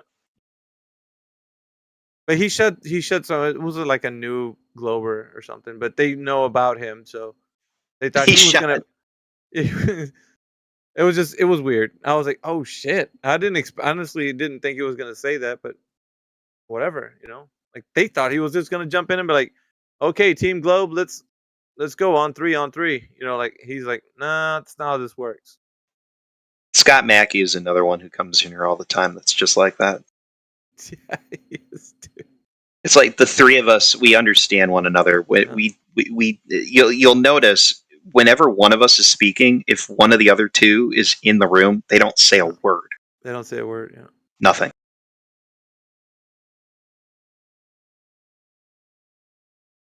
We're dynamic, yeah, for sure. Final verdict, by the way. I think I'd be putting QE in B tier. The only thing that holds him back is his fucking abrasiveness. Cannot get into a one-on-one conversation with that guy. Speaking of which, Platypus, before I forget, now that you mentioned that abrasiveness, I haven't got to my new domicile just yet because I'm in the process of moving. But I was thinking about rekindling the fires of the arena. So I don't know, like I'm still, because I'm gonna do a whole like podcast deal and Alpha Veritas and all that kind of stuff. But I don't know what I'm gonna name the show. But I plan to kind of rekindle those fires. Turn the forge back on. As it were. No, you can shoot me a ping anytime. But as it is per the rules of the arena, 3 objections are given to each combatant. So, and the way we want to do it is, doesn't matter if it's 1v1, 2v2, 3v3, so long as it's not too big. 5v5 would probably be max on a team, and it's kind of like an open kind of brawl, so long as the team understands each other, like how you want to manage the dynamic of the team. You know what I mean? And that's probably it, I think. No, I get that. I would just you'd have to understand that anything that involved me would be mano a mano. I don't do groups of people. Yeah, I mean, like I was saying, it is what it is. But the rules of those engagements are, you can call somebody out. Like I could say, Platypus, I challenge you to the arena 1v1, Friday, on the topic of, I don't know, gravity or whatever, and then you either accept or decline. I mean, it's your choice. You didn't have to accept. You can be like, no, I'm busy, or, I don't want to do it, or whatever. But the offer will always be that the arena will be a place that you can go and just, all right, I'm going to take, I'll take AI Overlord, 1v1 Thursday, whatever, make it happen. And then it gets moderated or whatever. But then you have that, because it's like, I don't know, some of these like modern day debate kind of things, everything's too cookie cutter, I think, and everybody wants to be free flowing. So long as the both interlocutors know, what the rules are, I think it should be free flowing. And objections are what they are, because you can't do that like these modern day debate style type things. You'd have to wait for the moderator to actually be like, okay, moderator, did you hear he's interrupting me? Like, are you going to jump in? Instead of that, you could say objection. The referee, who's going to be, making sure that the conversation does stop, and like, okay, what's your objection? That sort of thing. That's why it didn't work the first time that we did it, because it was very flat Earth sided when it came to the moderation. Ah, I must say. Well, I'll tell you this though. This is to anybody listening. To anybody listening, this is an open, perpetual invitation to ask me for a 1v1 on the topic of your choosing. Well, let's refresh the reality of history. So in the arena, when the globe participants would come, they would often forego using their objections and using different tactics, to which they had to constantly be reminded to use them because they wouldn't be using them. So a lot of the one-sidedness was the fact that the Flat Earth team was actually adept at using the available logistical supports that they had. Mm-hmm. Like I literally, like, for example, I had to take who's that? Oh man, what's that guy's name that runs Flat Earth Debate, Flat Earth and More? Who's that guy? Jim Panda. Nathan Yeah, Oakley. who is that guy? Yeah, Gem Panda. Yes. I'd always be telling him, hey, dude, use your objections. He would never use them. He would never use them. He'd always try to steamroll, just like with his voice, and I'd be like, dude, just call objection, and your opponent will be muted. It's a bit more difficult because we're used to the free range kind of thing, where like in this room, there isn't that structure. But if it's in place and you can use it, fucking use it, dude. Say objection, because you do object to what they're saying. So I mean, you're gonna obviously have a point. Now, and another thing too was, if you call them out on a fallacy that's not applicable to the thing that you called on them, if you mischaracterize, or you didn't hear something they said right and you called the fallacy and it wasn't, then you get one of your objections taken away, which is a penalty. You don't want to lose those. Those are precious in the debate of, going into the arena. Don't lose your objections. You have to keep those. But if you do, then obviously if you were trying to interrupt the other person while they were talking, you couldn't anymore because you lost the privilege of objecting. So that was the kind of way it kept you kind of thinking about, like, if you're going to object, make sure it's valid. Don't just object just because. So it was pretty cool, I think. And then we had the Yeah, so let's talk about how it plays out.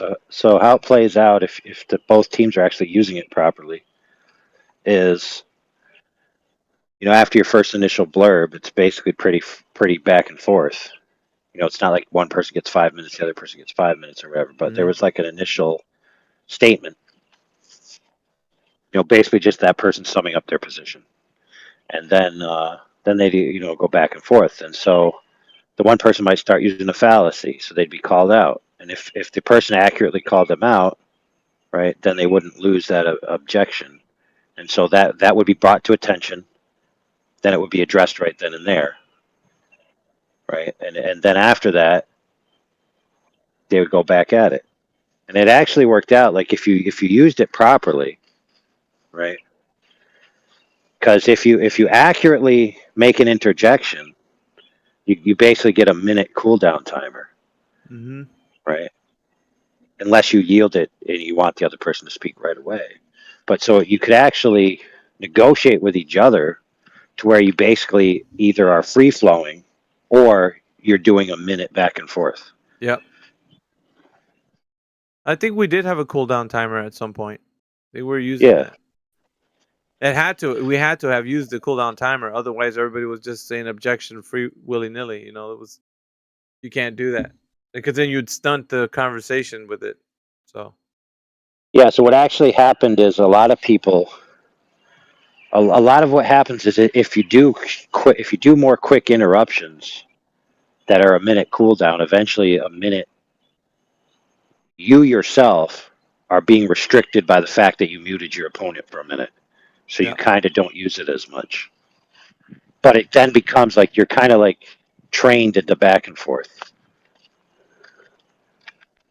Yeah, it helped people really regulate themselves in the conversation. So yeah, telling you the system actually worked, even on a larger 2v2, 3v3 scale. Because the team, then you'd have to have team cohesiveness, like who's gonna take point.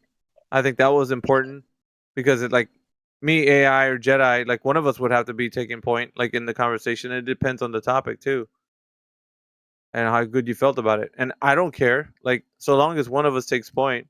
But if we're stepping on each other's toes, like that becomes an issue too. So team cohesiveness is another. There's other issues, right? So you have to. And I don't know how Globers are with cohesiveness. Making the team work for them.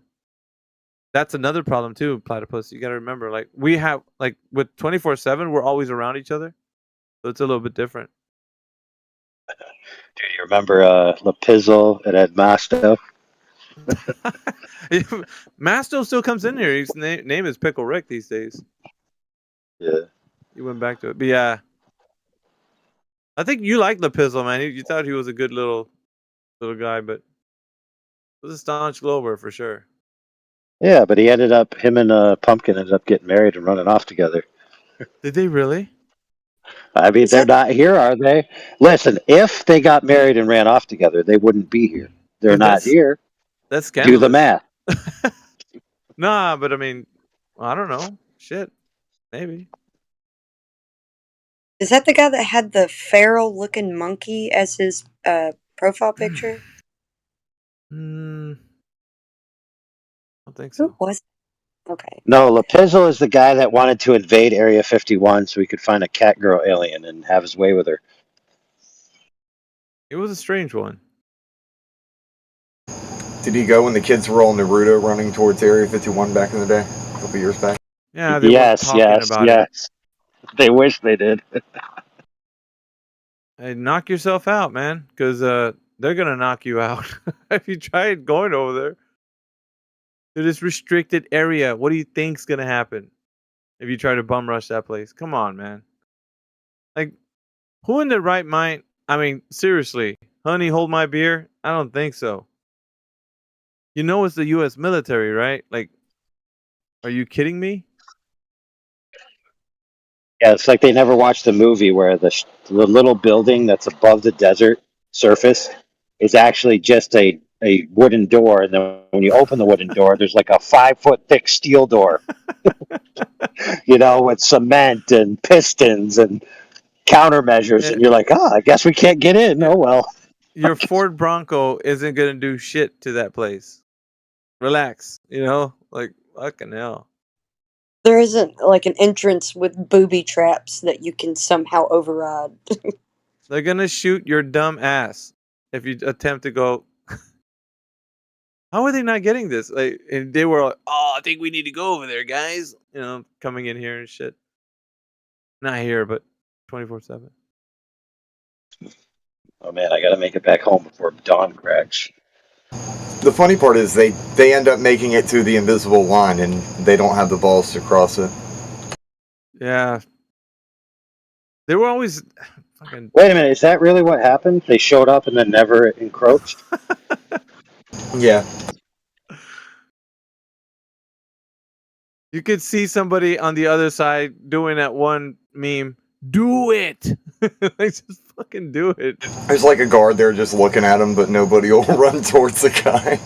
I dare you. They just went there and they did a tailgate party right at the That's line. so dumb as shit. Oh my god. I don't know if they actually did that, but I bet they did. Yeah, them guards are cool as cucumbers. They're like, no, go ahead. I can just go ahead and try. I don't know what do you think's gonna happen, man? Like, what? Dude, they would come out like fire ants if anybody did cross the imaginary line, and they would be flooded instantly. Yeah, fucking light your ass up.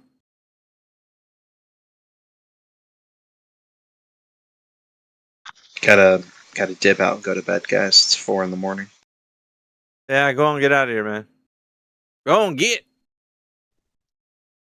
Oh, that's my same thing. I gotta get in and Later. shut the blinds before dawn comes, and then I can Later, pretend Pat. like I went to bed at night. See you. Man, I was gonna say go and get, and then you said it instead. All right, I'll give I you another guess. chance. I'm heading out too because I gotta get in before dawn. Go and get. Aw. He did. He did get. You gotta use that. You gotta reach your inner southern drawl. So like you, Get. You know? it sounds like you just shoot him out with a broom, like a cat in a house. Like, get! You know who does a really good one? Crit. When Brenda Yeah, I was don't in have here. deep. I don't have to reach too deep for that southern drawl. It just comes naturally to me. Yeah, it just happens.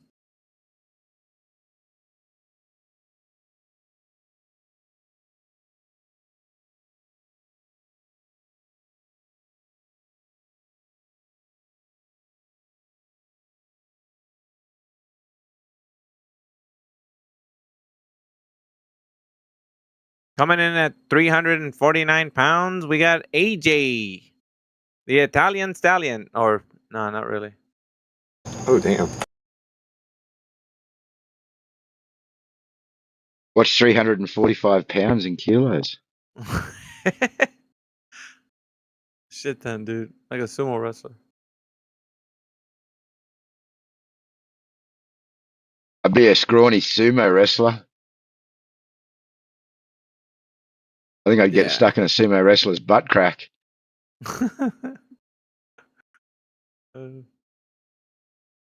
What a visual, dude.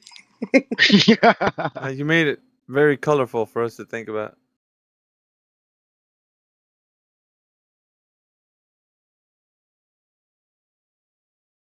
Platypus. Fucking Death Star is flat.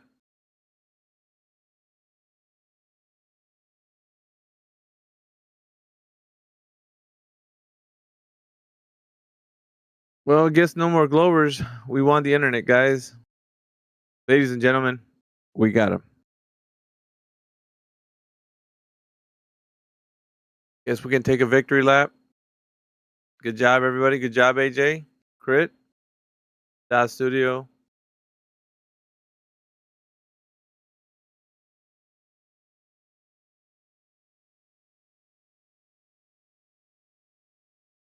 And I'm probably going to stay up for a little bit because my husband went to sleep in my son's bed with him because he got up to potty and then he was like, "Will you come lay down with me?"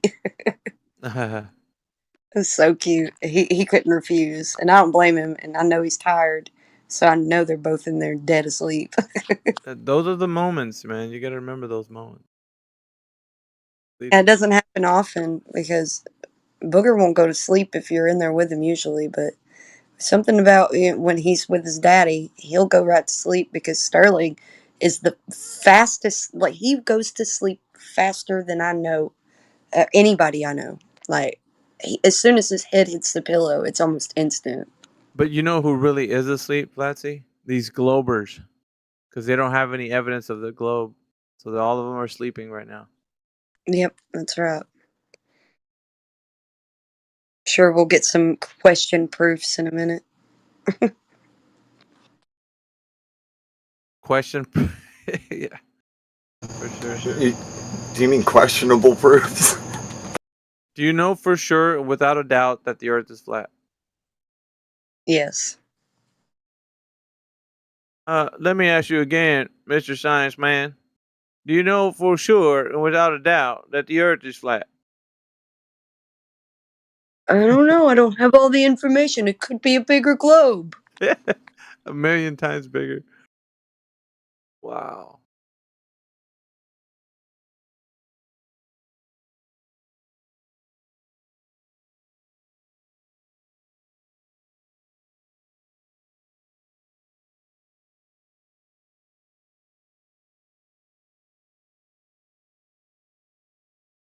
That was funny.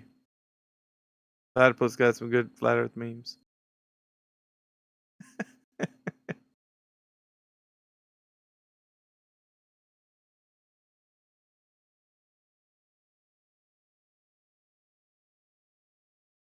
Oh man.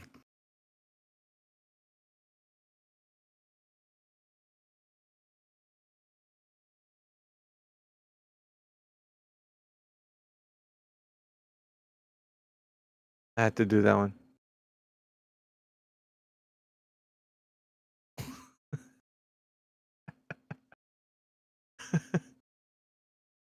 Hey, he poked the bear. I like it.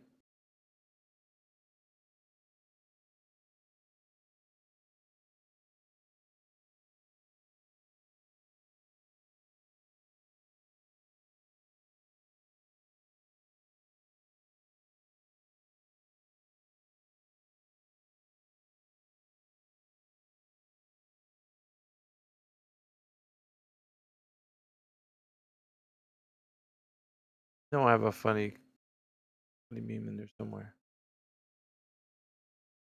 I think his Death Star memes were the funniest. Yeah, that's pretty funny. I like that one.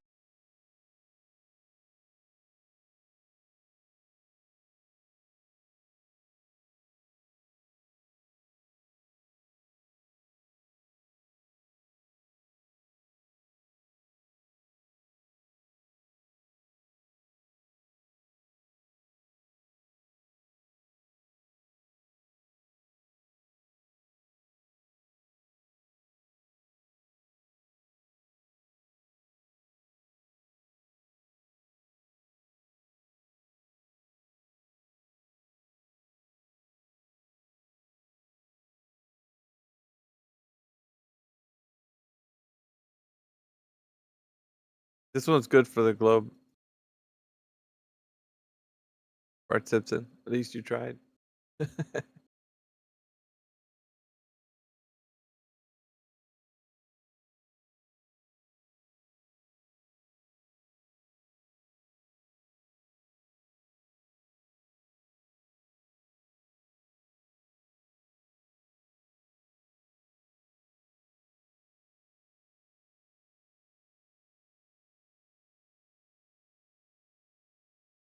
Nice one, Chubbs.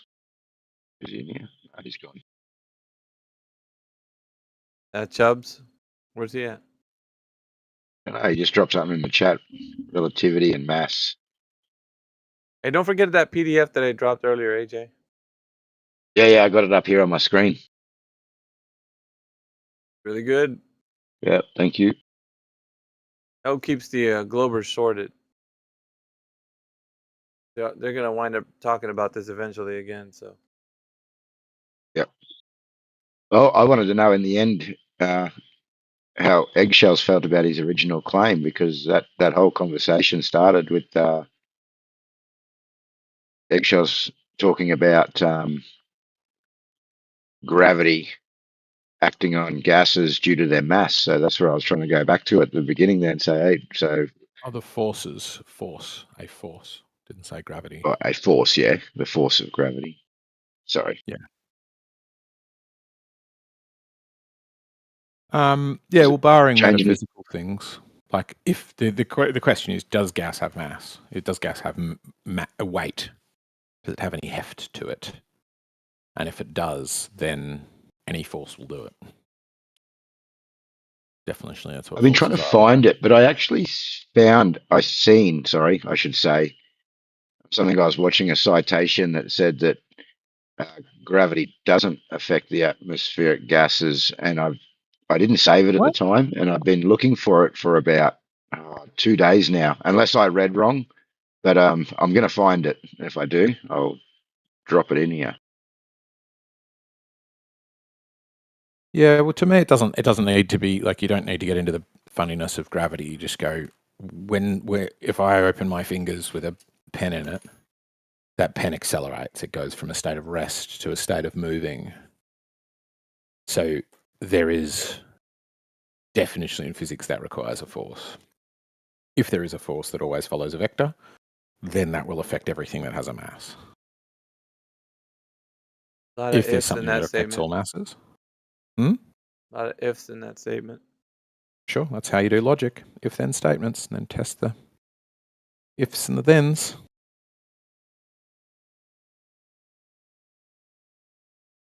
I was just interested whether it changed your thoughts on anything after that 2-hour discussion we had about, or you guys had about mass, whether it changed anything. Not really, because it's sort of it's a as AI said, it's a metaphysical, and by his own admission, untestable hypothesis. I was saying, I would give it some credit if it could be tested, but also what he was saying was, by the end, not that the same mass wouldn't require a force to accelerate it. He was saying the same amount of matter. He was talking about a slightly different thing, but that amount of matter, if configured differently, might make up less mass. And then that's a sort of hypothetical, metaphysical, in my mind, like almost navel gazing thing of like maybe it could, like there's some theories that all matter is a vibration of quarks or something like that. And if they vibrate at different frequencies, the right frequency, they exist in our universe, and they vibrate in a different frequency, they might exist in another. All of it's like, cool, so what? But at the core of what he was saying was still that the same amount of mass definition would require the same amount of force to accelerate it. So it wouldn't change anything about the equation, which was he was quite clear on by the end. And so the question just needs to be, does gas have mass? Does gas have weight, heft? Is there anything to it? And to me, the answer is an obvious yes. And then if it is, it should stack up with a gradient that aligns with the vector of down, your vector of that force.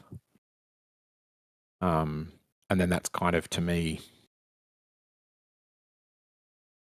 job done. That's all we need. And keep asking questions like what causes the force and stuff like that. But is something required? I didn't understand where it was going to change anything to do with the gas argument.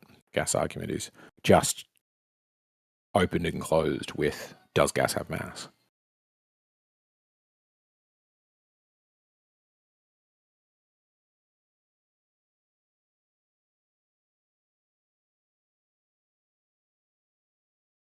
Gases have a vector of down, you say? What you say? Remember what I was saying about not really responding to the substance of the arguments? No, I said force has a vector of down, and if that vector exists, then that will create a gradient that follows that vector of down. Which means gases have a vector of down. Yes? No, not necessarily, because they'll follow all okay. sorts of different vectors because all of the different forces on them. There is one force pulling down, but then there's also wind and heat and other things. But the vector of down exists, right? Sure. If the vector of down exists, or the vector of down exists. Whichever you want, right? Well, I want to know if it exists. Well, I don't think you really do. I think you just want to make the conversation. Yeah, I do make actually. less sense. If it exists in the physical natural world, it would stand to reason that we'd have the fundamental laws that we understand in physics to follow that, no matter what. But if you say that it exists only because it helps an abstraction of yours to be complete, It's not then an no. abstraction. You just make up this abstraction stuff so you can pretend that No, it's an abstraction abstraction when stuff. it's No, the clearly not. abstraction of the idea that the Earth is a globe. So all of that stuff It's is not an is abstraction. it's hooey, dude. It's not real. Well, It's that's your all hooey. claim, but No, it's not a claim. your- It's a fact. It's a fact. If Well. it becomes real, then it becomes a fact. But right now, it's not. If it becomes real, then it becomes a fact. How, Yeah. It's just you just So don't make any sense, mate. you can talk about ideas till the cows come home, but it's not going to make it true. You know what I'm saying? Yeah. You could say, yeah, the Earth is a globe. It's got a vector of down. We got all that stuff. Good for you. You said a whole bunch of words. Now prove it. Ditto. Yeah. Yeah. Saying goes both ways, buddy. No, well, buddy, the Earth is flat and stationary. Yeah. Cool claim. Well, if you're not observing reality, then I think you're thinking of imaginary things, right? Like your I imaginary observe globe. things like a South Celestial Pole. Well, good for you. When you're observing the South Celestial Pole, what are you observing? A central point in the sky around which the stars rotate that is always due south of me and is equal to my latitude. So I it is. mean, There is a thing that in the sky would not be there if we're on a stationary plane and we are seeing straight to the points in the sky. That's incorrect. There is something No, that that's incorrect. would be. That's affirming the consequent. finish? Formal logical fallacy. You can't No, it's say not. that. You didn't listen. Yes, it is. Listen. Yeah, if the didn't stars rotate on the south in one particular direction, according to you, that could not happen on a globe. The stars do rotate in a specific rotation pattern. What do you mean they in could the not south? happen on the globe? I mean, on the flat stationary plane. Right. So was it affirming the consequent? Yeah, because Well, you it wasn't, saying though, was it? Because it was but contrapositive. you It are. was saying what couldn't be the case. Got it wrong But there, isn't mate. that what you're saying? Tripped It over could yourself. not You be got the case. so It could excited. not be the case that the Earth is a flat stationary Doesn't plane. It work could with not this be the model. case. You said that Yeah, it can't work with what model? Reality is work not a with that. model, sir. It never was. Right? Yeah. Cool, Reality you is got not it a wrong, model. though, didn't you? You No, just tripped over no, I yourself. said reality is not a model. And you're Was it saying, well, was it affirming the works on a consequent? model. There's no model here. We use no models to talk about reality. We only talk about the thing that we see. You don't use any models to talk about reality? The model that we use is not a globe. Why not? Because it's not a globe. Obviously you don't, but I mean you don't do anything, right? Yeah, the model that you use is not a globe. It is. Physical and natural world is not using a globe to talk about. Everything that you see has other conceptual ideas, and it's not a globe. Terrestrial sphere is nowhere to be found. Zero terrestrial sphere. You think it is. Because you're using what you see in reality, and then you're superimposing this geometric shape on top of it. That's all you're doing. That's all you've ever done. Have you ever tried with me? Because I hear you do it with other people. But have you ever tried with me to have a conversation where, like, we exchange thoughts and I say what I think and you take that at face value and then rebut and show why it's wrong? Or do you just always do this thing where you rant at me in the hope that people miss the fact that you aren't responding to the points I'm making? Well, because I think it's if you're gonna indicative of the make fact an that you are argument, scared and you know that you couldn't beat me in a fair debate. So you it's not a always debate. just pretend it's about It's not something a else. debate. But It I is hear you not do a it with other. debate. I hear you do it with other globers when they step up and you go, "I think I can beat this person." So you'll ask them what they think and then take that at face value and show them why you think it's wrong. But with me, you always do this running away thing. It's noticeable who you do this with and who you don't. Yeah, you do a lot Really of transparent. you use a lot of suggestive words when you're speaking, and not only that, but the thing you're Suggestive. What do you mean suggestive words? All if words and suggest what they maybe are could talking be about. possibly. Those are suggestive terms that you're using when you're speaking, and See what I mean? You're not talking about what I just said. You're just I know, but ranting about some other shit. when you talk about anything that you're Or gonna don't say the word if. you're asking me to let Childish, you man. go ahead. Yeah, but you're asking me to go ahead and let you speak. When I hear you talking a whole bunch of word salad, after you said all of that, I'm gonna be like, dude, you just all know made why I all do of that up to make your idea that you live on a globe for real. It's like you can't do that. You just can't. Like, you have to prove it You first, can, and then if you absolutely you do, can.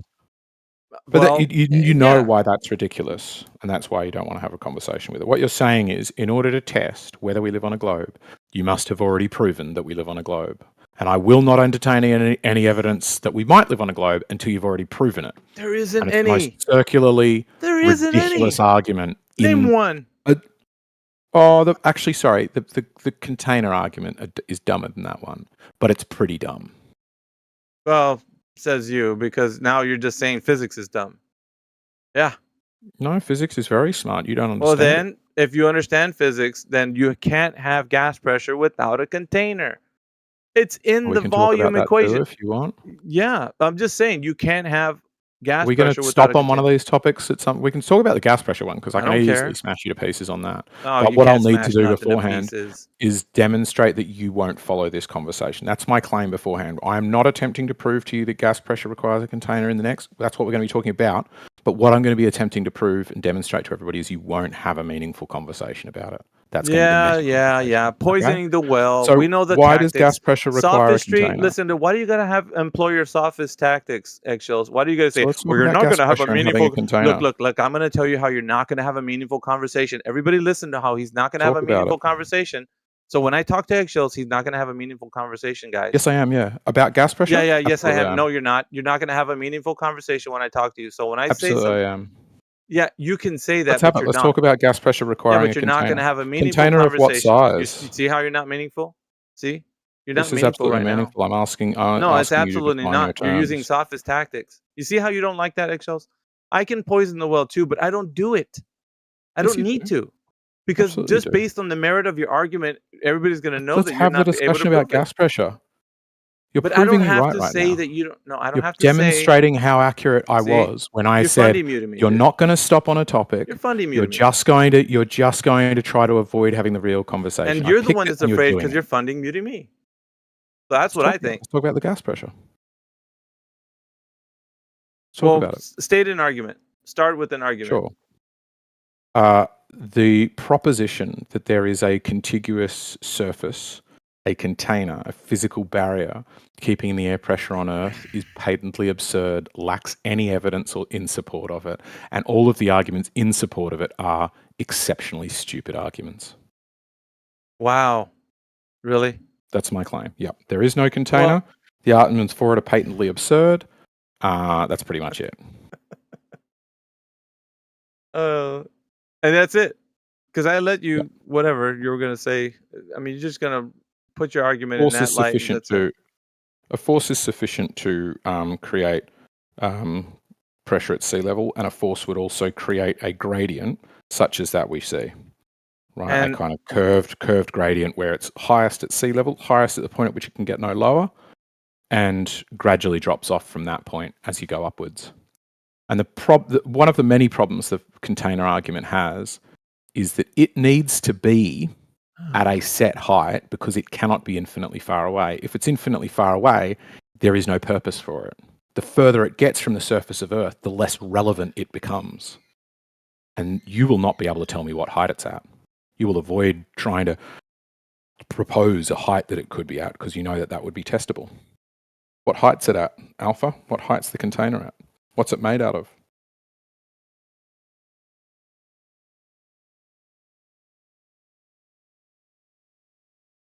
Is it made out of a physical substance or a metaphysical one?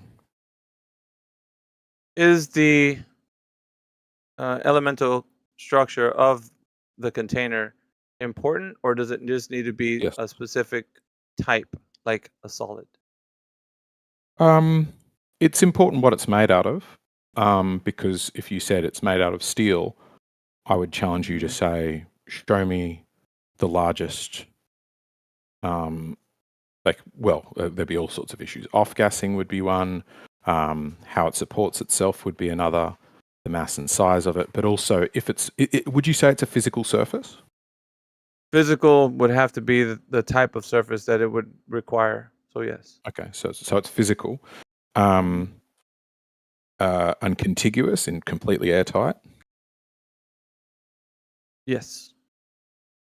So you're talking. So you posit the existence of a physical container, that's a single container surrounding the entire Earth. Yes. Okay, physical container surrounding the entire Earth that is You writing this airtight. stuff down? No, I'm just trying to Oh, remember it so I don't okay. straw man you It later. sound like you're. I can if It you sound want like to. you're We can have writing one it of down. those conversations if Oh you no, want. I don't I give was a shit, dude. picking Like, the lock while I honestly, was doing it. I really don't care. Okay.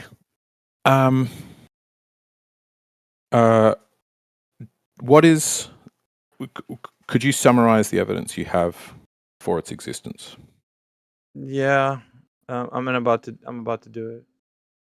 Give me a moment, will you? Kill your bad guys for a second.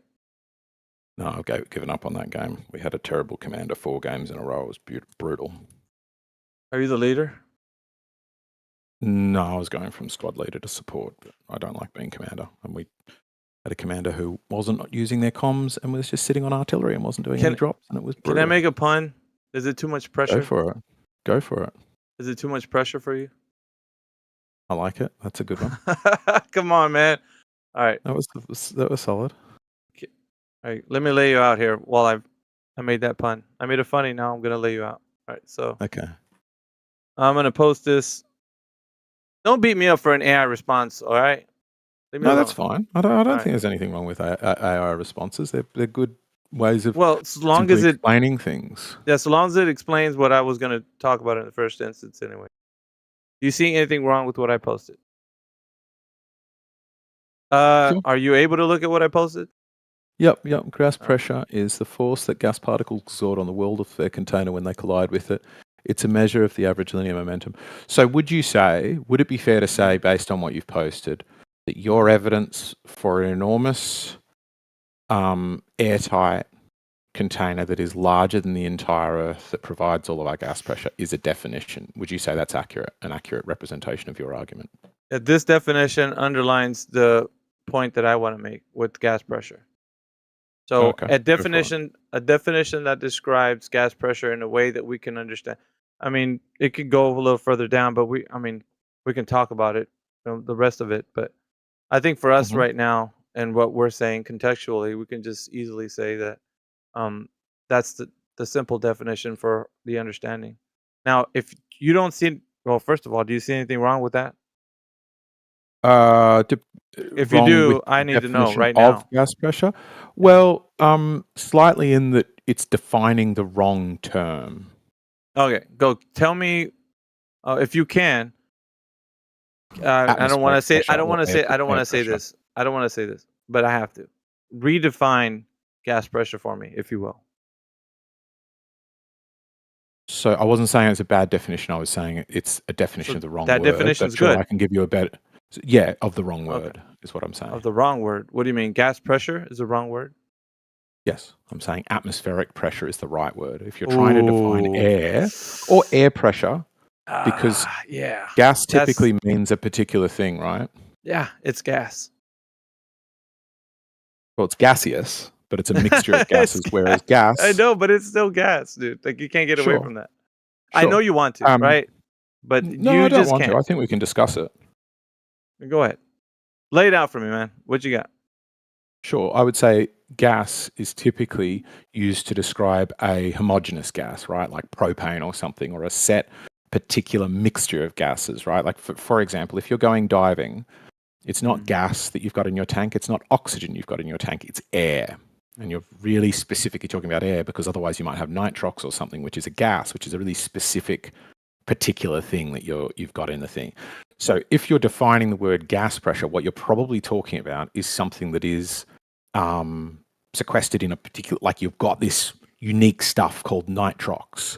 And for that, if you're using that description of gas, it works just fine because you want to keep it separate from everything else. So you're going to do so in a container. So that definition works fine.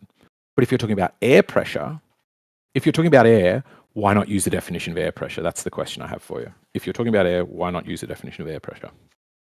Is air pressure a collection, or excuse me, is air a collection of gases? Yes, it is. Could the gas pressure definition still be the same definition for the air that we breathe? Both. Yeah, both. Like, but they both behave in the same way, if that's what you're asking. Like, Okay. Could it be still used in the same manner? could it still be used in the same manner?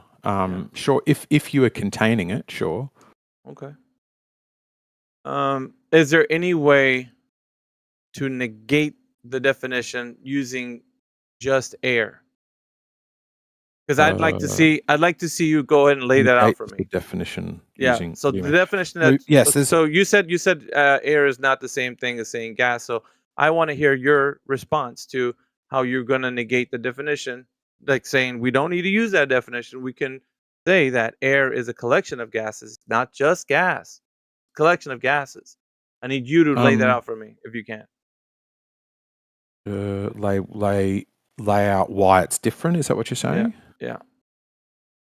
Sure. So one of the main issues with it is so a secondary issue is that it's an argument by definition. So it is a form of an argument from authority, which is a formal logical fallacy. The other is, as I stated, it is relying upon a definition which is already fallacious, but it's extra silly to me if it's relying upon a definition for a less precise word, for the wrong word.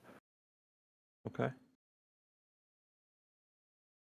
Right? And let me flip it around and ask it this way. Would you accept if you said, what's your proof of the curvature of Earth? And I showed you a definition that came from the dictionary, would you be like, bam, it's got to be there then? If the nautical mile, let's say, is defined as 1/60th of a degree of a full circumference around Earth's surface along a line of longitude, would that therefore prove that the Earth is a ball and has lines of longitude that meet themselves? Would that be sufficient to you? I get what you're saying. What the definition describe reality in essence. Would am I a happy to definition agree? by itself be by sufficient itself. to prove the truth of something? No. That's Okay. incorrect. So why is it when I said what's your best definition, what's your best evidence for this giant physical airtight container that surrounds the Earth, your best evidence for it was something you wouldn't accept from me? No, what it is that I put to you, it's the definition of the agreed upon understanding of what it is. So if we're saying the definition is sufficient, then it is, but not by itself. So I could tell you that this is what gas pressure is, right? But if I don't have any evidence to back it up, what it's saying there, then I have nothing. So let's just say we agreed upon a definition for, I don't know, the spaghetti monster. And we were like, okay, we agreed what a spaghetti monster is. It's flying around and it's got spaghetti arms. But if there's Noodly nothing in appendages, as reality, they're called. yeah, but there's nothing in reality to compare it to, then we're just making shit up. Like you could say that, Exactly. right? Okay. Definition by itself is worth nothing because language is descriptive, not prescriptive. Not prescriptive. Well, I agree with that. But so in this case, right, the case that's laid out for the definition or certain words, certain terms that are put there, you have to be able to describe what is the term is defined by. It has to be applicable to the term that you're using, the understanding that you're getting from the definition. So if I'm saying that's good for me, then I have to be able to demonstrate that that's the case. Otherwise, I can't use it. Or at least I can use it, but it's not going to relate to reality. Sure. Right? So And I'm so saying, would you be able to test it or show it? Yes. So we've established Yes. that the definition is not worth anything. Unless you're able to have a demonstration. Yes. Right. So where's the demonstration of this enormous physical airtight thing that surrounds the entire Earth? No. That's what you're saying that needs to be shown. Like all that I need to do is define or use the definition to express what the definition means in an understanding. So for me, all I need to show you is that in every case that I'm talking about gas pressure, I need to use the definition to say, okay, if I'm going to make this understanding be what gas pressure is defined by, you have to be able to test something in reality to actually verify what I'm saying is true. Now, if what I'm defining it by can be negated in some way, right? And let's just say, for example, you said, If I can show you gas a black swan, is what you're getting at. Yes. If you show me a black swan, that black swan debunks that definition outright, just automatically. There's no defined way I can say gas pressure sticks to that I can't say that because Right. you showed me a black swan. Sure. So, and gas pressure is a quantity, right? It's a number.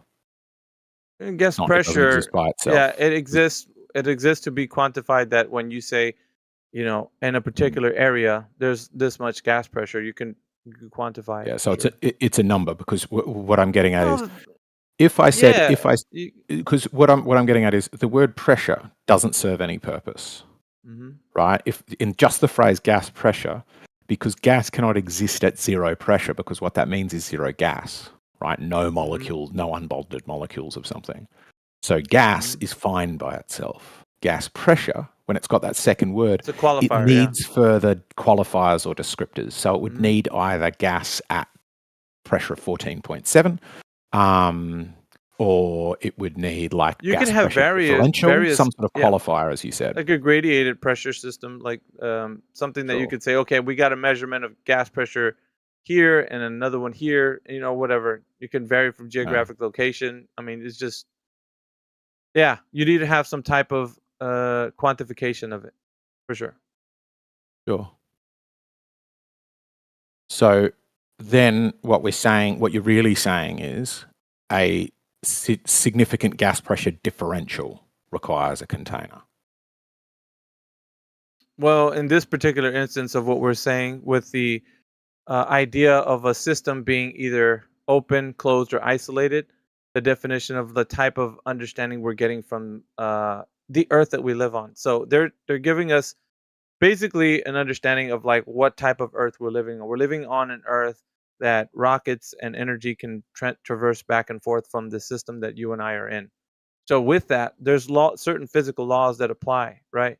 That you and I understand. There's physical laws here on this Earth that we abide by, like gas pressure being one of those laws, and so entropy being another. There's other laws that we go by that this physical natural world, just that's what But I'm just happens. It always asking, happens. would you say what the real argument is when you're saying gas pressure requires a container is gas pressure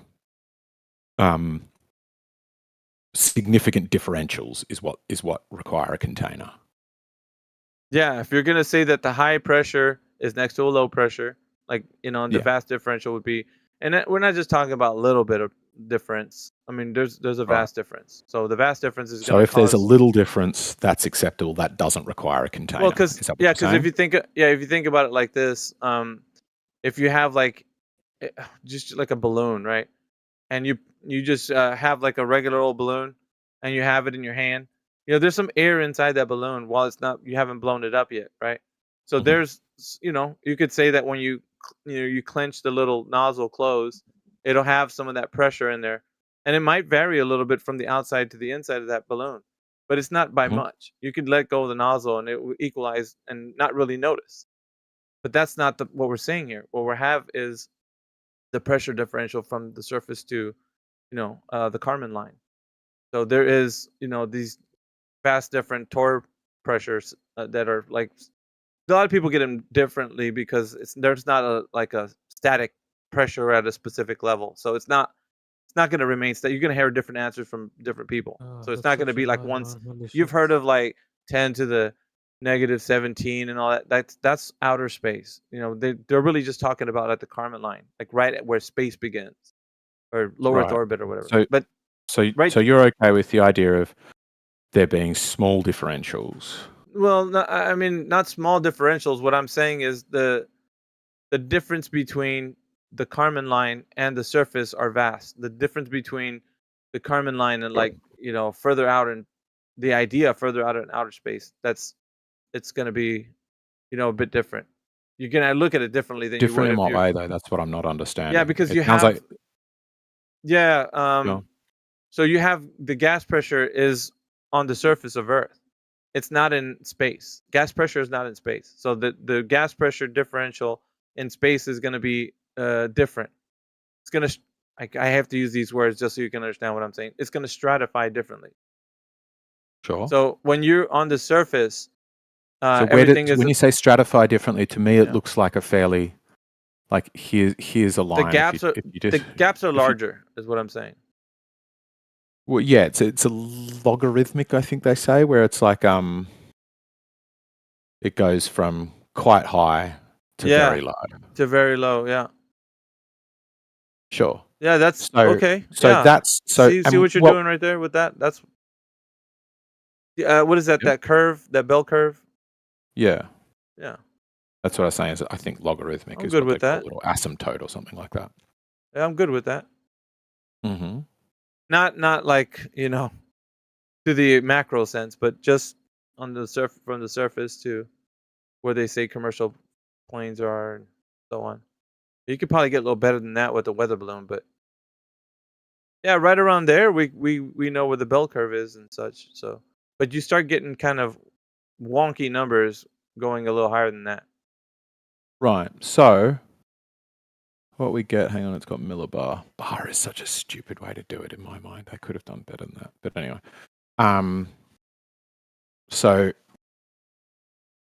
So we're in the same thing that we agree that the pressure is already dropping as we go up. Mm-hmm. And that because those are small differentials, they don't require a physical container between them. So we don't need a physical container with the gradient between Yeah, of course. 14.7 psi and 13 psi, which is probably up somewhere near Everest. Or Yeah, the gradient, of course. Yes. yeah, 8.8 kilometers. So I was up not far from there not long ago. Yeah. How'd that go? Mate, the guy we were with got a bit dizzy, but my drone still flew. What are you, Mr. Worldwide or something? What are you? Yeah, didn't I tell you? I talked about it for ages. I did a No. Sydney to London motorbike trip. First time I heard it. So what then is containing or providing a gas pressure differential from sea level to Everest that isn't necessary? Oh. Say again? No, I didn't understand. You said from sea level to what? From sea level to Everest, we're agreeing there is a significant gas pressure differential, and we haven't passed through a physical barrier. I can assure you I didn't pass through a physical barrier on my way there. Yeah.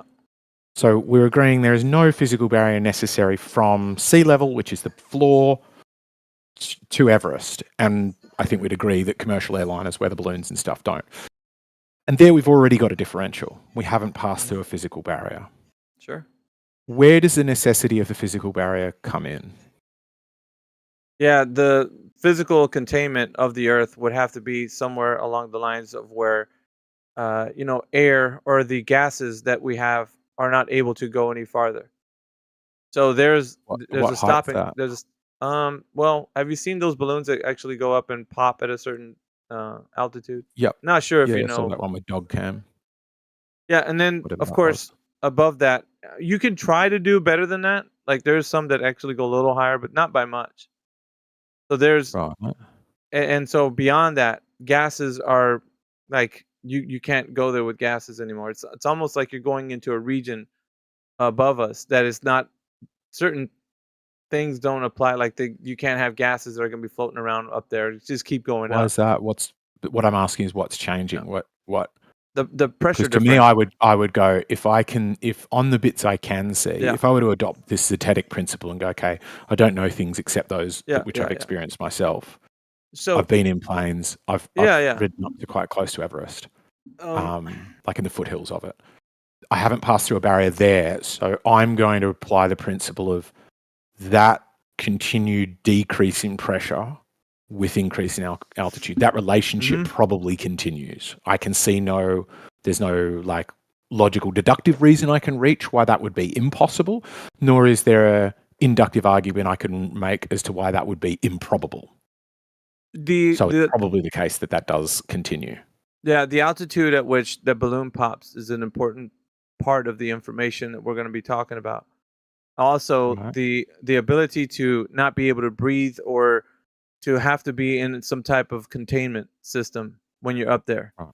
Like the gentleman did with the Red Bull space jump, Felix Baumgartner. He had to adapt to a suit that was able to be at 120,000 feet.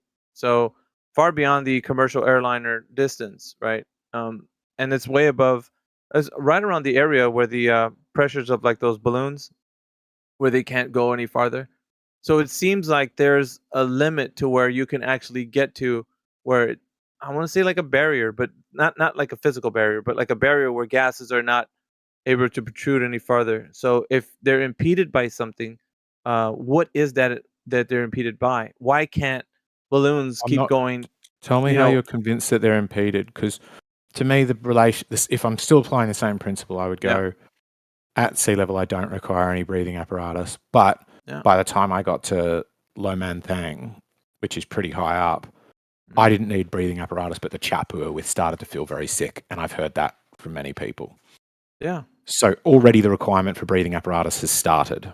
As the Yeah, air even from the verified. airplane altitude, I would say probably Yeah. shit from a mountain. You could say, but I So would if I'm say going to infer that, I would go still okay. That's still what I would expect.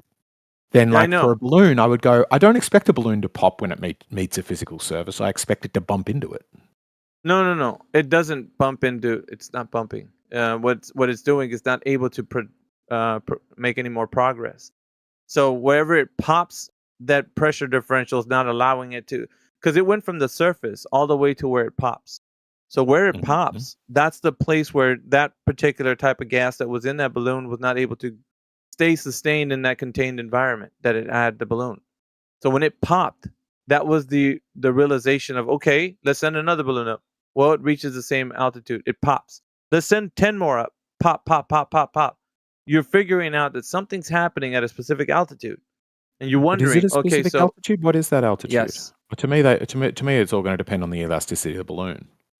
Like I said, like different types of material can be used, but I think they were experimenting with certain altitudes with the how was it? The balloon that NASA had for a long time ago. They did like these satellite balloons. I don't know if you're familiar with those, but like back in the guys, don't jump on me if I get this wrong, but I think it was the 40s or the 50s. They were doing this giant NASA balloon satellite.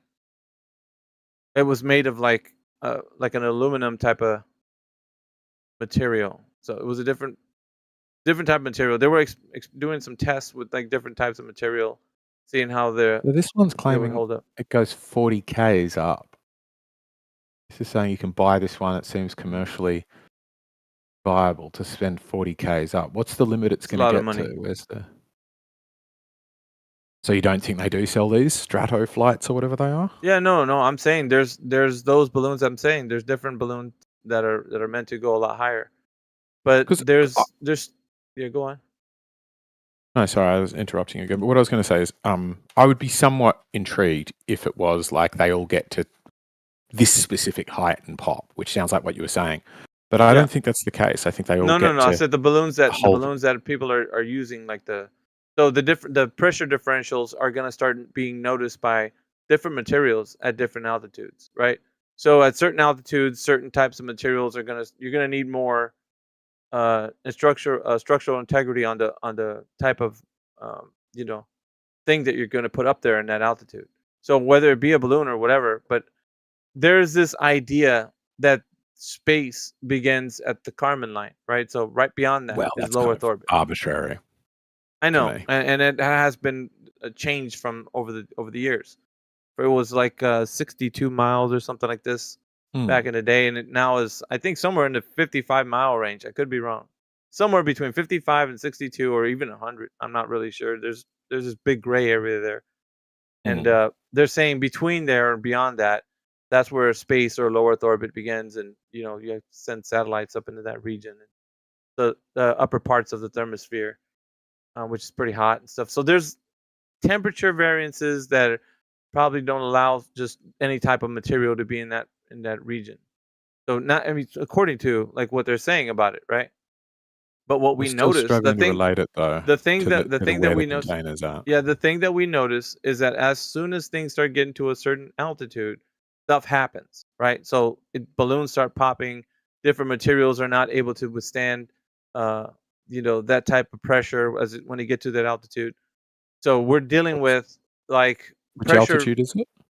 What, for the weather balloons? Yeah, well, you're What are saying you when talking things about? get to a Yeah, things get to a specific like weather altitude, balloons. which is Just a the particular altitude. normal balloons that you and I can probably buy and send up, like those balloons. They Yeah. reach somewhere in the region of like 120,000 feet, somewhere around there. Like where Felix Baumgartner was had Party his gondola. party balloons. No, I don't know. They're party balloons. No, I'm talking about like just your, you know, Like the off the standard shelf weather weather balloons balloon that kind of thing. anyone Right. can send up. Like schools buy them and whatnot. They send Yep. these kind of balloons. So they start acting. Every one of these things can go only to a certain altitude. I don't know if you know that or not. Eggshells, they don't go forever. Like they don't keep Yeah. going. Yeah. Obviously. So different type of material, different type of you know, thing that they send up is gonna react differently in a different height. So everything has its, like, you can build a stronger one, but you probably have to get higher up in the dollar range if you're gonna. And then also, like, what are you doing it? What are you using that for? It's got to be specific too. Like that would be more regulated to like certain particular organizations and such. It's not Yeah. just like And I every imagine man can go out and buy a, you know, there's going to be whatever. a like limit, right, where they're held aloft by the pressure of the air underneath them, holding them up. And as Yeah, that pressure, and some of the like balloons a stronger one, it's going to get heavier. So there's going to be this sort of like chasing your tail problem of trying to get higher than that. Yeah. But I'm still trying to relate this to like, okay, so they can't go above 40 kilometers. Does that which mean ones? that's where the container is? No, I'm talking about the ones that people can buy, and those are just they can get to a certain altitude and they pop. The ones that are the ones that companies actually use, like for Project Loon that got bought out by X, you know, Elon's company. They bought Project Loon up, and now they're using it. So their technology that they were going to be deploying were going to be on balloons, but they call Trying to them get to the container though. I'm trying to understand the relationship between this and the container. Yeah, so if you're gonna go use this type of balloon technology, it's only gonna reach a certain altitude, and then you can't go any farther, no matter how good you get. And so with that, they understood that, and there's certain regions. I don't know if you know this or not, but there's these trade winds that are up in that altitude, and so these balloons, like a long time ago, used to go onto these trade winds, and like Project X kind of outlines how they use it, using this advantage of these trade winds that go in on all opposite directions. They just raise the balloon up in specific altitude or lower it, and then it will travel a certain distance. But it can't keep raising up in elevation, or excuse me, in altitude, like forever. Doesn't keep going in altitude. There's like a limit to where you can actually have those balloons that are stratospheric balloons. They can't go any farther. So everything has a limit, right? So when it comes to this, you can take advantage of these types of balloon technologies, but they don't keep going up and up into outer space, so to speak. So there's a level where even those balloons, you can probably look it up right now, stratospheric balloons, because those will be the big boys. Companies use those and such. But when you get to that level, then those balloons reach to a certain height. Yeah. So then you can't go any I'm farther still than trying that. to understand.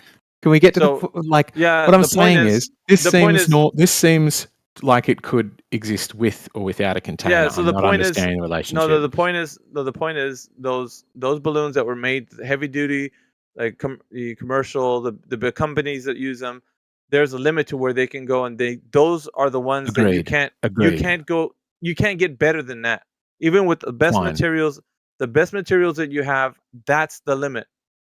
So you can't go farther than that. Now, the only way that you Perfect. can imagine, doing that is to violate the second law of thermodynamics and take something that you might think is a rocket to go into a region or location that doesn't or cannot exist because of the fact that This is meant to be you're meant to be making an inductive case for why there is a container at a certain height, and it sounds like well, we and I'm just only spent telling 30 you, minutes talking about I'm balloons can go a only certain height. I'm only telling you But both because would what's say been that's going demonstrated. to be Yeah, hold on a second. I'm only telling you what's been demonstrated. So the demonstration is that if we're having this vast pressure differential, right, with the gradient, it still exists gradual that gradient. it still exists that certain materials will react differently in certain altitudes, but it doesn't matter how good you get with materials. There will be like a limit to where these materials will reach to a certain limit themselves. Like you can't get better than the commercial stuff. So when you get to that point, then how is it possible that the gas pressure that exists, because there was some in the balloon and it was less dense than the medium that it's in, right? So if it's less dense than the medium that it's in, it's going to cap out at a certain region, going up. So if it does, that means you can't keep going on and on and on, because the gas Not that's in a in the balloon, balloon, sure. the gas that's in the balloon reaches a level to where it can't go any. Because we talked about it. I only said this word because it made sense to use. When it reaches the highest levels of its stratification, it's like basically the top of the density tower. The thing that it rests upon, it's going to be at that altitude, as good as you can get, right? But it doesn't keep I see. going. I think I get your Do you get argument what I'm now, saying? which is if the balloon has very low density and it has a Mhm. ceiling, there's a certain height it can't get above, Yep. then Like a that must density be the tower. end Like, of well, the gradient. there you go. You're now coming along. Okay. So, Can I point out to but you why that before, is wrong? Why but that is not before, good reasoning? but before I finish, I just want to make mention to the people that are listening right now. When I'm using these terms, I'm only doing it because Eggshell's like just to make it more colloquial, so that he doesn't I don't lose him in what I'm saying, because it's very difficult right now to kind of convey what I'm saying, and then so I can go back to kind of Can I explain where our what's wrong argument with started. that though? Go ahead. So there's multiple things wrong with that. One is it's like saying because I can't swim deep down in the ocean, therefore the bottom of the ocean must be just beyond the deepest point at which I can swim to. And it's obviously not the case, right? Which is there could be deeper that you cannot reach. And the way you're using to reach it is you're going with a balloon. Problem is what's capping out the balloon is it's exactly as you said, it's trying to be less dense than the air around it. But what you have, the only way you can get less dense is have a less dense gas that is so much less dense that it is less dense than the entire sum total of the balloon and what it's carrying. You're getting it, yeah. So the balloon is made of physical matter, which is far more dense, which when it pops, it falls back down. Plus it's made out of string, again, falls back down. And it's carrying a camera or a scanner or some sort of payload. And what you need to do if you're trying to go, what's the density of this entire thing? You go, what is the volume they take up? What is the overall size of this versus how much mass does it have? How heavy is it? And it will continue to climb up until the point where that equals out. There is no indication in that therefore you can't go any higher. Well, I would say it doesn't follow to say, therefore, I can't go any further. Yeah, What I it would says say- is to say, therefore, I know that the container isn't lower than that, but it is not a case for the container, nor for the height of the container. here's what I'm saying, right? Because this makes a lot more sense for you. Because your example is perfect, that you go into water.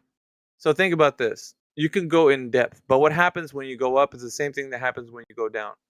The pressure differential starts to increase or decrease. So it depends on what you're talking about, right? So when you go into water, the pressure will increase, forcing on the whatever material from the outside in. When you go up, it's going from the inside out. Things expand when you go up. Things go inward when you go down. So the lower in the water you go, the more in depth, you actually start to feel that pressure all around. So what happens is you can get to a certain depth and things start getting really dangerous, right? Stuff starts collapsing and so on. But they're still, in the very instance of us talking about water, you and I both know there's a bottom. There just is, right? There's a bottom. So how do we know that? So how do we decide what the bottom that's, is and where I know, it is? but what you're saying is the opposite, to say that, well, just because we have lower depth and you can't reach the bottom, that doesn't mean that there isn't a bottom. Like you're making an argument for there is no bottom, and I'm saying there is a bottom, like there is a top. So because we have that volume, but just like we have a volume, right? However big the lake or ocean or whatever it is, that how much trillions of gallons of water we have, all of that pressure, all of that depth. I'm saying there still is, no matter what, a floor, and for the going up, no matter what, there is a ceiling. So what I'm telling you is, in both cases, we have the case for the container. So the floor would be the you can't go any further down because you've just met the floor.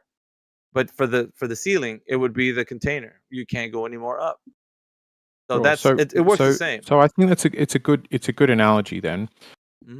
I would say it makes sense that we think there's a bottom, and I get why to you it makes sense that there's a top. It makes more sense that there's a bottom for two primary reasons. One is the pressure is increasing. So if we're saying it's containing something, what that says is the deeper down you go, the more necessary the floor becomes. because if the pressure's 0, then there's no floor required to hold it up, right? If the water pressure was 0, that means there's no water. So if the pressure is increasing the further down you go, then the more and more pressure is being held up by something. So Eggshells, that's I have a one question very for you. good, very good. I've got a second one for you though. All right. The second reason to think that there's a floor and to know the distance to it and the shape of it is that you can bounce signals off it. So you can get you can bounce radar and stuff like that off it and get back a picture and go, oh, here's how far apart this bit. This is why we are quite confident about the bottom of the Marianas Trench, even though we've never been down to it. Yeah. Can I go? I don't know if you. Yeah, I heard go. you. But can't you do that with the ceiling as well? Bounce signals. Anyway, Great question. but That's I'm where I was also. going to go. That was what I was going to ask. You're gonna ask the same, but isn't that what they say when they're bouncing signals off the ionosphere? Anyway, I do want to point to that the fact that when you go down in depth, let's say you couldn't reach the floor, right? And for all intents and purposes, you just said, you know what, let's calculate some type of, variance or distance or whatever. Like let's just say, let me just be absurd here. Let's just say it's like 5 million, feet down or whatever. Like I'm just being absurd. But because we haven't been there, we could just assume that we can make some mathematical construct to say it's pretty deep. I mean, there's no way we can get to the bottom of this thing, but we can absolutely say that it's probably really, really far away, like super far, like astronomically far away. Like there's no way for us to tell how far down, because you could say the pressure increases as you get further in depth, but it's no telling how much it would increase because we don't really know. We haven't been there. So we could just say, for all intents and purposes, because we can't be there, that it could just go on for a long time, for forever almost, if we wanted to. Yeah, but the thing is, you can't go lower than 0, but you can always go up. Yeah, I know, but I'm saying you could imagine that the floor would extend out to. You could say the distance between each variance would be like so much vastly different. You could say, well, you can have a chunk of like 12 miles, it being this specific pressure, and then you go from like however many miles more, and it's a lot. The difference is vaster. The distance from this portion to that one is greater. You know what I mean? You could just construct something. You don't have to actually go there. But at the same time, I'm saying that this is probably the case for going to the ceiling too, when they're thinking of things. Well, we don't know where the ceiling is, so let's just say it expands into the ever nothingness. However long.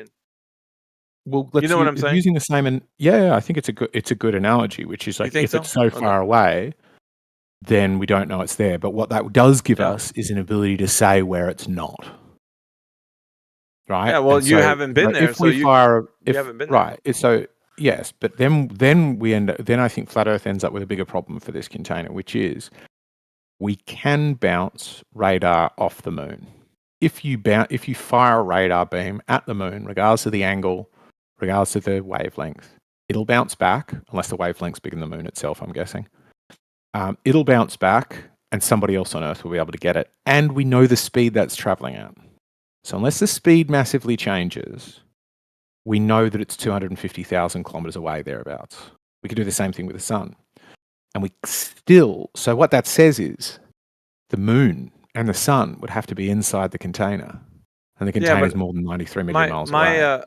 My rebuttal to that earlier was that they're still bouncing things off of the ionosphere. Those signals and things were being bounced. So you could bounce things off of the moon and say you're bouncing, laser beams off the moon, but they were bouncing radio signals off the ionosphere, which is not the moon or the sun. So we're getting things but being they have bounced. to be a very set frequency. Yeah, and they but have we're still able to hit at bounce a certain angle. See, the point is we're bouncing things, and it's like, well, how can you bounce something if there's nothing to bounce against? So it's hitting something and then returning back. Anyway, but if Plus you're the saying ionosphere is lower than these balloons are getting. Yeah, but like we there's a can't lot say of there's a physical if Yeah, but- they're bouncing off the container, which is the ionosphere, then they're bouncing back at a rate that says that they're 50 kilometers. It's bounced off there's something a lot 50 of- kilometers high, and we've had things that go higher than that. eggshells. We got a lot of things that people are saying they're bouncing things off of, but no real physical demonstration of what it's being bounced off of.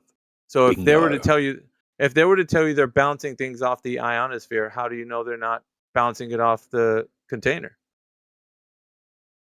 That There's no argument way to works validate that for far you. stronger against For the you, there's container. no. Actually, it's for it, because if you're saying that you're bouncing things off of something up there, but the ionosphere is a lot lower, how can you verify that it's a lot lower? What if it's right at the Because of container the level? time it takes, because it's time it takes the signal to get back. Yeah, but what if that signal is traveling at a specific rate that has not been able to be measured, and they're just measuring that signal the way they So know that's how, but possible, it but what could be you're bouncing saying off the is, container. But that's all I'm saying. but what It's a you're saying possibility. is that would mean that the speed of light speeds up as you go up. That was what that would No, require. yeah, but like And you're it would, starting, and it you're would starting need to to say that. also slow down for the sun, for the moon, right? For the moon and the Yeah, sun. but then And we're the point I'm starting to making make when I say bingo we're is making statements this is a though. massive problem because you're saying they need to prove it's off the ionosphere. Doesn't that go double for you? You Yeah, need to yeah, prove but you're that there is making this giant there's these invisible statements though, airtight container. eggshells. You're making some statements that are not validated statements. These statements are ones that you're using because they're what they've told you, and you're happy to use them, right? Bouncing signals off the moon, bouncing signals off the sun, Hang on, what laser beams, you whatever it brought is. up bouncing things off the That's fine. ionosphere. Like I don't care about that. The thing I'm saying is you're taking that information and you're running with it as if it's the truth. All you and I can do is basically say if it's possible to do these things, then we have to take someone's word for it. Obviously, validating them would be a higher form of being able to be certain, but for all intents and purposes, a Exactly. conversation like this, we can just say pull something up and say, hey, they bounced signals off the ionosphere, or they shot a laser to the moon and got some information back, or whatever. But there's no with the verification method for that is very low to practically nothing. So But what you're you saying is don't have like it's a bar which you set forward for every man to say let's test this and verify what you're saying is true. So it's basically a laid out argument built upon these conventions that have been already like built on top of, oh, we have things that are done, and the distance to certain things, and you know what I mean, just all the mathematics that surround it. And because of all sounds of like you're this, saying you're just something similar to it's not intellectually honest, or it is not valid to believe that they're bouncing it off the ionosphere well, unless you've where's tested it for the yourself. yeah, well, no, what I'm Is that saying close to is what you're saying? close to it, because what I'm telling you and what I'm telling everybody is that when someone makes a claim, it doesn't matter who it is, if we can't test it, I think that makes it a belief.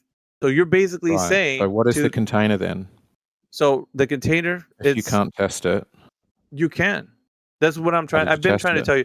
So like just How like have you the tested it? well, I'm telling you, just like the floor example, like when you go down in depth into the water, the oceans of the world are contained, right? But the It's shores not a that are test though. what do you mean?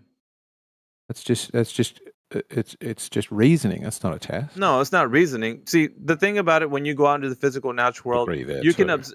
you can observe and see things happening, right? You can see the water lapping up to a shore, and you can easily say, well, the water's lapping up onto a shore. I know that that water that's in this area here is contained. It is not going anywhere else because it has a shore where it's lapping up on.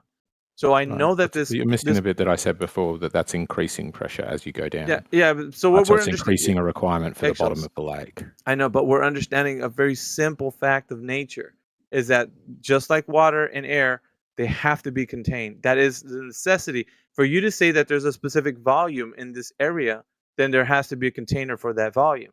There's no volume, you don't have the water being contained because it's going everywhere. There's no containment. But because it is contained, there's depth. You can go into the water and down into the far bottom. And as you go farther down, it increases in pressure. So all the pressure exerted onto the vessel that goes in there will feel that pressure. Same as going up. But there needs to be containment for gas pressure and water. Same way. Doesn't this sound like just like an explanation, or as you would put it, a story? No, like this isn't a physical test. natural. This isn't like a test would be. You could we test. went there, we bounced something off it, we touched it, we got a sample, we took a measurement of it, we know its thickness, we know its rate of curvature. No. Here's the information we have about it. So the test, the test and with even still, I don't think you would accept that. You would say, I need to touch it and see it No, myself. eggshells, check this out, man. The test becomes where you said, okay, if I see the water that's contained in this lake, then water by necessity, if it has depth, it needs to have volume. It needs to be contained in order for there to be volume. Cool. You don't have containment, you have no volume. That's the There way needs to it be a goes. floor, So is you all can I'm test. saying. Same as the You lake, could, there needs to be a floor. but see, here's the thing, though, right? With the definitions that are given for like gas pressure or even water pressure, right? You understand that those things need to be contained for there to be pressure. If there is no containment, there is Hang no on, pressure. the lake doesn't have a roof, does it? It's got a floor. Yeah, Same I as the know. gas pressure. Well, it doesn't also have has doesn't have shores. a roof, it's got a Yeah, floor. but think about it. Water and gas are both different states of matter. You know that, I know that. They may be fluid, but they're both different states of matter. And so being Right, that so they exist in these different states, but they both need to be contained. This is very sound. Everybody can work no, with it's these not. things. It's not very It sound is because very sound. Eggshells. by your own analogy, the This is lake physics, brother. Like doesn't. you can't. Why Like, does honestly, okay? Explain to you me can't why argue with doesn't the physics, lake? brother. You really can't. Explain to me why doesn't the lake need a roof? Because it's water. It's not Right. gas. It's simple. Water doesn't need, and it's it's dense. So if water exists around gas, it will be like, I'm gonna use this word again. Sorry, it will stratify. It will be underneath the air that's above it So, because of the because fact it's it's more dense, density. Yeah. right? But So not only that, like you can test the fact that when you quantify what water pressure is, you understand you need to have volume, right? Containment. If you don't have containment, you can't have volume. You don't have pressure. None of these actually work if you don't have it contained. So water needs to be but contained for you to have volume, pressure, depth, all that good stuff. it's not contained. That's the point. It is What do open. you? Why? It is open, completely open. Eggshells. The lake is You completely can't be. open. No, you can't say that, brother. I know you don't mean that. You know water's contained, bro. I mean, it's It's got a obviously floor. contained. It's got a floor. It's very good No, it's example got a because shore that goes around it, bro. Come on. I know you. okay, You fine, just fine. A can't be shore that goes around it You're and a not that floor. guy. It's got walls and Yeah. a floor. Well, there you go. It's like a cup. You know, a cup Yeah, is a container, exactly. right? Okay, so it's like a Perfect. cup, Perfect.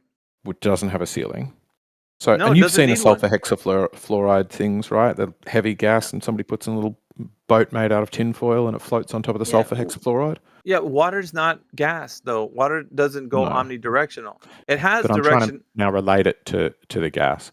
Why But you is the can't. why is It's not that? analogous. It's not analogous. Then why did you bring up the lake if it's not analogous? It was analogous until I pointed out it didn't have a They're roof. both listen. They're Now both it's now fluids. it's not Listen, analogous. no, they're both fluids, but water doesn't need a roof. Gas pressure does. What is gas? Is the Yes, question. it does. Gas moves Why? omnidirection. Gas moves omnidirectionally. Everybody knows this, eggshells. Gas moves omnidirectionally. It expands. It has elastic collisions according to kinetic molecular theory, right? Perfect Okay. elastic collisions. And so in order for that to occur, the gases aren't impeded by anything. They keep going. They don't stop unless it But if they're not hits the impeded walls by of the container. anything, Yeah. if they're Then they not just keep impeded going. by anything, they wouldn't stratify. So that means something. The stratification of it shows that there is something else in play. Because if they're perfectly Well, elastic collisions, then yeah. they'll be completely exactly as in Matrix picture there. Yeah, but dissipation will occurs because that's what air. That's and the reason why air is one of those things that when you talk about like gases mixing and things like this is because the dynamic system that we have, gas pressures are always kind of just they're in a flux. Everything's in a fluctuation. Like that, you must know this, right? There's weather systems that occur. We have high, low pressure systems that are working on the Earth, and it changes the variance of the pressures. So it's kind of like somebody stirring the pot. It just keeps stirring. It's just always motion within the gases.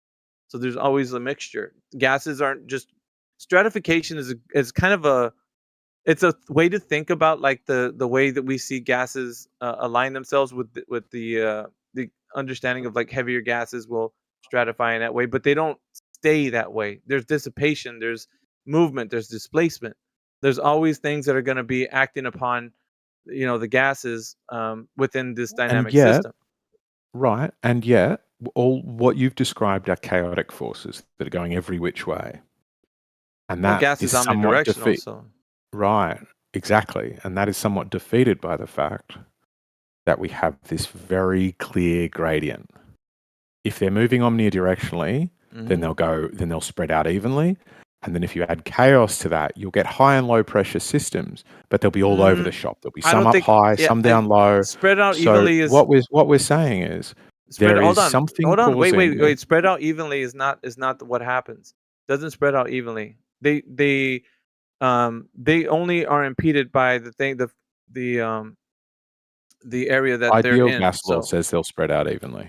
yeah, So it well, they says that, or dissipate. uniformly fill a container. Well, yeah, like And if then you what you're mix, saying is there is if you mix chaos in that gases, system. yeah, There is dynamic stuff in that system, which means Yeah. you'll get variation of high and low. And what I'm saying Yes. is, beyond that, there is still very clear stratification where it's high pressure down low and it gets less and less.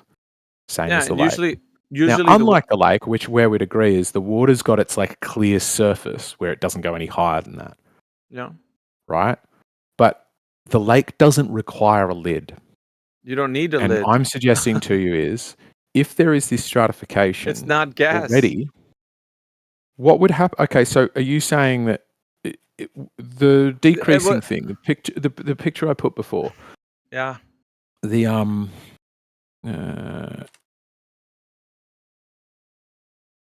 Is this just like a more gases atmospheric are denial? compressible, and It's liquids close to it. are mostly not. Do you want to let other people in? I don't mind actually. No, just a sec, and then I want to. And then I got something Go on. else I wanted Liquid to isn't say to you. trying So to I'll fill just the put it in the space chat. above it. Would you agree that that line is approaching, and given enough time, that line that's going off to the right on that graph could reach 10 to the negative 17? Well, that other picture No. I think had said it a little bit better. Why don't you put that one in there Let me find it again. with the other bell curve that we're looking at? It's not uniform. I wouldn't say that it is, but I still would say that it has the differential kind of. Well, I But mean, what I'm asking you is, could yeah. that decreasing line get to 10 to the negative 17? There's a Eggshell. Go on. Hello, Miggy. Hello, everyone. Yeah, What's up, GBG? if you invoke 10 to the minus 17 torr pressure, low pressure, then I want you to show me like the pressure gauge which is capable of measuring that kind of low pressure. No, he- that wouldn't even surprise me if it's I don't not think possible. he- They don't exist. I don't Can think. I've got to concede though a loss. Thank you, Alpha. That was a very nice chat, and I lost on my prediction. Okay, well, I didn't do what you thought I did. What was gonna do? No, that's what I'm saying. That's why I'm conceding that I lost. We're gonna let the other people in, or I mean. Yeah, What I was just your want to say something. Are there people here talking about how the atmosphere needs a physical container? Yes. Absolutely. Okay. Do you guys not think that it's possible to create air pressure without a container? Yes. You guys know what? Do you know what ITER is? No, you cannot create Yeah, go gas ahead. pressure without a container. I'll let this Okay. gentleman. Do you guys know what ITER is? Yeah, go ahead and if you have anything to put forward, just we have a text channel, Analytica. Yeah, Tell us, put something about the EATER in the chat. Yeah, go on. Ether. So I don't have image terms in the server because I got drunk and posted a little something a week ago, but that's okay. Did you For say now, I'll just ether describe or it with eater? words. Sorry. Did you say ITER, eater? ITER, ITER. Sorry, Basically, man. it's a nuclear fusion reactor, right? Yeah, go on. And It's a hydrogen fusion reactor using you can't polycarbonates, post anything. hydrogen, and Sorry. helium. Yeah, But the you could just look. hydrogen in Hold that on, GB. reactor is not in a gaseous state. Hold on, GBG. Yes, Just it let is. Go ahead. Let him lay it out. Yes, it is. So yeah, lay it out so for us. the way that these reactors work is they use really, really, really strong magnets to contain the gases into a really, really confined space, such that fusion actually begins to take place. Is this in a Yes. container? Is this in a container? No. Yeah, it is in a Yes. container, in a chamber, but they use Well, strong unless you magnets consider the to magnets actually themselves a contain. Wait. accelerate I'm the one talking. Why am I getting talked over? What the fuck? Holy shit. Anyways, so yeah, no, they don't use a container to contain the gas. They use magnets. They compress the gas using Okay, so they're magnets. doing it in space then, are they? What? No, it's just on Earth. What do you want about? Using the magnets So to inside a accelerate chamber. the particles. Oh my god. Listen, T-Dub, if this is the argument that you're going to go not for, touching the walls. if this is the The argument you're gas going to go doesn't for, touch the T-Dub, walls. then this experiment can never be done Because you're going to always invoke, there's always going to be a greater container that every gas is going to be contained in until we get to the firmament. If they're going to say this, why not just say Right, that so the we're going to go universe back is a container to for like Earth's a gas? Gregoryism where you need to remove every Do container it of the without universe to a do with this container. experiment. No containers. No containers at all. T-Dog, This you is just think there's a nonsense. container covering the universe? How do we get rid of that? All right, Maz, relax. Analytica, can you just lay out the argument? I'd love to if people wouldn't cut over. So Yeah, no, but essentially, before you can yeah, compress. Hold on, Analytica. I just want you to state like, so with this demonstration or explanation that you're going to bring forward, would you say that's the reason why we don't need a container? Because I just want to know the conclusion. If you Well, say like not a container made out of molecules. You can have a container made of a force like magnetism or gravity, for that matter. Yeah, sorry, I didn't know if you were just negating it completely. I don't know what you're putting forward. So that, if you want to just Yeah, say just what let you're me gonna say. talk, and that'll get the point out, right? People just jumped in because they got really scared and butthurt. Anyways, so yeah, there's this large fusion reactor called ITER, and they use really big tokamaks so that they can compress the gases into a teeny tiny little ring the size of a millimeter, right? This entire chamber, by the way, is like hundreds of feet large, and the gas does not touch the walls. So no. And to the person that said it's in liquid form, no, it is not. That is just wrong. Yeah, okay. You had a point. Now, I want to have a rebuttal to him. He said that those magnets are compressing the gas, which is false. It's not true. That's not what's happening. The magnets are being used to accelerate the hydrogen molecule gas, yeah, into a circular path at high velocity in a ring shape, yeah. And at high velocity, those molecules, they actually lose their gaseous state and they jump into super hot plasma state. Do you know how fusion Triggering works? this nuclear fusion reaction. Nuclear fusion, yeah, you don't have gas in a nuclear fusion process. Yeah, so just so you know, no, you can't just spin the gas up fast and that'll cause fusion. That's not how that works. Otherwise, hurricanes would cause fusion. That's not how that works at all. Not even close. And by the way, this is a side point. It would be impossible for these things to be liquid because it literally reaches like millions of degrees. So that's just absolute nonsense coming from someone who doesn't know how these things work. Now, just Analytica, to if you'd have shut up and listened to him, he said plasma, not liquid. Yeah. Well, it's yeah, plasma, I just want not the liquid. only thing I wanted to say. plasmas are even more volatile than gases. Are you telling me that a plasma doesn't need a container, but a gas does? Is that what you're saying? That's even more embarrassing. Like, imagine the Coke. Plasma On top of can that, be it doesn't start out manipulated as with plasma, by the way. magnetic fields, It starts out as a gas, and most of it that's being plasma fed is in not is gas, by the way. Slow down. Just you'll get to say what you. Well, just get GBG. Just let him finish. One thing I was gonna say, Analytica. Do you think that this is happening over the surface of the Earth as a globe, or of? Oh, absolutely. But instead of the magnets, it's just gravity. The gas is being held down by the gravity, just like how in the tokamak, the gases are being held down by the magnets. Now, the idea that they're just being spun up, by the way, is ridiculous because the pressure of those gases is literally 130,000 times more pressure than our atmosphere. That is obviously not happening So you're just saying because that they're spinning up. this is the answer to gas pressure without a container argument for the globe side, saying that this is the reaction we're seeing happen. Like, and I'm It's just just saying very simple. It's just a very simple example showing that a force can hold a gas down. You don't need molecules exerting nanoatomic forces by the particles bouncing off the surface of those other particles. You can simply use magnetism or gravity. Simple. All right. So I would say to you, is this the mainstream consensus? Are they saying that this is what it is that's holding the gases into Earth? Analytica. What? Oh, you mean gravity? Yes, gravity holds the gases down. Yes. No. Well, I mean, gravity is the explanation, but this isn't the explanation for gravity. This is something else, right? But this is an example of gases being compressed without a container. Right. But is this the explanation, what globe Earth is giving to everybody else, you, me, and everyone, that's the reason why gases aren't escaping into the void? What you're outlining. The reason gases don't escape the void of Earth is because of gravity. Right, so gravity is the argument, not this one that you're bringing forward. Yeah, but when people say it's gravity, Flat earthers typically respond with, well, it cannot be gravity because gravity wouldn't keep the gases down. The gases are supposed to escape even if gravity's holding the gases Yeah, down. that's fine. And so I'm giving them an example of how forces that aren't physical containers can actually restrain gases. Okay. And this is just an example. That's cool. But the only thing that I'm gonna say is that we argue against the rhetoric, not what somebody brought in as their idea of what they think could be the case. So if you're thinking that this is an argument for that, it's not anywhere near touching. This is an argument for gases being able to be compressed by forces. Okay, gas but pressure being created by forces and not just containers. I don't think anywhere in this. I don't think anywhere in that explanation of yours that it mentioned gravity being anywhere near that. Wait, so do flat earthers agree that you don't need a container? Do flat earthers agree that you don't need a container to obtain gas pressure? No, we're talking about the argument at the moment. So the argument needs to. That's what this is about. That's what this is all about. Conclusion of this argument is you do not need a physical container to create gas pressure. Yeah, but your argument is inserting. Your argument is inserting this. The ITER machine. Plasma is gas.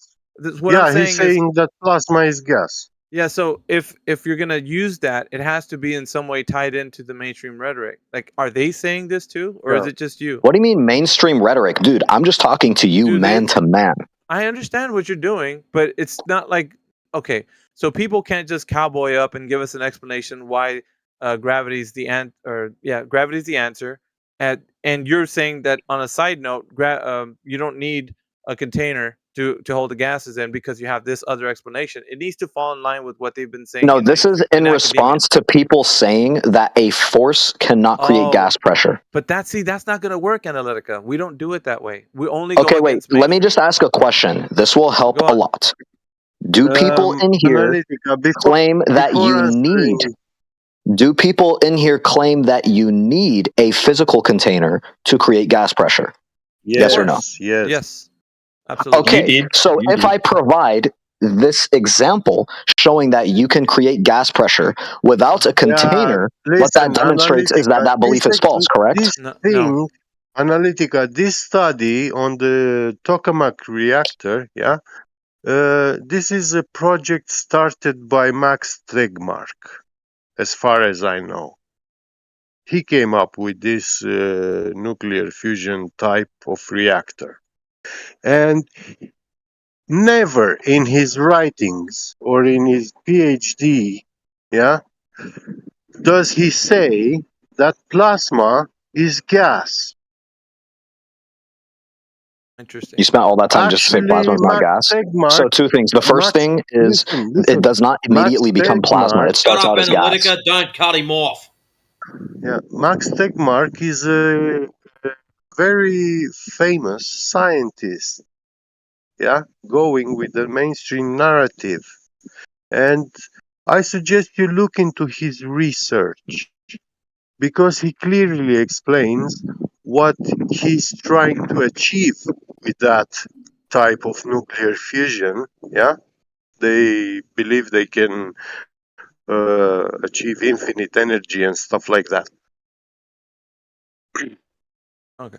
Yeah. But he never said gases are plasma, and those magnets that they are using to accelerate hydrogen molecules at very high velocity. And once they reach those velocities, they are not molecules, gas anymore. They are super hot plasma state. So if gravity is a container and not this argument that you're bringing forward, I would say you have to make gravity be the thing you present as the argument, not this other thing that you're saying gas pressure can have it without a container. That's the right. So I'm going to respond in chronological order here. I'm going to respond in chronological order. The alignment of those magnets, those powerful magnetic fields, they behave as a conductive path for those particles. Just tell me when I get to respond. Yeah, go ahead. I think it was done. Go. Yeah, so I'm going to respond in chronological order. It sounded like the first thing that was said was, oh, it's not a gas, it's a plasma. Well, there's two issues there. The first one is it does not start out as a plasma. It only becomes a plasma when you get it hot enough, right? That's number one. Number two, even when you get plasma at the center of the ring, the gas outside of the ring is getting sucked into that because there's gas that's constantly being ejected into the mixture, right? So there is gas involved in there. And what's even stranger about this, as if it's supposed to be some kind of reply to why it's somehow getting compressed, is this just to say that like the idea would have been, oh, like plasma doesn't need a container but gas does? Because that's like definitely a weird thing to say given that plasma is more volatile than gas. But anyways, that aside, there is gas in these systems. That's just how these work. And there's always gas because it's constantly getting ejected in there. So that's my first response. You're saying that gas is being injected in there, but this thing happens in a vacuum chamber actually. And because once that beam reaches hundreds of thousands of degrees Celsius or millions of degrees Celsius, it will be fucking melting the whole reactor if there was gas inside.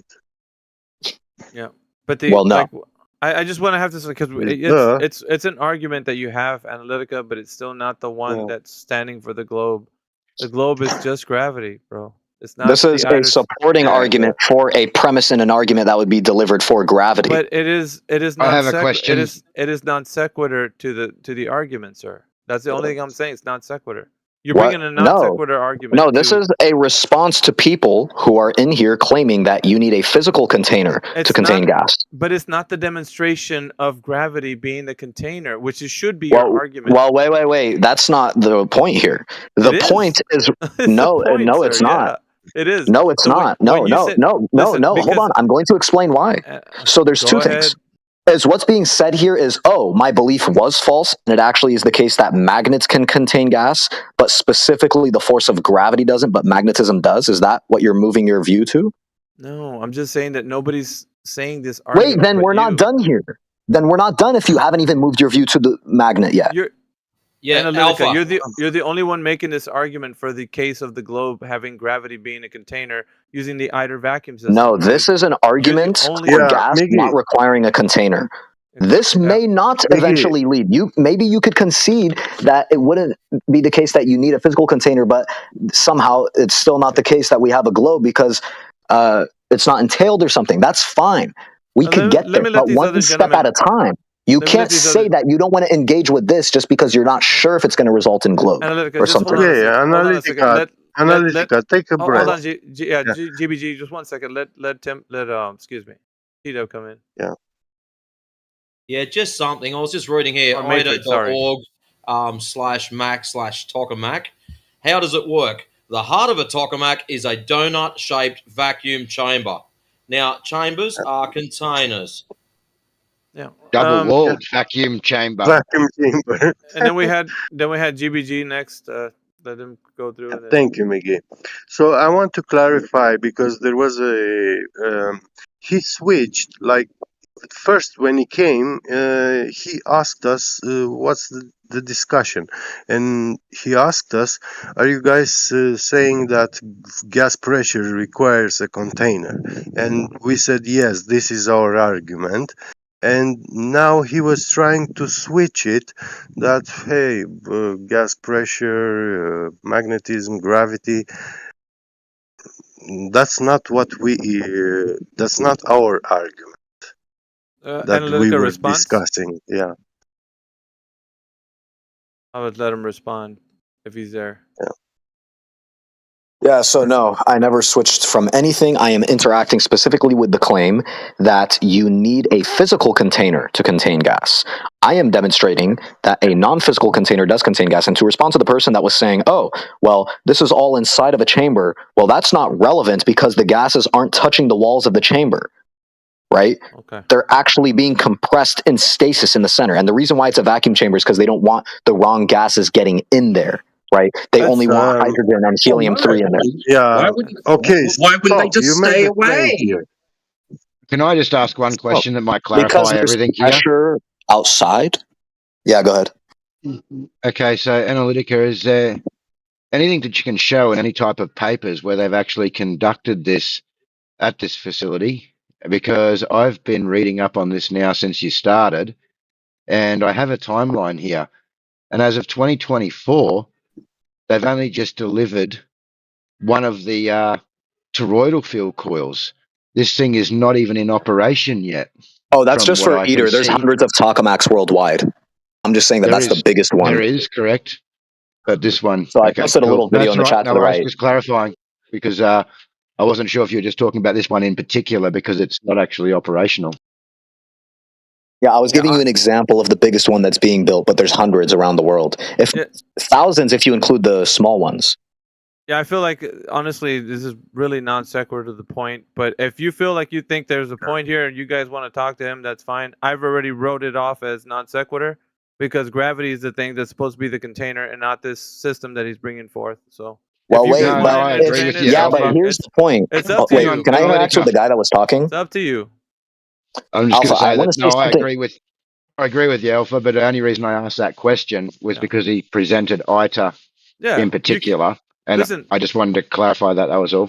You can ask follow up questions. I haven't heard this argument, but if he wants to bring it forward and you guys want to talk to him, that's Alpha. fine. I've already hand waved dismissed it, but if he wants to have a conversation with you guys, that's cool. Alpha, I want to explain why this is relevant. This is relevant specifically because if gravity is going to be dismissed, because most flat earthers are believing that a force cannot contain a gas, then on that particular point about forces containing gases as opposed to physical containers, if I could demonstrate forces containing gases, then that particular point would not go through to defend against gravity. That is the point here. No, Then you demonstrate gravity. It's just a big rabbit hole. Magnetism cannot contain gases. We can use magnetism to propel a gas in a certain trajectory. That's what we can do. We cannot contain them, hold them in fixed position in space. Well, wait. If you could push gas into a particular trajectory, then why couldn't you just push all the gases in a direction towards a single point? Oh, wait, you can. There's actually high school kids that are like little geniuses that have built these in their garages. I could show you an example of that. Yeah, it's like this is not a quick concept. Show me a machine gun with. You'd have a container at that point. Yeah. Anyway. You'd have a container, Show me a a machine container gun. made of magnets. Show me a But it'd be a machine gun container, with no less, shoot. dude. Show me a Okay, so machine if you gun agree with that a shoot. container Bullseye. made of magnets counts as a container, then a container made of gravity counts as a container. Yeah, but magnets are something physical. Gravity, in your case. Oh would no, be, dude, no. I'm saying magnetism was containing the gas. No, magnetism is not because it's a containing. product of magnets, bro. You just yeah. See, the big Wait, do problem you is think that the gas was being held in by the pressure of like the physical wall of the neodymium that the magnets are No, comprised of? stop, Analytica. You're incorrect. No, the magnets are there to those are not control the plasma. neodymium magnets. Yeah, You're those are conflating magnetism and liquid gravity as helium. well. Those magnets are liquid helium cooled magnets. They are super magnets, not ordinary magnets. And those strong magnetic fields, they are used to propel a particle in a certain direction, trajectory. And they install them in a circular path, a toroid shape, yeah? So this way they can achieve a circular path of that particle. So this way they can accelerate it at very high velocity until it reaches the point of super hot plasma. When it's super hot plasma, that is a different kind of state of matter. Let me We are just not ask. yeah. Let me just ask Cyclone. He's been listening. Cyclone, do you think this is sequitur for him to bring this argument in, or do you think it's not sequitur? It's up to you, man. No, Like, it's not, and he's already conceded that it's not. But what I was going to say there was that what he's trying to then do is he's trying to conflate magnetism with gravity and say, if what I say is happening here is happening due to the magnets, then it's valid for me to say that gravity could be doing it. So, I mean, they're not the same thing. Gravity yet to be demonstrated. So it's just begging the question, and it's non sequitur. because it's not addressing air pressure with no container. I mean, it's got. Yeah, just to be clear, I container. conceded nothing. I take a concession to be someone changing their view after espousing No, a certain view. I have changed no you views. conceded that this wasn't analogous to air pressure existing on Earth being contained. What? No, by no, no, no. I never took the view that it's actually magnetism that's holding the gas down, nor did I take the view that it would necessarily follow from this alone that you would get a globe Earth or something. That was never a view I took, so there cannot be a concession. Understand? Well, then you agree it's non sequitur because that's the. Oh no, it's not a non sequitur. A non sequitur is something that's not relevant to the larger proposition. It's not. No, a non sequitur. Air pressure. Dude, please listen. Without a container, and you're claiming gravity, but this Cyclone. is not air pressure, and it's magnetism according to you. So that's non Cyclone. Let me tell you why it is a sequitur. So a non sequitur is a premise that does not fulfill some set of arguments that leads to the final argument with the conclusion of the proposition we're interested in. This is part of a premise of an argument that will fulfill a premise of a larger argument that we're interested in. You're talking about magnetism. You're talking about magnetism. Not gravity. No, we're talking about physical versus non-physical containers and whether or not it would be necessitated. You're talking about magnetism when your claim for Earth is gravity. So no, listen, my conclusion of an argument right now is that you do not need a physical container to contain gas. That is what we are on. Now, we can get to it. Hold on. Now, yeah, but yet you give us a container. It sounds like a car starting. Yeah, and he hasn't. Dude, because I'm getting talked over nonstop. There's like 30 people in here, and then there's just me alone. Yeah, well, so how I like this about you shut up and start listening to other people and stop talking over moderators? Dude, How about you actually address the arguments being made, Matrix, instead of screaming at people? It's called there's 30 people in here, and then just me, and they get 30 times as much time to talk. So when do I get to respond? It's like, what the fuck? Anyways, so breathe, yeah, here's the deal. sunshine, breathe. You know, you wait for the person. Calm down, mate. Settle down. Finish generally. But go ahead. Explain how this isn't non sequitur. It's not a non sequitur. So here's how it's relevant. If you actually agree to what I'm saying about it not being the case that it is necessary to have a physical container, then the conclusion of the argument is that forces can contain gases. That is the conclusion. Or no, rather, an even better, more accurate presentation of the conclusion is, wait, I'm not done. Hold on. Nah, this is where you're being fallacious and disingenuous because you're trying to use the word forces now. You're trying to use a blanket term forces when in reality, at best, all you're arguing is magnetism, which you cannot then try and conflate with forces generally, which you then cannot conflate with. Oh my god, if you didn't cut me off, I would have just solved it up for you. Why are you even I'm already just helping you out here. By the way, there are multiple types of magnetism. You have totally misunderstood everything about the tokamak nuclear fusion reactor, yeah?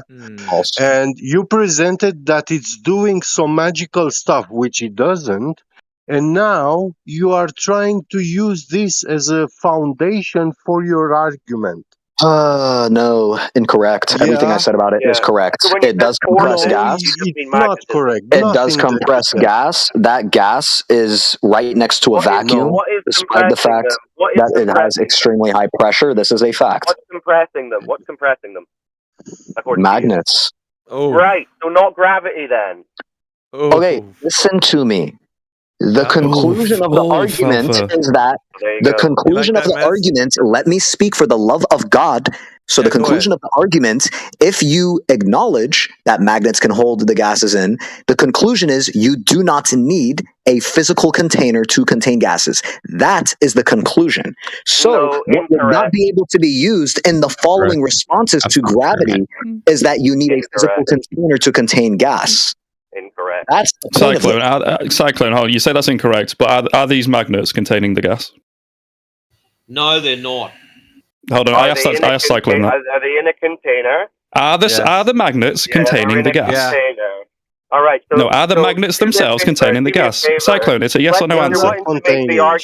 Magnets alone are. Okay, Cyclone's bricked. He can't answer it. Then it's He's spiraling. fine. Just take away the container.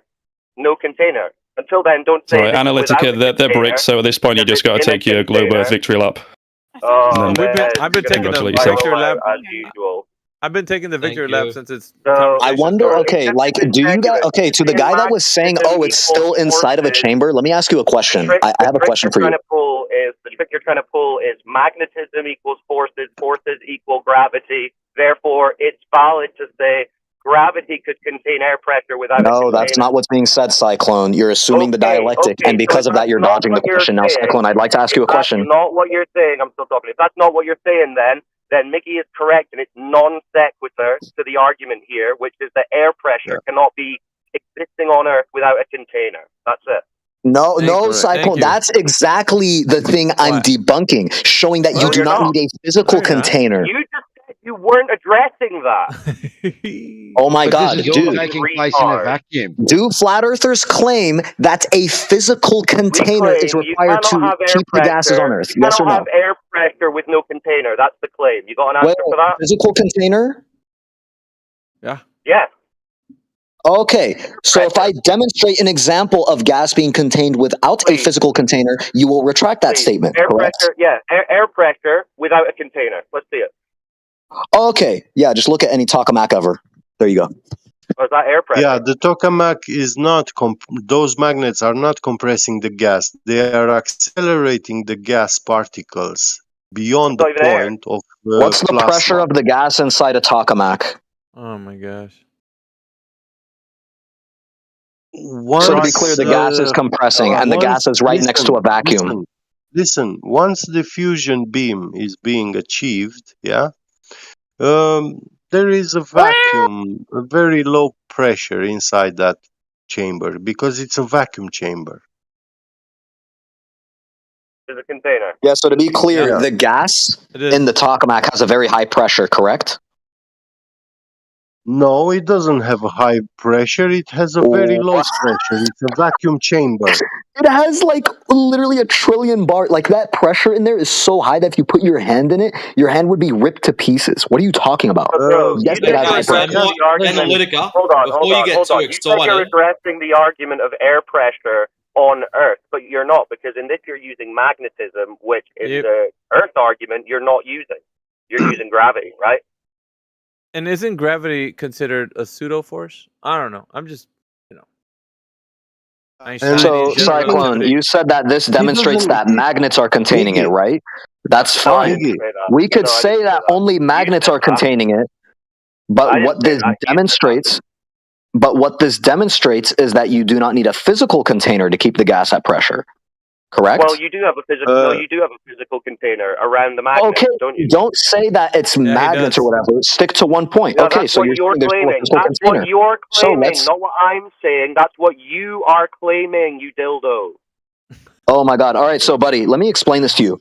So, do you think that if we like increase the space in the tokamak? Hold on, I'm asking you a question. I want to give you an intuition pump here, so that you can. Analytica. You mean you're going to ask me a question, not you're going to explain it? Yeah. So, do you think that if we increase the space inside the tokamak, that suddenly the pressure of those gases where the ring of fusion is taking place changes at all? You have no Yes or clue no? what's happening in that reactor. Have you tested that?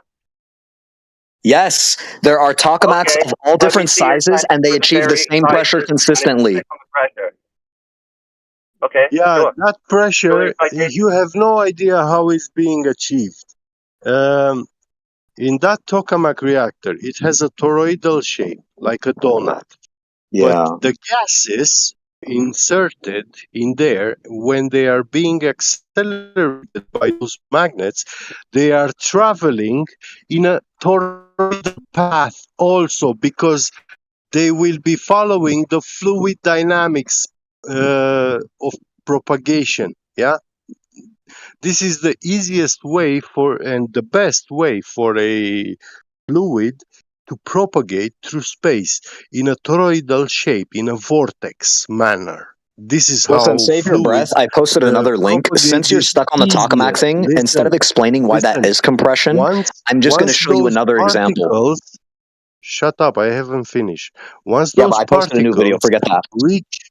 reach that point, like the middle of the ring inside that toroidal shape, they achieve a very high velocity, but they will be ejected outwards, hitting blocking the walls of the container, and because there is little particles, there will be very low pressure.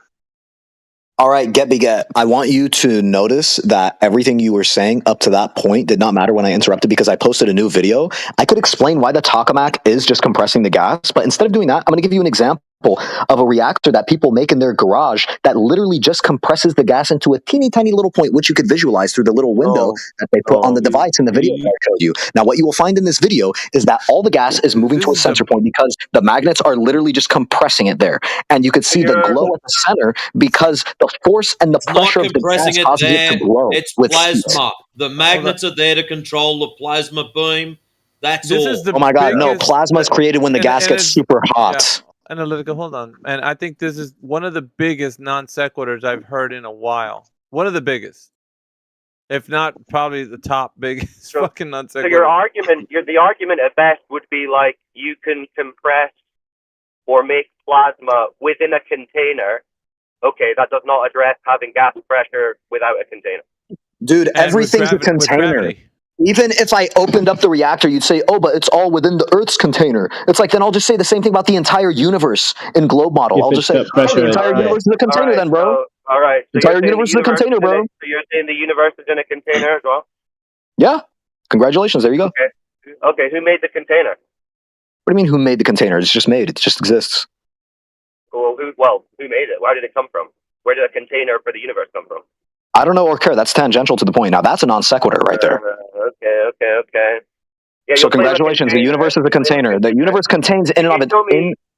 Show me a naturally occurring container. Yeah, the best theories about cosmology are actually that if you keep going far enough in one direction, you come back to the same point. So the universe is contained in and of itself. Congratulations. You always need a container. Yeah, so you agree you always need a container. There you What? go. No, I don't concede that. Your entire No. universe. You're in a giant universe. No, what I'm saying is that you're always in a container no matter what, apparently, so it doesn't even make a difference. No, what I said is that you're always in a container no matter what, so it doesn't even matter one way or the other. Yeah. According to you, your claim is, you're always in a container. Well, for you, though, it does matter because your argument is you don't need a container and you can do it without one. Well, no, actually, I don't even need that because according to you, as you've just said, you can't even demonstrate. No, I don't even need that because according to you, the globe is already in a container. So there's no escaping being in a container because if there's some larger module around you, that just counts as a container. So congratulations, we're all in a container, bro. Globe, hold on, maybe you're confused. We're not saying the globe is in a container. The globe does not exist, you fool. Yeah. Oh my God, I'm giving you the globe model and saying it's in a container according to you. Because space would count as a container under your ontology, buddy. So congratulations, we're in a container. There you go. Did you say you've got a globe model? Of course. He's giving you the globe model. Hold on. Post it in the chat. Just go on Google. Just literally go on Google. Buy yourself a globe from Walmart, bro. What do you want me to tell you? Oh, wait. So you mean a toy globe? You're talking about a toy globe. Toy globe? No, that's a model. You know what like a model version of something is? It's like a smaller version. It's like to scale and everything. It's like a model car. You know what a model car is? It's like a smaller version. You can put it in your garage. It's like a cool little toy. Does it have ice? Hold on. So when you say globe model, you mean one of those toy globes that they have in classrooms? You mean the scaled accurate model? Yes. It's a scaled accurate model. Yes. The toy one. Yes. So do they use that? Like, do they take it navigating? Is that what they do? They take a globe. It's pretty damn accurate for navigation. Yes. Oh, really? So why do they use maps and charts to navigate and not a globe toy? What do you mean? Why do they use maps and charts? You don't need to know the entire globe to go from like one state to another in the U.S. All you need is those two states. They don't use a globe, do they, to navigate? Oh, we absolutely do. If you're going long distance, you do need a globe. So there's this concept in flight called the Great Circle. Yeah, so there's this concept in flight called the Great Circle. Yeah, there's this concept in flight. Yeah, so there's this. Yeah, so there's this concept in flight called the Great Circle, and that actually requires a globe. I know you're spiraling. But listen. Yeah, no, I'm just repeating because you keep interrupting and you're not going to get the concept. Bro, could you link the physical globe toy that's used in navigation? Could you link that in the chat? Where do we buy one of those? A navigation globe? Could you link one of those in the chat? Yeah, so this is just like embarrassing. Anyways, imagine this being like not what you would call an non sequitur. So anyways, Yeah, there's this thing called a great circle, and a great circle is the shortest distance from point A to point B on a globe if you're traveling on a perfectly efficient path. What globe? Planes literally need that to have the most efficient path possible, and it's described in a perfect formula that planes use. There's also this concept called nautical. Right, before you try and get Gallop, pilots treat the Earth as flat and motionless. You understand that, yeah? Holy shit, the mutes are embarrassing. What do you want about? Yeah, so pilots treat the Earth as flat and motionless, yeah? I can't hear you. Your mic sucks. You need to get like a globe mic. Yeah, The so pilots are treating. treat the Earth as flat and motionless. Yeah. I know you're tweaking out. Wait, you said we treat the Earth as flat? What? No. And most Pilots. The pilots. Yeah. Pilots? Oh, hell no. Pilots go by nautical miles. Oh, so how much? So are they dipping their nose down for curvature? Is that what you're saying? Well, you don't have to dip your nose down for curvature. There are things that impart much larger differences in elevation, just like the wind pressure.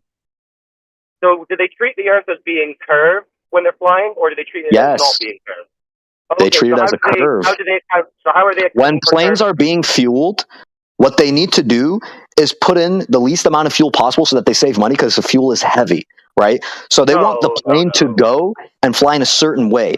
And the way they calculate the miles to their destination is based on nautical miles. And nautical miles are adjusting for the curve of the Earth because a mile on a curved surface is different.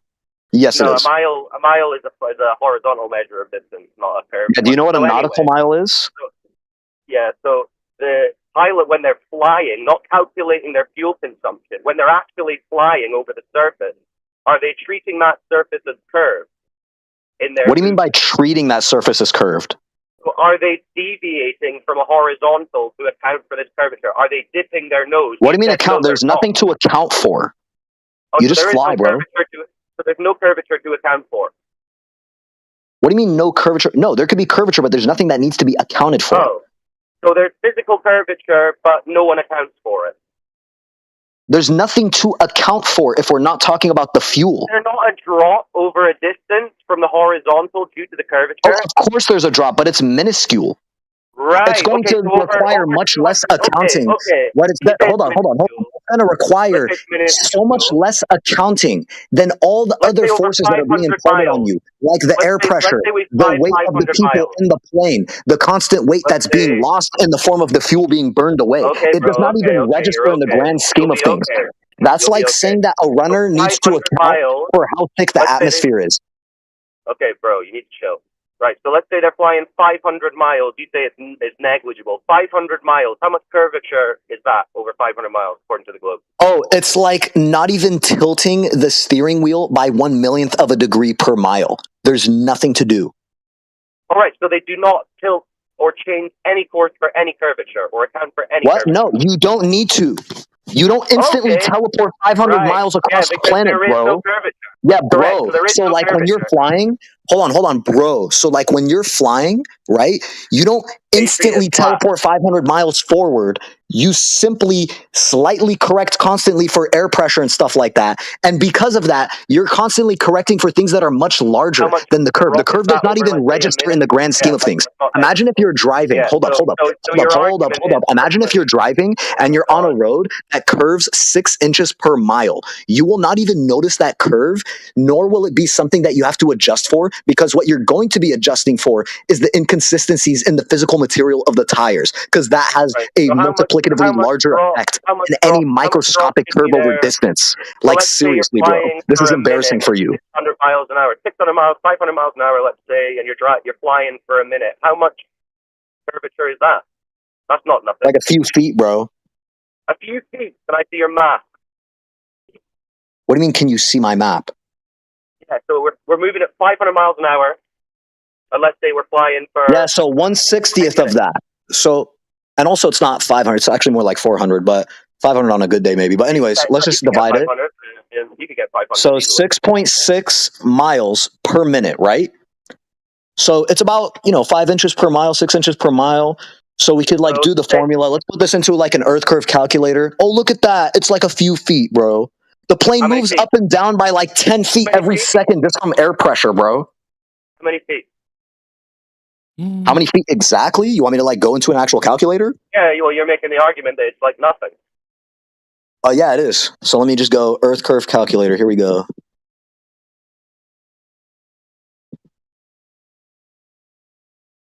Earth curve calculator, DIZZ. Okay. Wait. Eye height. I don't want that.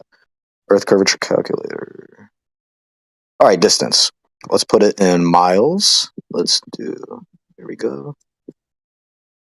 So 16 feet, bro. Wow, 16 feet. What a correction that needs to be made, bro. Every minute. Yeah. Right. Do you know what 16 feet is for a plane? That's like fucking zero. Okay. You said 16 feet every mile? No, 16 feet per minute if we're taking into account the speed of the plane. And this is if it has a fucking hurricane blowing it at extra speed. Just because I'm trying to steelman this shit. Speed So is that of could get someone to double check your math there, but either way, so Okay. your argument is that planes treat the Earth as flat. What? No, dude. Yeah, you Planes just said just they don't fly, account for bro. curvature. Yeah, so they don't account Wait. for curvature. Do cars treat curved roads as straight? That's not the same thing. Oh, it's not the same thing now. You're So if there's a flying road over that the Earth. curves You're by not like, attached to the Earth. You're if there's a flying over the road Earth. that curves by like 6 inches Flying per over the Earth. mile, do you need to account for the curve, or do you just like fucking drive? You can You're look down at your phone and not even pay attention, on the and you'll Earth. stay on the fucking road because you don't need to Already account for any of on the that. road, silly. You're already on the road. What are you talking about? The plane, you're off the No, Earth's I'm surface. saying a road that curves to the left. flying around No, dude. A road that curves to the left, not like downward or upward. I mean to the right. left. So when the curve, when the road curves to the left, you steer to the left. You fucking retard. Oh yeah, but listen closely, buddy. Yeah, Because if you, listen closely. Listen, wait. Listen closely. Listen closely. If there's a road, So basically, I did the math, and for every 10 miles, you'd be lowering down 16 feet. Is what he's I saying. vote Sneaky Snake. Yeah, that's incorrect. Well, no. That's the math, right? Because I rounded up. It said the average speed of a plane would Dude, be this Cyclone guy is getting absolutely bombasted. So Cyclone, if you have a road that's curving to the left by like 1 inch per mile, do you need to like account for that or think of it as a curved road, or do you just like look down at your phone, drive, and do just fine? Wait, who's the flat earther If here? your road curves to the left, suggest I don't know how we have to teach you Blovers. If the road Cyclone's curves a to the left flatty. or the right, you have to steer. Oh yeah, dude. If you're like pointing down 16 feet every 10 miles for thousands of miles, you're gonna have a They're not doing curvature. that. Yeah, they're doing that. They're doing that though. They're literally objectively They're doing not that. doing that. They're We just literally stated not that, and doing I just used basic math to Actually, break that down. Pilots are saying that they actually nose up slightly, not down. Yes, because So- that's how planes fly. But they still, the altitude of the plane they're goes not down, going down. even if the Yes, nose goes Cyclone, up. you're just constantly debunking yourself. If you knew anything about how a plane works, Wait. You do realize the flaps on the wings matter, right? And the fins, right? You do realize that when they're flying over the Earth's surface, they're not accounting or adjusting for any curvature whatsoever, right? Oh my God! Yes, they are. That's why they Oh have. my God, this guy. In the No, they're cockpit. not. Most planes fly Sneaky. 2 degrees up on average to Sneaky. allow for their angle of attack. Sneaky, how are they adjusting for curvature? Cyclone, how do you adjust for curvature? It happens naturally, just like when you're sitting on your phone, not even looking at the road in your car, but you could center yourself in your lane, diploid. So when you're driving, you simply do this thing called slightly adjust, and often. Bro, you don't need to spaz out. Sneaky made the claim that they are adjusting for curvature. So Sneaky, how are they adjusting for curvature? What are they doing? Sneaky. Okay, so you have a question of why do they point up while they're going down? No, you said they adjust for curvature. I said, what are they doing to adjust No, for I curvature? told you they drop 16 feet every 10 miles to adjust. Okay, so what does that look like? So they're constantly. So tipping their all I nose had down, to is do that what was you're just saying? Google why do planes slightly tilt up while going down, and I just got an answer Why here. did you say while going down? Why did you add while going down? Because for you to adjust to the curvature, you have to go down. Oh, so you're assuming the curvature already. What? Because that's the math. That's Donald C. That's What? Donald C. Sneaky Snake is Donald C. No, who's Donald C? God. That's who you're dealing with, Cyclone. See, did you have Blueproof one time, but then it was stolen from your house? Well, the thing here is that we're like trying to at least try to discover information while you're just making statements with no evidence to Oh, back it well, up. no. What do you mean? You're discovering information. I'm telling you something. I'm You're reading arguing off against it, of like and then you're sources. Googling. Yeah, you're literally Googling the So argument as you're having it. okay, You're so not, for you're not your really trying to learn argument, you anything. just have trust me, bro. That's it. No. The argument was Okay. that they're not adjusting for any curvature, and you agreed. You said they're actually pointing their nose up, which would not be accounting for a curvature downwards, would Because it? that's the pitch of a plane has to be to fly. Yeah. So they're not adjusting. They're not dipping their nose to go around any curvature, are they? Yeah, no, but they're adjusting the plane itself Well, for the there you go. curvature, So they're not not the adjusting nose. so they're not The pitch of adjusting for any the pitch of the nose is only for the flight. Yeah. The actual Yeah, so and the flight doesn't drop require is any for the tilting curvature. for curvature. There That's is no how drop. planes They're not fly. accounting for any. That's how They're planes not fly. accounting for any curvature. That's They're why not the accounting nose for any points up curvature. when you're dropping down to So land. the noise. So the nose points up because they have There's to no go way. down. There's no way you're this Is that delusional. right? Is that right? Because Do you to just go talk down, they over have people to and nose assume up. that like we're gonna be like, oh yeah, flat Earth, yeah. No, I expect that you're going to do what you're doing, which is say dumb shit like they're nosing up so they can go down. Okay. Right? That's what you're saying. To go down, they have to nose up, yeah? Yes, because that's how planes fly. Yes. Yes, That's because that's how physics. planes fly. So to go up in a plane, you That's have the to mathematical go down. So when they want physics to to land fly. the plane, so when they want to go down in the plane, With they the have to nose thrust. up, right? Yes, with thrust. Yes. Yes. And then you Okay. have to Okay, so when they want, so account when a for pilot, air. right? So when a pilot wants to land his plane, i.e., go down, he has to nose up, right? Sorry, the moment you muted me, I muted you. That's how this works. Okay, so if you can answer the that's not question, gonna so you're end saying good. to go down, they have to He nose can't hear up. you, Cyclone. So He when the muted you. pilot, No, I have him Sneaky. unmuted. Like I'm saying, the No, moment you sneaky, mute man. me, That's I not mute how it you. works here, dude. Hang on a second, Right. Cyclone. That's not how it works in here, Sneaky. We have moderators in here that control the conversation. Okay, If you well, mute anybody, you're going to be removed from the conversation. You don't it's dictate all how right. the room works. I get muted, but he All doesn't. right, he can just embarrass himself on this point. Even He can just though embarrass I'm trying himself to on this use point. like physics, So I can bring up Sneaky, mathematics for you're this. saying, you just said that to go down, the planes need to tilt their nose up. Yeah. Dude, you have to go with the mathematics of that. That's It's what not you just just said. That's what stop you talking just over said. me. Holy shit! That's what Let you me just said. So explain. I'm holding you to your point. I'm holding you to your Okay, point. there's you're debating in I'm bad holding faith. you to The your moment point. I No, try I'm to not. even Did That's he Donald. not just say? Did he not just say that to go down they have to nose up? That's Donald. He Did he said start spurging out? I know. We're gonna make him just really spurg out even more. So Donald, that is what you said. You said to go down the planes need to nose up. Are you going to keep debating in bad faith? I'm gonna repeating what you just said, which was to Yes, go down the but planes then need I to said nose I'm up. going Yeah? into that statement by saying there's mathematics and So I want to ask a follow-up things question that go then. into a Right. plane So when flying. so when the I'm not plane just needs going to to go go on a bare down, statement. I need can't just make need a to bare last- statement need and then to go follow-up with it. question. So when the planes need to land and go down, they nose up. That's what you're saying. Okay, I'm going to post the mathematics for you so that way you can look. Is that what they're doing to go down? I'm going They to nose post the up? mathematics. I'm not going to do the talking. The math will. Donald. In other words, I'm going to have us melt down and not answer the question. So that's the thing is like I Everyone asked for evidence for his proof, dumb and then shit, he didn't want to it was a post it. closed question. Yes or Is no? this all this fucking flat Earth is? Is where the Just answer the question, Sunshine. Everyone just heard you say that to go down, the planes need to nose up.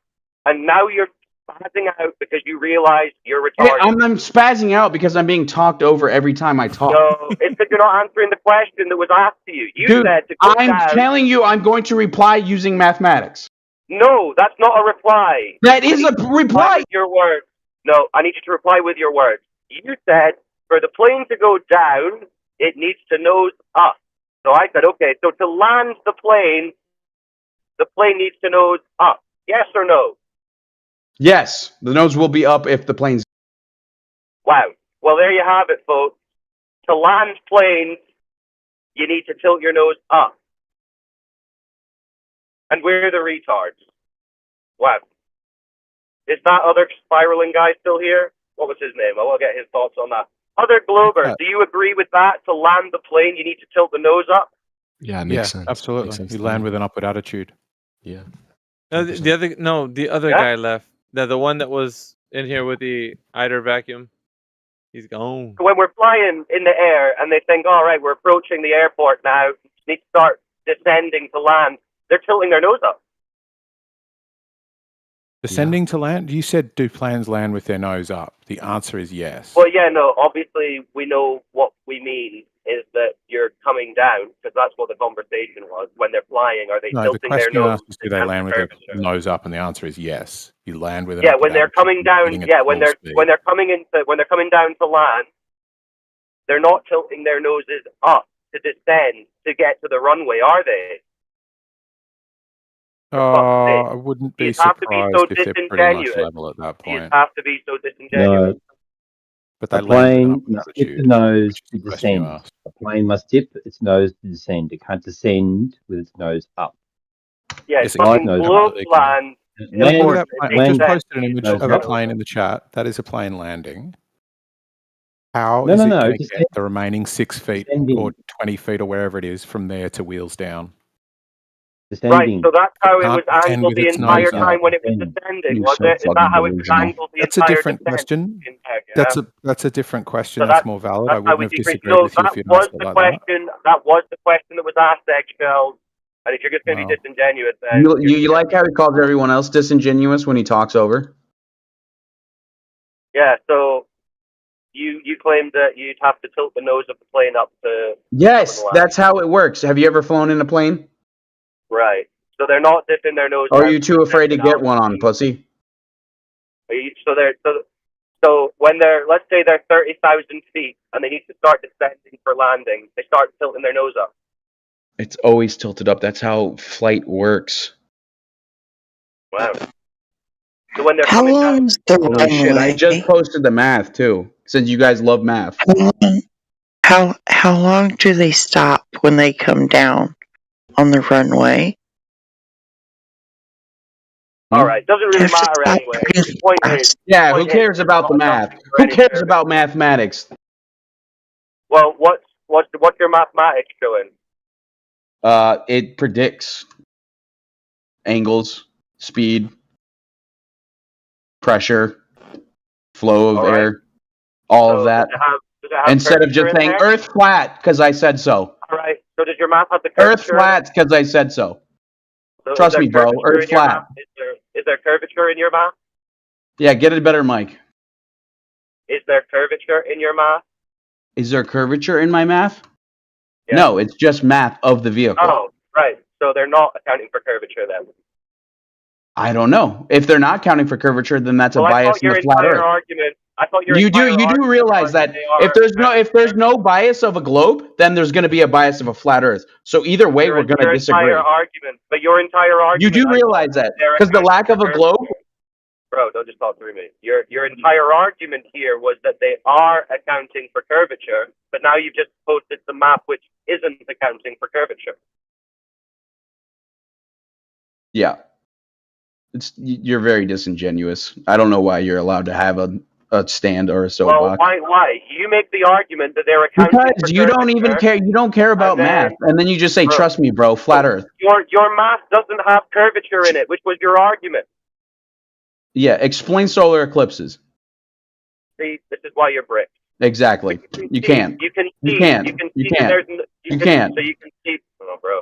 So you can see that your argument about flight, it doesn't adjust for any curvature. There's not even any curvature in your math.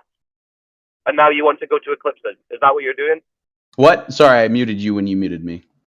So your argument about curvature, you've conceded there's no curvature accounted for. You posted math that contains no curvature, and now you want to move on to eclipses. Is that right? No, I couldn't hear you. Say that again. All right. Cool. You gonna play that footsies? You gonna play footsies with him, Cyclone? No, of course not. He's just gonna keep doing it. He's muting you right now. As you muted him, he's gonna mute. Yeah. So. He's probably still talking to himself. Yeah, well, here's the math for the curvature. I mean, it doesn't have curvature in it, but what about eclipses? Or fucking retards. Come on, there must be someone less strict than that who believes in a globe in the chat. We got Denshu. I don't know. We've spoken to Denshu before. Lucas moment. Lucas. Yeah, what's up? What's up, Lucas? How's it going? Not that much. Are you of the mind that the Earth is a globe? Yeah. Uh-oh, Glober alert, Glober alert, red alert. Wow, wow, wow. All right, go ahead, Lucas. What's your evidence that the Earth is a globe? And might I say it's kind of weird that you and Cyclone have a tuxedo dog. One of the wolf, the Yeah, I other's the know. regular. I've talked to this guy before. What, is he ripping me off? This guy ripping me off? No, It's a fucking beagle, I think. I don't know, a bit. You like his All dad or something in Avatar. Leader of the pack. True. True. All right, Lucas, let's go. Let's hear it. I don't know. I've never thought about this before. It's just like,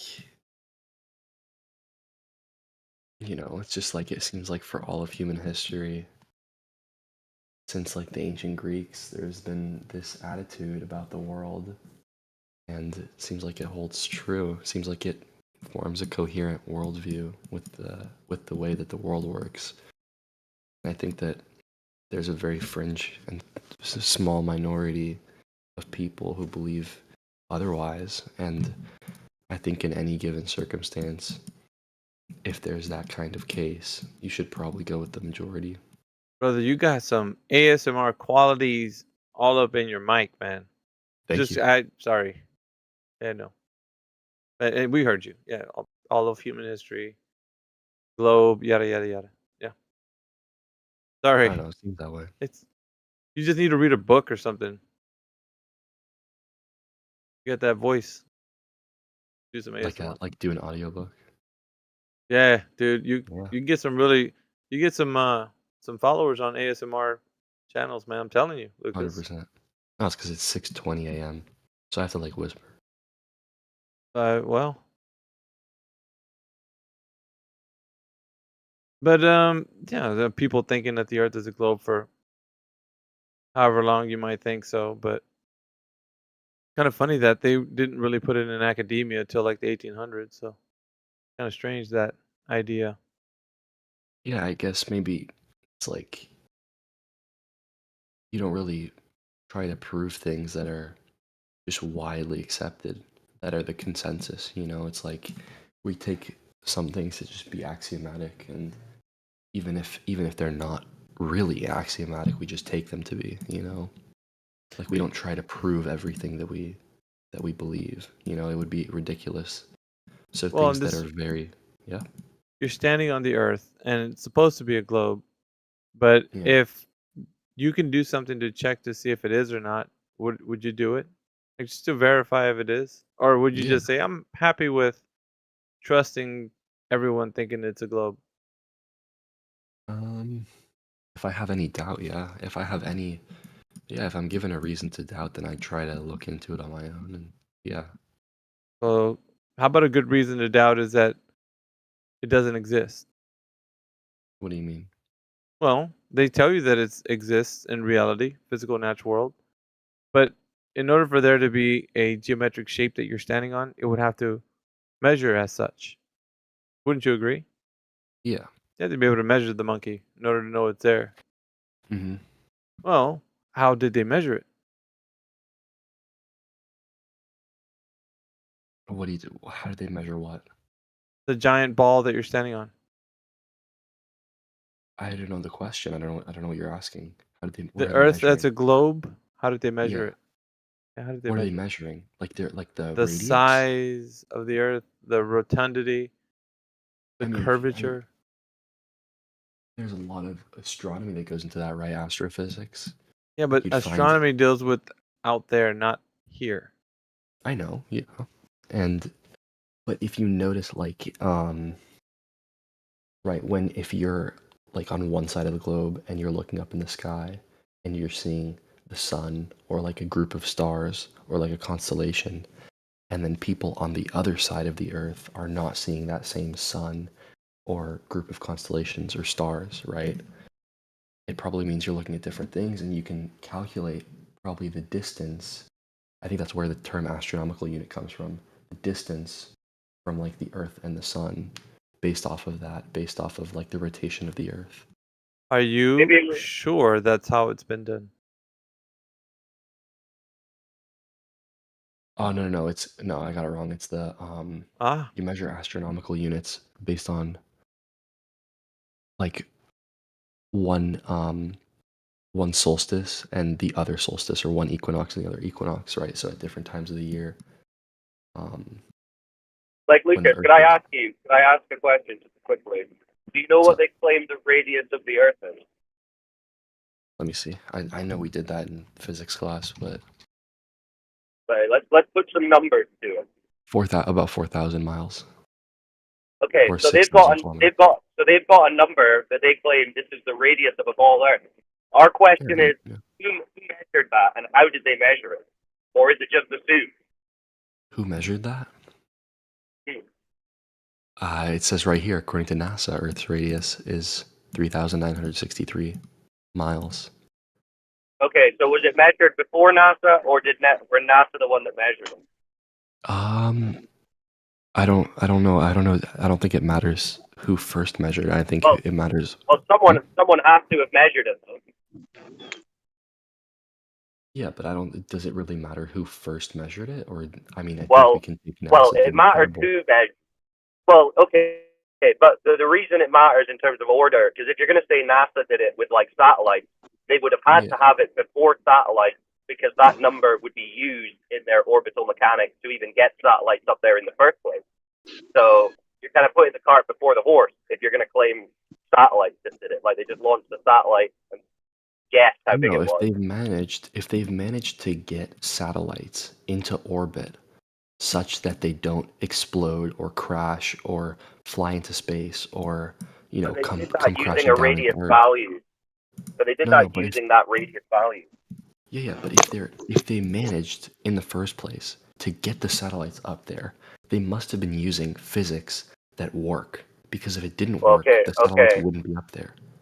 Right? So, but they're assuming a 3959 mile radius in order to make that happen. Where did that number come from? That's the question. I'm not sure, but it seems like it works, doesn't it? It seems like it demonstrably Well, works. I mean, they've told you that that's what they're doing, but you don't know that that's what's happening. So it would behoove you to understand where that number comes from, and if it's founded in reality, measurement, like you say, or if it's not. Okay. So Okay, I mean, yeah. you can just Google like who measured the radius of the Earth and see what it says. No. Eratosthenes says 240 BC. Okay. Have you heard about Eratosthenes and what he's claimed to have done? I've been in this VC before. I think you guys have talked about this before. And didn't he like assume? Isn't your point that he assumed a sphere? Yeah, he already. Right. Yeah, but I guess it doesn't really. For the most part, it doesn't really matter who assumes what, right? Because at the end of the day, right, if you assume something and you're wrong, it'll probably be shown in the real world experiments that you like when they're launching spacecrafts and satellites and spaceships, right? It'll probably be shown. But that's not falsifiable, though. But if I was to ask, well, how would you falsify that claim or attempt to? I mean, saying, well, we can see they're launching rockets and doing all this. That's just like what's on TV. We can't really verify or confirm that that's actually what's happening. You can falsify. Yeah, 100%. You can falsify. So yeah. So how would you falsify it? If you're a physicist, right, or if you're an engineer, and you're working at NASA, and you're trying to make a satellite, such that the satellite is going to orbit the Earth, right? Let's say you're a flat earther, right? And you construct this satellite, and however it launches, I don't know how they launch it, and you construct it so that it stays like level with the surface of a flat Earth and orbits around that level surface, right? You won't be taking into account any sort of curvature, right? Meaning that if you're right, then that satellite should work fine. But on the Right, but other you don't know hand, they are taking into account curvature, though. That's the point. Like, they're just telling you that they are, right? okay, so But you don't know. so then the idea would be that every engineer who's worked on and manufactured and calculated the Well, measurements they're not for launching. They're not launching it. They're just like receiving the video or the data from whatever source they're getting it from. They're not actually the ones launching, and they're not going up there. They're not seeing what's occurring any more than you are. Well, maybe slightly more than you are, but I then mean, there would you're have even to less. be, So I mean, if you accept that like spacecrafts exist, right? That there are man-made objects in orbit, right? Then you'd have to accept that either under your theory or mine, there's got to be someone who calculated the true figures of how they got that there, right? Someone who calculated truly and honestly and well, not you know, really, because you're going under this satellite paradigm, which is that it's like following inherently a surface of Earth due to what, gravity, I guess, in the globe. So, I mean, if it's a totally different technology, I mean, if it's just general flight, right, or balloons, something like that, I mean, it could be a totally different thing. But the point is, there's a claim of a radius of a ball, and we're talking about how we actually verify that. And to talk about what they claim they're doing with satellites around the ball isn't verification or falsification of it, because we just have to assume what is going on. okay, so what would be a test for you then? What would be a good falsifiable Well, experiment for you? I would suggest testing line of sight over the surface would tell you if there is a predictable obstruction due to the curvature. Would you not agree?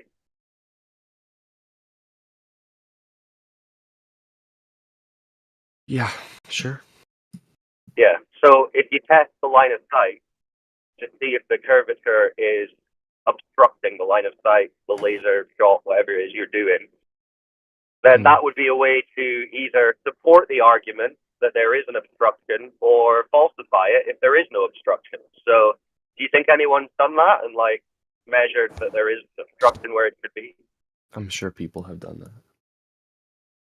Okay, well, I would put it to you and say no one's done that. And when people are trying to do this, they're showing that the obstruction isn't there. They're able to see much further. I mean, you say you've been in this DC for a few months or whatever. You'll have heard us talking about examples of observations that go beyond the claimed geometry, the obstruction, right? Okay. So when you're talking about the line of sight, right? Like the horizon, right? Is that what you're talking about? Well, that could be one example. The horizon distance, or how much like an object could be obscured, like a building, whatever, right? Okay, so let's say you're like watching the sunset. I think I had this exact conversation with you or someone else in this VC. Let's say you're watching a sunset at the horizon, right? You wait for the exact moment when the sun sets completely, right? When it's dark and there's no more sun, right? Then you go into a building, take an elevator to the top floor, and you'll notice the sun is right back above the horizon, right? So Okay. that Why doesn't do you think that is? Why do you think that? Why do I think that is? Yeah. Why do you think that is? I don't think it makes sense under a flat Earth. So you're saying that would be the curvature? It demonstrates that that you can go up to a height where you see like Yeah, I know what you're saying. the I know what you're sun. saying. You can see the sun. You can see the sun again. Yeah. But the question is that due to what, a geometric horizon of a ball Earth that the sun is going beneath? Is that your argument or no? Yes. Yeah. Because. Oh, right. Okay. So then that would say that the horizon must be a geometric calculable distance away from us, predictably obstructing things. At any altitude, yeah, I guess, yeah. Yeah. So we've this has been tested and it's not the case. What do you mean? What do you mean? So, I mean, someone can post it. We always speak about this observation called the black swan of the oil rigs. I don't know if you've seen it, but it's basically testing the geometric horizon distance using the observer height. You go on Google and you type in distance to horizon calculator, you can put in your observer height, let's say it's 6 feet, you're just standing on the beach, and it'll tell you your geometric horizon should be no further than around 3 miles, right? That's the curve of the ball that you're going to start being obstructed by.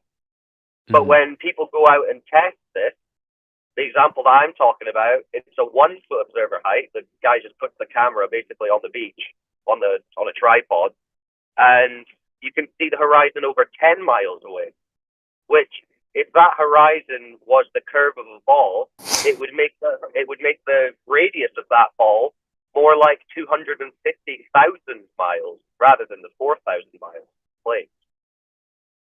Meaning that horizon isn't a geometric limit based on a ball of a 3959 mile radius. You understand? Right. Okay, but okay. All right. So if you can see things 10 miles away, right? The horizon Yeah. for a 1 foot observer. Yeah. Right. Right. But on the globe, that's supposed to be at 1.2 miles for a horizon. Like a 1 mile horizon, basically, for a 1 foot observer. You're seeing it 10 times that.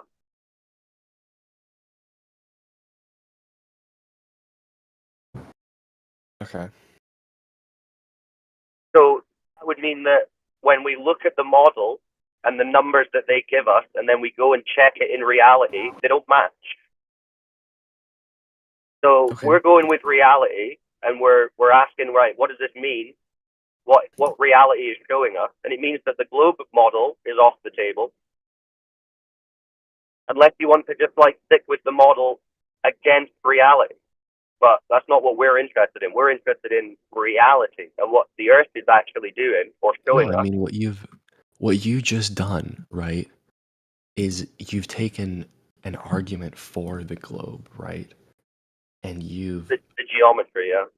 Yeah, and I've never heard this before, so I wouldn't be able to tell you if it's sound or unsound, but I don't know.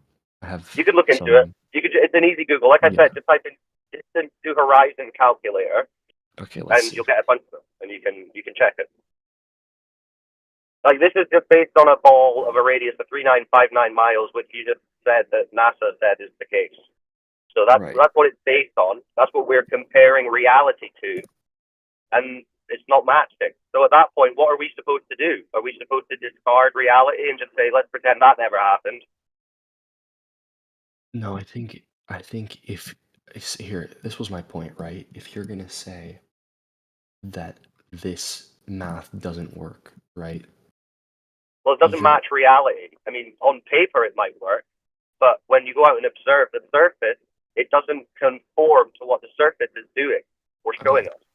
Yeah, that's fine, right? But then even if that's the case, right? Which I'm not sure that's the case, but even if it is the case, what you've done is just made it equally as plausible that there is a globe Earth with the radius of, I don't know, whatever the number was, 25,000. 250,000, 250,000. 250,000. Yeah. I mean, that's your only option at that point really is to say, well, it could still be a ball, but it would be 250,000 miles. But at that point, you're essentially alleging a conspiracy as big as what we would be saying for it being flat. It's like the amount of extra land and water and general territory that must exist if the radius is 250,000 miles compared to 4,000 is so huge. That's like as big a rejection of the globe model as saying that it's flat. It means like the entire cosmology that's based on the existing radius is wrong. Like the distances to the sun and moon and stars, the sizes, all of that is based on the 4,000 mile radius. So if that's wrong, the whole thing's wrong. So it's up to you. But I mean, I wouldn't assume a curvature because none is being measured. Like, you could say, oh, it could just be so big that it's immeasurable, but then why assume it to begin with? Until there is some measure, then you can be like, all right, well, this much has been measured. It's not as much as they've told us, but it is this much. Then you could argue that it could be a bigger ball, but at this point, there's not even that. Because I'm not saying that 10-mile horizon is a physical limit. I would say that indicates that it's not physical.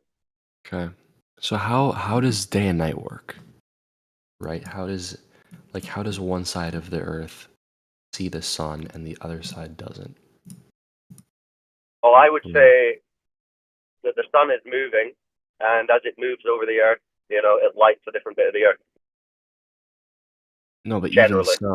even so, you'd be able to see the sun from any vantage point. Well, that's only if you're assuming a bunch of things about the sun and like how far you should be able to see it. I mean, light doesn't travel infinitely through air.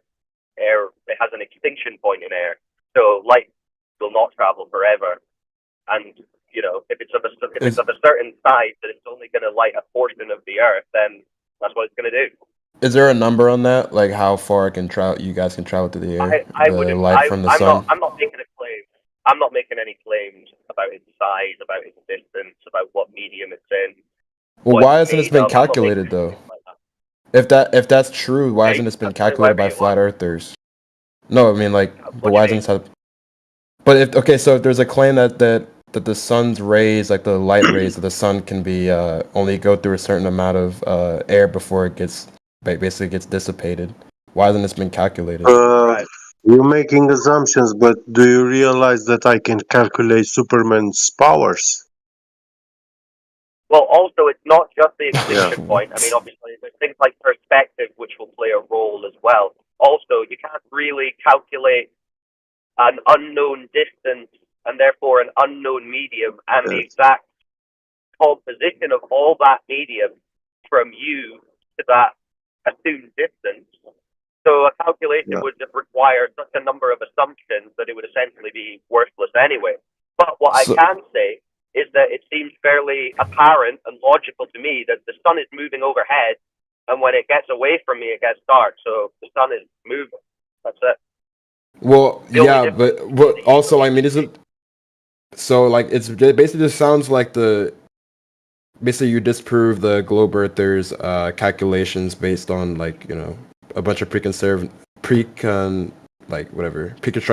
notions and all that. On the globe model, but then the flat earthers are just like, well, we don't really know how far the sun is away from Earth, so we can't calculate how far the sun's rays can actually hit. We can debunk the claim of curvature of the Earth and therefore the globe. We can debunk that without claiming to know what the sun is or how far away it is. They're not contingent on each other. They're separate things. Well, it's the tools that we use to figure out how, basically in his argument, if there is a curve, because like you were saying that if you're at a vantage point, you should be able to see the sun at any wherever it is in the sky, as long as it's over the flat Earth. Yeah, but you don't know what is between you and the sun. For example, if you have a it would just be air and it would just be nitrogen. You are assuming air. that. Hold on. Well, so we can't go in the sky and gather what is in the air? You understand that us debunking the claimed curvature of the Earth is not contingent in any way on knowing anything about the sun. Do you understand that? We have to. Well, so if you're going to disprove how far light can actually travel, how can you? You have to have that has nothing to do with the curvature. Yeah, it does. Well, we're just using it as a tool to figure out going from the argument that if you can get any vantage point, right? When we're testing the geometric horizon distance, we don't need to know anything about the size or distance of the sun. Well, I'm not even what I'm talking about. I'm talking about what he transitioned to with the vantage point. No, but I'm trying to clarify that you understand that the two are not contingent on each other. You understand that we can falsify the claimed curvature of the Earth without even talking about the distance to the sun. You understand that? I mean, well, we're talking about this one. Well, we're talking about. I think he's talking about specifically the sun when it goes over the horizon, and then now you have light shedding on the rest of the Earth. And so when you're talking about the curvature, the horizon would be the relevant aspect of that example, right? The horizon would be the claimed curvature of the globe. So if we falsify that, it doesn't require knowing anything about the distance to the sun. No, but that's my point, is that either, like, what you've done, if you've disproved the globe, which I would say you haven't, because I mean, it would just be ridiculous if it was We also cannot said that you have to disprove. look. Yeah, we cannot disprove something that hasn't been proven yet. Yeah, okay. Yeah. Okay. Right. But let's say, okay, even if you're right in that one argument, there's still like a million other alternatives, right? No. Okay. So this is the problem, because if the surface is doing what it is observed and measured to be doing, which is essentially just extending out at a general level as far as the eye can see, as far as can be measured, then it doesn't matter what the arguments are about gravity, the sun, eclipses, NASA. None of it works, because you don't have that curvature that's being assumed to begin with. This is the foundational premise, and if this is taken away, then there is nothing for the globe. Because it all starts with that. But then whatever is happening is happening above a surface that doesn't have any curve. That's what it means. Yeah, but I don't know. What would be in between you and the sun if you can see the sun's like what you were proclaiming that there's different things that could be in the way of the sun if it eclipses over the horizon. Well, before we move on, do you understand what I just said? Yeah, it's a foundational like calculating the distance between the horizon and like and all that stuff. It's a contingent part of the Yes, for there to globe.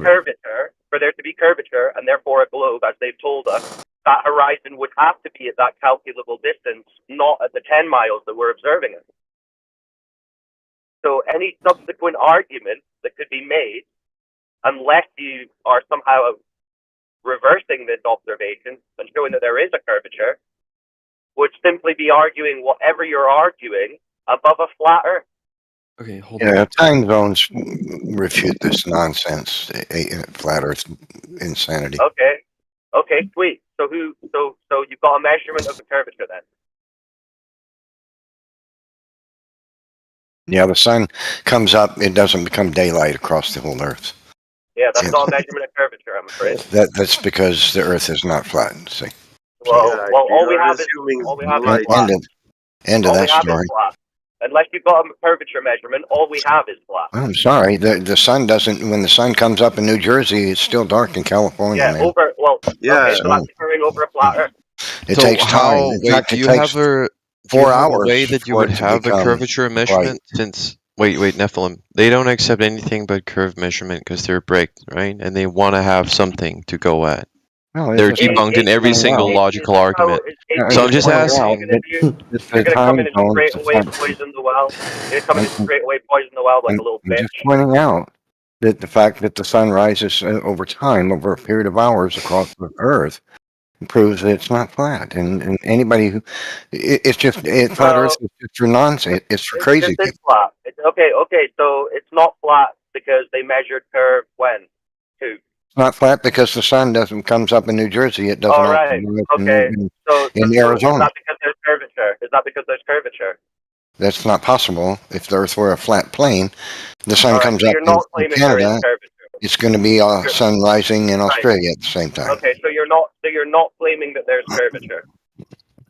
Of course, there's curvature. Listen carefully. The only way it can be that there is a sunset that takes time for it to rise across the planet is because the Earth is flat. It's not possible otherwise. Don't just keep talking about the sun. Okay, so let's say for 10 miles. For 10 miles, how much curvature is from point A to point B? It's irrelevant. When the sun comes up in New Jersey, it's still dark and irrelevant. I got a question. Cyclone. You brought up earlier, I gotta be kind of quiet. You brought up earlier that the sun, the light dissipates after, so as it's rising and coming up, there's only a certain amount of light that can get to your eyes or the Earth? That defies physics. That's not can't be true either. Take it Yeah, from light has somebody an who's a extinction. Light professional has an photographer. extinction point in You air. don't This is go ahead. Light becomes That's dimmer unlimited. by the inverse square law. If you study photography professionally, like I did at the New York Institute of Photography, they're going to teach that to you. So light gets weaker in proportional to distance by the inverse square law. So a So light it that's doesn't travel let me finish. infinite So a light distances. that's Let 20 him feet finish. away from, Damn. a light that's 20 feet away from subject is going to be twice as bright as a light that's 40 feet away, because right. you're So that's using the our inverse square argument. law, okay? Yeah. Right. Okay. But the Okay. problem is, then when you get 80 feet away, it's no longer half as bright, it's 1/4 as bright, right? So Right. we make it So simpler. we can't 10 see. feet away from the light has a Then. measurement of X, of 1 for So you intensity. wouldn't be able to 20 see the feet sun. away, it has an intensity of 0.5. 30 feet away, it has an Right. intensity. Thanks for debunking yourself. Light dissipates over distance. Thank you for debunking your assertion of curves. Thank you. Yeah, and don't just monologue. We get your And argument. it also has a extinguishing distance. It's no longer visible beyond a certain distance. Right, but the Earth is not wide enough for the inverse square law to take effect, so that the Earth is dark in Oregon when the You're sun just comes up begging the question, bro. This isn't an argument. This isn't an argument for the globe. In New Jersey. The Earth would have to be billions of miles wide for Nicholas, that to be true, and it's this just isn't not. an argument. This isn't an argument for the globe. I'm just refuting you with science, the science of light, inverse square law. It means Well, the Earth. then why were you assuming that if the Earth was flat, then sunlight should be illuminating the whole world and not only half of it, because it doesn't have the necessary intensity to It does. illuminate the whole world. It Well, of has course it only does. to listen. The sunlight has That's why necessary intensity to illuminate only half of it, No, that's not approximately. true, because when it's 2 o'clock in the Yeah, it morning, is true, when it's two because this o'clock is in the what we afternoon in New experience. Jersey, it's 6 p.m. in California. Okay, tell And me it's still bright. one day, It's listen, still tell light me in both one, places. you were contradicting me on my argument with you. You haven't made So sense. you have to prove me then that I've already there done it. is a recorded day in history when the whole world was illuminated by the sun. No, the whole half of the Earth. That's further proof the Earth is round. Only Yeah, half. that's what we are Right. saying, that always, it's only half Yep. of the So world for that you, is illuminated It's because not even the on that. sun does not have that intensity to illuminate the whole world. no, that's that. For only way for that to be Yeah, true yeah, yeah, yeah. would be as if Yeah, the sun is. Let me finish. listen, Okay? at the I moment of understand what you're sunrise saying. and sunset, I you understand. I'm trying to help you. you are I'm at trying to help you. that distance far away from the sun I'm trying to that help you understand. its light does not have You've the already said it intensity. twice. I understand. I'm Right, trying to help you Nephilim. understand that doesn't No, work because Nephilim. You're not just gonna talk through people. This is fucking annoying. You're gonna talk people. You're just gonna sit on mute, right? Pain in the arse. We actually had some new people in there. Who was that? Military psyop. Lucas. What? Good to hear. Did you Well, with guys the actually half. have? I don't Well, I know. think that's an interesting thing that somehow only the half of the Earth is illuminated. For that to be like a scientific coincidence that the Earth is halfway illuminated all the time. Oh, it's not. And It's not it's not exactly round. half. If it was round, it would have to be about 50%, but it's not 50%. So actually, that's It's not an argument. spherical in shape. It's not perfect sphere, but it's Yeah, it's elliptical not in shape. 50%. It's not half. It's all. So It's there's like almost. And then it's not. Yeah, it's not 50% because Yo, it how like do you know how big the Earth is? curves over the Hey, horizon because it bounces off of molecules in the atmosphere Listen, sir. and How it do you can know how illuminate big a the lot Earth more. is? How do you know how big the Earth is to begin with to be able to say half?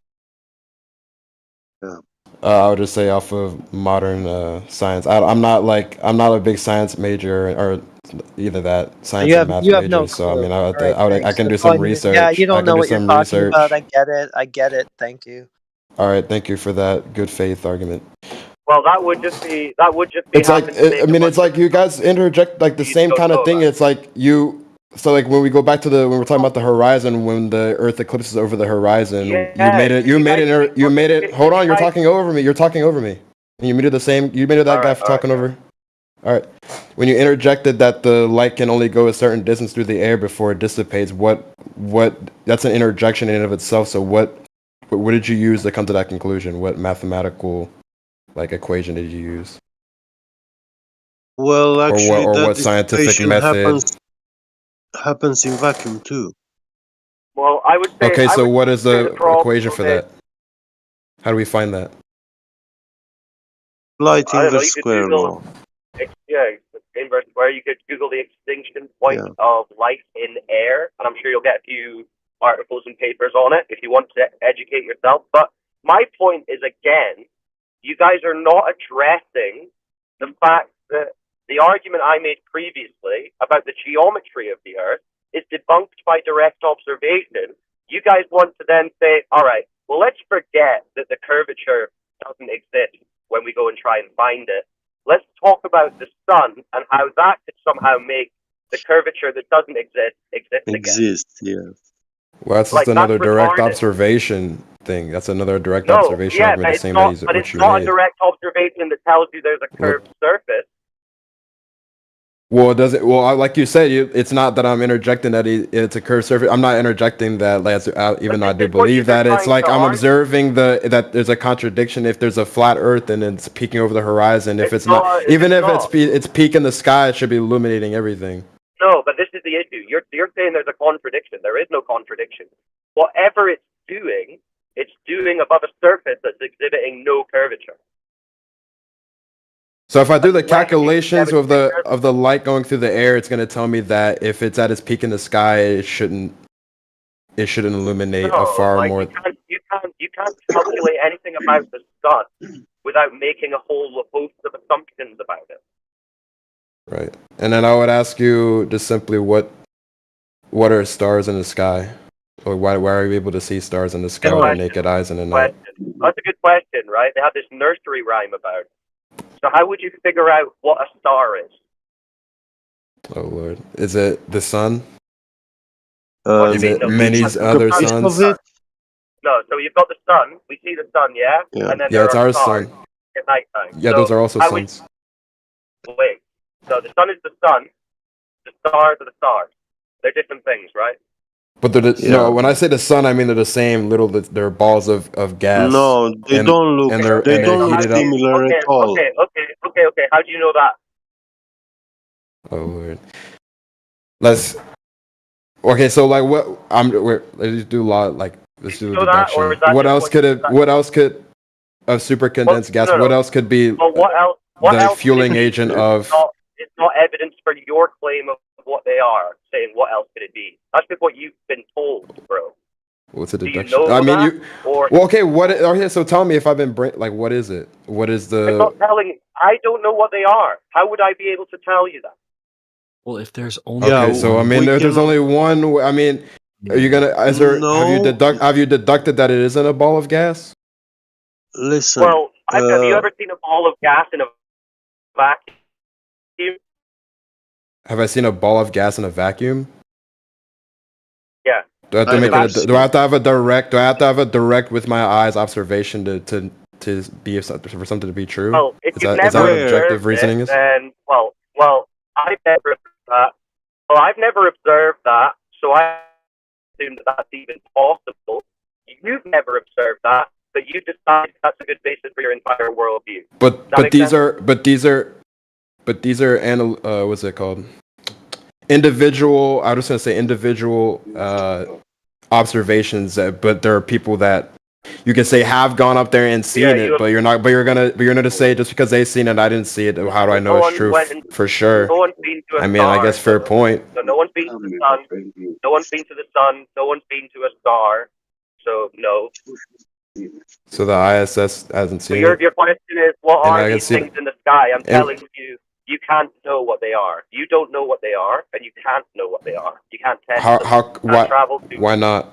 manipulate them. Why not? Why not? What Well, think prevents? about What would it. prevent getting in a rocket and shooting myself towards the sun and seeing what it is?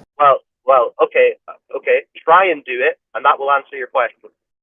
Well, I guess it would, right? I mean, I'd probably die, but I mean, at least I know what the sun's made of. But I'm just saying, like, I can, if we orbit the sun from a safe distance, and then we can do certain observations on it. But this is imagination. I mean, this is not really. Observation of things like the horizon, which we can actually observe and understand what we're looking at. We're not just thinking about imagination, about what the stars could be, what the sun could be. I mean, Well, it's like you can speculate, can't confirm it. Well, it sounds like they give, like, to me, it seems that they give very sound explanations to what a star, like, and what stars in our solar system, or the star in our solar system, and the other lights. You've heard the story. That's all you've been told. So of course you're going to think it sounds reasonable. That's all you've ever known or thought you knew. But that doesn't mean it's reasonable because that's the only story you've heard and you've never heard any suggestions to the contrary. Well, it's not just because it's the only story I've heard. It's they use sound reasoning for it. To me, No, it doesn't. No. It's not about reasoning. Listen, there's You no are lying to you yourself. can have a ball of gas. There's no reason or logic in saying you can have a ball of gas in a vacuum because, for starters, gas doesn't take any inherent shape. It's formless. Secondly, yeah, it's formless, but in a vacuum, it doesn't form a ball. Yeah. Well, just There's no logic in that. All right, and then I guess it would have to go into a gravity argument where it's like, yeah, anything with mass has inherent gravity, gravity, and then thus and then we say over a billions of year period these. And then we'd say, okay, how do we demonstrate this? And then they say, oh, we can't demonstrate it because you can't get a mass that big. You just have to imagine it. Now, who's got the better argument there? The guy who says just imagine it, or the guy who says, well, I'm not going to believe it then because I don't want to. Well, so I don't know. Well, me saying I'm not going to believe it isn't really of an argument. But if I say, let's look at what the Earth is, like how relative density. I mean, how does that exist even in a vacuum in itself? Like, how do these? If it's relevant density, how are we not like, you know, all one conglomerate? Like, why are there different like spots and the like? Why do we have this world? Why do we have the moon? Why do we have the sun? If it's like relative, how did we get to these points? Like, how do we get to like how are these like they're different round? What does any of this have to do with the Earth being a spinning ball in a vacuum? Well, I'm saying, like, how did we get to the relative density thing? Like, how is it? What do you mean? What are you talking about? Do you believe in relative? Like, all right. So, what would you say is the? Was it another explanation if it's not gravity? Because I always hear, like, when I'm in here, the relative density or something. For what? Explanation for what? For what is gravity, or what is not? Rather, what is the thing keeping everything together if it's not gravity? What do you mean keeping it all together? What is it? What is me keeping my feet on the ground? What is the thing pulling me down towards the earth? Well, why are you assuming someone's pulling you down? Oh my lord! Why are we gonna spin around into semantics? You obviously know what I'm talking about. What is making me go down relative to the earth? Well, where else would you go? If there's no gravity, I would just float everywhere, right? I mean, I'm saying, what is keeping me on the ground? No. Well, what do you mean when you say gravity? Do you just mean something falls, or are you making a claim to a theory of gravity? I'm trying to gauge what you think is if it's not gravity, what is it? What is keeping my feet on the ground? Simply that. I'm not making an interjection. I'm asking you, what is keeping my feet on the ground? I would say you're not lighter than air, so you're not going to float in air. So is it relative density then? Well, yeah, you're more dense than air. So okay, so my claim that you think it's relative density was true. You just went on that fucking tangent for nothing. No, because you weren't specific about what you're even talking about. And I'm not saying it's only that, but I would say that it's logical and observable that things appear to order themselves based on their density relative to the density of the medium that they're in. But again, this doesn't tell you that the Earth is a ball or not. This has nothing to do with what the Earth is. You only think it does because you've been raised since being a child to think that you are behaving in a way that is conforming to a force of gravity that's pulled the Earth into a ball. The only reason there's a story there is because they had to convince people that they could stick to the side of a spinning ball. So they needed something that was going to pull you to the center of this spinning ball. But in reality, you just have, I drop my phone. That doesn't tell you that the Earth is a ball. Matter. Well, how does that tell me itself it's flat? has You're interjecting four that it's flat. How does that states tell me of it's flat? No. It doesn't tell you that it's flat either. It's totally non-sequitur. So there's no. What do we use as a What do we use as a for an equation to figure out that the Earth is flat? How did you come to that conclusion that the Earth is We flat? spoke about the horizon distance measurement, yeah? So the globe model has a predictable amount of obstruction over a certain distance to obstruct line of sight. So that's what we use. But you never replaced it with your own. You just try to disprove that one. Falsified the claim of curvature. We don't have to replace it with anything. There's just no curvature. But you came to the conclusion that it's flat. So how do you know if it's flat or not? You have to have your own to replace it. That's all there is evidence for. We only observe flat, and we don't measure any curvature. So we only measure it flat. So what else? But how do you know that it's really flat? Because that's all that it's That's because you're directly observed. Well, if it's not curved, what is it? Well, I'm not interjecting well, listen, if it's not curved, I'm trying to gauge at what you're saying. If it's not curved, I think it's curved. So what do you think it is? I mean, it's like it's you get to this point at some. Right, there's no curvature measured though. So if it's not curved, what is it? Well, it can't. Is it a dichotomy? If it's not an elliptical spherical shape, it has to be flat. If the surface isn't curved, then right, it has to be flat. Okay. So is there what? Okay, so what if it's flat? What would have? Okay, is there an edge somewhere? I've never seen one of you. Okay, so so if it's flat, is how do we get to one point or another? Like just going in a. Well, let's say you're in your house. If we stick on a longitude, if you stick on a latitude, where it keeps. If we keep one of those the same, and we just. Yeah, so if you walk in a circle around your house to get back to where you started. But you change, but you change direction. I'm saying you. Well, you're adjusting for you're adjusting. Yeah, you're keeping your. But what if you don't? But what if you don't change? But what if you don't What adjust? they do. If you travel east to west, you're doing the same thing. You're doing a circle around north. Yeah. Right, but what if we don't adjust? What if we just keep going? It doesn't matter. Fuck north, south. What if we just keep going somewhere?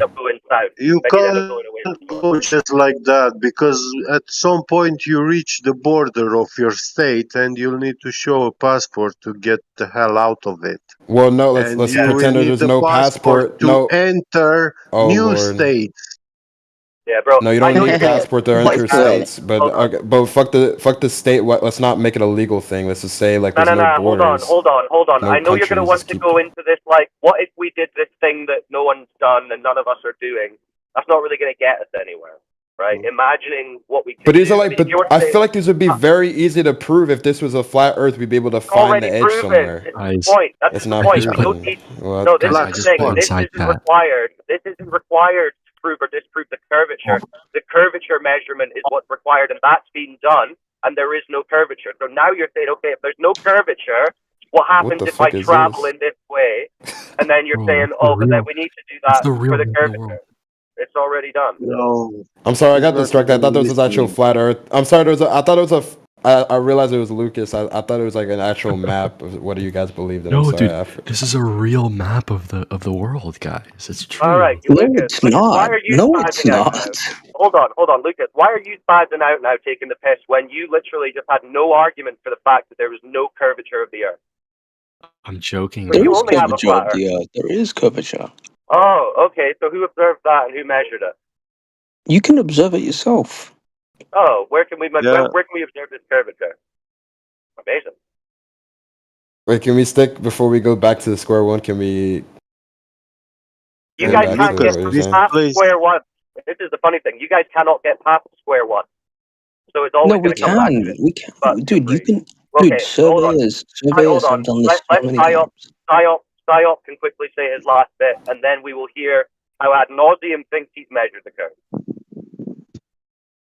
Yeah, so I would just make the claim that, all right, It's a side, but it's not off topic. But like, someone did post a GIF in the chat earlier, like that the poles that what we recognize as poles, they do have they don't have the same night and day cycle as like the rest of the Earth because this I forgot to do like get the exact reasoning, but there are periods of like 30 days of light and 30 days of dark. Like for instance, like if you get stationed in Alaska, what? So like what? I just need to see like what you think a map of the Earth, like if we mapped out the Earth, what it looks like, so I can have a frame of reference to try to reason with you. It's not. Well, you don't need a map to reason with me because my reason is very clear. There is no physical curvature of the surface of Earth, therefore it cannot be a globe. I'm not claiming that I have mapped the entirety of the Earth, but if you want to ask about maps, just pick any world map since they're all flat. None of them are balls. Well, yeah, it's flat because we're mapping it out on a 2D surface. Yeah. So you would say the map like a 2D, like so the 2D laid out of like a map of the Earth is not a geometrical. No, I wouldn't. I wouldn't make a claim as to the entirety of the layout of the Earth because generally correct, not like down to the last centimeter. I mean, like generally like different maps have different map projections have different uses and they're used for different things. And generally, when people are navigating some description, they're typically using localized charts and maps, which are just flat. They don't account for any curvature when they're traveling, so it doesn't do anything for a ball. All works on a flat, motionless Earth as it's observed and measured. Now, anyway, I want to hear ad nauseum because he said he thought he had a measurement of this curvature. So, ad nauseum, could you provide that? The measurement of curvature, is that what you said? Yeah. Yeah, I mean, there's plenty. You know, you have the prime vertical radius of curvature. You have So who measured it and what was their method? What do you mean? What was their method? As in, what tools did they use? What distances were they measuring? Where were they? The information for the measurement. Oh, you're talking about a method of finding the curvature. There's so many different ways you could do that. You can do laser rangefinder, right? I thought you said you already knew that they had measured it. Now you're saying I assumed someone's measured it. You asked for calculation. Now you're saying you No, want I a didn't method. ask for a calculation. Very clearly did not ask for a calculation. I said a measurement. Yeah, I can give you that. Okay. Okay. So Sweet. it can do this on a large body of water or like a flat plane or whatever you want. Flat plane. So if we go on a flat plane, we can. You can use a laser rangefinder, or you can use like a theodolite. Okay. So who used a laser to measure Earth curvature?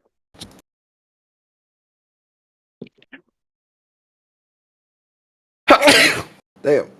What did you say? How do I use a laser ranger for curvature? Who used a laser and measured curvature? I can't hear you, man.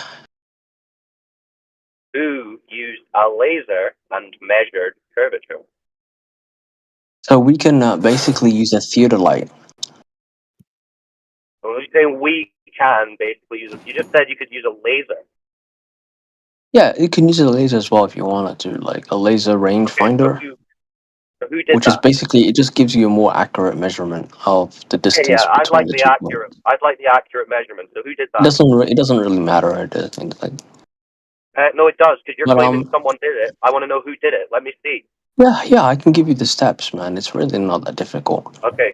Could you post it in You just the chat? you gotta select the location, which is like a body of water, large body of water. Okay. No, not what you need to do. Show me who did it. Post it in the chat. Do you guys see? Do you guys see how he's shifting the goalposts? Like he asked for calculation, then he asked for method. Now he's asking for somebody to do who's done it. He's shifting. I He's didn't always ask for a shifting. calculation. Links, please. Links, please. Hold on. Links, That's please. disingenuous as fuck because I didn't say calculation, not once. It's recorded. You can go and check. I asked for a measurement. You said, yes, loads of people have measured it. Very easy. And I straight away asked who measured it. And that's the same question I've been asking the whole time. Everyone's heard it. And now you're trying to say I'm shifting goalposts. No, The question has always been, who measured it? Provide the measurement, post it in chat. Simple. Yeah, it's recorded, yeah? Just go 5 seconds, guys. Go back 5 seconds. You'll see what I'm talking about. It's like this guy is shifting the Right, so goalpost are you every going single to post second. the measurement in the chat? You asked for measurement, I gave you measurement. You asked for had the method, I gave you the method. No, you Now you're haven't asking posted any for measurement. somebody Which who's measurement done did the you method. post? Which measurement did you post? Oh my god. You don't even remember the measurement that I quoted. That's crazy. Oh, so you didn't post one. Oh my lord. You didn't even quote one. You said you could You do never this. asked for You one to could be do that. posted. You're a liar and you've Thank you for recorded your lie. watching, You've literally guys. recorded. Guys, did I not ask for a measurement? Did I not ask for that information? Anyone Well, else? I would say you asked for a measurement, but I don't know how figuring out who, even if he did interjected that All many right. people So did I do did it. ask for the measurement. What relevance if who does it I gave makes? him the Like you should just be measurement, yeah. arguing. You should just argue the Measurement. You method didn't give me the itself. measurement. Well, I it gave him would the be pretty measurement. Then relevant he to know shifted, that right? someone's actually done it. If you're claiming someone's done it, it would be pretty Then he relevant for you to shifted. post that. Then he shifted to give me a method. I gave him a method. Then he shifted to show me I somebody said, who did what it. was their method? So I would said, what was their method that they used? The one you this is claimed they had buddy. done. This is recorded. This is recorded. Yes, You've been ousted. exactly. You've been It's recorded. ousted. Recorded. You've been So out. you keep embarrassing. Wait, hold on. What's the vertical? What did he say? The vert. I'm in the flat Earth debate room. I feel like I'm in flat Earth debate. Somebody from flat Earth debate is like circling, and I can't deal with this. Somebody stop it. What are you talking about? Cause What did he say? Vertical. What did he say? Vertical what? Because maybe I can get some information on it. We're just looking for a measurement of curvature, like he claimed, and then spiraled out when he was asked to provide it.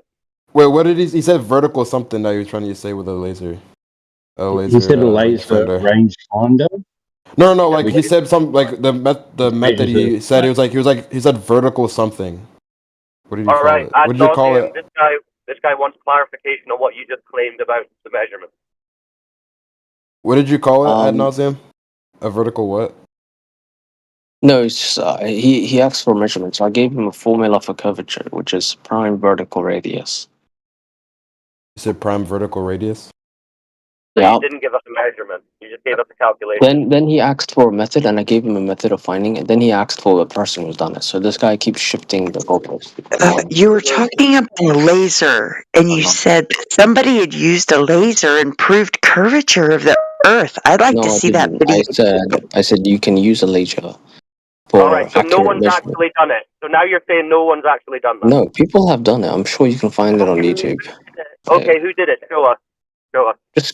Just YouTube it, man. What the hell? Okay, yeah, just YouTube it. It's your argument. Show us. You'll find hundreds of videos of people doing it. Okay, so it should be easy for you to show Oh us yeah, one. McToon has done it. So there you go. Who? Anything So a else? laser rangefinder. Hang on. So a laser rangefinder measures Earth flat. Do you have any globe evidence that doesn't prove Earth is flat? Because a laser rangefinder Okay, so I measures just Earth did a simple flat. Google search. Okay. Okay. So do you have anything that doesn't prove Earth is flat? What did you say? A laser rangefinder measures Earth flat. Do you have any globe evidence that doesn't prove Earth is measured flat? Yeah. Laser Look, rangefinder measures it as flat, not curved. what did you say? Fuck's sake. No, you're too brick. So have you What got I'm that saying measurement is or this, not? right? You're confusing local flatness with the actual curvature of the Earth. What is local flatness? It's just an illusion. What is local flatness? It's the appearance of flatness when actuality it's round. So what? You're saying that we experience a flat surface Locally, locally. What does locally mean? it means within your vicinity, you will So as far as you can experience see.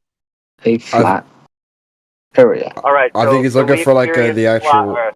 how much surface area do we experience the local flatness. I think If that's you what he's go asking for. if you go further than that local flatness, you'll start to see curvature.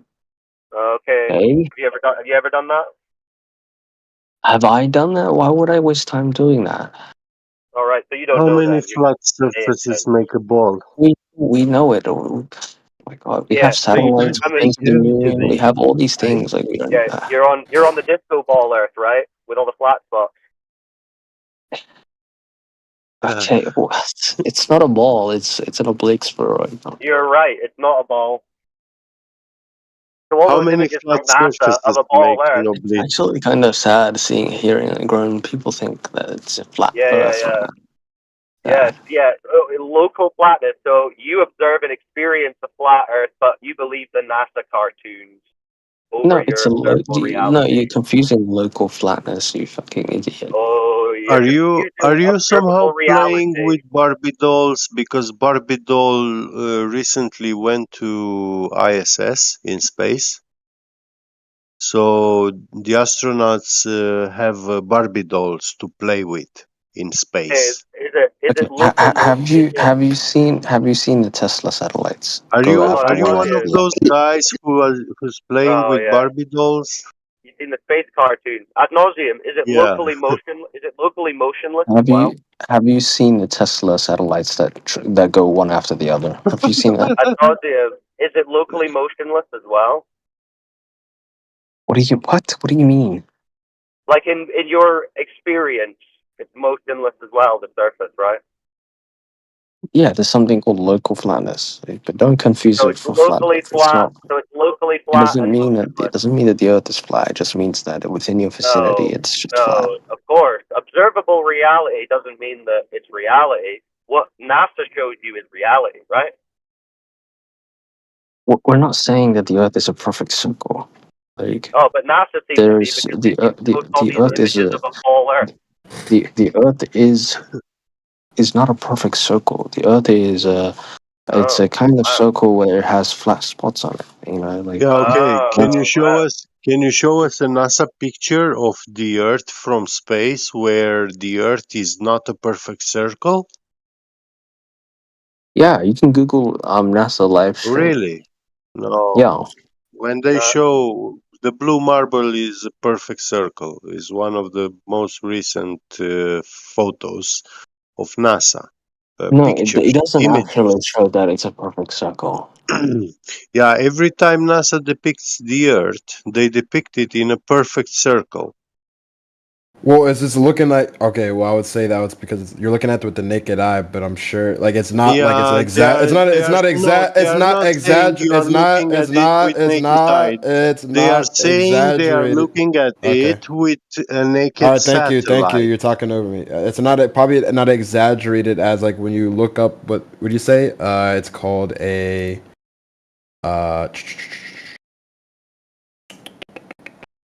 Yeah, you're talking about whatever. local Oblate spheroid. Oblate spheroid. You don't It's even have not that like a because super remember. exaggerated. It's not No, gonna but be. remember now you NPC reset because we've already established that there's no curvature, so it can't be an oblate spheroid either. Well, I'm just No, okay. We're talking about his Oh assertion yeah, that yeah. every We're time just NASA talking shows about us a photo of the yeah, Earth, yeah. it's a But we're perfect just circle. talking. But I'm We're just just saying that's talking. not a perfect the circle. Yeah, yeah. the So we're just the talking. pictures that come Talking from past NASA the are point that there is composite. They're no composite curvature. images. They're composite Yeah, images. So They're again, we not. don't have. ignoring the fact that there's no curvature. There is no potato Earth. No, the Earth is a potato. Yeah, it is. Curvature for that. You're gonna No, need some curvature.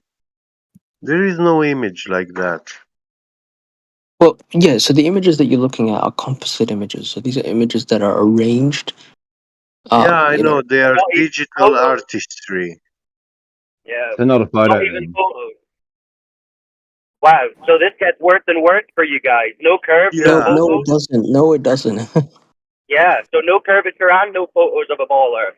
Just yeah. composite. So, yeah, those images which you called yourself composites, they are exactly like those icons when you go into a church and icons of worship, drawings and all those stuffs, you know? That's exactly what they are for you. Look, Yep. I hate to break it to you, but Tesla I just satellite, broke it down to you. the satellites that Tesla launched, like Yeah, the satellites that I are have in a row clips. in the I sky, listen. I have clips about the Tesla. Tesla Yeah, satellite Elon debunked Musk flat debunked Earth. himself. Elon Musk debunked himself. Yeah, he sent rats into space and a so-called Do you Tesla think? car.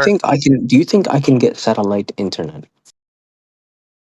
You No, understand that now talking about videos that you've watched on YouTube of space that you can No, never no, no, no, no. You verify don't all understand. the I evidence. personally witnessed this in my night sky. I saw no, a no. series. I saw a series of satellites I'm go an one ex. after the Listen, other. So you listen. saw I'm lights an in the sky? ex-evil hacker. I I personally witnessed tried. these satellites go Listen. after one after the other. They were following each So other. You you haven't saw lights in witnessed the sky. anything. Wow. What? Right, but what about the globe? We need the globe though. Lights in the sky, fine. What about a No, globe? it's not a light in the sky. I used a telescope. I zoomed in and I saw the little SpaceX logo on the Yeah, satellite, and I could see Saw the the logo. logo. Got a lot of glare. Through his You're such a telescope. liar. You know when you have to start lying for your argument, it means you You don't have a can good Google. argument. You can Google images of this. Like, oh my Ad god, nauseum, we're not going to accept you lying. You understand that? you're just coping. Keep coping, bro. You just said you read SpaceX on a satellite that you looked with your telescope. Yeah. I looked through my telescope and I saw the SpaceX satellites. And you read that they said SpaceX on them. Yeah, they have the Yeah, he SpaceX said logo that. on them. Yeah, so you're a liar. Why would you have to lie if you have a good argument? Are you saying that the SpaceX the SpaceX satellites don't have that logo on it? You fucking idiot! Okay, show me the SpaceX logo that you saw through a telescope. Post the image. I didn't capture an image. It was real time. Oh, well, that's convenient, but that means you have no evidence for your Oh claim, so we can my dismiss your god! Oh, lie. so it was a video. I So saw the no one satellites else has one seen after this. the other. They were in a Okay, row and they no one were else. following each other. So has anyone documented seeing the SpaceX logo on the SpaceX satellite from Are a you saying telescope? you've never seen this yourself? You've never seen the videos?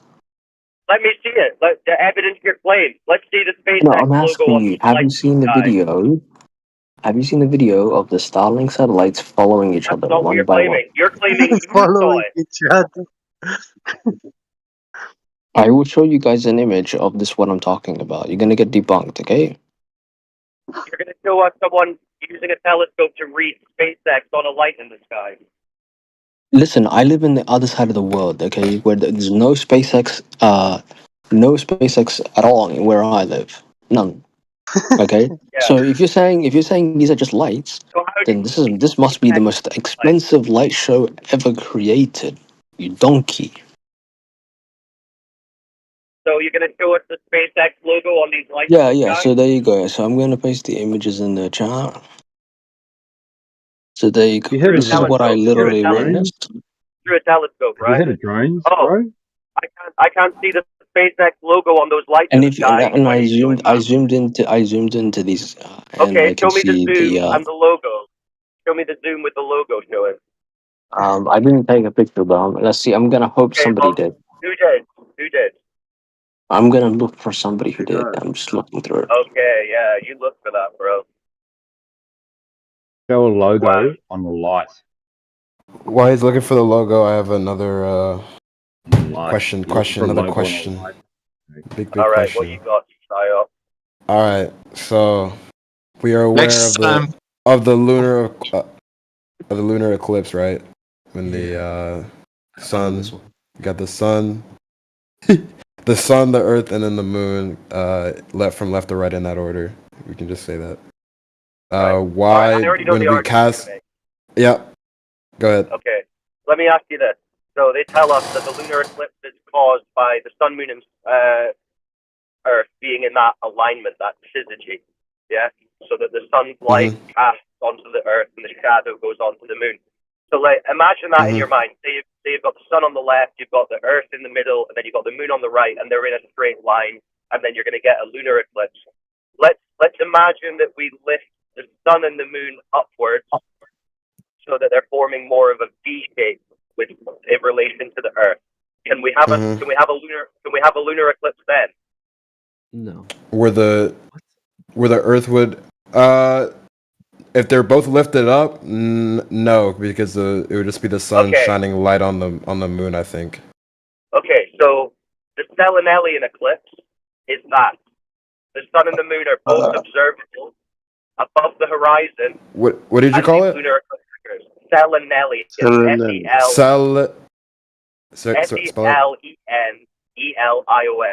It's called the impossible eclipse because it's impossible on the globe. Hold on. So this tells us that whatever the mechanism is, it's not that syzygy thing that they've told us. Final sure that not possible for energy eclipse. Oh, so it just really quick. I can read it more. I can read it more, but it says that the Selenelian eclipse is possible because of the Earth's atmosphere refracting light. The sun, the sun and moon are just they're refracted up. They're not actually there, right? Right, but even let's focus on the let's focus. Right? Well, hold on. Let's focus on the total. Like on a total. Hold on. The shadow let's focus on a total lunar. Hold on, what if we focus on let's separate let's talk about the total lunar eclipse like I interjected earlier. Why would we cast a circular shadow on the moon? Well, we don't know that it is a shadow because, as we've said, the Selenelian eclipse occurs when it couldn't be the shadow. Well, I would say what I would just guess that you don't know what it is then. Yeah, how would you verify the cause, the mechanism? Huh? I'm sorry. How would you test the mechanism, the cause? I mean, right? I guess we could do direct. We can have if we assume the globe model, we'd have someone on the one side verify the position of the moon, and one on the other side verify position of the sun. But assuming. Yeah, well, I guess I guess you could say that's assuming. Tell you anything, and then either way, if we do assume it, then the Selenelian eclipse shouldn't be possible, but it is. So I would say that rules out the globe explanation of the syzygy. Well, no, because like I said, the Earth's atmosphere reflecting light. All right, which I mean, that's not something that you guys don't even refute that. You don't know that, yeah. You're claiming it's not for us to refute. How do you prove that? How do you prove that the sun and moon you see aren't actually there? How do you know that? How do I say that the sun and moon aren't actually there? Yeah, that's what your rebuttal is. They're refracted because it's refracting. They're not actually there. Yeah, so they're not actually there. So how do you know that they're not actually there? That isn't the actual sun and moon. There should be a time difference. Yes, well, I mean, you've read the 2-sentence rebuttal on Google when you type in how does Selenelian work on a globe. Obviously, you're going to get a biased answer that's attempting to explain it away for you, and you've just straight away accepted that the sun and the moon are mirages, and they're not actually there. Well, it's not a mirage. It's that its true position isn't as it seems because of the light refracting off the atmosphere. What evidence did they give you for that? Well, I said I can look more into it, but I was like the top answer. Like I said, I can do more and look for it. Hold on, okay, hold on. But do you refute the claim that the Earth can reflect light, the atmosphere specifically? Well, the claim is that the sun and the moon are refracted up above this physical curve that remember you don't have. The light is, but not the actual. Right. That's your claim. My response would be, what's your evidence? But no, I just ask you, do you... let's just get a frame of groundwork. Do you refute that the Earth's atmosphere can refract light?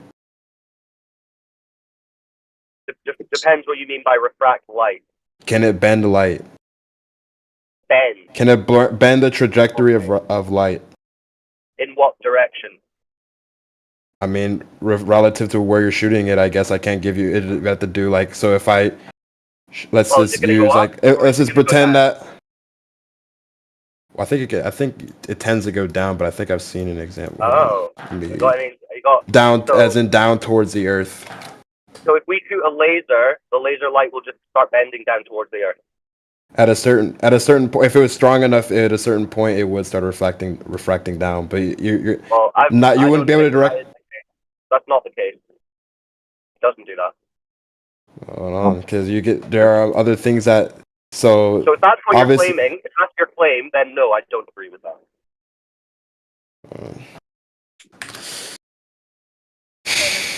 hold on.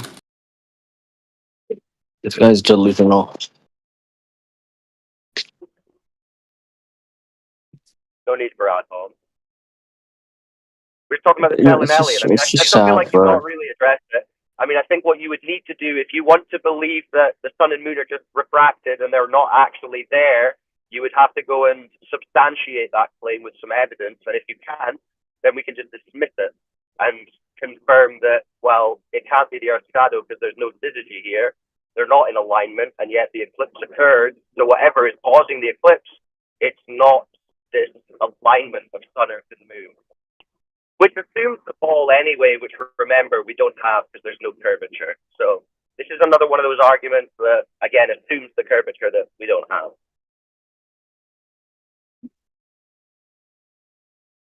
Is the Earth as flat as O'Brien?